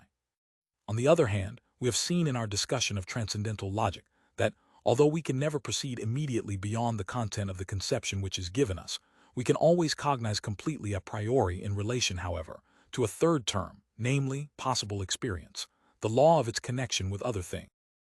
For example, if I observe that a piece of wax melts, I can cognize a priori that there must have been something, the sun's heat, preceding, which this law, although without the aid of experience, I could not cognize a priori and in a determinate manner either the cause from the effect, or the effect from the cause. Hume was therefore wrong in inferring from the contingency of the determination according to law, the contingency of the law itself, and the passing beyond the conception of a thing to possible experience, which is an a priori proceeding, constituting the objective reality of the conception. He confounded with our synthesis of objects in actual experience, which is always, of course, empirical. Thus, too, he regarded the principle of affinity, which has its seat in the understanding and indicates a necessary connection, as a mere rule of association, lying in the imitative faculty of imagination, which can present only contingent and not objective connection. The skeptical errors of this remarkably acute thinker arose principally from a defect, which was common to him with the dogmatists, namely, that he had never made a systematic review of all the different kinds of a priori synthesis performed by the understanding. Had he done so, he would have found, to take one example among many, that the principle of permanence was of this character, and that it, as well as the principle of causality, anticipates experience. In this way, he might have been able to describe the determinate limits of the a priori operations of understanding and reason. But he merely declared the understanding to be limited, instead of showing what its limits were. He created a general mistrust in the power of our faculties, without giving us any determinate knowledge of the bounds of our necessary and unavoidable ignorance. He examined and condemned some of the principles of the understanding, without investigating all its powers with the completeness necessary to criticism. He denies, with truth, certain powers to the understanding, but he goes further, and declares it to be utterly inadequate to the a priori extension of knowledge, although he has not fully examined all the powers which reside in the faculty, and thus the fate which always overtakes skepticism meets him too. That is to say, his own declarations are doubted, for his objections were based upon facta, which are contingent, and not upon principles, which can alone demonstrate the necessary invalidity of all dogmatical assertion. As Hume makes no distinction between the well-grounded claims of the understanding and the dialectical pretensions of reason, against which, however, his attacks are mainly directed, reason does not feel itself shut out from all attempts at the extension of a priori cognition, and hence it refuses, in spite of a few checks in this or that quarter, to relinquish such efforts. For one naturally arms oneself to resist an attack, and becomes more obstinate in the resolve to establish the claims he has advanced. But a complete review of the powers of reason, and the conviction thence arising that we are in possession of a limited field of action, while we must admit the vanity of higher claims, puts an end to all doubt and dispute, and induces reason to rest satisfied with the undisturbed possession of its limited domain. The uncritical dogmatist, who has not surveyed the sphere of his understanding, nor determined, in accordance with principles, the limits of possible cognition, who, consequently, is ignorant of his own powers, and believes he will discover them by the attempts he makes in the field of cognition, these attacks of skepticism are not only dangerous, but destructive. For if there is one proposition in his chain of reasoning which he cannot prove, or the fallacy in which he cannot evolve in accordance with a principle, suspicion falls on all his statements, however plausible they may appear.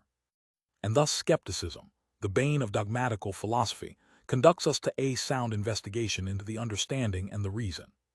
When we are thus far advanced, we need fear no further attacks, for the limits of our domain are clearly marked out, and we can make no claims nor become involved in any disputes regarding the region that lies beyond these limits.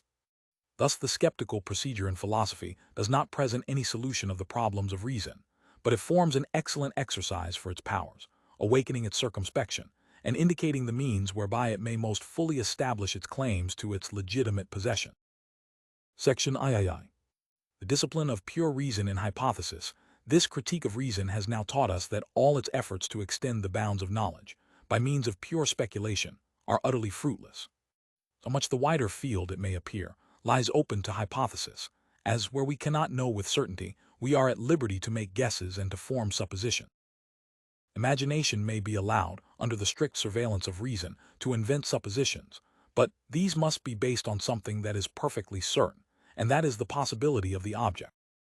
If we are well assured upon this point, it is allowable to have recourse to supposition in regard to the reality of the object, but this supposition must, unless it is utterly groundless, be connected, as its ground of explanation, with that which is really given and absolutely certain. Such a supposition is termed a hypothesis. It is beyond our power to form the least conception a priori of the possibility of dynamical connection in phenomena, and the category of the pure understanding will not enable us to excogitate any such connection, but merely helps us to understand it when we meet with it in experience. For this reason we cannot, in accordance with the categories, imagine or invent any object or any property of an object not given, or that may not be given in experience, and employ it in a hypothesis. Otherwise, we should be basing our chain of reasoning upon mere chimerical fancies, and not upon conceptions of things. Thus, we have no right to assume the existence of new powers, not existing in nature, for example, an understanding with a non-sensuous intuition, a force of attraction without contact, or some new kind of substances occupying space, and yet without the property of impenetrability, and consequently, we cannot assume that there is any other kind of community among substances than that observable in experience, any kind of presence than that in space, or any kind of duration than that in time. In one word, the conditions of possible experience are for reason the only conditions of the possibility of things.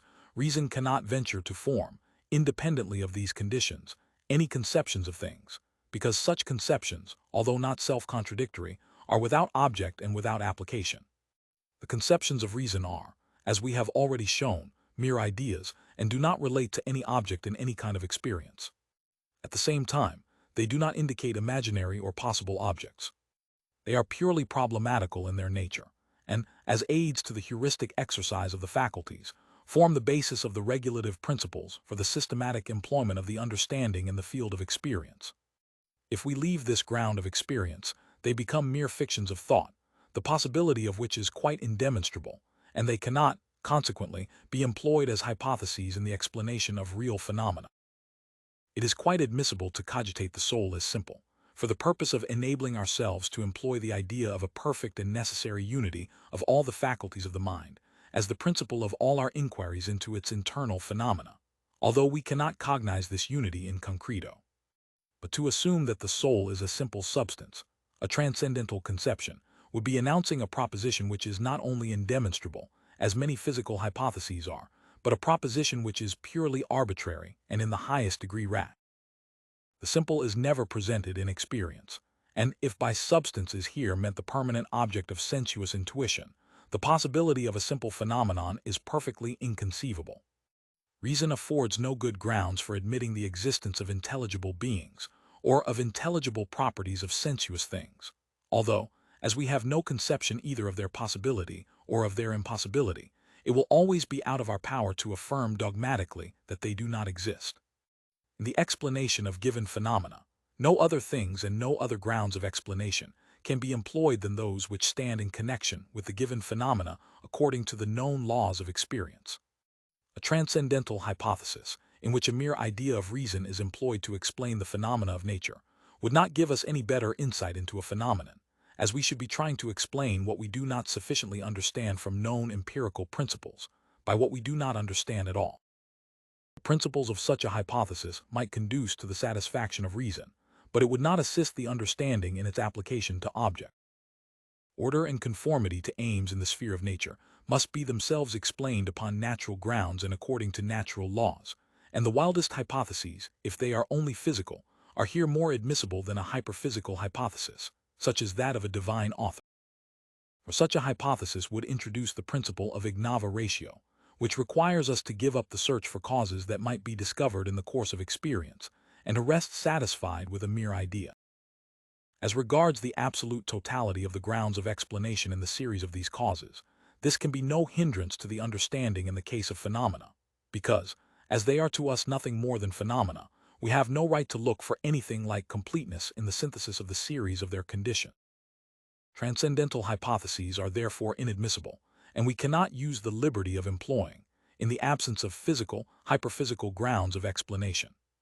And this for two reasons. First, because such hypotheses do not advance reason, but rather stop it in its progress. Secondly, because this license would render fruitless all its exertions in its own proper sphere, which is that of experience.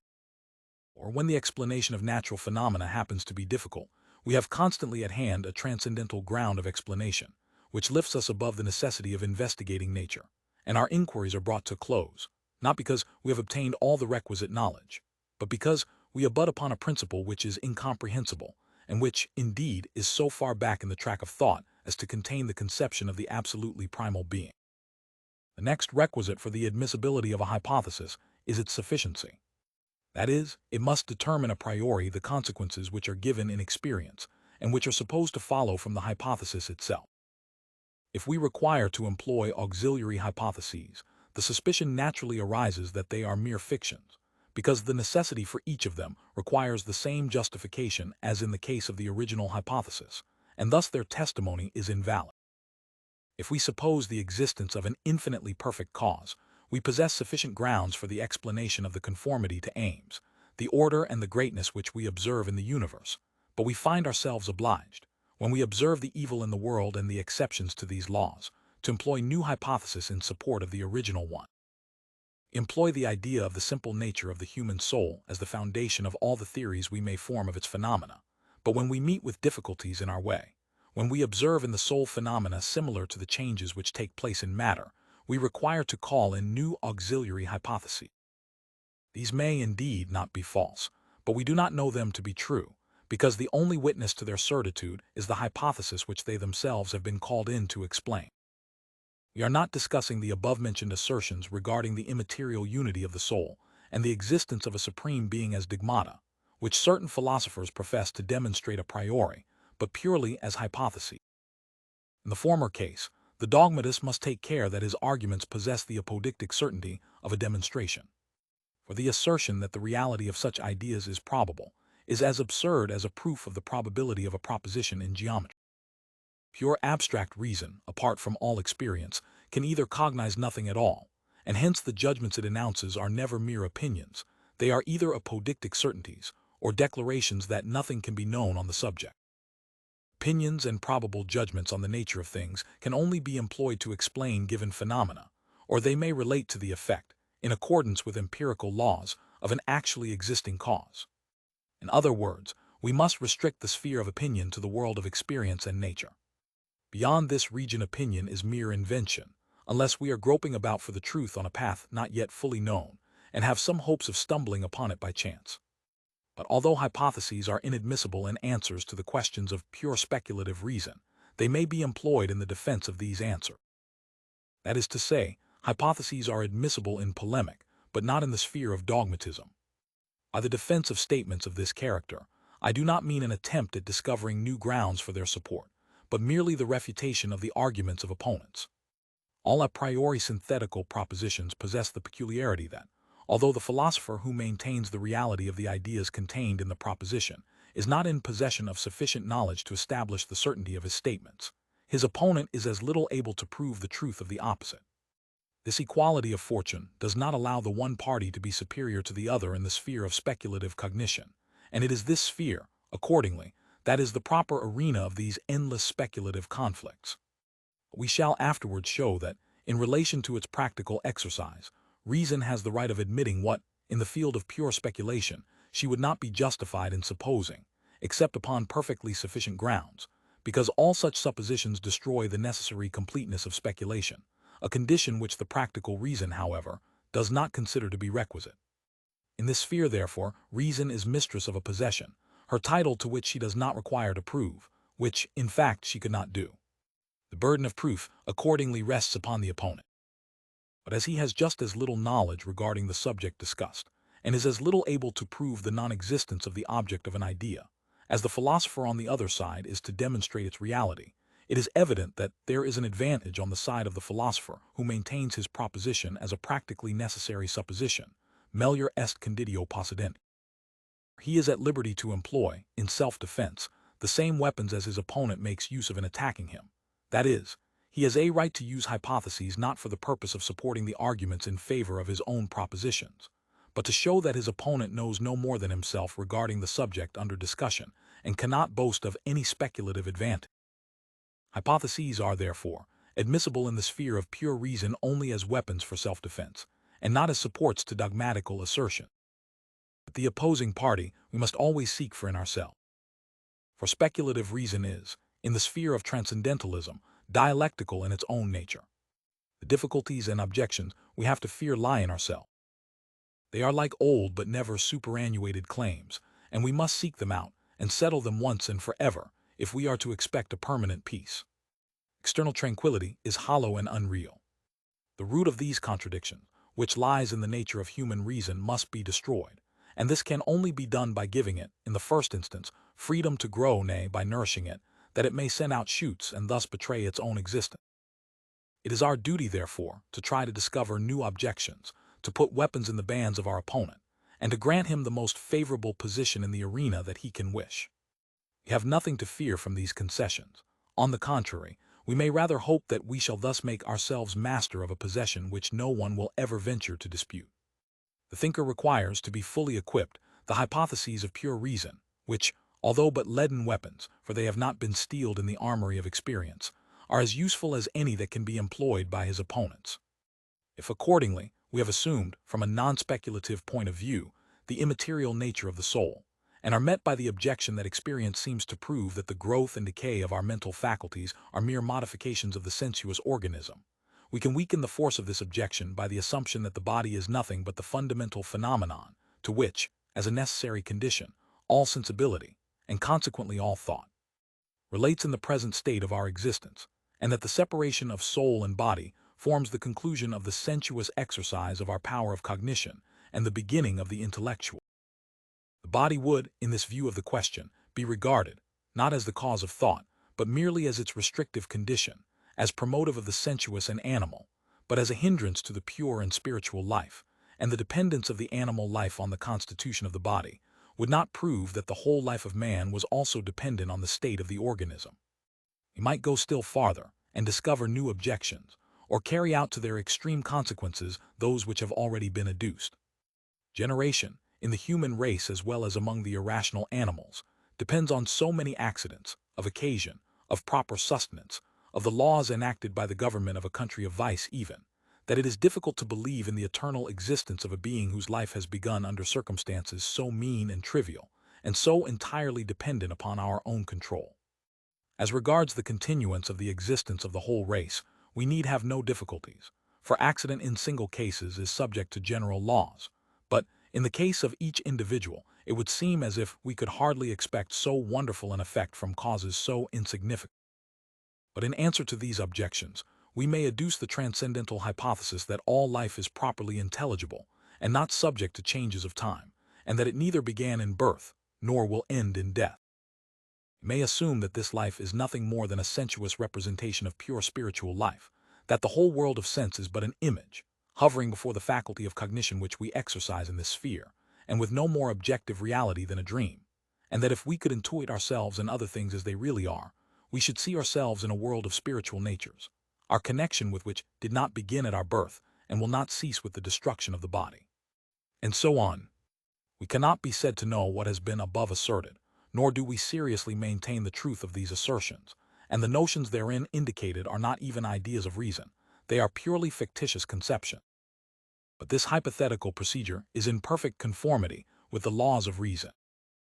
Our opponent mistakes the absence of empirical conditions for proof of the complete impossibility of all that we have asserted, and we have to show him that he has not exhausted the whole sphere of possibility, and that he can as little compass that sphere by the laws of experience and nature, as we can lay a secure foundation for the operations of reason beyond the region of experience. Such hypothetical defenses against the pretensions of an opponent must not be regarded as declarations of opinion. The philosopher abandons them so soon as the opposite party renounces its dogmatical conceit.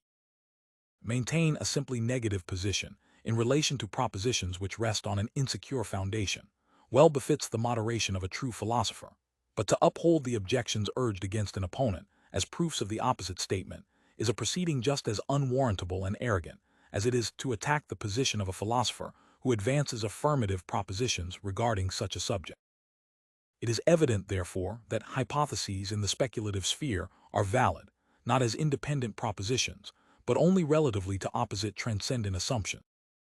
For to make the principles of possible experience conditions of the possibility of things in general is just as transcendent a procedure as to maintain the objective reality of ideas which can be applied to no objects except such as lie without the limits of possible experience. The judgments announced by pure reason must be necessary, or they must not be announced at all. Reason cannot trouble herself with opinion. But the hypotheses we have been discussing are merely problematical judgments, which can neither be confuted nor proved. While, therefore, they are not personal opinions, they are indispensable as answers to objections which are liable to be raised. But we must take care to confine them to this function, and guard against any assumption on their part of absolute validity, a proceeding which would involve reason in inextricable difficulties and contradiction. Section IV. The discipline of pure reason in relation to proofs, it is a peculiarity, which distinguishes the proofs of transcendental synthetical propositions from those of all other a priori synthetical cognitions, that reason, in the case of the former, does not apply its conceptions directly to an object, but is first obliged to prove, a priori, the objective validity of these conceptions and the possibility of their synthesis. This is not merely a prudential rule. It is essential to the very possibility of the proof of a transcendental proposition.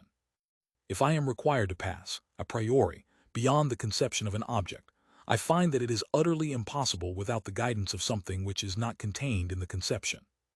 In mathematics, it is a priori intuition that guides my synthesis, and in this case, all our conclusions may be drawn immediately from pure intuition. In transcendental cognition, so long as we are dealing only with conceptions of the understanding, we are guided by possible experience. That is to say, a proof in the sphere of transcendental cognition does not show that the given conception, that of an event, for example, leads directly to another conception, that of a cause. For this would be a saltus which nothing can justify, but it shows that experience itself, and consequently the object of experience, is impossible without the connection indicated by these conceptions. It follows that such a proof must demonstrate the possibility of arriving, synthetically and a priori, at a certain knowledge of things, which was not contained in our conceptions of these things. Unless we pay particular attention to this requirement, our proofs, instead of pursuing the straight path indicated by reason, follow the tortuous road of mere subjective association.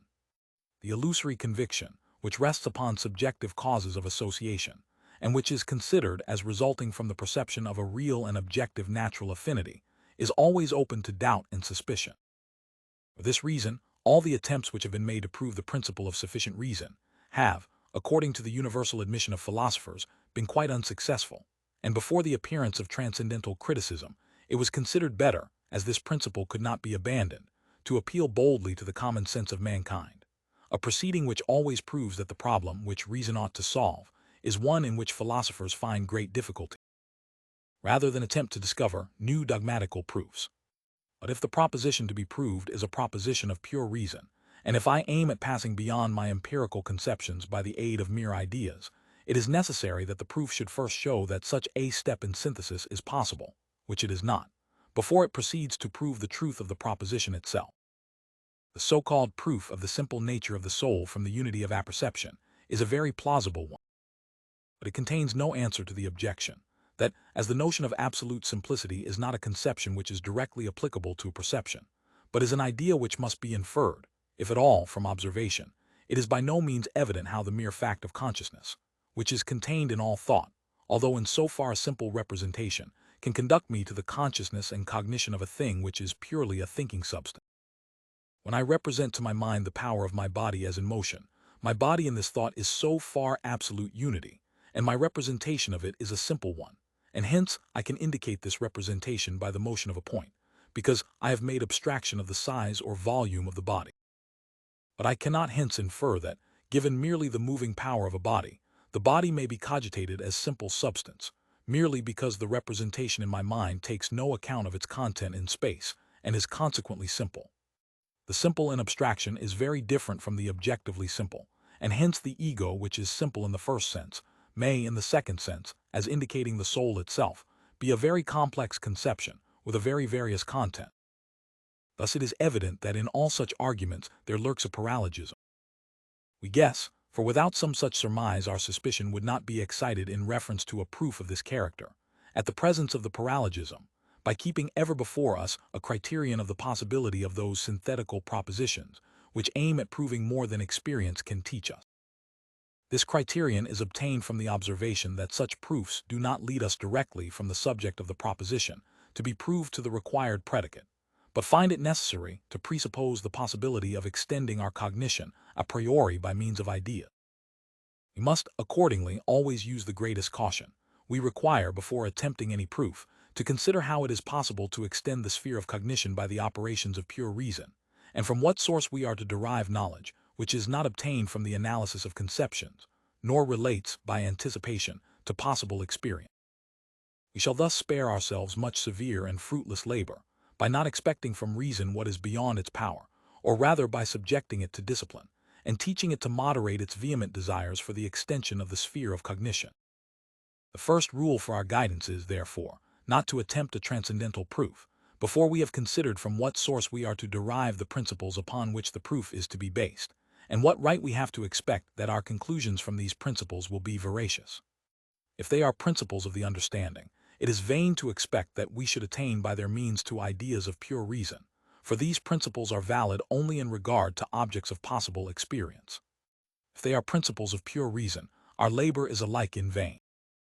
For the principles of reason, if employed as objective, are without exception dialectical and possess no validity or truth, except as regulative principles of the systematic employment of reason in experience. But when such delusive proof are presented to us, it is our duty to meet them with the non-liquor of a matured judgment, and although we are unable to expose the particular sophism upon which the proof is based, we have a right to demand a deduction of the principles employed in it, and if these principles have their origin in pure reason alone, such a deduction is absolutely impossible. And thus it is unnecessary that we should trouble ourselves with the exposure and confutation of every sophistical illusion. We may at once bring all dialectic, which is inexhaustible in the production of fallacies, before the bar of critical reason, which tests the principles upon which all dialectical procedure is based. The second peculiarity of transcendental proof is that a transcendental proposition cannot rest upon more than a single proof. If I am drawing conclusions not from conceptions but from intuition corresponding to a conception, be it pure intuition, as in mathematics, or empirical, as in natural science, the intuition which forms the basis of my inferences presents me with materials for many synthetical propositions, which I can connect in various modes, while, as it is allowable to proceed from different points in the intention, I can arrive by different paths at the same proposition. But every transcendental proposition sets out from a conception, and posits the synthetical condition of the possibility of an object according to this conception. There must therefore be but one ground of proof, because it is the conception alone which determines the object, and thus the proof cannot contain anything more than the determination of the object according to the conception. In our transcendental analytic, for example, we inferred the principle, every event has a cause, from the only condition of the objective possibility of our conception of an event. This is that an event cannot be determined in time, and consequently cannot form a part of experience, unless it stands under this dynamical law. This is the only possible ground of proof, for our conception of an event possesses objective validity, that is a true conception, only because the law of causality determines an object to which it can refer. Other arguments in support of this principle have been attempted, such as that from the contingent nature of a phenomenon, but when this argument is considered, we can discover no criterion of contingency, except the fact of an event, of something happening, that is to say, the existence which is preceded by the non-existence of an object, and thus we fall back on the very thing to be proved. If the proposition, every thinking being is simple, is to be proved, we keep to the conception of the ego which is simple, and to which all thought has a relation. The same is the case with the transcendental proof of the existence of a deity, which is based solely upon the harmony and reciprocal fitness of the conceptions of an ens realissimum and a necessary being, and cannot be attempted in any other manner. This caution serves to simplify very much the criticism of all propositions of reason. When reason employs conceptions alone, only one proof of its thesis is possible, if any. When, therefore, the dogmatist advances with 10 arguments in favor of a proposition, we may be sure that not one of them is conclusive. For if he possessed one which proved the proposition he brings forward to demonstration, as must always be the case with the propositions of pure reason, what need is there for any more? His intention can only be similar to that of the advocate who had different arguments for different judges, this availing himself of the weakness of those who examine his arguments, who, without going into any profound investigation, adopt the view of the case which seems most probable at first sight and decide according to it. The third rule for the guidance of pure reason in the conduct of a proof is that all transcendental proofs must never be apagogic or indirect, but always ostensive or direct. The direct or ostensive proof not only establishes the truth of the proposition to be proved, but exposes the grounds of its truth. The apagogic, on the other hand, may assure us of the truth of the proposition, but it cannot enable us to comprehend the grounds of its possibility. The latter is, accordingly, rather an auxiliary to an argument than a strictly philosophical and rational mode of procedure. In one respect, however, they have an advantage over direct proofs, from the fact that the mode of arguing by contradiction, which they employ, renders our understanding of the question more clear, and approximates the proof to the certainty of an intuitional demonstration. The true reason why indirect proofs are employed in different sciences is this. When the grounds upon which we seek to base a cognition are too various or too profound, we try whether or not we may not discover the truth of our cognition from its consequences. The modus ponens of reasoning from the truth of its inferences to the truth of a proposition would be admissible if all the inferences that can be drawn from it are known to be true. For in this case, there can be only one possible ground for these inferences, and that is the true one.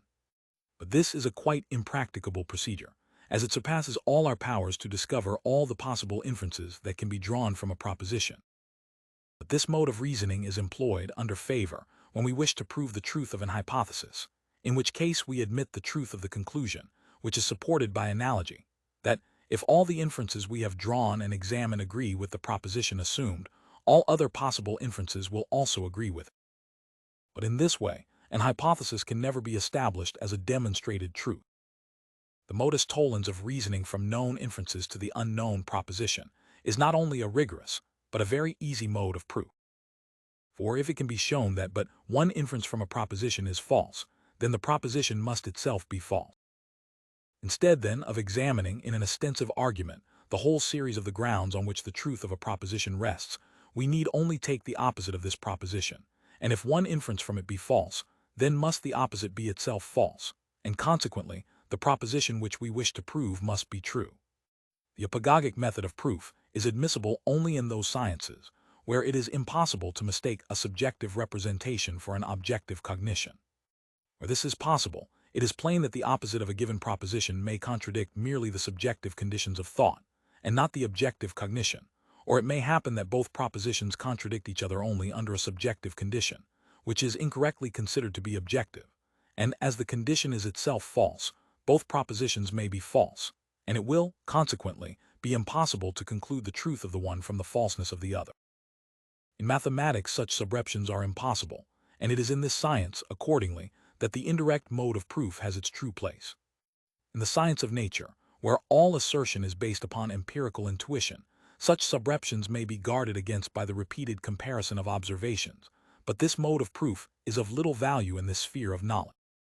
But the transcendental efforts of pure reason are all made in the sphere of the subjective, which is the real medium of all dialectical illusion, and thus reason endeavors, in its premises, to impose upon us subjective representations for objective cognition. In the transcendental sphere of pure reason, then, and in the case of synthetical propositions, it is inadmissible to support a statement by disproving the counterstatement. Only two cases are possible. Either the counterstatement is nothing but the announcement of the inconsistency of the opposite opinion with the subjective conditions of reason, which does not affect the real case. For example, we cannot comprehend the unconditioned necessity of the existence of a being, and hence every speculative proof of the existence of such a being must be opposed on subjective grounds, while the possibility of this being in itself cannot with justice be denied. Both propositions, being dialectical in their nature, are based upon an impossible conception. In this latter case the rule applies, non entes nulla sunt predicata, that is to say, what we affirm and what we deny, respecting such an object, are equally untrue, and the apagogic mode of arriving at the truth is in this case impossible. If, for example, we presuppose that the world of sense is given in itself in its totality, it is false, either that it is infinite, or that it is finite and limited in space. Both are false because the hypothesis is false. For the notion of phenomena as mere representations, which are given in themselves as objects, is self-contradictory, and the infinitude of this imaginary whole would, indeed, be unconditioned, but would be inconsistent, as everything in the phenomenal world is conditioned, with the unconditioned determination and finitude of quantities which is presupposed in our conception. The apagogic mode of proof is the true source of those illusions which have always had so strong an attraction for the admirers of dogmatical philosophy. It may be compared to Champion, who maintains the honor and claims of the party he has adopted by offering battle to all who doubt the validity of these claims and the purity of that honor, while nothing can be proved in this way except the respective strength of the combatants, and the advantage, in this respect, is always on the side of the attacking party. Spectators, observing that each party is alternately conqueror and conquered, are led to regard the subject of dispute as beyond the power of man to decide upon. But such an opinion cannot be justified, and it is sufficient to apply to these reasoners the remark, non defensoribus istis tempus eget. Each must try to establish his assertions by a transcendental deduction of the grounds of proof employed in his argument, and thus enable us to see in what way the claims of reason may be supported. If an opponent bases his assertions upon subjective grounds, he may be refuted with ease, not, however, to the advantage of the dogmatist, who likewise depends upon subjective sources of cognition and is in like manner driven into a corner by his opponent. But if parties employ the direct method of procedure, they will soon discover the difficulty, nay, the impossibility of proving their assertions, and will be forced to appeal to prescription and precedents, or they will, by the help of criticism, discover with ease the dogmatical illusions by which they had been mocked, and compel reason to renounce its exaggerated pretensions to speculative insight, and to confine itself within the limits of its proper sphere, that of practical principles. It is a humiliating consideration for human reason that it is incompetent to discover truth by means of pure speculation, but on the contrary, stands in need of discipline to check its deviations from the straight path and to expose the illusions which it originates. But on the other hand, this consideration ought to elevate and to give it confidence, for this discipline is exercised by itself alone, and it is subject to the censure of no other power. The bounds, moreover, which it is forced to set to its speculative exercise, form likewise a check upon the fallacious pretensions of opponents, and thus what remains of its possessions, after these exaggerated claims have been disallowed, is secure from attack or usurpation. The greatest, and perhaps the only, use of all philosophy of pure reason is, accordingly, of a purely negative character. It is not an organon for the extension, but a discipline for the determination, of the limits of its exercise, and without laying claim to the discovery of new truth, it has the modest merit of guarding against error. At the same time, there must be some source of positive cognitions which belong to the domain of pure reason, and which become the causes of error only from our mistaking their true character, while they form the goal towards which reason continually strives. How else can we account for the inextinguishable desire in the human mind to find a firm footing in some region beyond the limits of the world of experience? It hopes to attain to the possession of a knowledge in which it has the deepest interest. It enters upon the path of pure speculation, but in vain. We have some reason, however, to expect that, in the only other way that lies open to it, the path of practical reason, it may meet with better success. I understand by a canon a list of the a priori principles of the proper employment of certain faculties of cognition. Thus, general logic, in its analytical department, is a formal canon for the faculties of understanding and reason. In the same way, transcendental analytic was seen to be a canon of the pure understanding, for it alone is competent to announce true, a priori synthetical cognition. But when no proper employment of a faculty of cognition is possible, no canon can exist. But the synthetical cognition of pure speculative reason is, as has been shown, completely impossible. There cannot, therefore, exist any canon for the speculative exercise of this faculty, for its speculative exercise is entirely dialectical, and consequently, transcendental logic in this respect is merely a discipline and not a canon. If then there is any proper mode of employing the faculty of pure reason, in which case there must be a canon for this faculty, this canon will relate, not to the speculative, but to the practical use of reason. This canon we now proceed to investigate. Section I. The ultimate end of the pure use of reason, there exists in the faculty of reason a natural desire to venture beyond the field of experience, to attempt to reach the utmost bounds of all cognition by the help of ideas alone, and not to rest satisfied until it has fulfilled its course, and raised the sum of its cognitions into a self-subsistent systematic whole. Is the motive for this endeavor to be found in its speculative, or in its practical interests alone? Setting aside, at present, the results of the labors of pure reason in its speculative exercise, I shall merely inquire regarding the problems the solution of which forms its ultimate aim, whether reached or not, and in relation to which all other aims are but partial and intermediate. These highest aims must, from the nature of reason, possess complete unity, otherwise the highest interest of humanity could not be successfully promoted. The transcendental speculation of reason relates to three things: the freedom of the will, the immortality of the soul, and the existence of God. The speculative interest which reason has in those questions is very small, and for its sake alone, we should not undertake the labor of transcendental investigation, a labor full of toil and ceaseless struggle. We should be loth to undertake this labor, because the discoveries we might make would not be of the smallest use in the sphere of concrete or physical investigation. We may find out that the will is free, but this knowledge only relates to the intelligible cause of our volition. As regards the phenomena or expressions of this will, that is, our actions, we are bound, in obedience to an inviolable maxim, without which reason cannot be employed in the sphere of experience, to explain these in the same way as we explain all the other phenomena of nature, that is to say, according to its unchangeable law.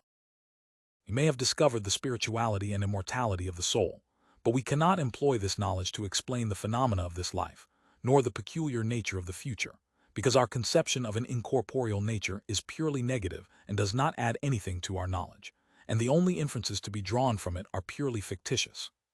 If again, we prove the existence of a supreme intelligence, we should be able from it to make the conformity to aims existing in the arrangement of the world comprehensible, but we should not be justified in deducing from it any particular arrangement or disposition, or inferring anywhere it is not perceived.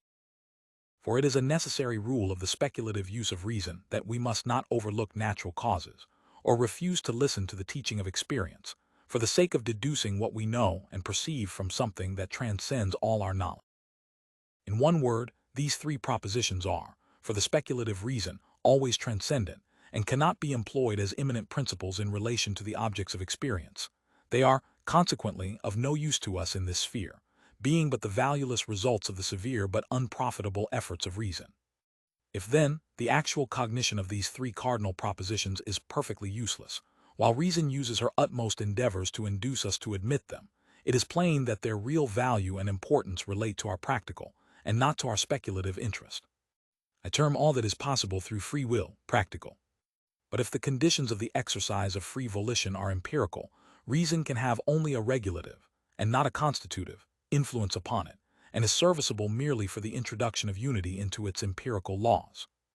In the moral philosophy of prudence, for example, the sole business of reason is to bring about a union of all the ends, which are aimed at by our inclinations, into one ultimate end, that of happiness, and to show the agreement which should exist among the means of attaining that end.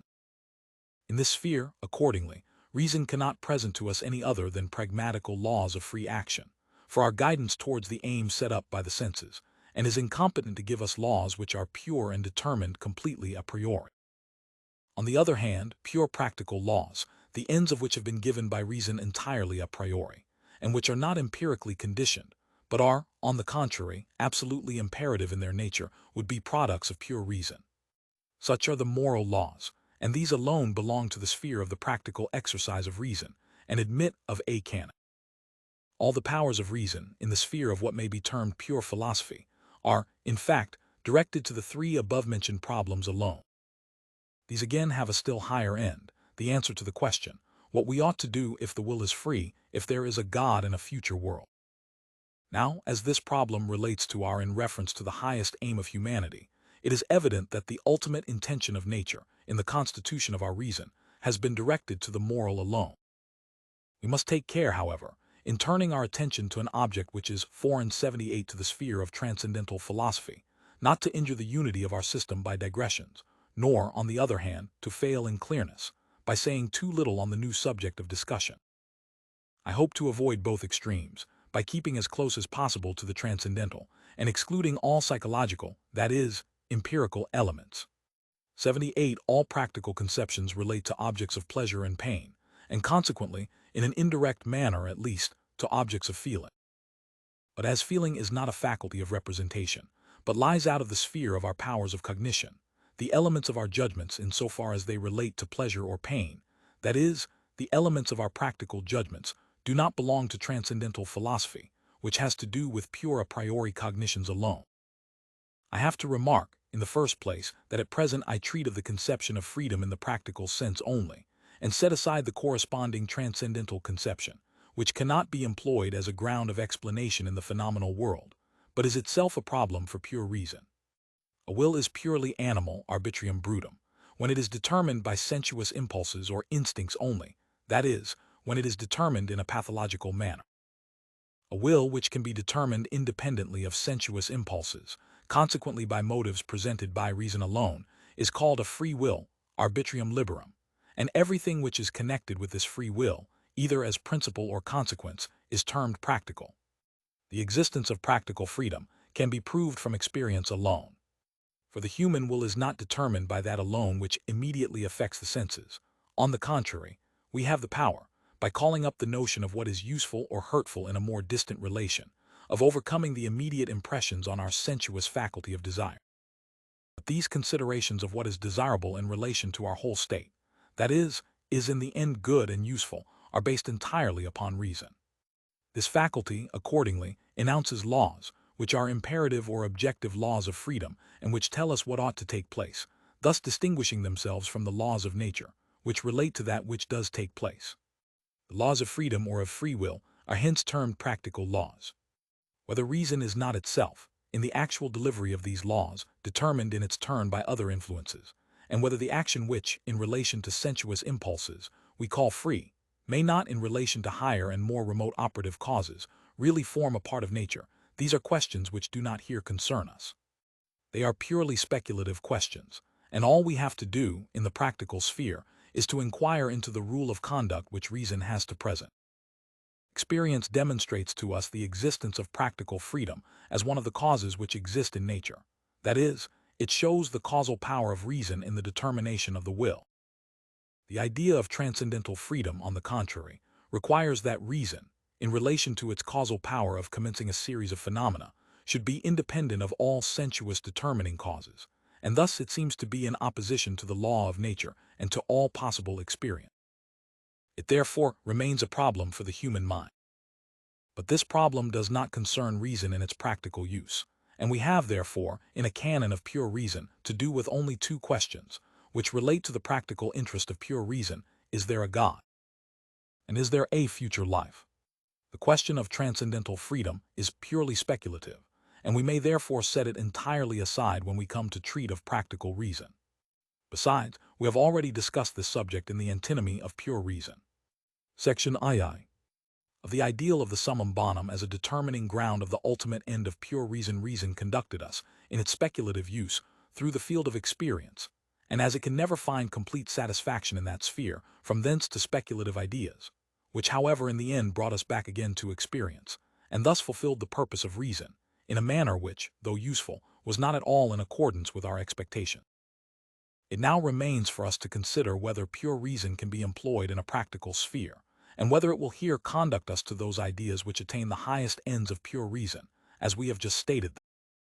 We shall thus ascertain whether, from the point of view of its practical interest, reason may not be able to supply us with that which, on the speculative side, it wholly denies us.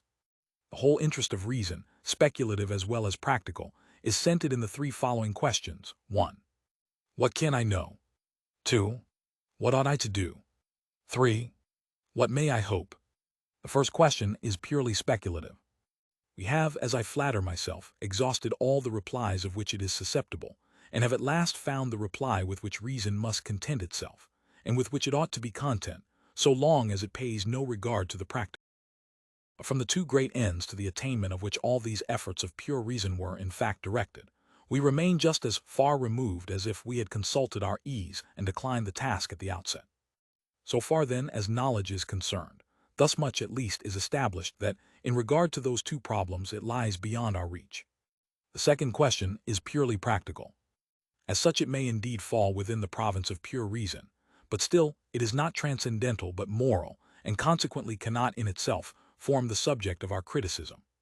The third question, if I act as I ought to do, what may I then hope, is at once practical and theoretical. The practical forms a clue to the answer of the theoretical, and, in its highest form, speculative question.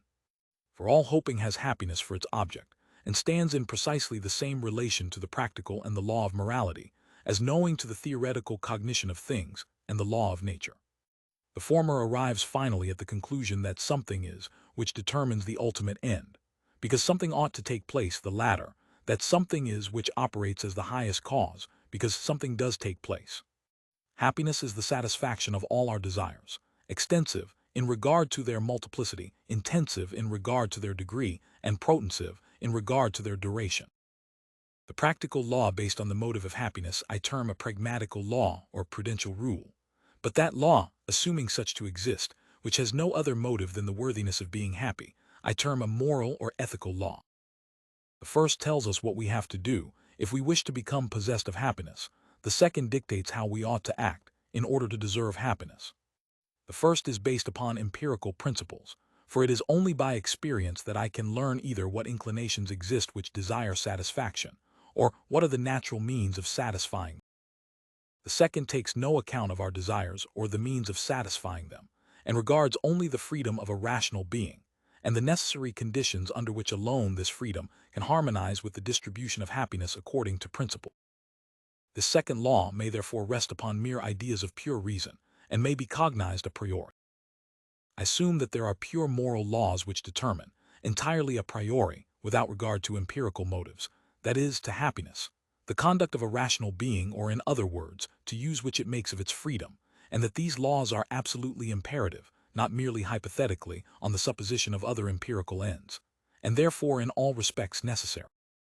I am warranted in assuming this, not only by the arguments of the most enlightened moralists, but by the moral judgment of every man who will make the attempt to form a distinct conception of such a law. Pure reason then contains, not indeed in its speculative, but in its practical, or more strictly its moral use, principles of the possibility of experience of such actions, namely, as, in accordance with ethical precepts, might be met with in the history of man. For since reason commands that such actions should take place, it must be possible for them to take place, and hence a particular kind of systematic unity, the moral, must be possible. We have found, it is true, that the systematic unity of nature could not be established according to speculative principles of reason, because, while reason possesses a causal power in relation to freedom, it has none in relation to the whole sphere of nature, and while moral principles of reason can produce free actions, they cannot produce natural law. It is then in its practical, but especially in its moral use, that the principles of pure reason possess objective reality. I call the world a moral world, in so far as it may be in accordance with all the ethical laws, which, by virtue of the freedom of reasonable beings, it can be, and according to the necessary laws of morality it ought to be. But this world must be conceived only as an intelligible world, inasmuch as abstraction is therein made of all conditions ends, and even of all impediments to morality, the weakness or pravity of human nature. So far then it is a mere idea, though still a practical idea, which may have, and ought to have, an influence on the world of sense, so as to bring it as far as possible into conformity with itself. The idea of a moral world has, therefore, objective reality, not as referring to an object of intelligible intuition, for of such an object we can form no conception whatever, but to the world of sense, conceived, however, as an object of pure reason in its practical use, and to corpus mysticum of rational beings in it, in so far as the liberum arbitrium of the individual is placed, under and by virtue of moral law, in complete systematic unity both with itself, and with the freedom of all others. That is the answer to the first of the two questions of pure reason which relate to its practical interest. Do that which will render thee worthy of happiness. The second question is this: if I conduct myself so as not to be unworthy of happiness, may I hope thereby to obtain happiness? In order to arrive at the solution of this question, we must inquire whether the principles of pure reason, which prescribe a priori the law, necessarily also connect this hope with it. I say, then, that just as the moral principles are necessary according to reason in its practical use, so it is equally necessary according to reason in its theoretical use to assume that everyone has ground to hope for happiness in the measure in which he has made himself worthy of it in his conduct, and that therefore the system of morality is inseparably, though only in the idea of pure reason, connected with that of happiness. Now in an intelligible, that is, in the moral world in the conception of which we make abstraction of all the impediments to morality, sensuous desires, such a system of happiness, connected with and proportioned to morality, may be conceived as necessary, because freedom of volition, partly incited and partly restrained by moral laws, would be itself the cause of general happiness, and thus rational beings, under the guidance of such principles, be themselves the authors both of their own enduring welfare and that of others. But such a system of self-rewarding morality is only an idea, the carrying out of which depends upon the condition that everyone acts as he ought, in other words, that all actions of reasonable beings be such as they would be if they sprung from a supreme will, comprehending in or under itself all particular wills. Since the moral law is binding on each individual in the use of his freedom of volition, even if others should not act in conformity with this law, neither the nature of things, nor the causality of actions and their relation to morality, determine how the consequences of these actions will be related to happiness, and the necessary connection of the hope of happiness with the unceasing endeavor to become worthy of happiness cannot be cognized by reason, if we take nature alone for our guide. This connection can be hoped for only on the assumption that the cause of nature is a supreme reason, which governs according to moral law. I term the idea of an intelligence in which the morally most perfect will, united with supreme blessedness, is the cause of all happiness in the world, so far as happiness stands in strict relation to morality, as the worthiness of being happy, the ideal of the supreme good. It is only then, in the ideal of the supreme original good, that pure reason can find the ground of the practically necessary connection of both elements of the highest derivative good, and accordingly of an intelligible, that is, moral world.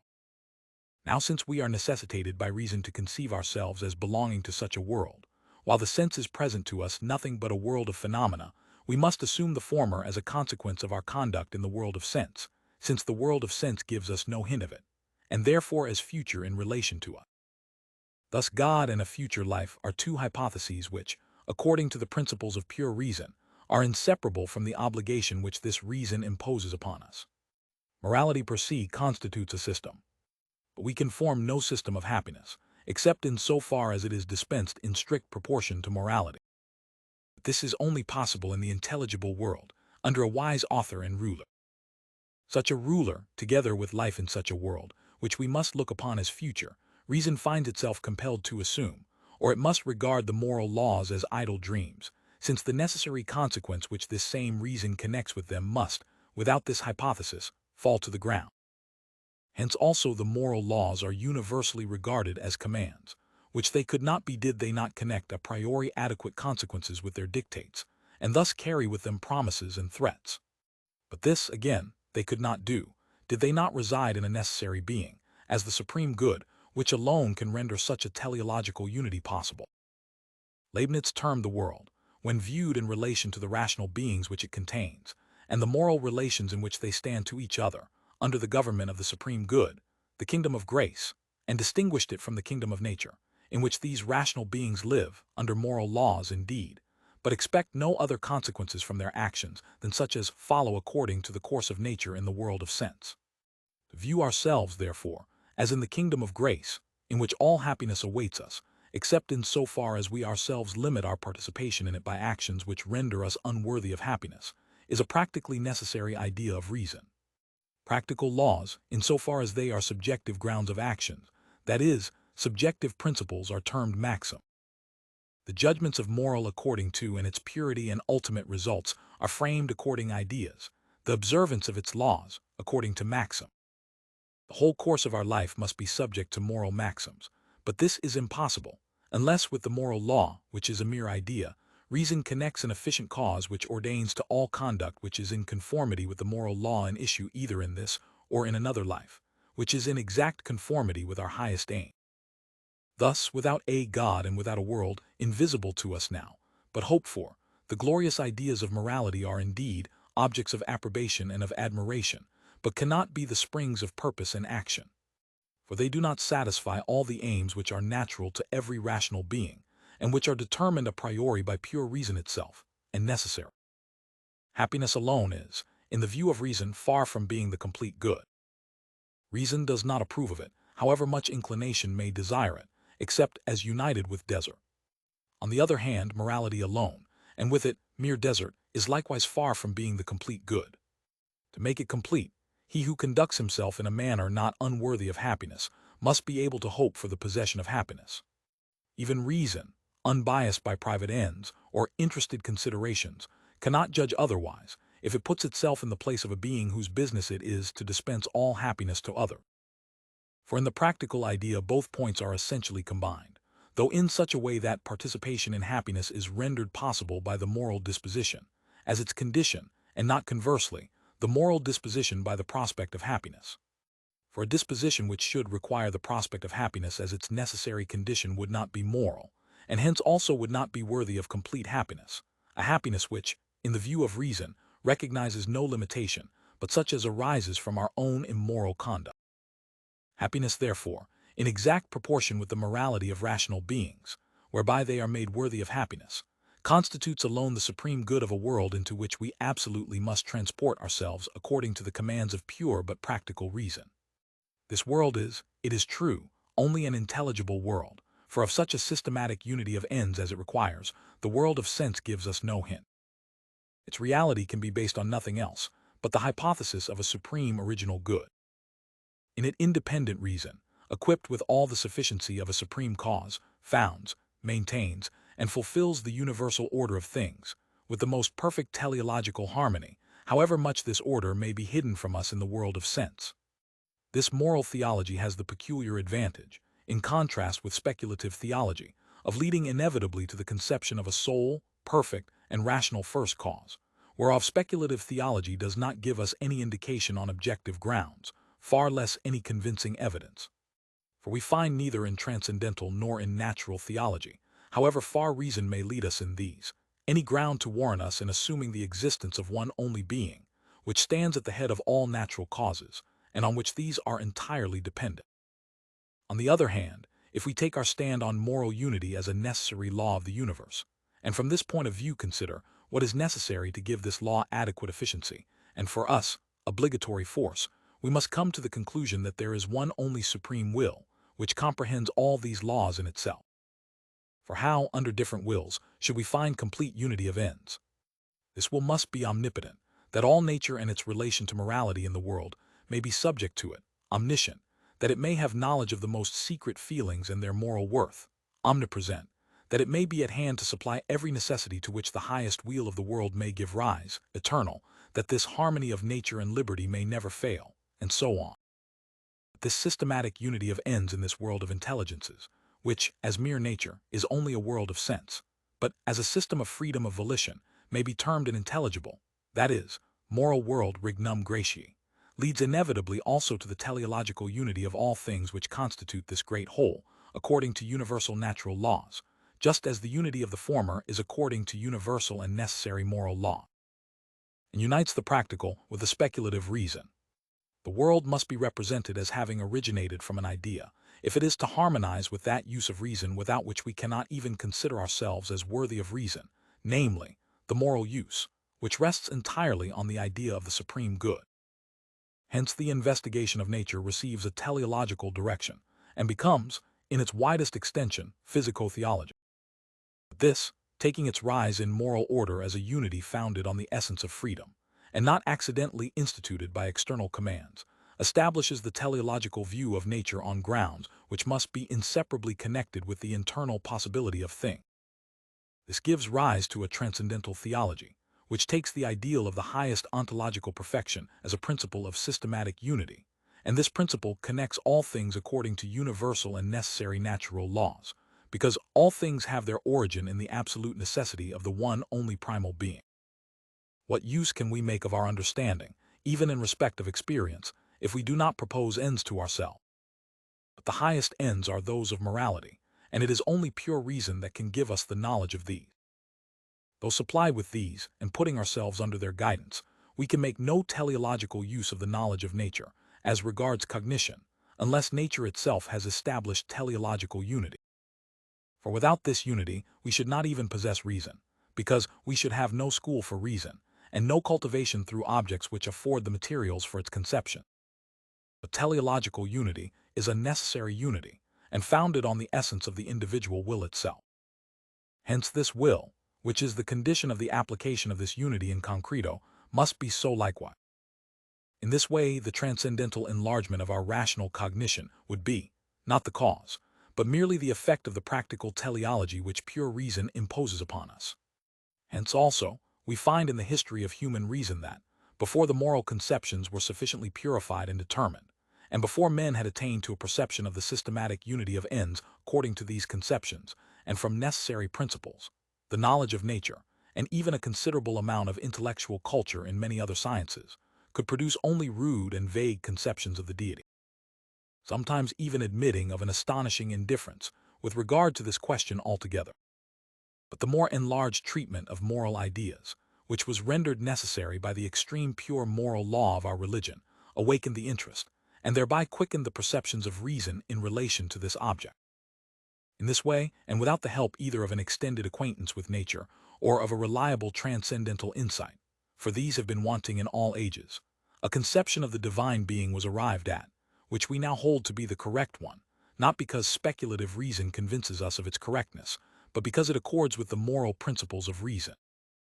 Thus it is to pure reason, but only in its practical use, that we must ascribe the merit of having connected with our highest interest a cognition, of which mere speculation was able only to form a conjecture, but the validity of which it was unable to establish, and of having thereby rendered it, not indeed a demonstrated dogma, but a hypothesis absolutely necessary to the essential ends of reason. But if practical reason has reached this elevation, and has attained to the conception of a sole primal being as the supreme good, it must not, therefore, imagine that it has transcended the empirical conditions of its application, and risen to the immediate cognition of new objects. It must not presume to start from the conception which it has gained, and to deduce from it the moral laws themselves. For it was these very laws, the internal practical necessity of which led us to the hypothesis of an independent cause, or of a wise ruler of the universe, who should give them effect. Hence, we are not entitled to regard them as accidental and derived from the mere will of the ruler, especially as we have no conception of such a will, except as formed in accordance with these laws. So far, then, as practical reason has the right to conduct us, we shall not look upon actions as binding on us, because they are the commands of God, but we shall regard them as divine commands, because we are internally bound by them. We shall study freedom under the teleological unity which accords with principles of reason. We shall look upon ourselves as acting in conformity with the divine, will only in so far as we hold sacred the moral law which reason teaches us from the nature of actions themselves. And we shall believe that we can obey that will only by promoting the weal of the universe in ourselves and in others. Moral theology is therefore only of immanent use. It teaches us to fulfill our destiny here in the world, by placing ourselves in harmony with the general system of ends, and warns us against the fanaticism, nay, the crime of depriving reason of its legislative authority in the moral conduct of life, for the purpose of directly connecting this authority with the idea of the Supreme Being. For this would be, not an immanent but a transcendent use of moral theology, and like the transcendent use of mere speculation, would inevitably pervert and frustrate the ultimate ends of reason. Section III. Of opinion, knowledge, and belief, the holding of a thing to be true is a phenomenon in our understanding which may rest on objective grounds, but requires also subjective causes in the mind of the person judging. If a judgment is valid for every rational being, then its ground is objectively sufficient, and it is termed a conviction. If, on the other hand, it has its ground in the particular character of the subject, it is termed a persuasion. Persuasion is a mere illusion, the ground of the judgment, which lies solely in the subject, being regarded as objective. Hence, a judgment of this kind has only private validity, is only valid for the individual who judges, and the holding of a thing to be true in this way cannot be communicated. But truth depends upon agreement with the object, and consequently the judgments of all understandings, if true, must be in agreement with each other. Consentientia uni tertio consentiunt inter se. Conviction may, therefore, be distinguished, from an external point of view, from persuasion, by the possibility of communicating it, and by showing its validity for the reason of every man. For in this case, the presumption, at least, arises that the agreement of all judgments with each other, in spite of the different characters of individuals, rests upon the common ground of the agreement of each with the object, and thus the correctness of the judgment is established. Persuasion, accordingly, cannot be subjectively distinguished from conviction, that is, so long as the subject views its judgment simply as a phenomenon of its own mind. But if we inquire whether the grounds of our judgment which are valid for us produce the same effect on the reason of others as on our own, we have then the means, though only subjective means, not indeed of producing conviction, but of detecting the merely private validity of the judgment, in other words, of discovering that there is in it the element of mere persuasion.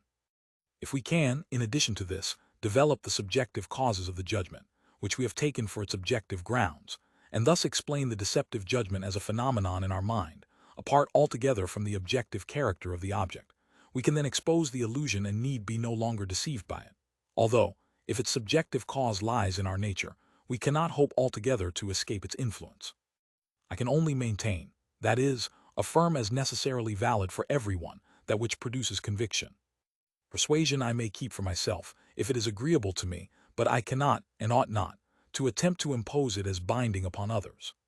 Holding for true, or the subjective validity of a judgment in relation to conviction, which is, at the same time, objectively valid, has the three following degrees: opinion, belief, and knowledge.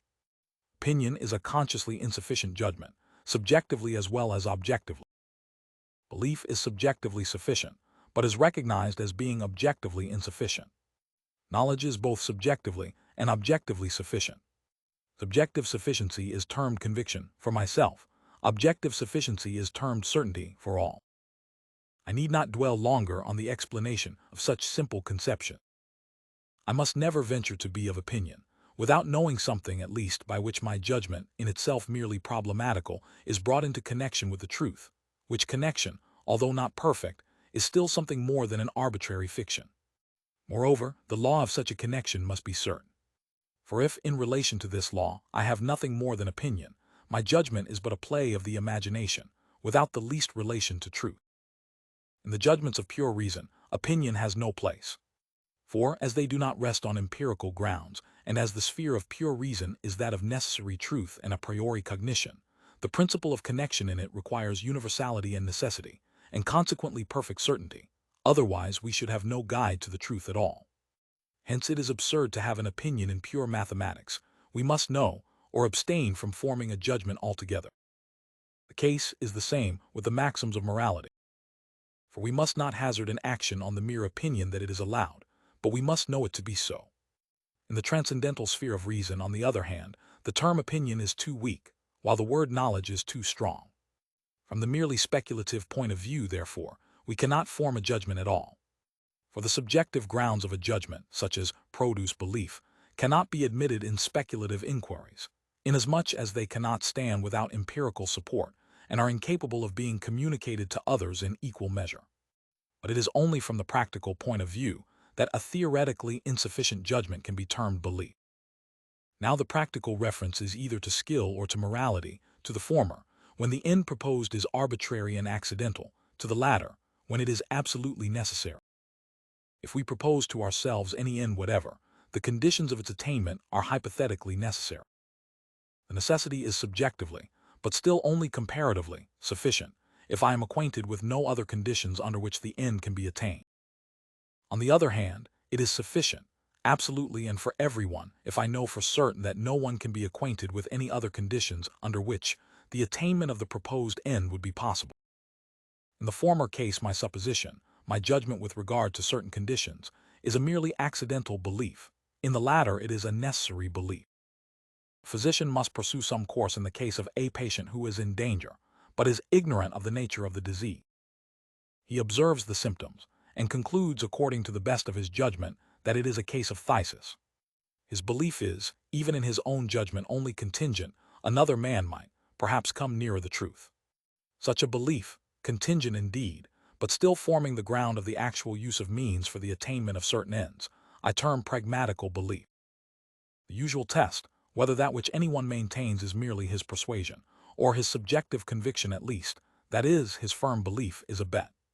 It frequently happens that a man delivers his opinions with so much boldness and assurance that he appears to be under no apprehension as to the possibility of his being in error.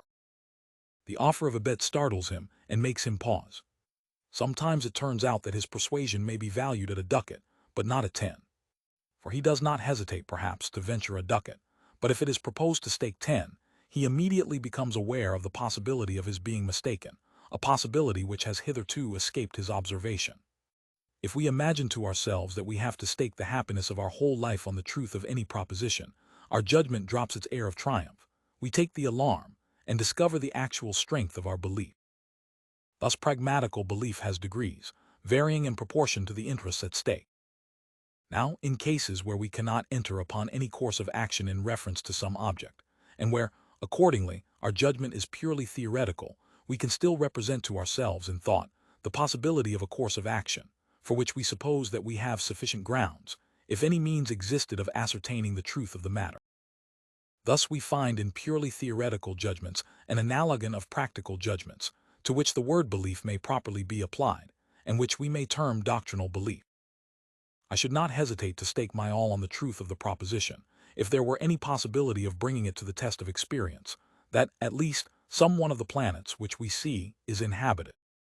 Hence I say that I have not merely the opinion, but the strong belief, on the correctness of which I would stake even many of the advantages of life, that there are inhabitants in other worlds.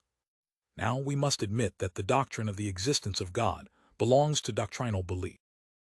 Or although in respect to the theoretical cognition of the universe, I do not require to form any theory which necessarily involves this idea, as the condition of my explanation of the phenomena which the universe presents, but on the contrary, I'm rather bound so to use my reason as if everything were mere nature. Still, teleological unity is so important a condition of the application of my reason to nature, that it is impossible for me to ignore it, especially since, in addition to these considerations, abundant examples of it are supplied by experience. But the sole condition, so far as my knowledge extends, under which this unity can be my guide in the investigation of nature, is the assumption that a supreme intelligence has ordered all things according to the wisest end. Consequently, the hypothesis of a wise author of the universe is necessary for my guidance in the investigation of nature, is the condition under which alone I can fulfill an end which is contingent indeed, but by no means unimportant. Moreover, since the result of my attempts so frequently confirms the utility of this assumption, and since nothing decisive can be adduced against it, it follows that it would be saying far too little to term my judgment, in this case, a mere opinion, and that, even in this theoretical connection, I may assert that I firmly believe in God. Still, if we use words strictly, this must not be called a practical, but a doctrinal belief, which the theology of nature, physico-theology, must also produce in my mind. In the wisdom of a supreme being, and in the shortness of life, so inadequate to the development of the glorious powers of human nature, we may find equally sufficient grounds for a doctrinal belief in the future life of the human soul. The expression of belief is, in such cases, an expression of modesty from the objective point of view, but at the same time of firm confidence from the subjective. If I should venture to term this merely theoretical judgment even so much as a hypothesis which I am entitled to assume, a more complete conception, with regard to another world and to the cause of the world, might then be justly required of me than I am, in reality, able to give. For if I assume anything, even as a mere hypothesis, I must, at least, know so much of the properties of such a being as will enable me, not to form the conception, but to imagine the existence of it. But the word belief refers only to the guidance which an idea gives me, and to its subjective influence on the conduct of my reason, which forces me to hold it fast, though I may not be in a position to give a speculative account of it. But mere doctrinal belief is, to some extent, wanting in stability. We often quit our hold of it, in consequence of the difficulties which occur in speculation, though in the end we inevitably return to it again. It is quite otherwise with moral belief. For in this sphere action is absolutely necessary, that is, I must act in obedience to the moral law in all points. The end is here incontrovertibly established, and there is only one condition possible, according to the best of my perception, under which this end can harmonize with all other ends, and so have practical validity, namely, the existence of a God and of a future world. I know also, to a certainty, that no one can be acquainted with any other conditions which conduct to the same unity of ends under the moral law. But since the moral precept is, at the same time, my maxim, as reason requires that it should be, I am irresistibly constrained to believe in the existence of God and in a future life, and I am sure that nothing can make me waver in this belief, since I should thereby overthrow my moral maxims, the renunciation of which would render me hateful in my own eye. Thus, while all the ambitious attempts of reason to penetrate beyond the limits of experience end in disappointment, there is still enough left to satisfy us in a practical point of view. No one, it is true, will be able to boast that he knows that there is a God and a future life, for, if he knows this, he is just the man whom I have long wished to find. All knowledge, regarding an object of mere reason, can be communicated, and I should thus be enabled to hope that my own knowledge would receive this wonderful extension through the instrumentality of his instruction. No, my conviction is not logical, but moral certainty, and since it rests on subjective grounds of the moral sentiment, I must not even say, it is morally certain that there is a God, etc. But I am morally certain, that is, my belief in God and in another world is so interwoven with my moral nature that I am under as little apprehension of having the former torn from me as of losing the latter. The only point in this argument that may appear open to suspicion is that this rational belief presupposes the existence of moral sentiment. If we give up this assumption, and take a man who is entirely indifferent with regard to moral laws, the question which reason proposes becomes then merely a problem for speculation and may, indeed, be supported by strong grounds from analogy, but not by such as will compel the most obstinate skepticism to give way. 79. But in these questions no man is free from all interest. For though the want of good sentiments may place him beyond the influence of moral interests, still even in this case enough may be left to make him fear the existence of God and a future life. For he cannot pretend to any certainty of the non-existence of God and of a future life, unless, since it could only be proved by mere reason, and therefore apodictically, he is prepared to establish the impossibility of both, which certainly no reasonable man would undertake to do. This would be a negative belief, which could not, indeed, produce morality and good sentiments, but still could produce an analogon of these, by operating as a powerful restraint on the outbreak of evil disposition. 79. The human mind, as, I believe, every rational being must of necessity do, takes a natural interest in morality, although this interest is not undivided and may not be practically in preponderance. If you strengthen and increase it, you will find the reason become docile, more enlightened, and more capable of uniting the speculative interest with the practical. But if you do not take care at the outset, or at least midway, to make men good, you will never force them into an honest belief. But it will be said, is this all that pure reason can effect, in opening up prospects beyond the limits of experience? Nothing more than 2 articles of belief. Common sense could have done as much as this, without taking the philosophers to counsel in the matter. I shall not here eulogize philosophy for the benefits which the laborious efforts of its criticism have conferred on human reason, even granting that its merit should turn out in the end to be only negative, for on this point something more will be said in the next section. But I ask, do you require that that knowledge which concerns all men should transcend the common understanding, and should only be revealed to you by philosophers? The very circumstance which has called forth your censure is the best confirmation of the correctness of our previous assertions, since it discloses, what could not have been foreseen, that nature is not chargeable with any partial distribution of her gifts in those matters which concern all men without distinction, and that, in respect to the essential ends of human nature, we cannot advance further with the help of the highest philosophy than under the guidance which nature has vouchsafed to the meanest understanding. By the term architectonic, I mean the art of constructing a system. Without systematic unity, our knowledge cannot become science, it will be an aggregate and not a system. Thus architectonic is the doctrine of the scientific in cognition, and therefore necessarily forms part of our methodology. Reason cannot permit our knowledge to remain in an unconnected and rhapsodistic state, but requires that the sum of our cognitions should constitute a system. It is thus alone that they can advance the ends of reason. By system, I mean the unity of various cognitions under one idea. This idea is the conception, given by reason, of the form of a whole, in so far as the conception determines a priori not only the limits of its content, but the place which each of its parts is to occupy. The scientific idea contains, therefore, the end and the form of the whole which is in accordance with that end. The unity of the end, to which all the parts of the system relate, and through which all have a relation to each other, communicates unity to the whole system, so that the absence of any part can be immediately detected from our knowledge of the rest, and it determines a priori the limits of the system, thus excluding all contingent or arbitrary addition. The whole is thus an organism articulatio, and not an aggregate conservatio. It may grow from within per intussusceptionem, but it cannot increase by external additions per appositionem. It is thus like an animal body, the growth of which does not add any limb, but without changing their proportions, makes each in its sphere stronger and more active. We require, for the execution of the idea of a system, a schema, that is, a content and an arrangement of parts determined a priori by the principle which the aim of the system prescribes. A schema which is not projected in accordance with an idea, that is, from the standpoint of the highest aim of reason, but merely empirically, in accordance with accidental aims and purposes, the number of which cannot be predetermined, can give us nothing more than technical unity. But the schema which is originated from an idea, in which case reason presents us with aims a priori, and does not look for them to experience, forms the basis of architectonical unity. Science, in the proper acceptation of that term, cannot be formed technically, that is, from observation of the similarity existing between different objects, and the purely contingent use we make of our knowledge in concreto with reference to all kinds of arbitrary external aims.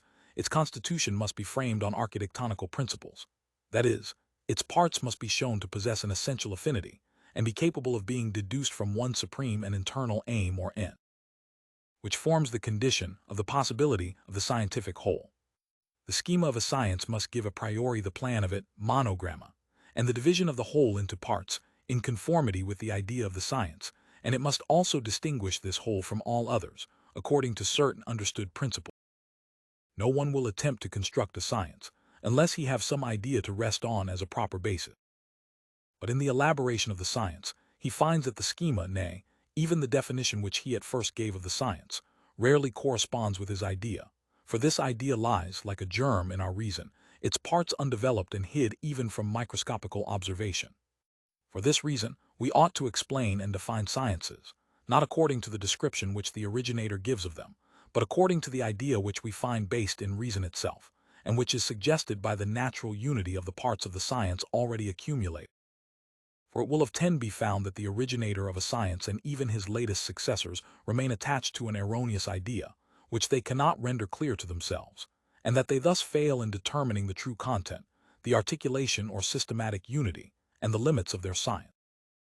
It is unfortunate that, only after having occupied ourselves for a long time in the collection of materials, under the guidance of an idea which lies undeveloped in the mind, but not according to any definite plan of arrangement, nay, only after we have spent much time and labor in the technical disposition of our materials, does it become possible to view the idea of a science in a clear light, and to project, according to architectonical principles, a plan of the whole, in accordance with the aims of reason. Systems seem, like certain worms, to be formed by a kind of generatio equivoca, by the mere confluence of conceptions, and to gain completeness only with the progress of time. But the schema or germ of all lies in reason, and thus is not only every system organized according to its own idea, but all are united into one grand system of human knowledge, of which they form members. For this reason, it is possible to frame an architectonic of all human cognition, the formation of which, at the present time, considering the immense materials collected or to be found in the ruins of old systems, would not indeed be very difficult. Our purpose at present is merely to sketch the plan of the architectonic of all cognition given by pure reason, and we begin from the point where the main root of human knowledge divides into two, one of which is reason. By reason I understand here the whole higher faculty of cognition, the rational being placed in contradistinction to the empirical. If I make complete abstraction of the content of cognition, objectively considered, all cognition is, from a subjective point of view, either historical or rational. Historical cognition is cognitio ex datis, rational cognitio ex principia. Whatever may be the original source of a cognition, it is, in relation to the person who possesses it, merely historical if he knows only what has been given him from another quarter, whether that knowledge was communicated by direct experience or by instruction. Thus the person who has learned a system of philosophy, say the Wolffian, although he has a perfect knowledge of all the principles, definitions, and arguments in that philosophy, as well as of the divisions that have been made of the system, possesses really no more than an historical knowledge of the Wolffian system. He knows only what has been told him. His judgments are only those which he has received from his teacher. Dispute the validity of a definition, and he is completely at a loss to find another. He has formed his mind on another's, but the imitative faculty is not the productive. His knowledge has not been drawn from reason, and although, objectively considered, it is rational knowledge, subjectively it is merely historical. He has learned this or that philosophy, and is merely a plaster cast of a living man. Rational cognitions which are objective, that is, which have their source in reason, can be so termed from a subjective point of view, only when they have been drawn by the individual himself from the sources of reason, that is, from principles, and it is in this way alone that criticism, or even the rejection of what has been already learned, can spring up in the mind. All rational cognition is, again, based either on conceptions or on the construction of conceptions. The former is termed philosophical, the latter mathematical. I have already shown the essential difference of these two methods of cognition in the first chapter. A cognition may be objectively philosophical and subjectively historical, as is the case with the majority of scholars and those who cannot look beyond the limits of their system, and who remain in a state of pupillage all their lives.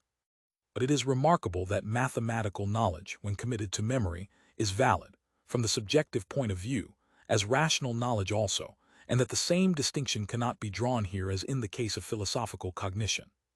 The reason is that the only way of arriving at this knowledge is through the essential principles of reason, and thus it is always certain and indisputable, because reason is employed in concreto, but at the same time a priori, that is, in pure and therefore infallible intuition, and thus all causes of illusion and error are excluded. Of all the a priori sciences of reason, therefore, mathematics alone can be learned. Philosophy, unless it be in an historical manner, cannot be learned. We can at most learn to philosophize. Philosophy is the system of all philosophical cognition. We must use this term in an objective sense, if we understand by it the archetype of all attempts at philosophizing, and the standard by which all subjective philosophies are to be judged. In this sense, philosophy is merely the idea of a possible science, which does not exist in concreto, but to which we endeavor in various ways to approximate, until we have discovered the right path to pursue, a path overgrown by the errors and illusions of sense, and the image we have hitherto tried in vain to shape has become a perfect copy of the great prototype. Until that time we cannot learn philosophy. It does not exist. If it does, where is it, who possesses it, and how shall we know it? We can only learn to philosophize. In other words, we can only exercise our powers of reasoning in accordance with general principles, retaining at the same time the right of investigating the sources of these principles, of testing, and even of rejecting them. Until then, our conception of philosophy is only a scholastic conception, a conception, that is, of a system of cognition which we are trying to elaborate into a science, all that we at present know being the systematic unity of this cognition, and consequently the logical completeness of the cognition for the desired end. But there is also a cosmical conception, conceptus cosmicus, of philosophy, which has always formed the true basis of this term, especially when philosophy was personified and presented to us in the ideal of a philosopher.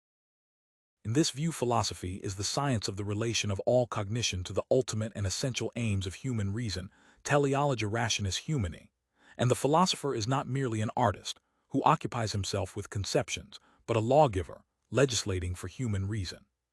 In this sense of the word, it would be in the highest degree arrogant to assume the title of philosopher, and to pretend that we had reached the perfection of the prototype which lies in the idea alone. The mathematician, the natural philosopher, and the logician, how far soever the first may have advanced in rational, and the two latter in philosophical knowledge, are merely artists, engaged in the arrangement and formation of conceptions. They cannot be termed philosophers. Above them all, there is the ideal teacher, who employs them as instruments for the advancement of the essential aims of human reason. Him alone can we call philosopher, but he nowhere exists.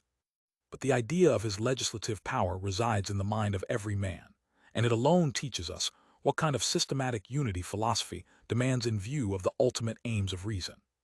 This idea is, therefore, a cosmical conception. 80 by a cosmical conception, I mean one in which all men necessarily take an interest. The aim of a science must accordingly be determined according to scholastic conceptions, if it is regarded merely as a means to certain arbitrarily proposed ends. In view of the complete systematic unity of reason, there can only be one ultimate end of all the operations of the mind. To this, all other aims are subordinate, and nothing more than means for its attainment. This ultimate end is the destination of man, and the philosophy which relates to it is termed moral philosophy. The superior position occupied by moral philosophy, above all other spheres for the operations of reason, sufficiently indicates the reason why the ancients always included the idea, and in an especial manner, of moralist in that of philosopher. Even at the present day, we call a man who appears to have the power of self-government, even although his knowledge may be very limited, by the name of philosopher. The legislation of human reason or philosophy has two objects, nature and freedom, and thus contains not only the laws of nature, but also those of ethics, at first in two separate systems, which finally merge into one grand philosophical system of cognition. The philosophy of nature relates to that which is, that of ethics to that which ought to be. But all philosophy is either cognition on the basis of pure reason, or the cognition of reason on the basis of empirical principles. The former is termed pure, the latter empirical philosophy.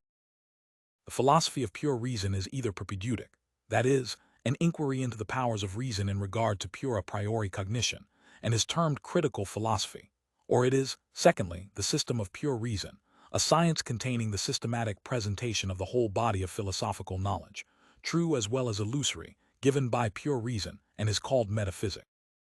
This name may, however, be also given to the whole system of pure philosophy, critical philosophy included, and may designate the investigation into the sources or possibility of a priori cognition, as well as the presentation of the a priori cognitions which form a system of pure philosophy, excluding, at the same time, all empirical and mathematical elements. Metaphysic is divided into that of the speculative and that of the practical use of pure reason, and is, accordingly, either the metaphysic of nature or the metaphysic of ethics. The former contains all the pure rational principles, based upon conceptions alone, and thus excluding mathematics, Of all theoretical cognition, the latter, the principles which determine and necessitate a priori all action. Now moral philosophy alone contains a code of laws for the regulation of our actions, which are deduced from principles entirely a priori. Hence the metaphysic of ethics is the only pure moral philosophy, as it is not based upon anthropological or other empirical consideration. The metaphysic of speculative reason is what is commonly called metaphysic in the more limited sense. But as pure moral philosophy properly forms a part of this system of cognition, we must allow it to retain the name of metaphysic, although it is not requisite that we should insist on so terming it in our present discussion. It is of the highest importance to separate those cognitions which differ from others both in kind and in origin, and to take great care that they are not confounded with those with which they are generally found connected. What the chemist does in the analysis of substances, what the mathematician in pure mathematics, is, in a still higher degree, the duty of the philosopher, that the value of each different kind of cognition and the part it takes in the operations of the mind may be clearly defined. Human reason has never wanted a metaphysic of some kind, since it attained the power of thought, or rather of reflection, but it has never been able to keep this sphere of thought and cognition pure from all admixture of foreign elements. The idea of a science of this kind is as old as speculation itself, and what mind does not speculate, either in the scholastic or in the popular fashion? At the same time, it must be admitted that even thinkers by profession have been unable clearly to explain the distinction between the two elements of our cognition, the one completely a priori, the other a posteriori, and hence the proper definition of a peculiar kind of cognition, and with it the just idea of a science which has so long and so deeply engaged the attention of the human mind, has never been established. When it was said, metaphysic is the science of the first principles of human cognition, this definition did not signalize a peculiarity in kind, but only a difference in degree. These first principles were thus declared to be more general than others, but no criterion of distinction from empirical principles was given. Of these some are more general, and therefore higher than others, and, as we cannot distinguish what is completely a priori from that which is known to be a posteriori, where shall we draw the line which is to separate the higher and so-called first principles from the lower and subordinate principles of cognition? What would be said if we were asked to be satisfied with a division of the epochs of the world into the earlier centuries and those following? Does the 5th or the 10th century belong to the earlier century? It would be asked. In the same way I ask, does the conception of extension belong to metaphysics? You answer yes. Well, that of body too. Yes. And that of a fluid body. You stop, you are unprepared to admit this, for if you do, everything will belong to metaphysics.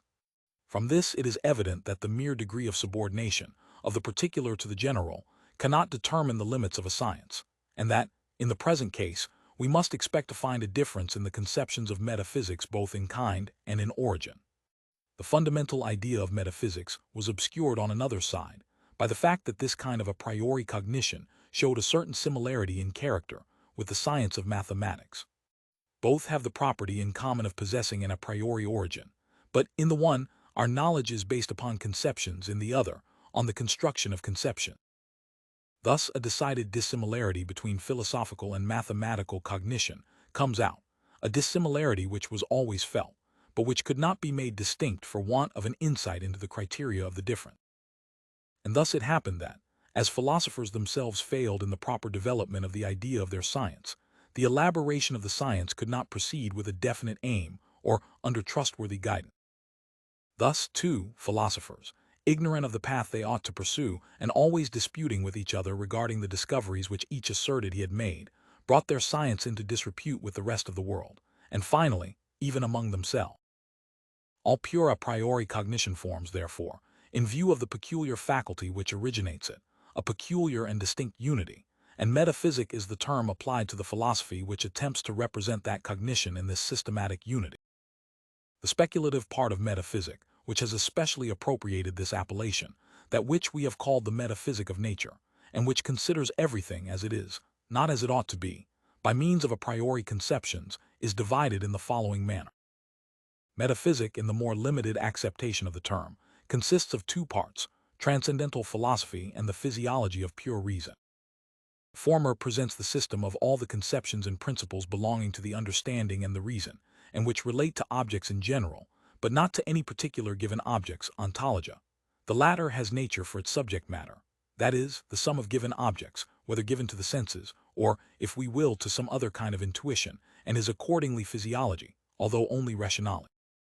But the use of the faculty of reason in this rational mode of regarding nature is either physical or hyperphysical, or, more properly speaking, immanent or transcendent. The former relates to nature, insofar as our knowledge regarding it may be applied in experience, in concreto.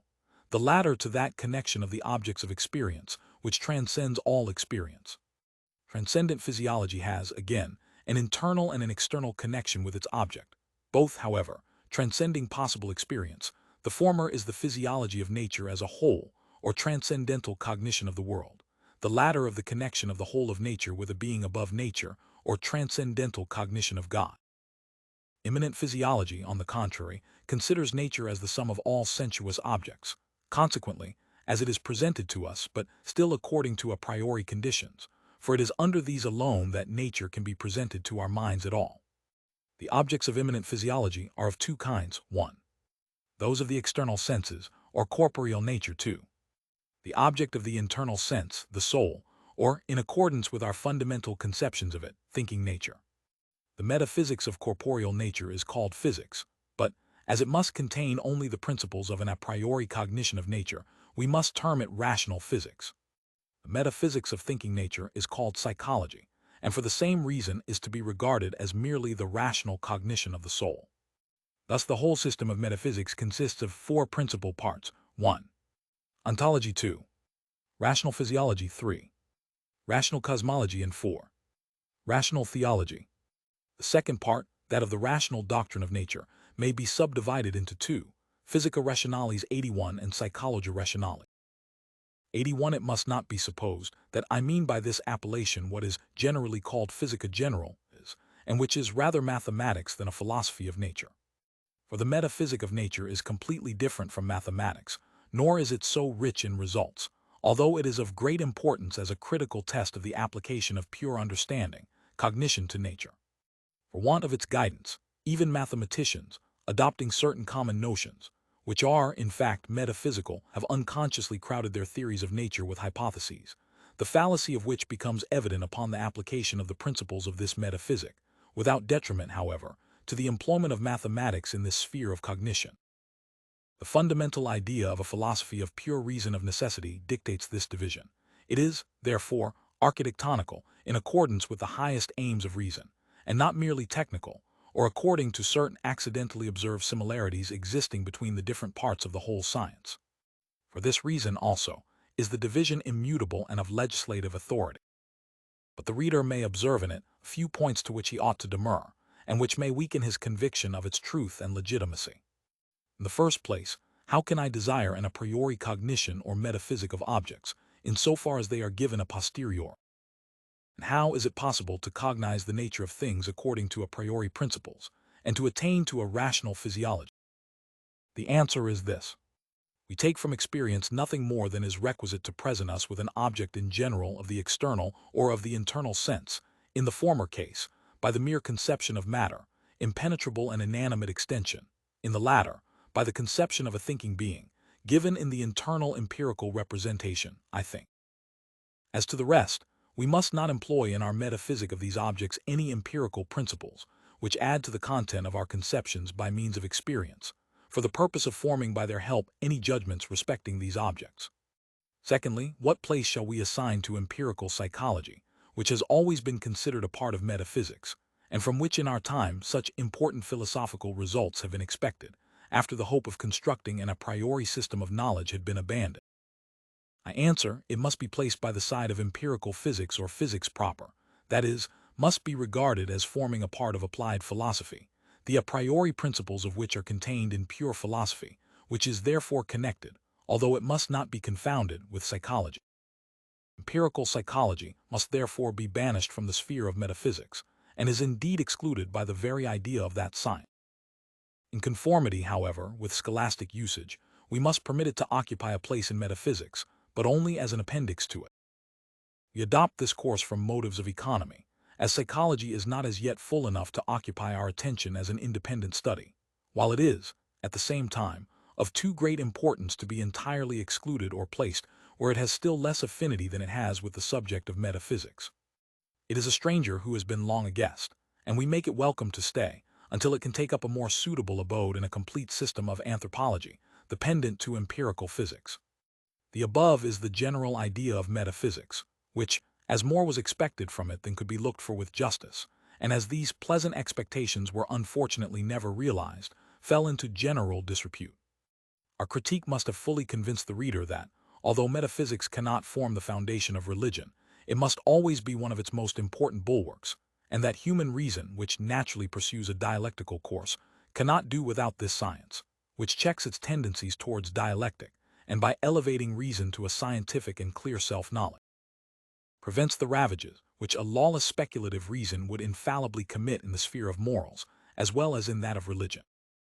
You may be sure, therefore, whatever contempt may be thrown upon metaphysics by those who judge a science not by its own nature, but according to the accidental effects it may have produced, that it can never be completely abandoned, that we must always return to it as to a beloved one who has been for a time estranged, because the questions with which it is engaged relate to the highest aims of humanity, and reason must always labor either to attain to settled views in regard to thee, or to destroy those which others have already established.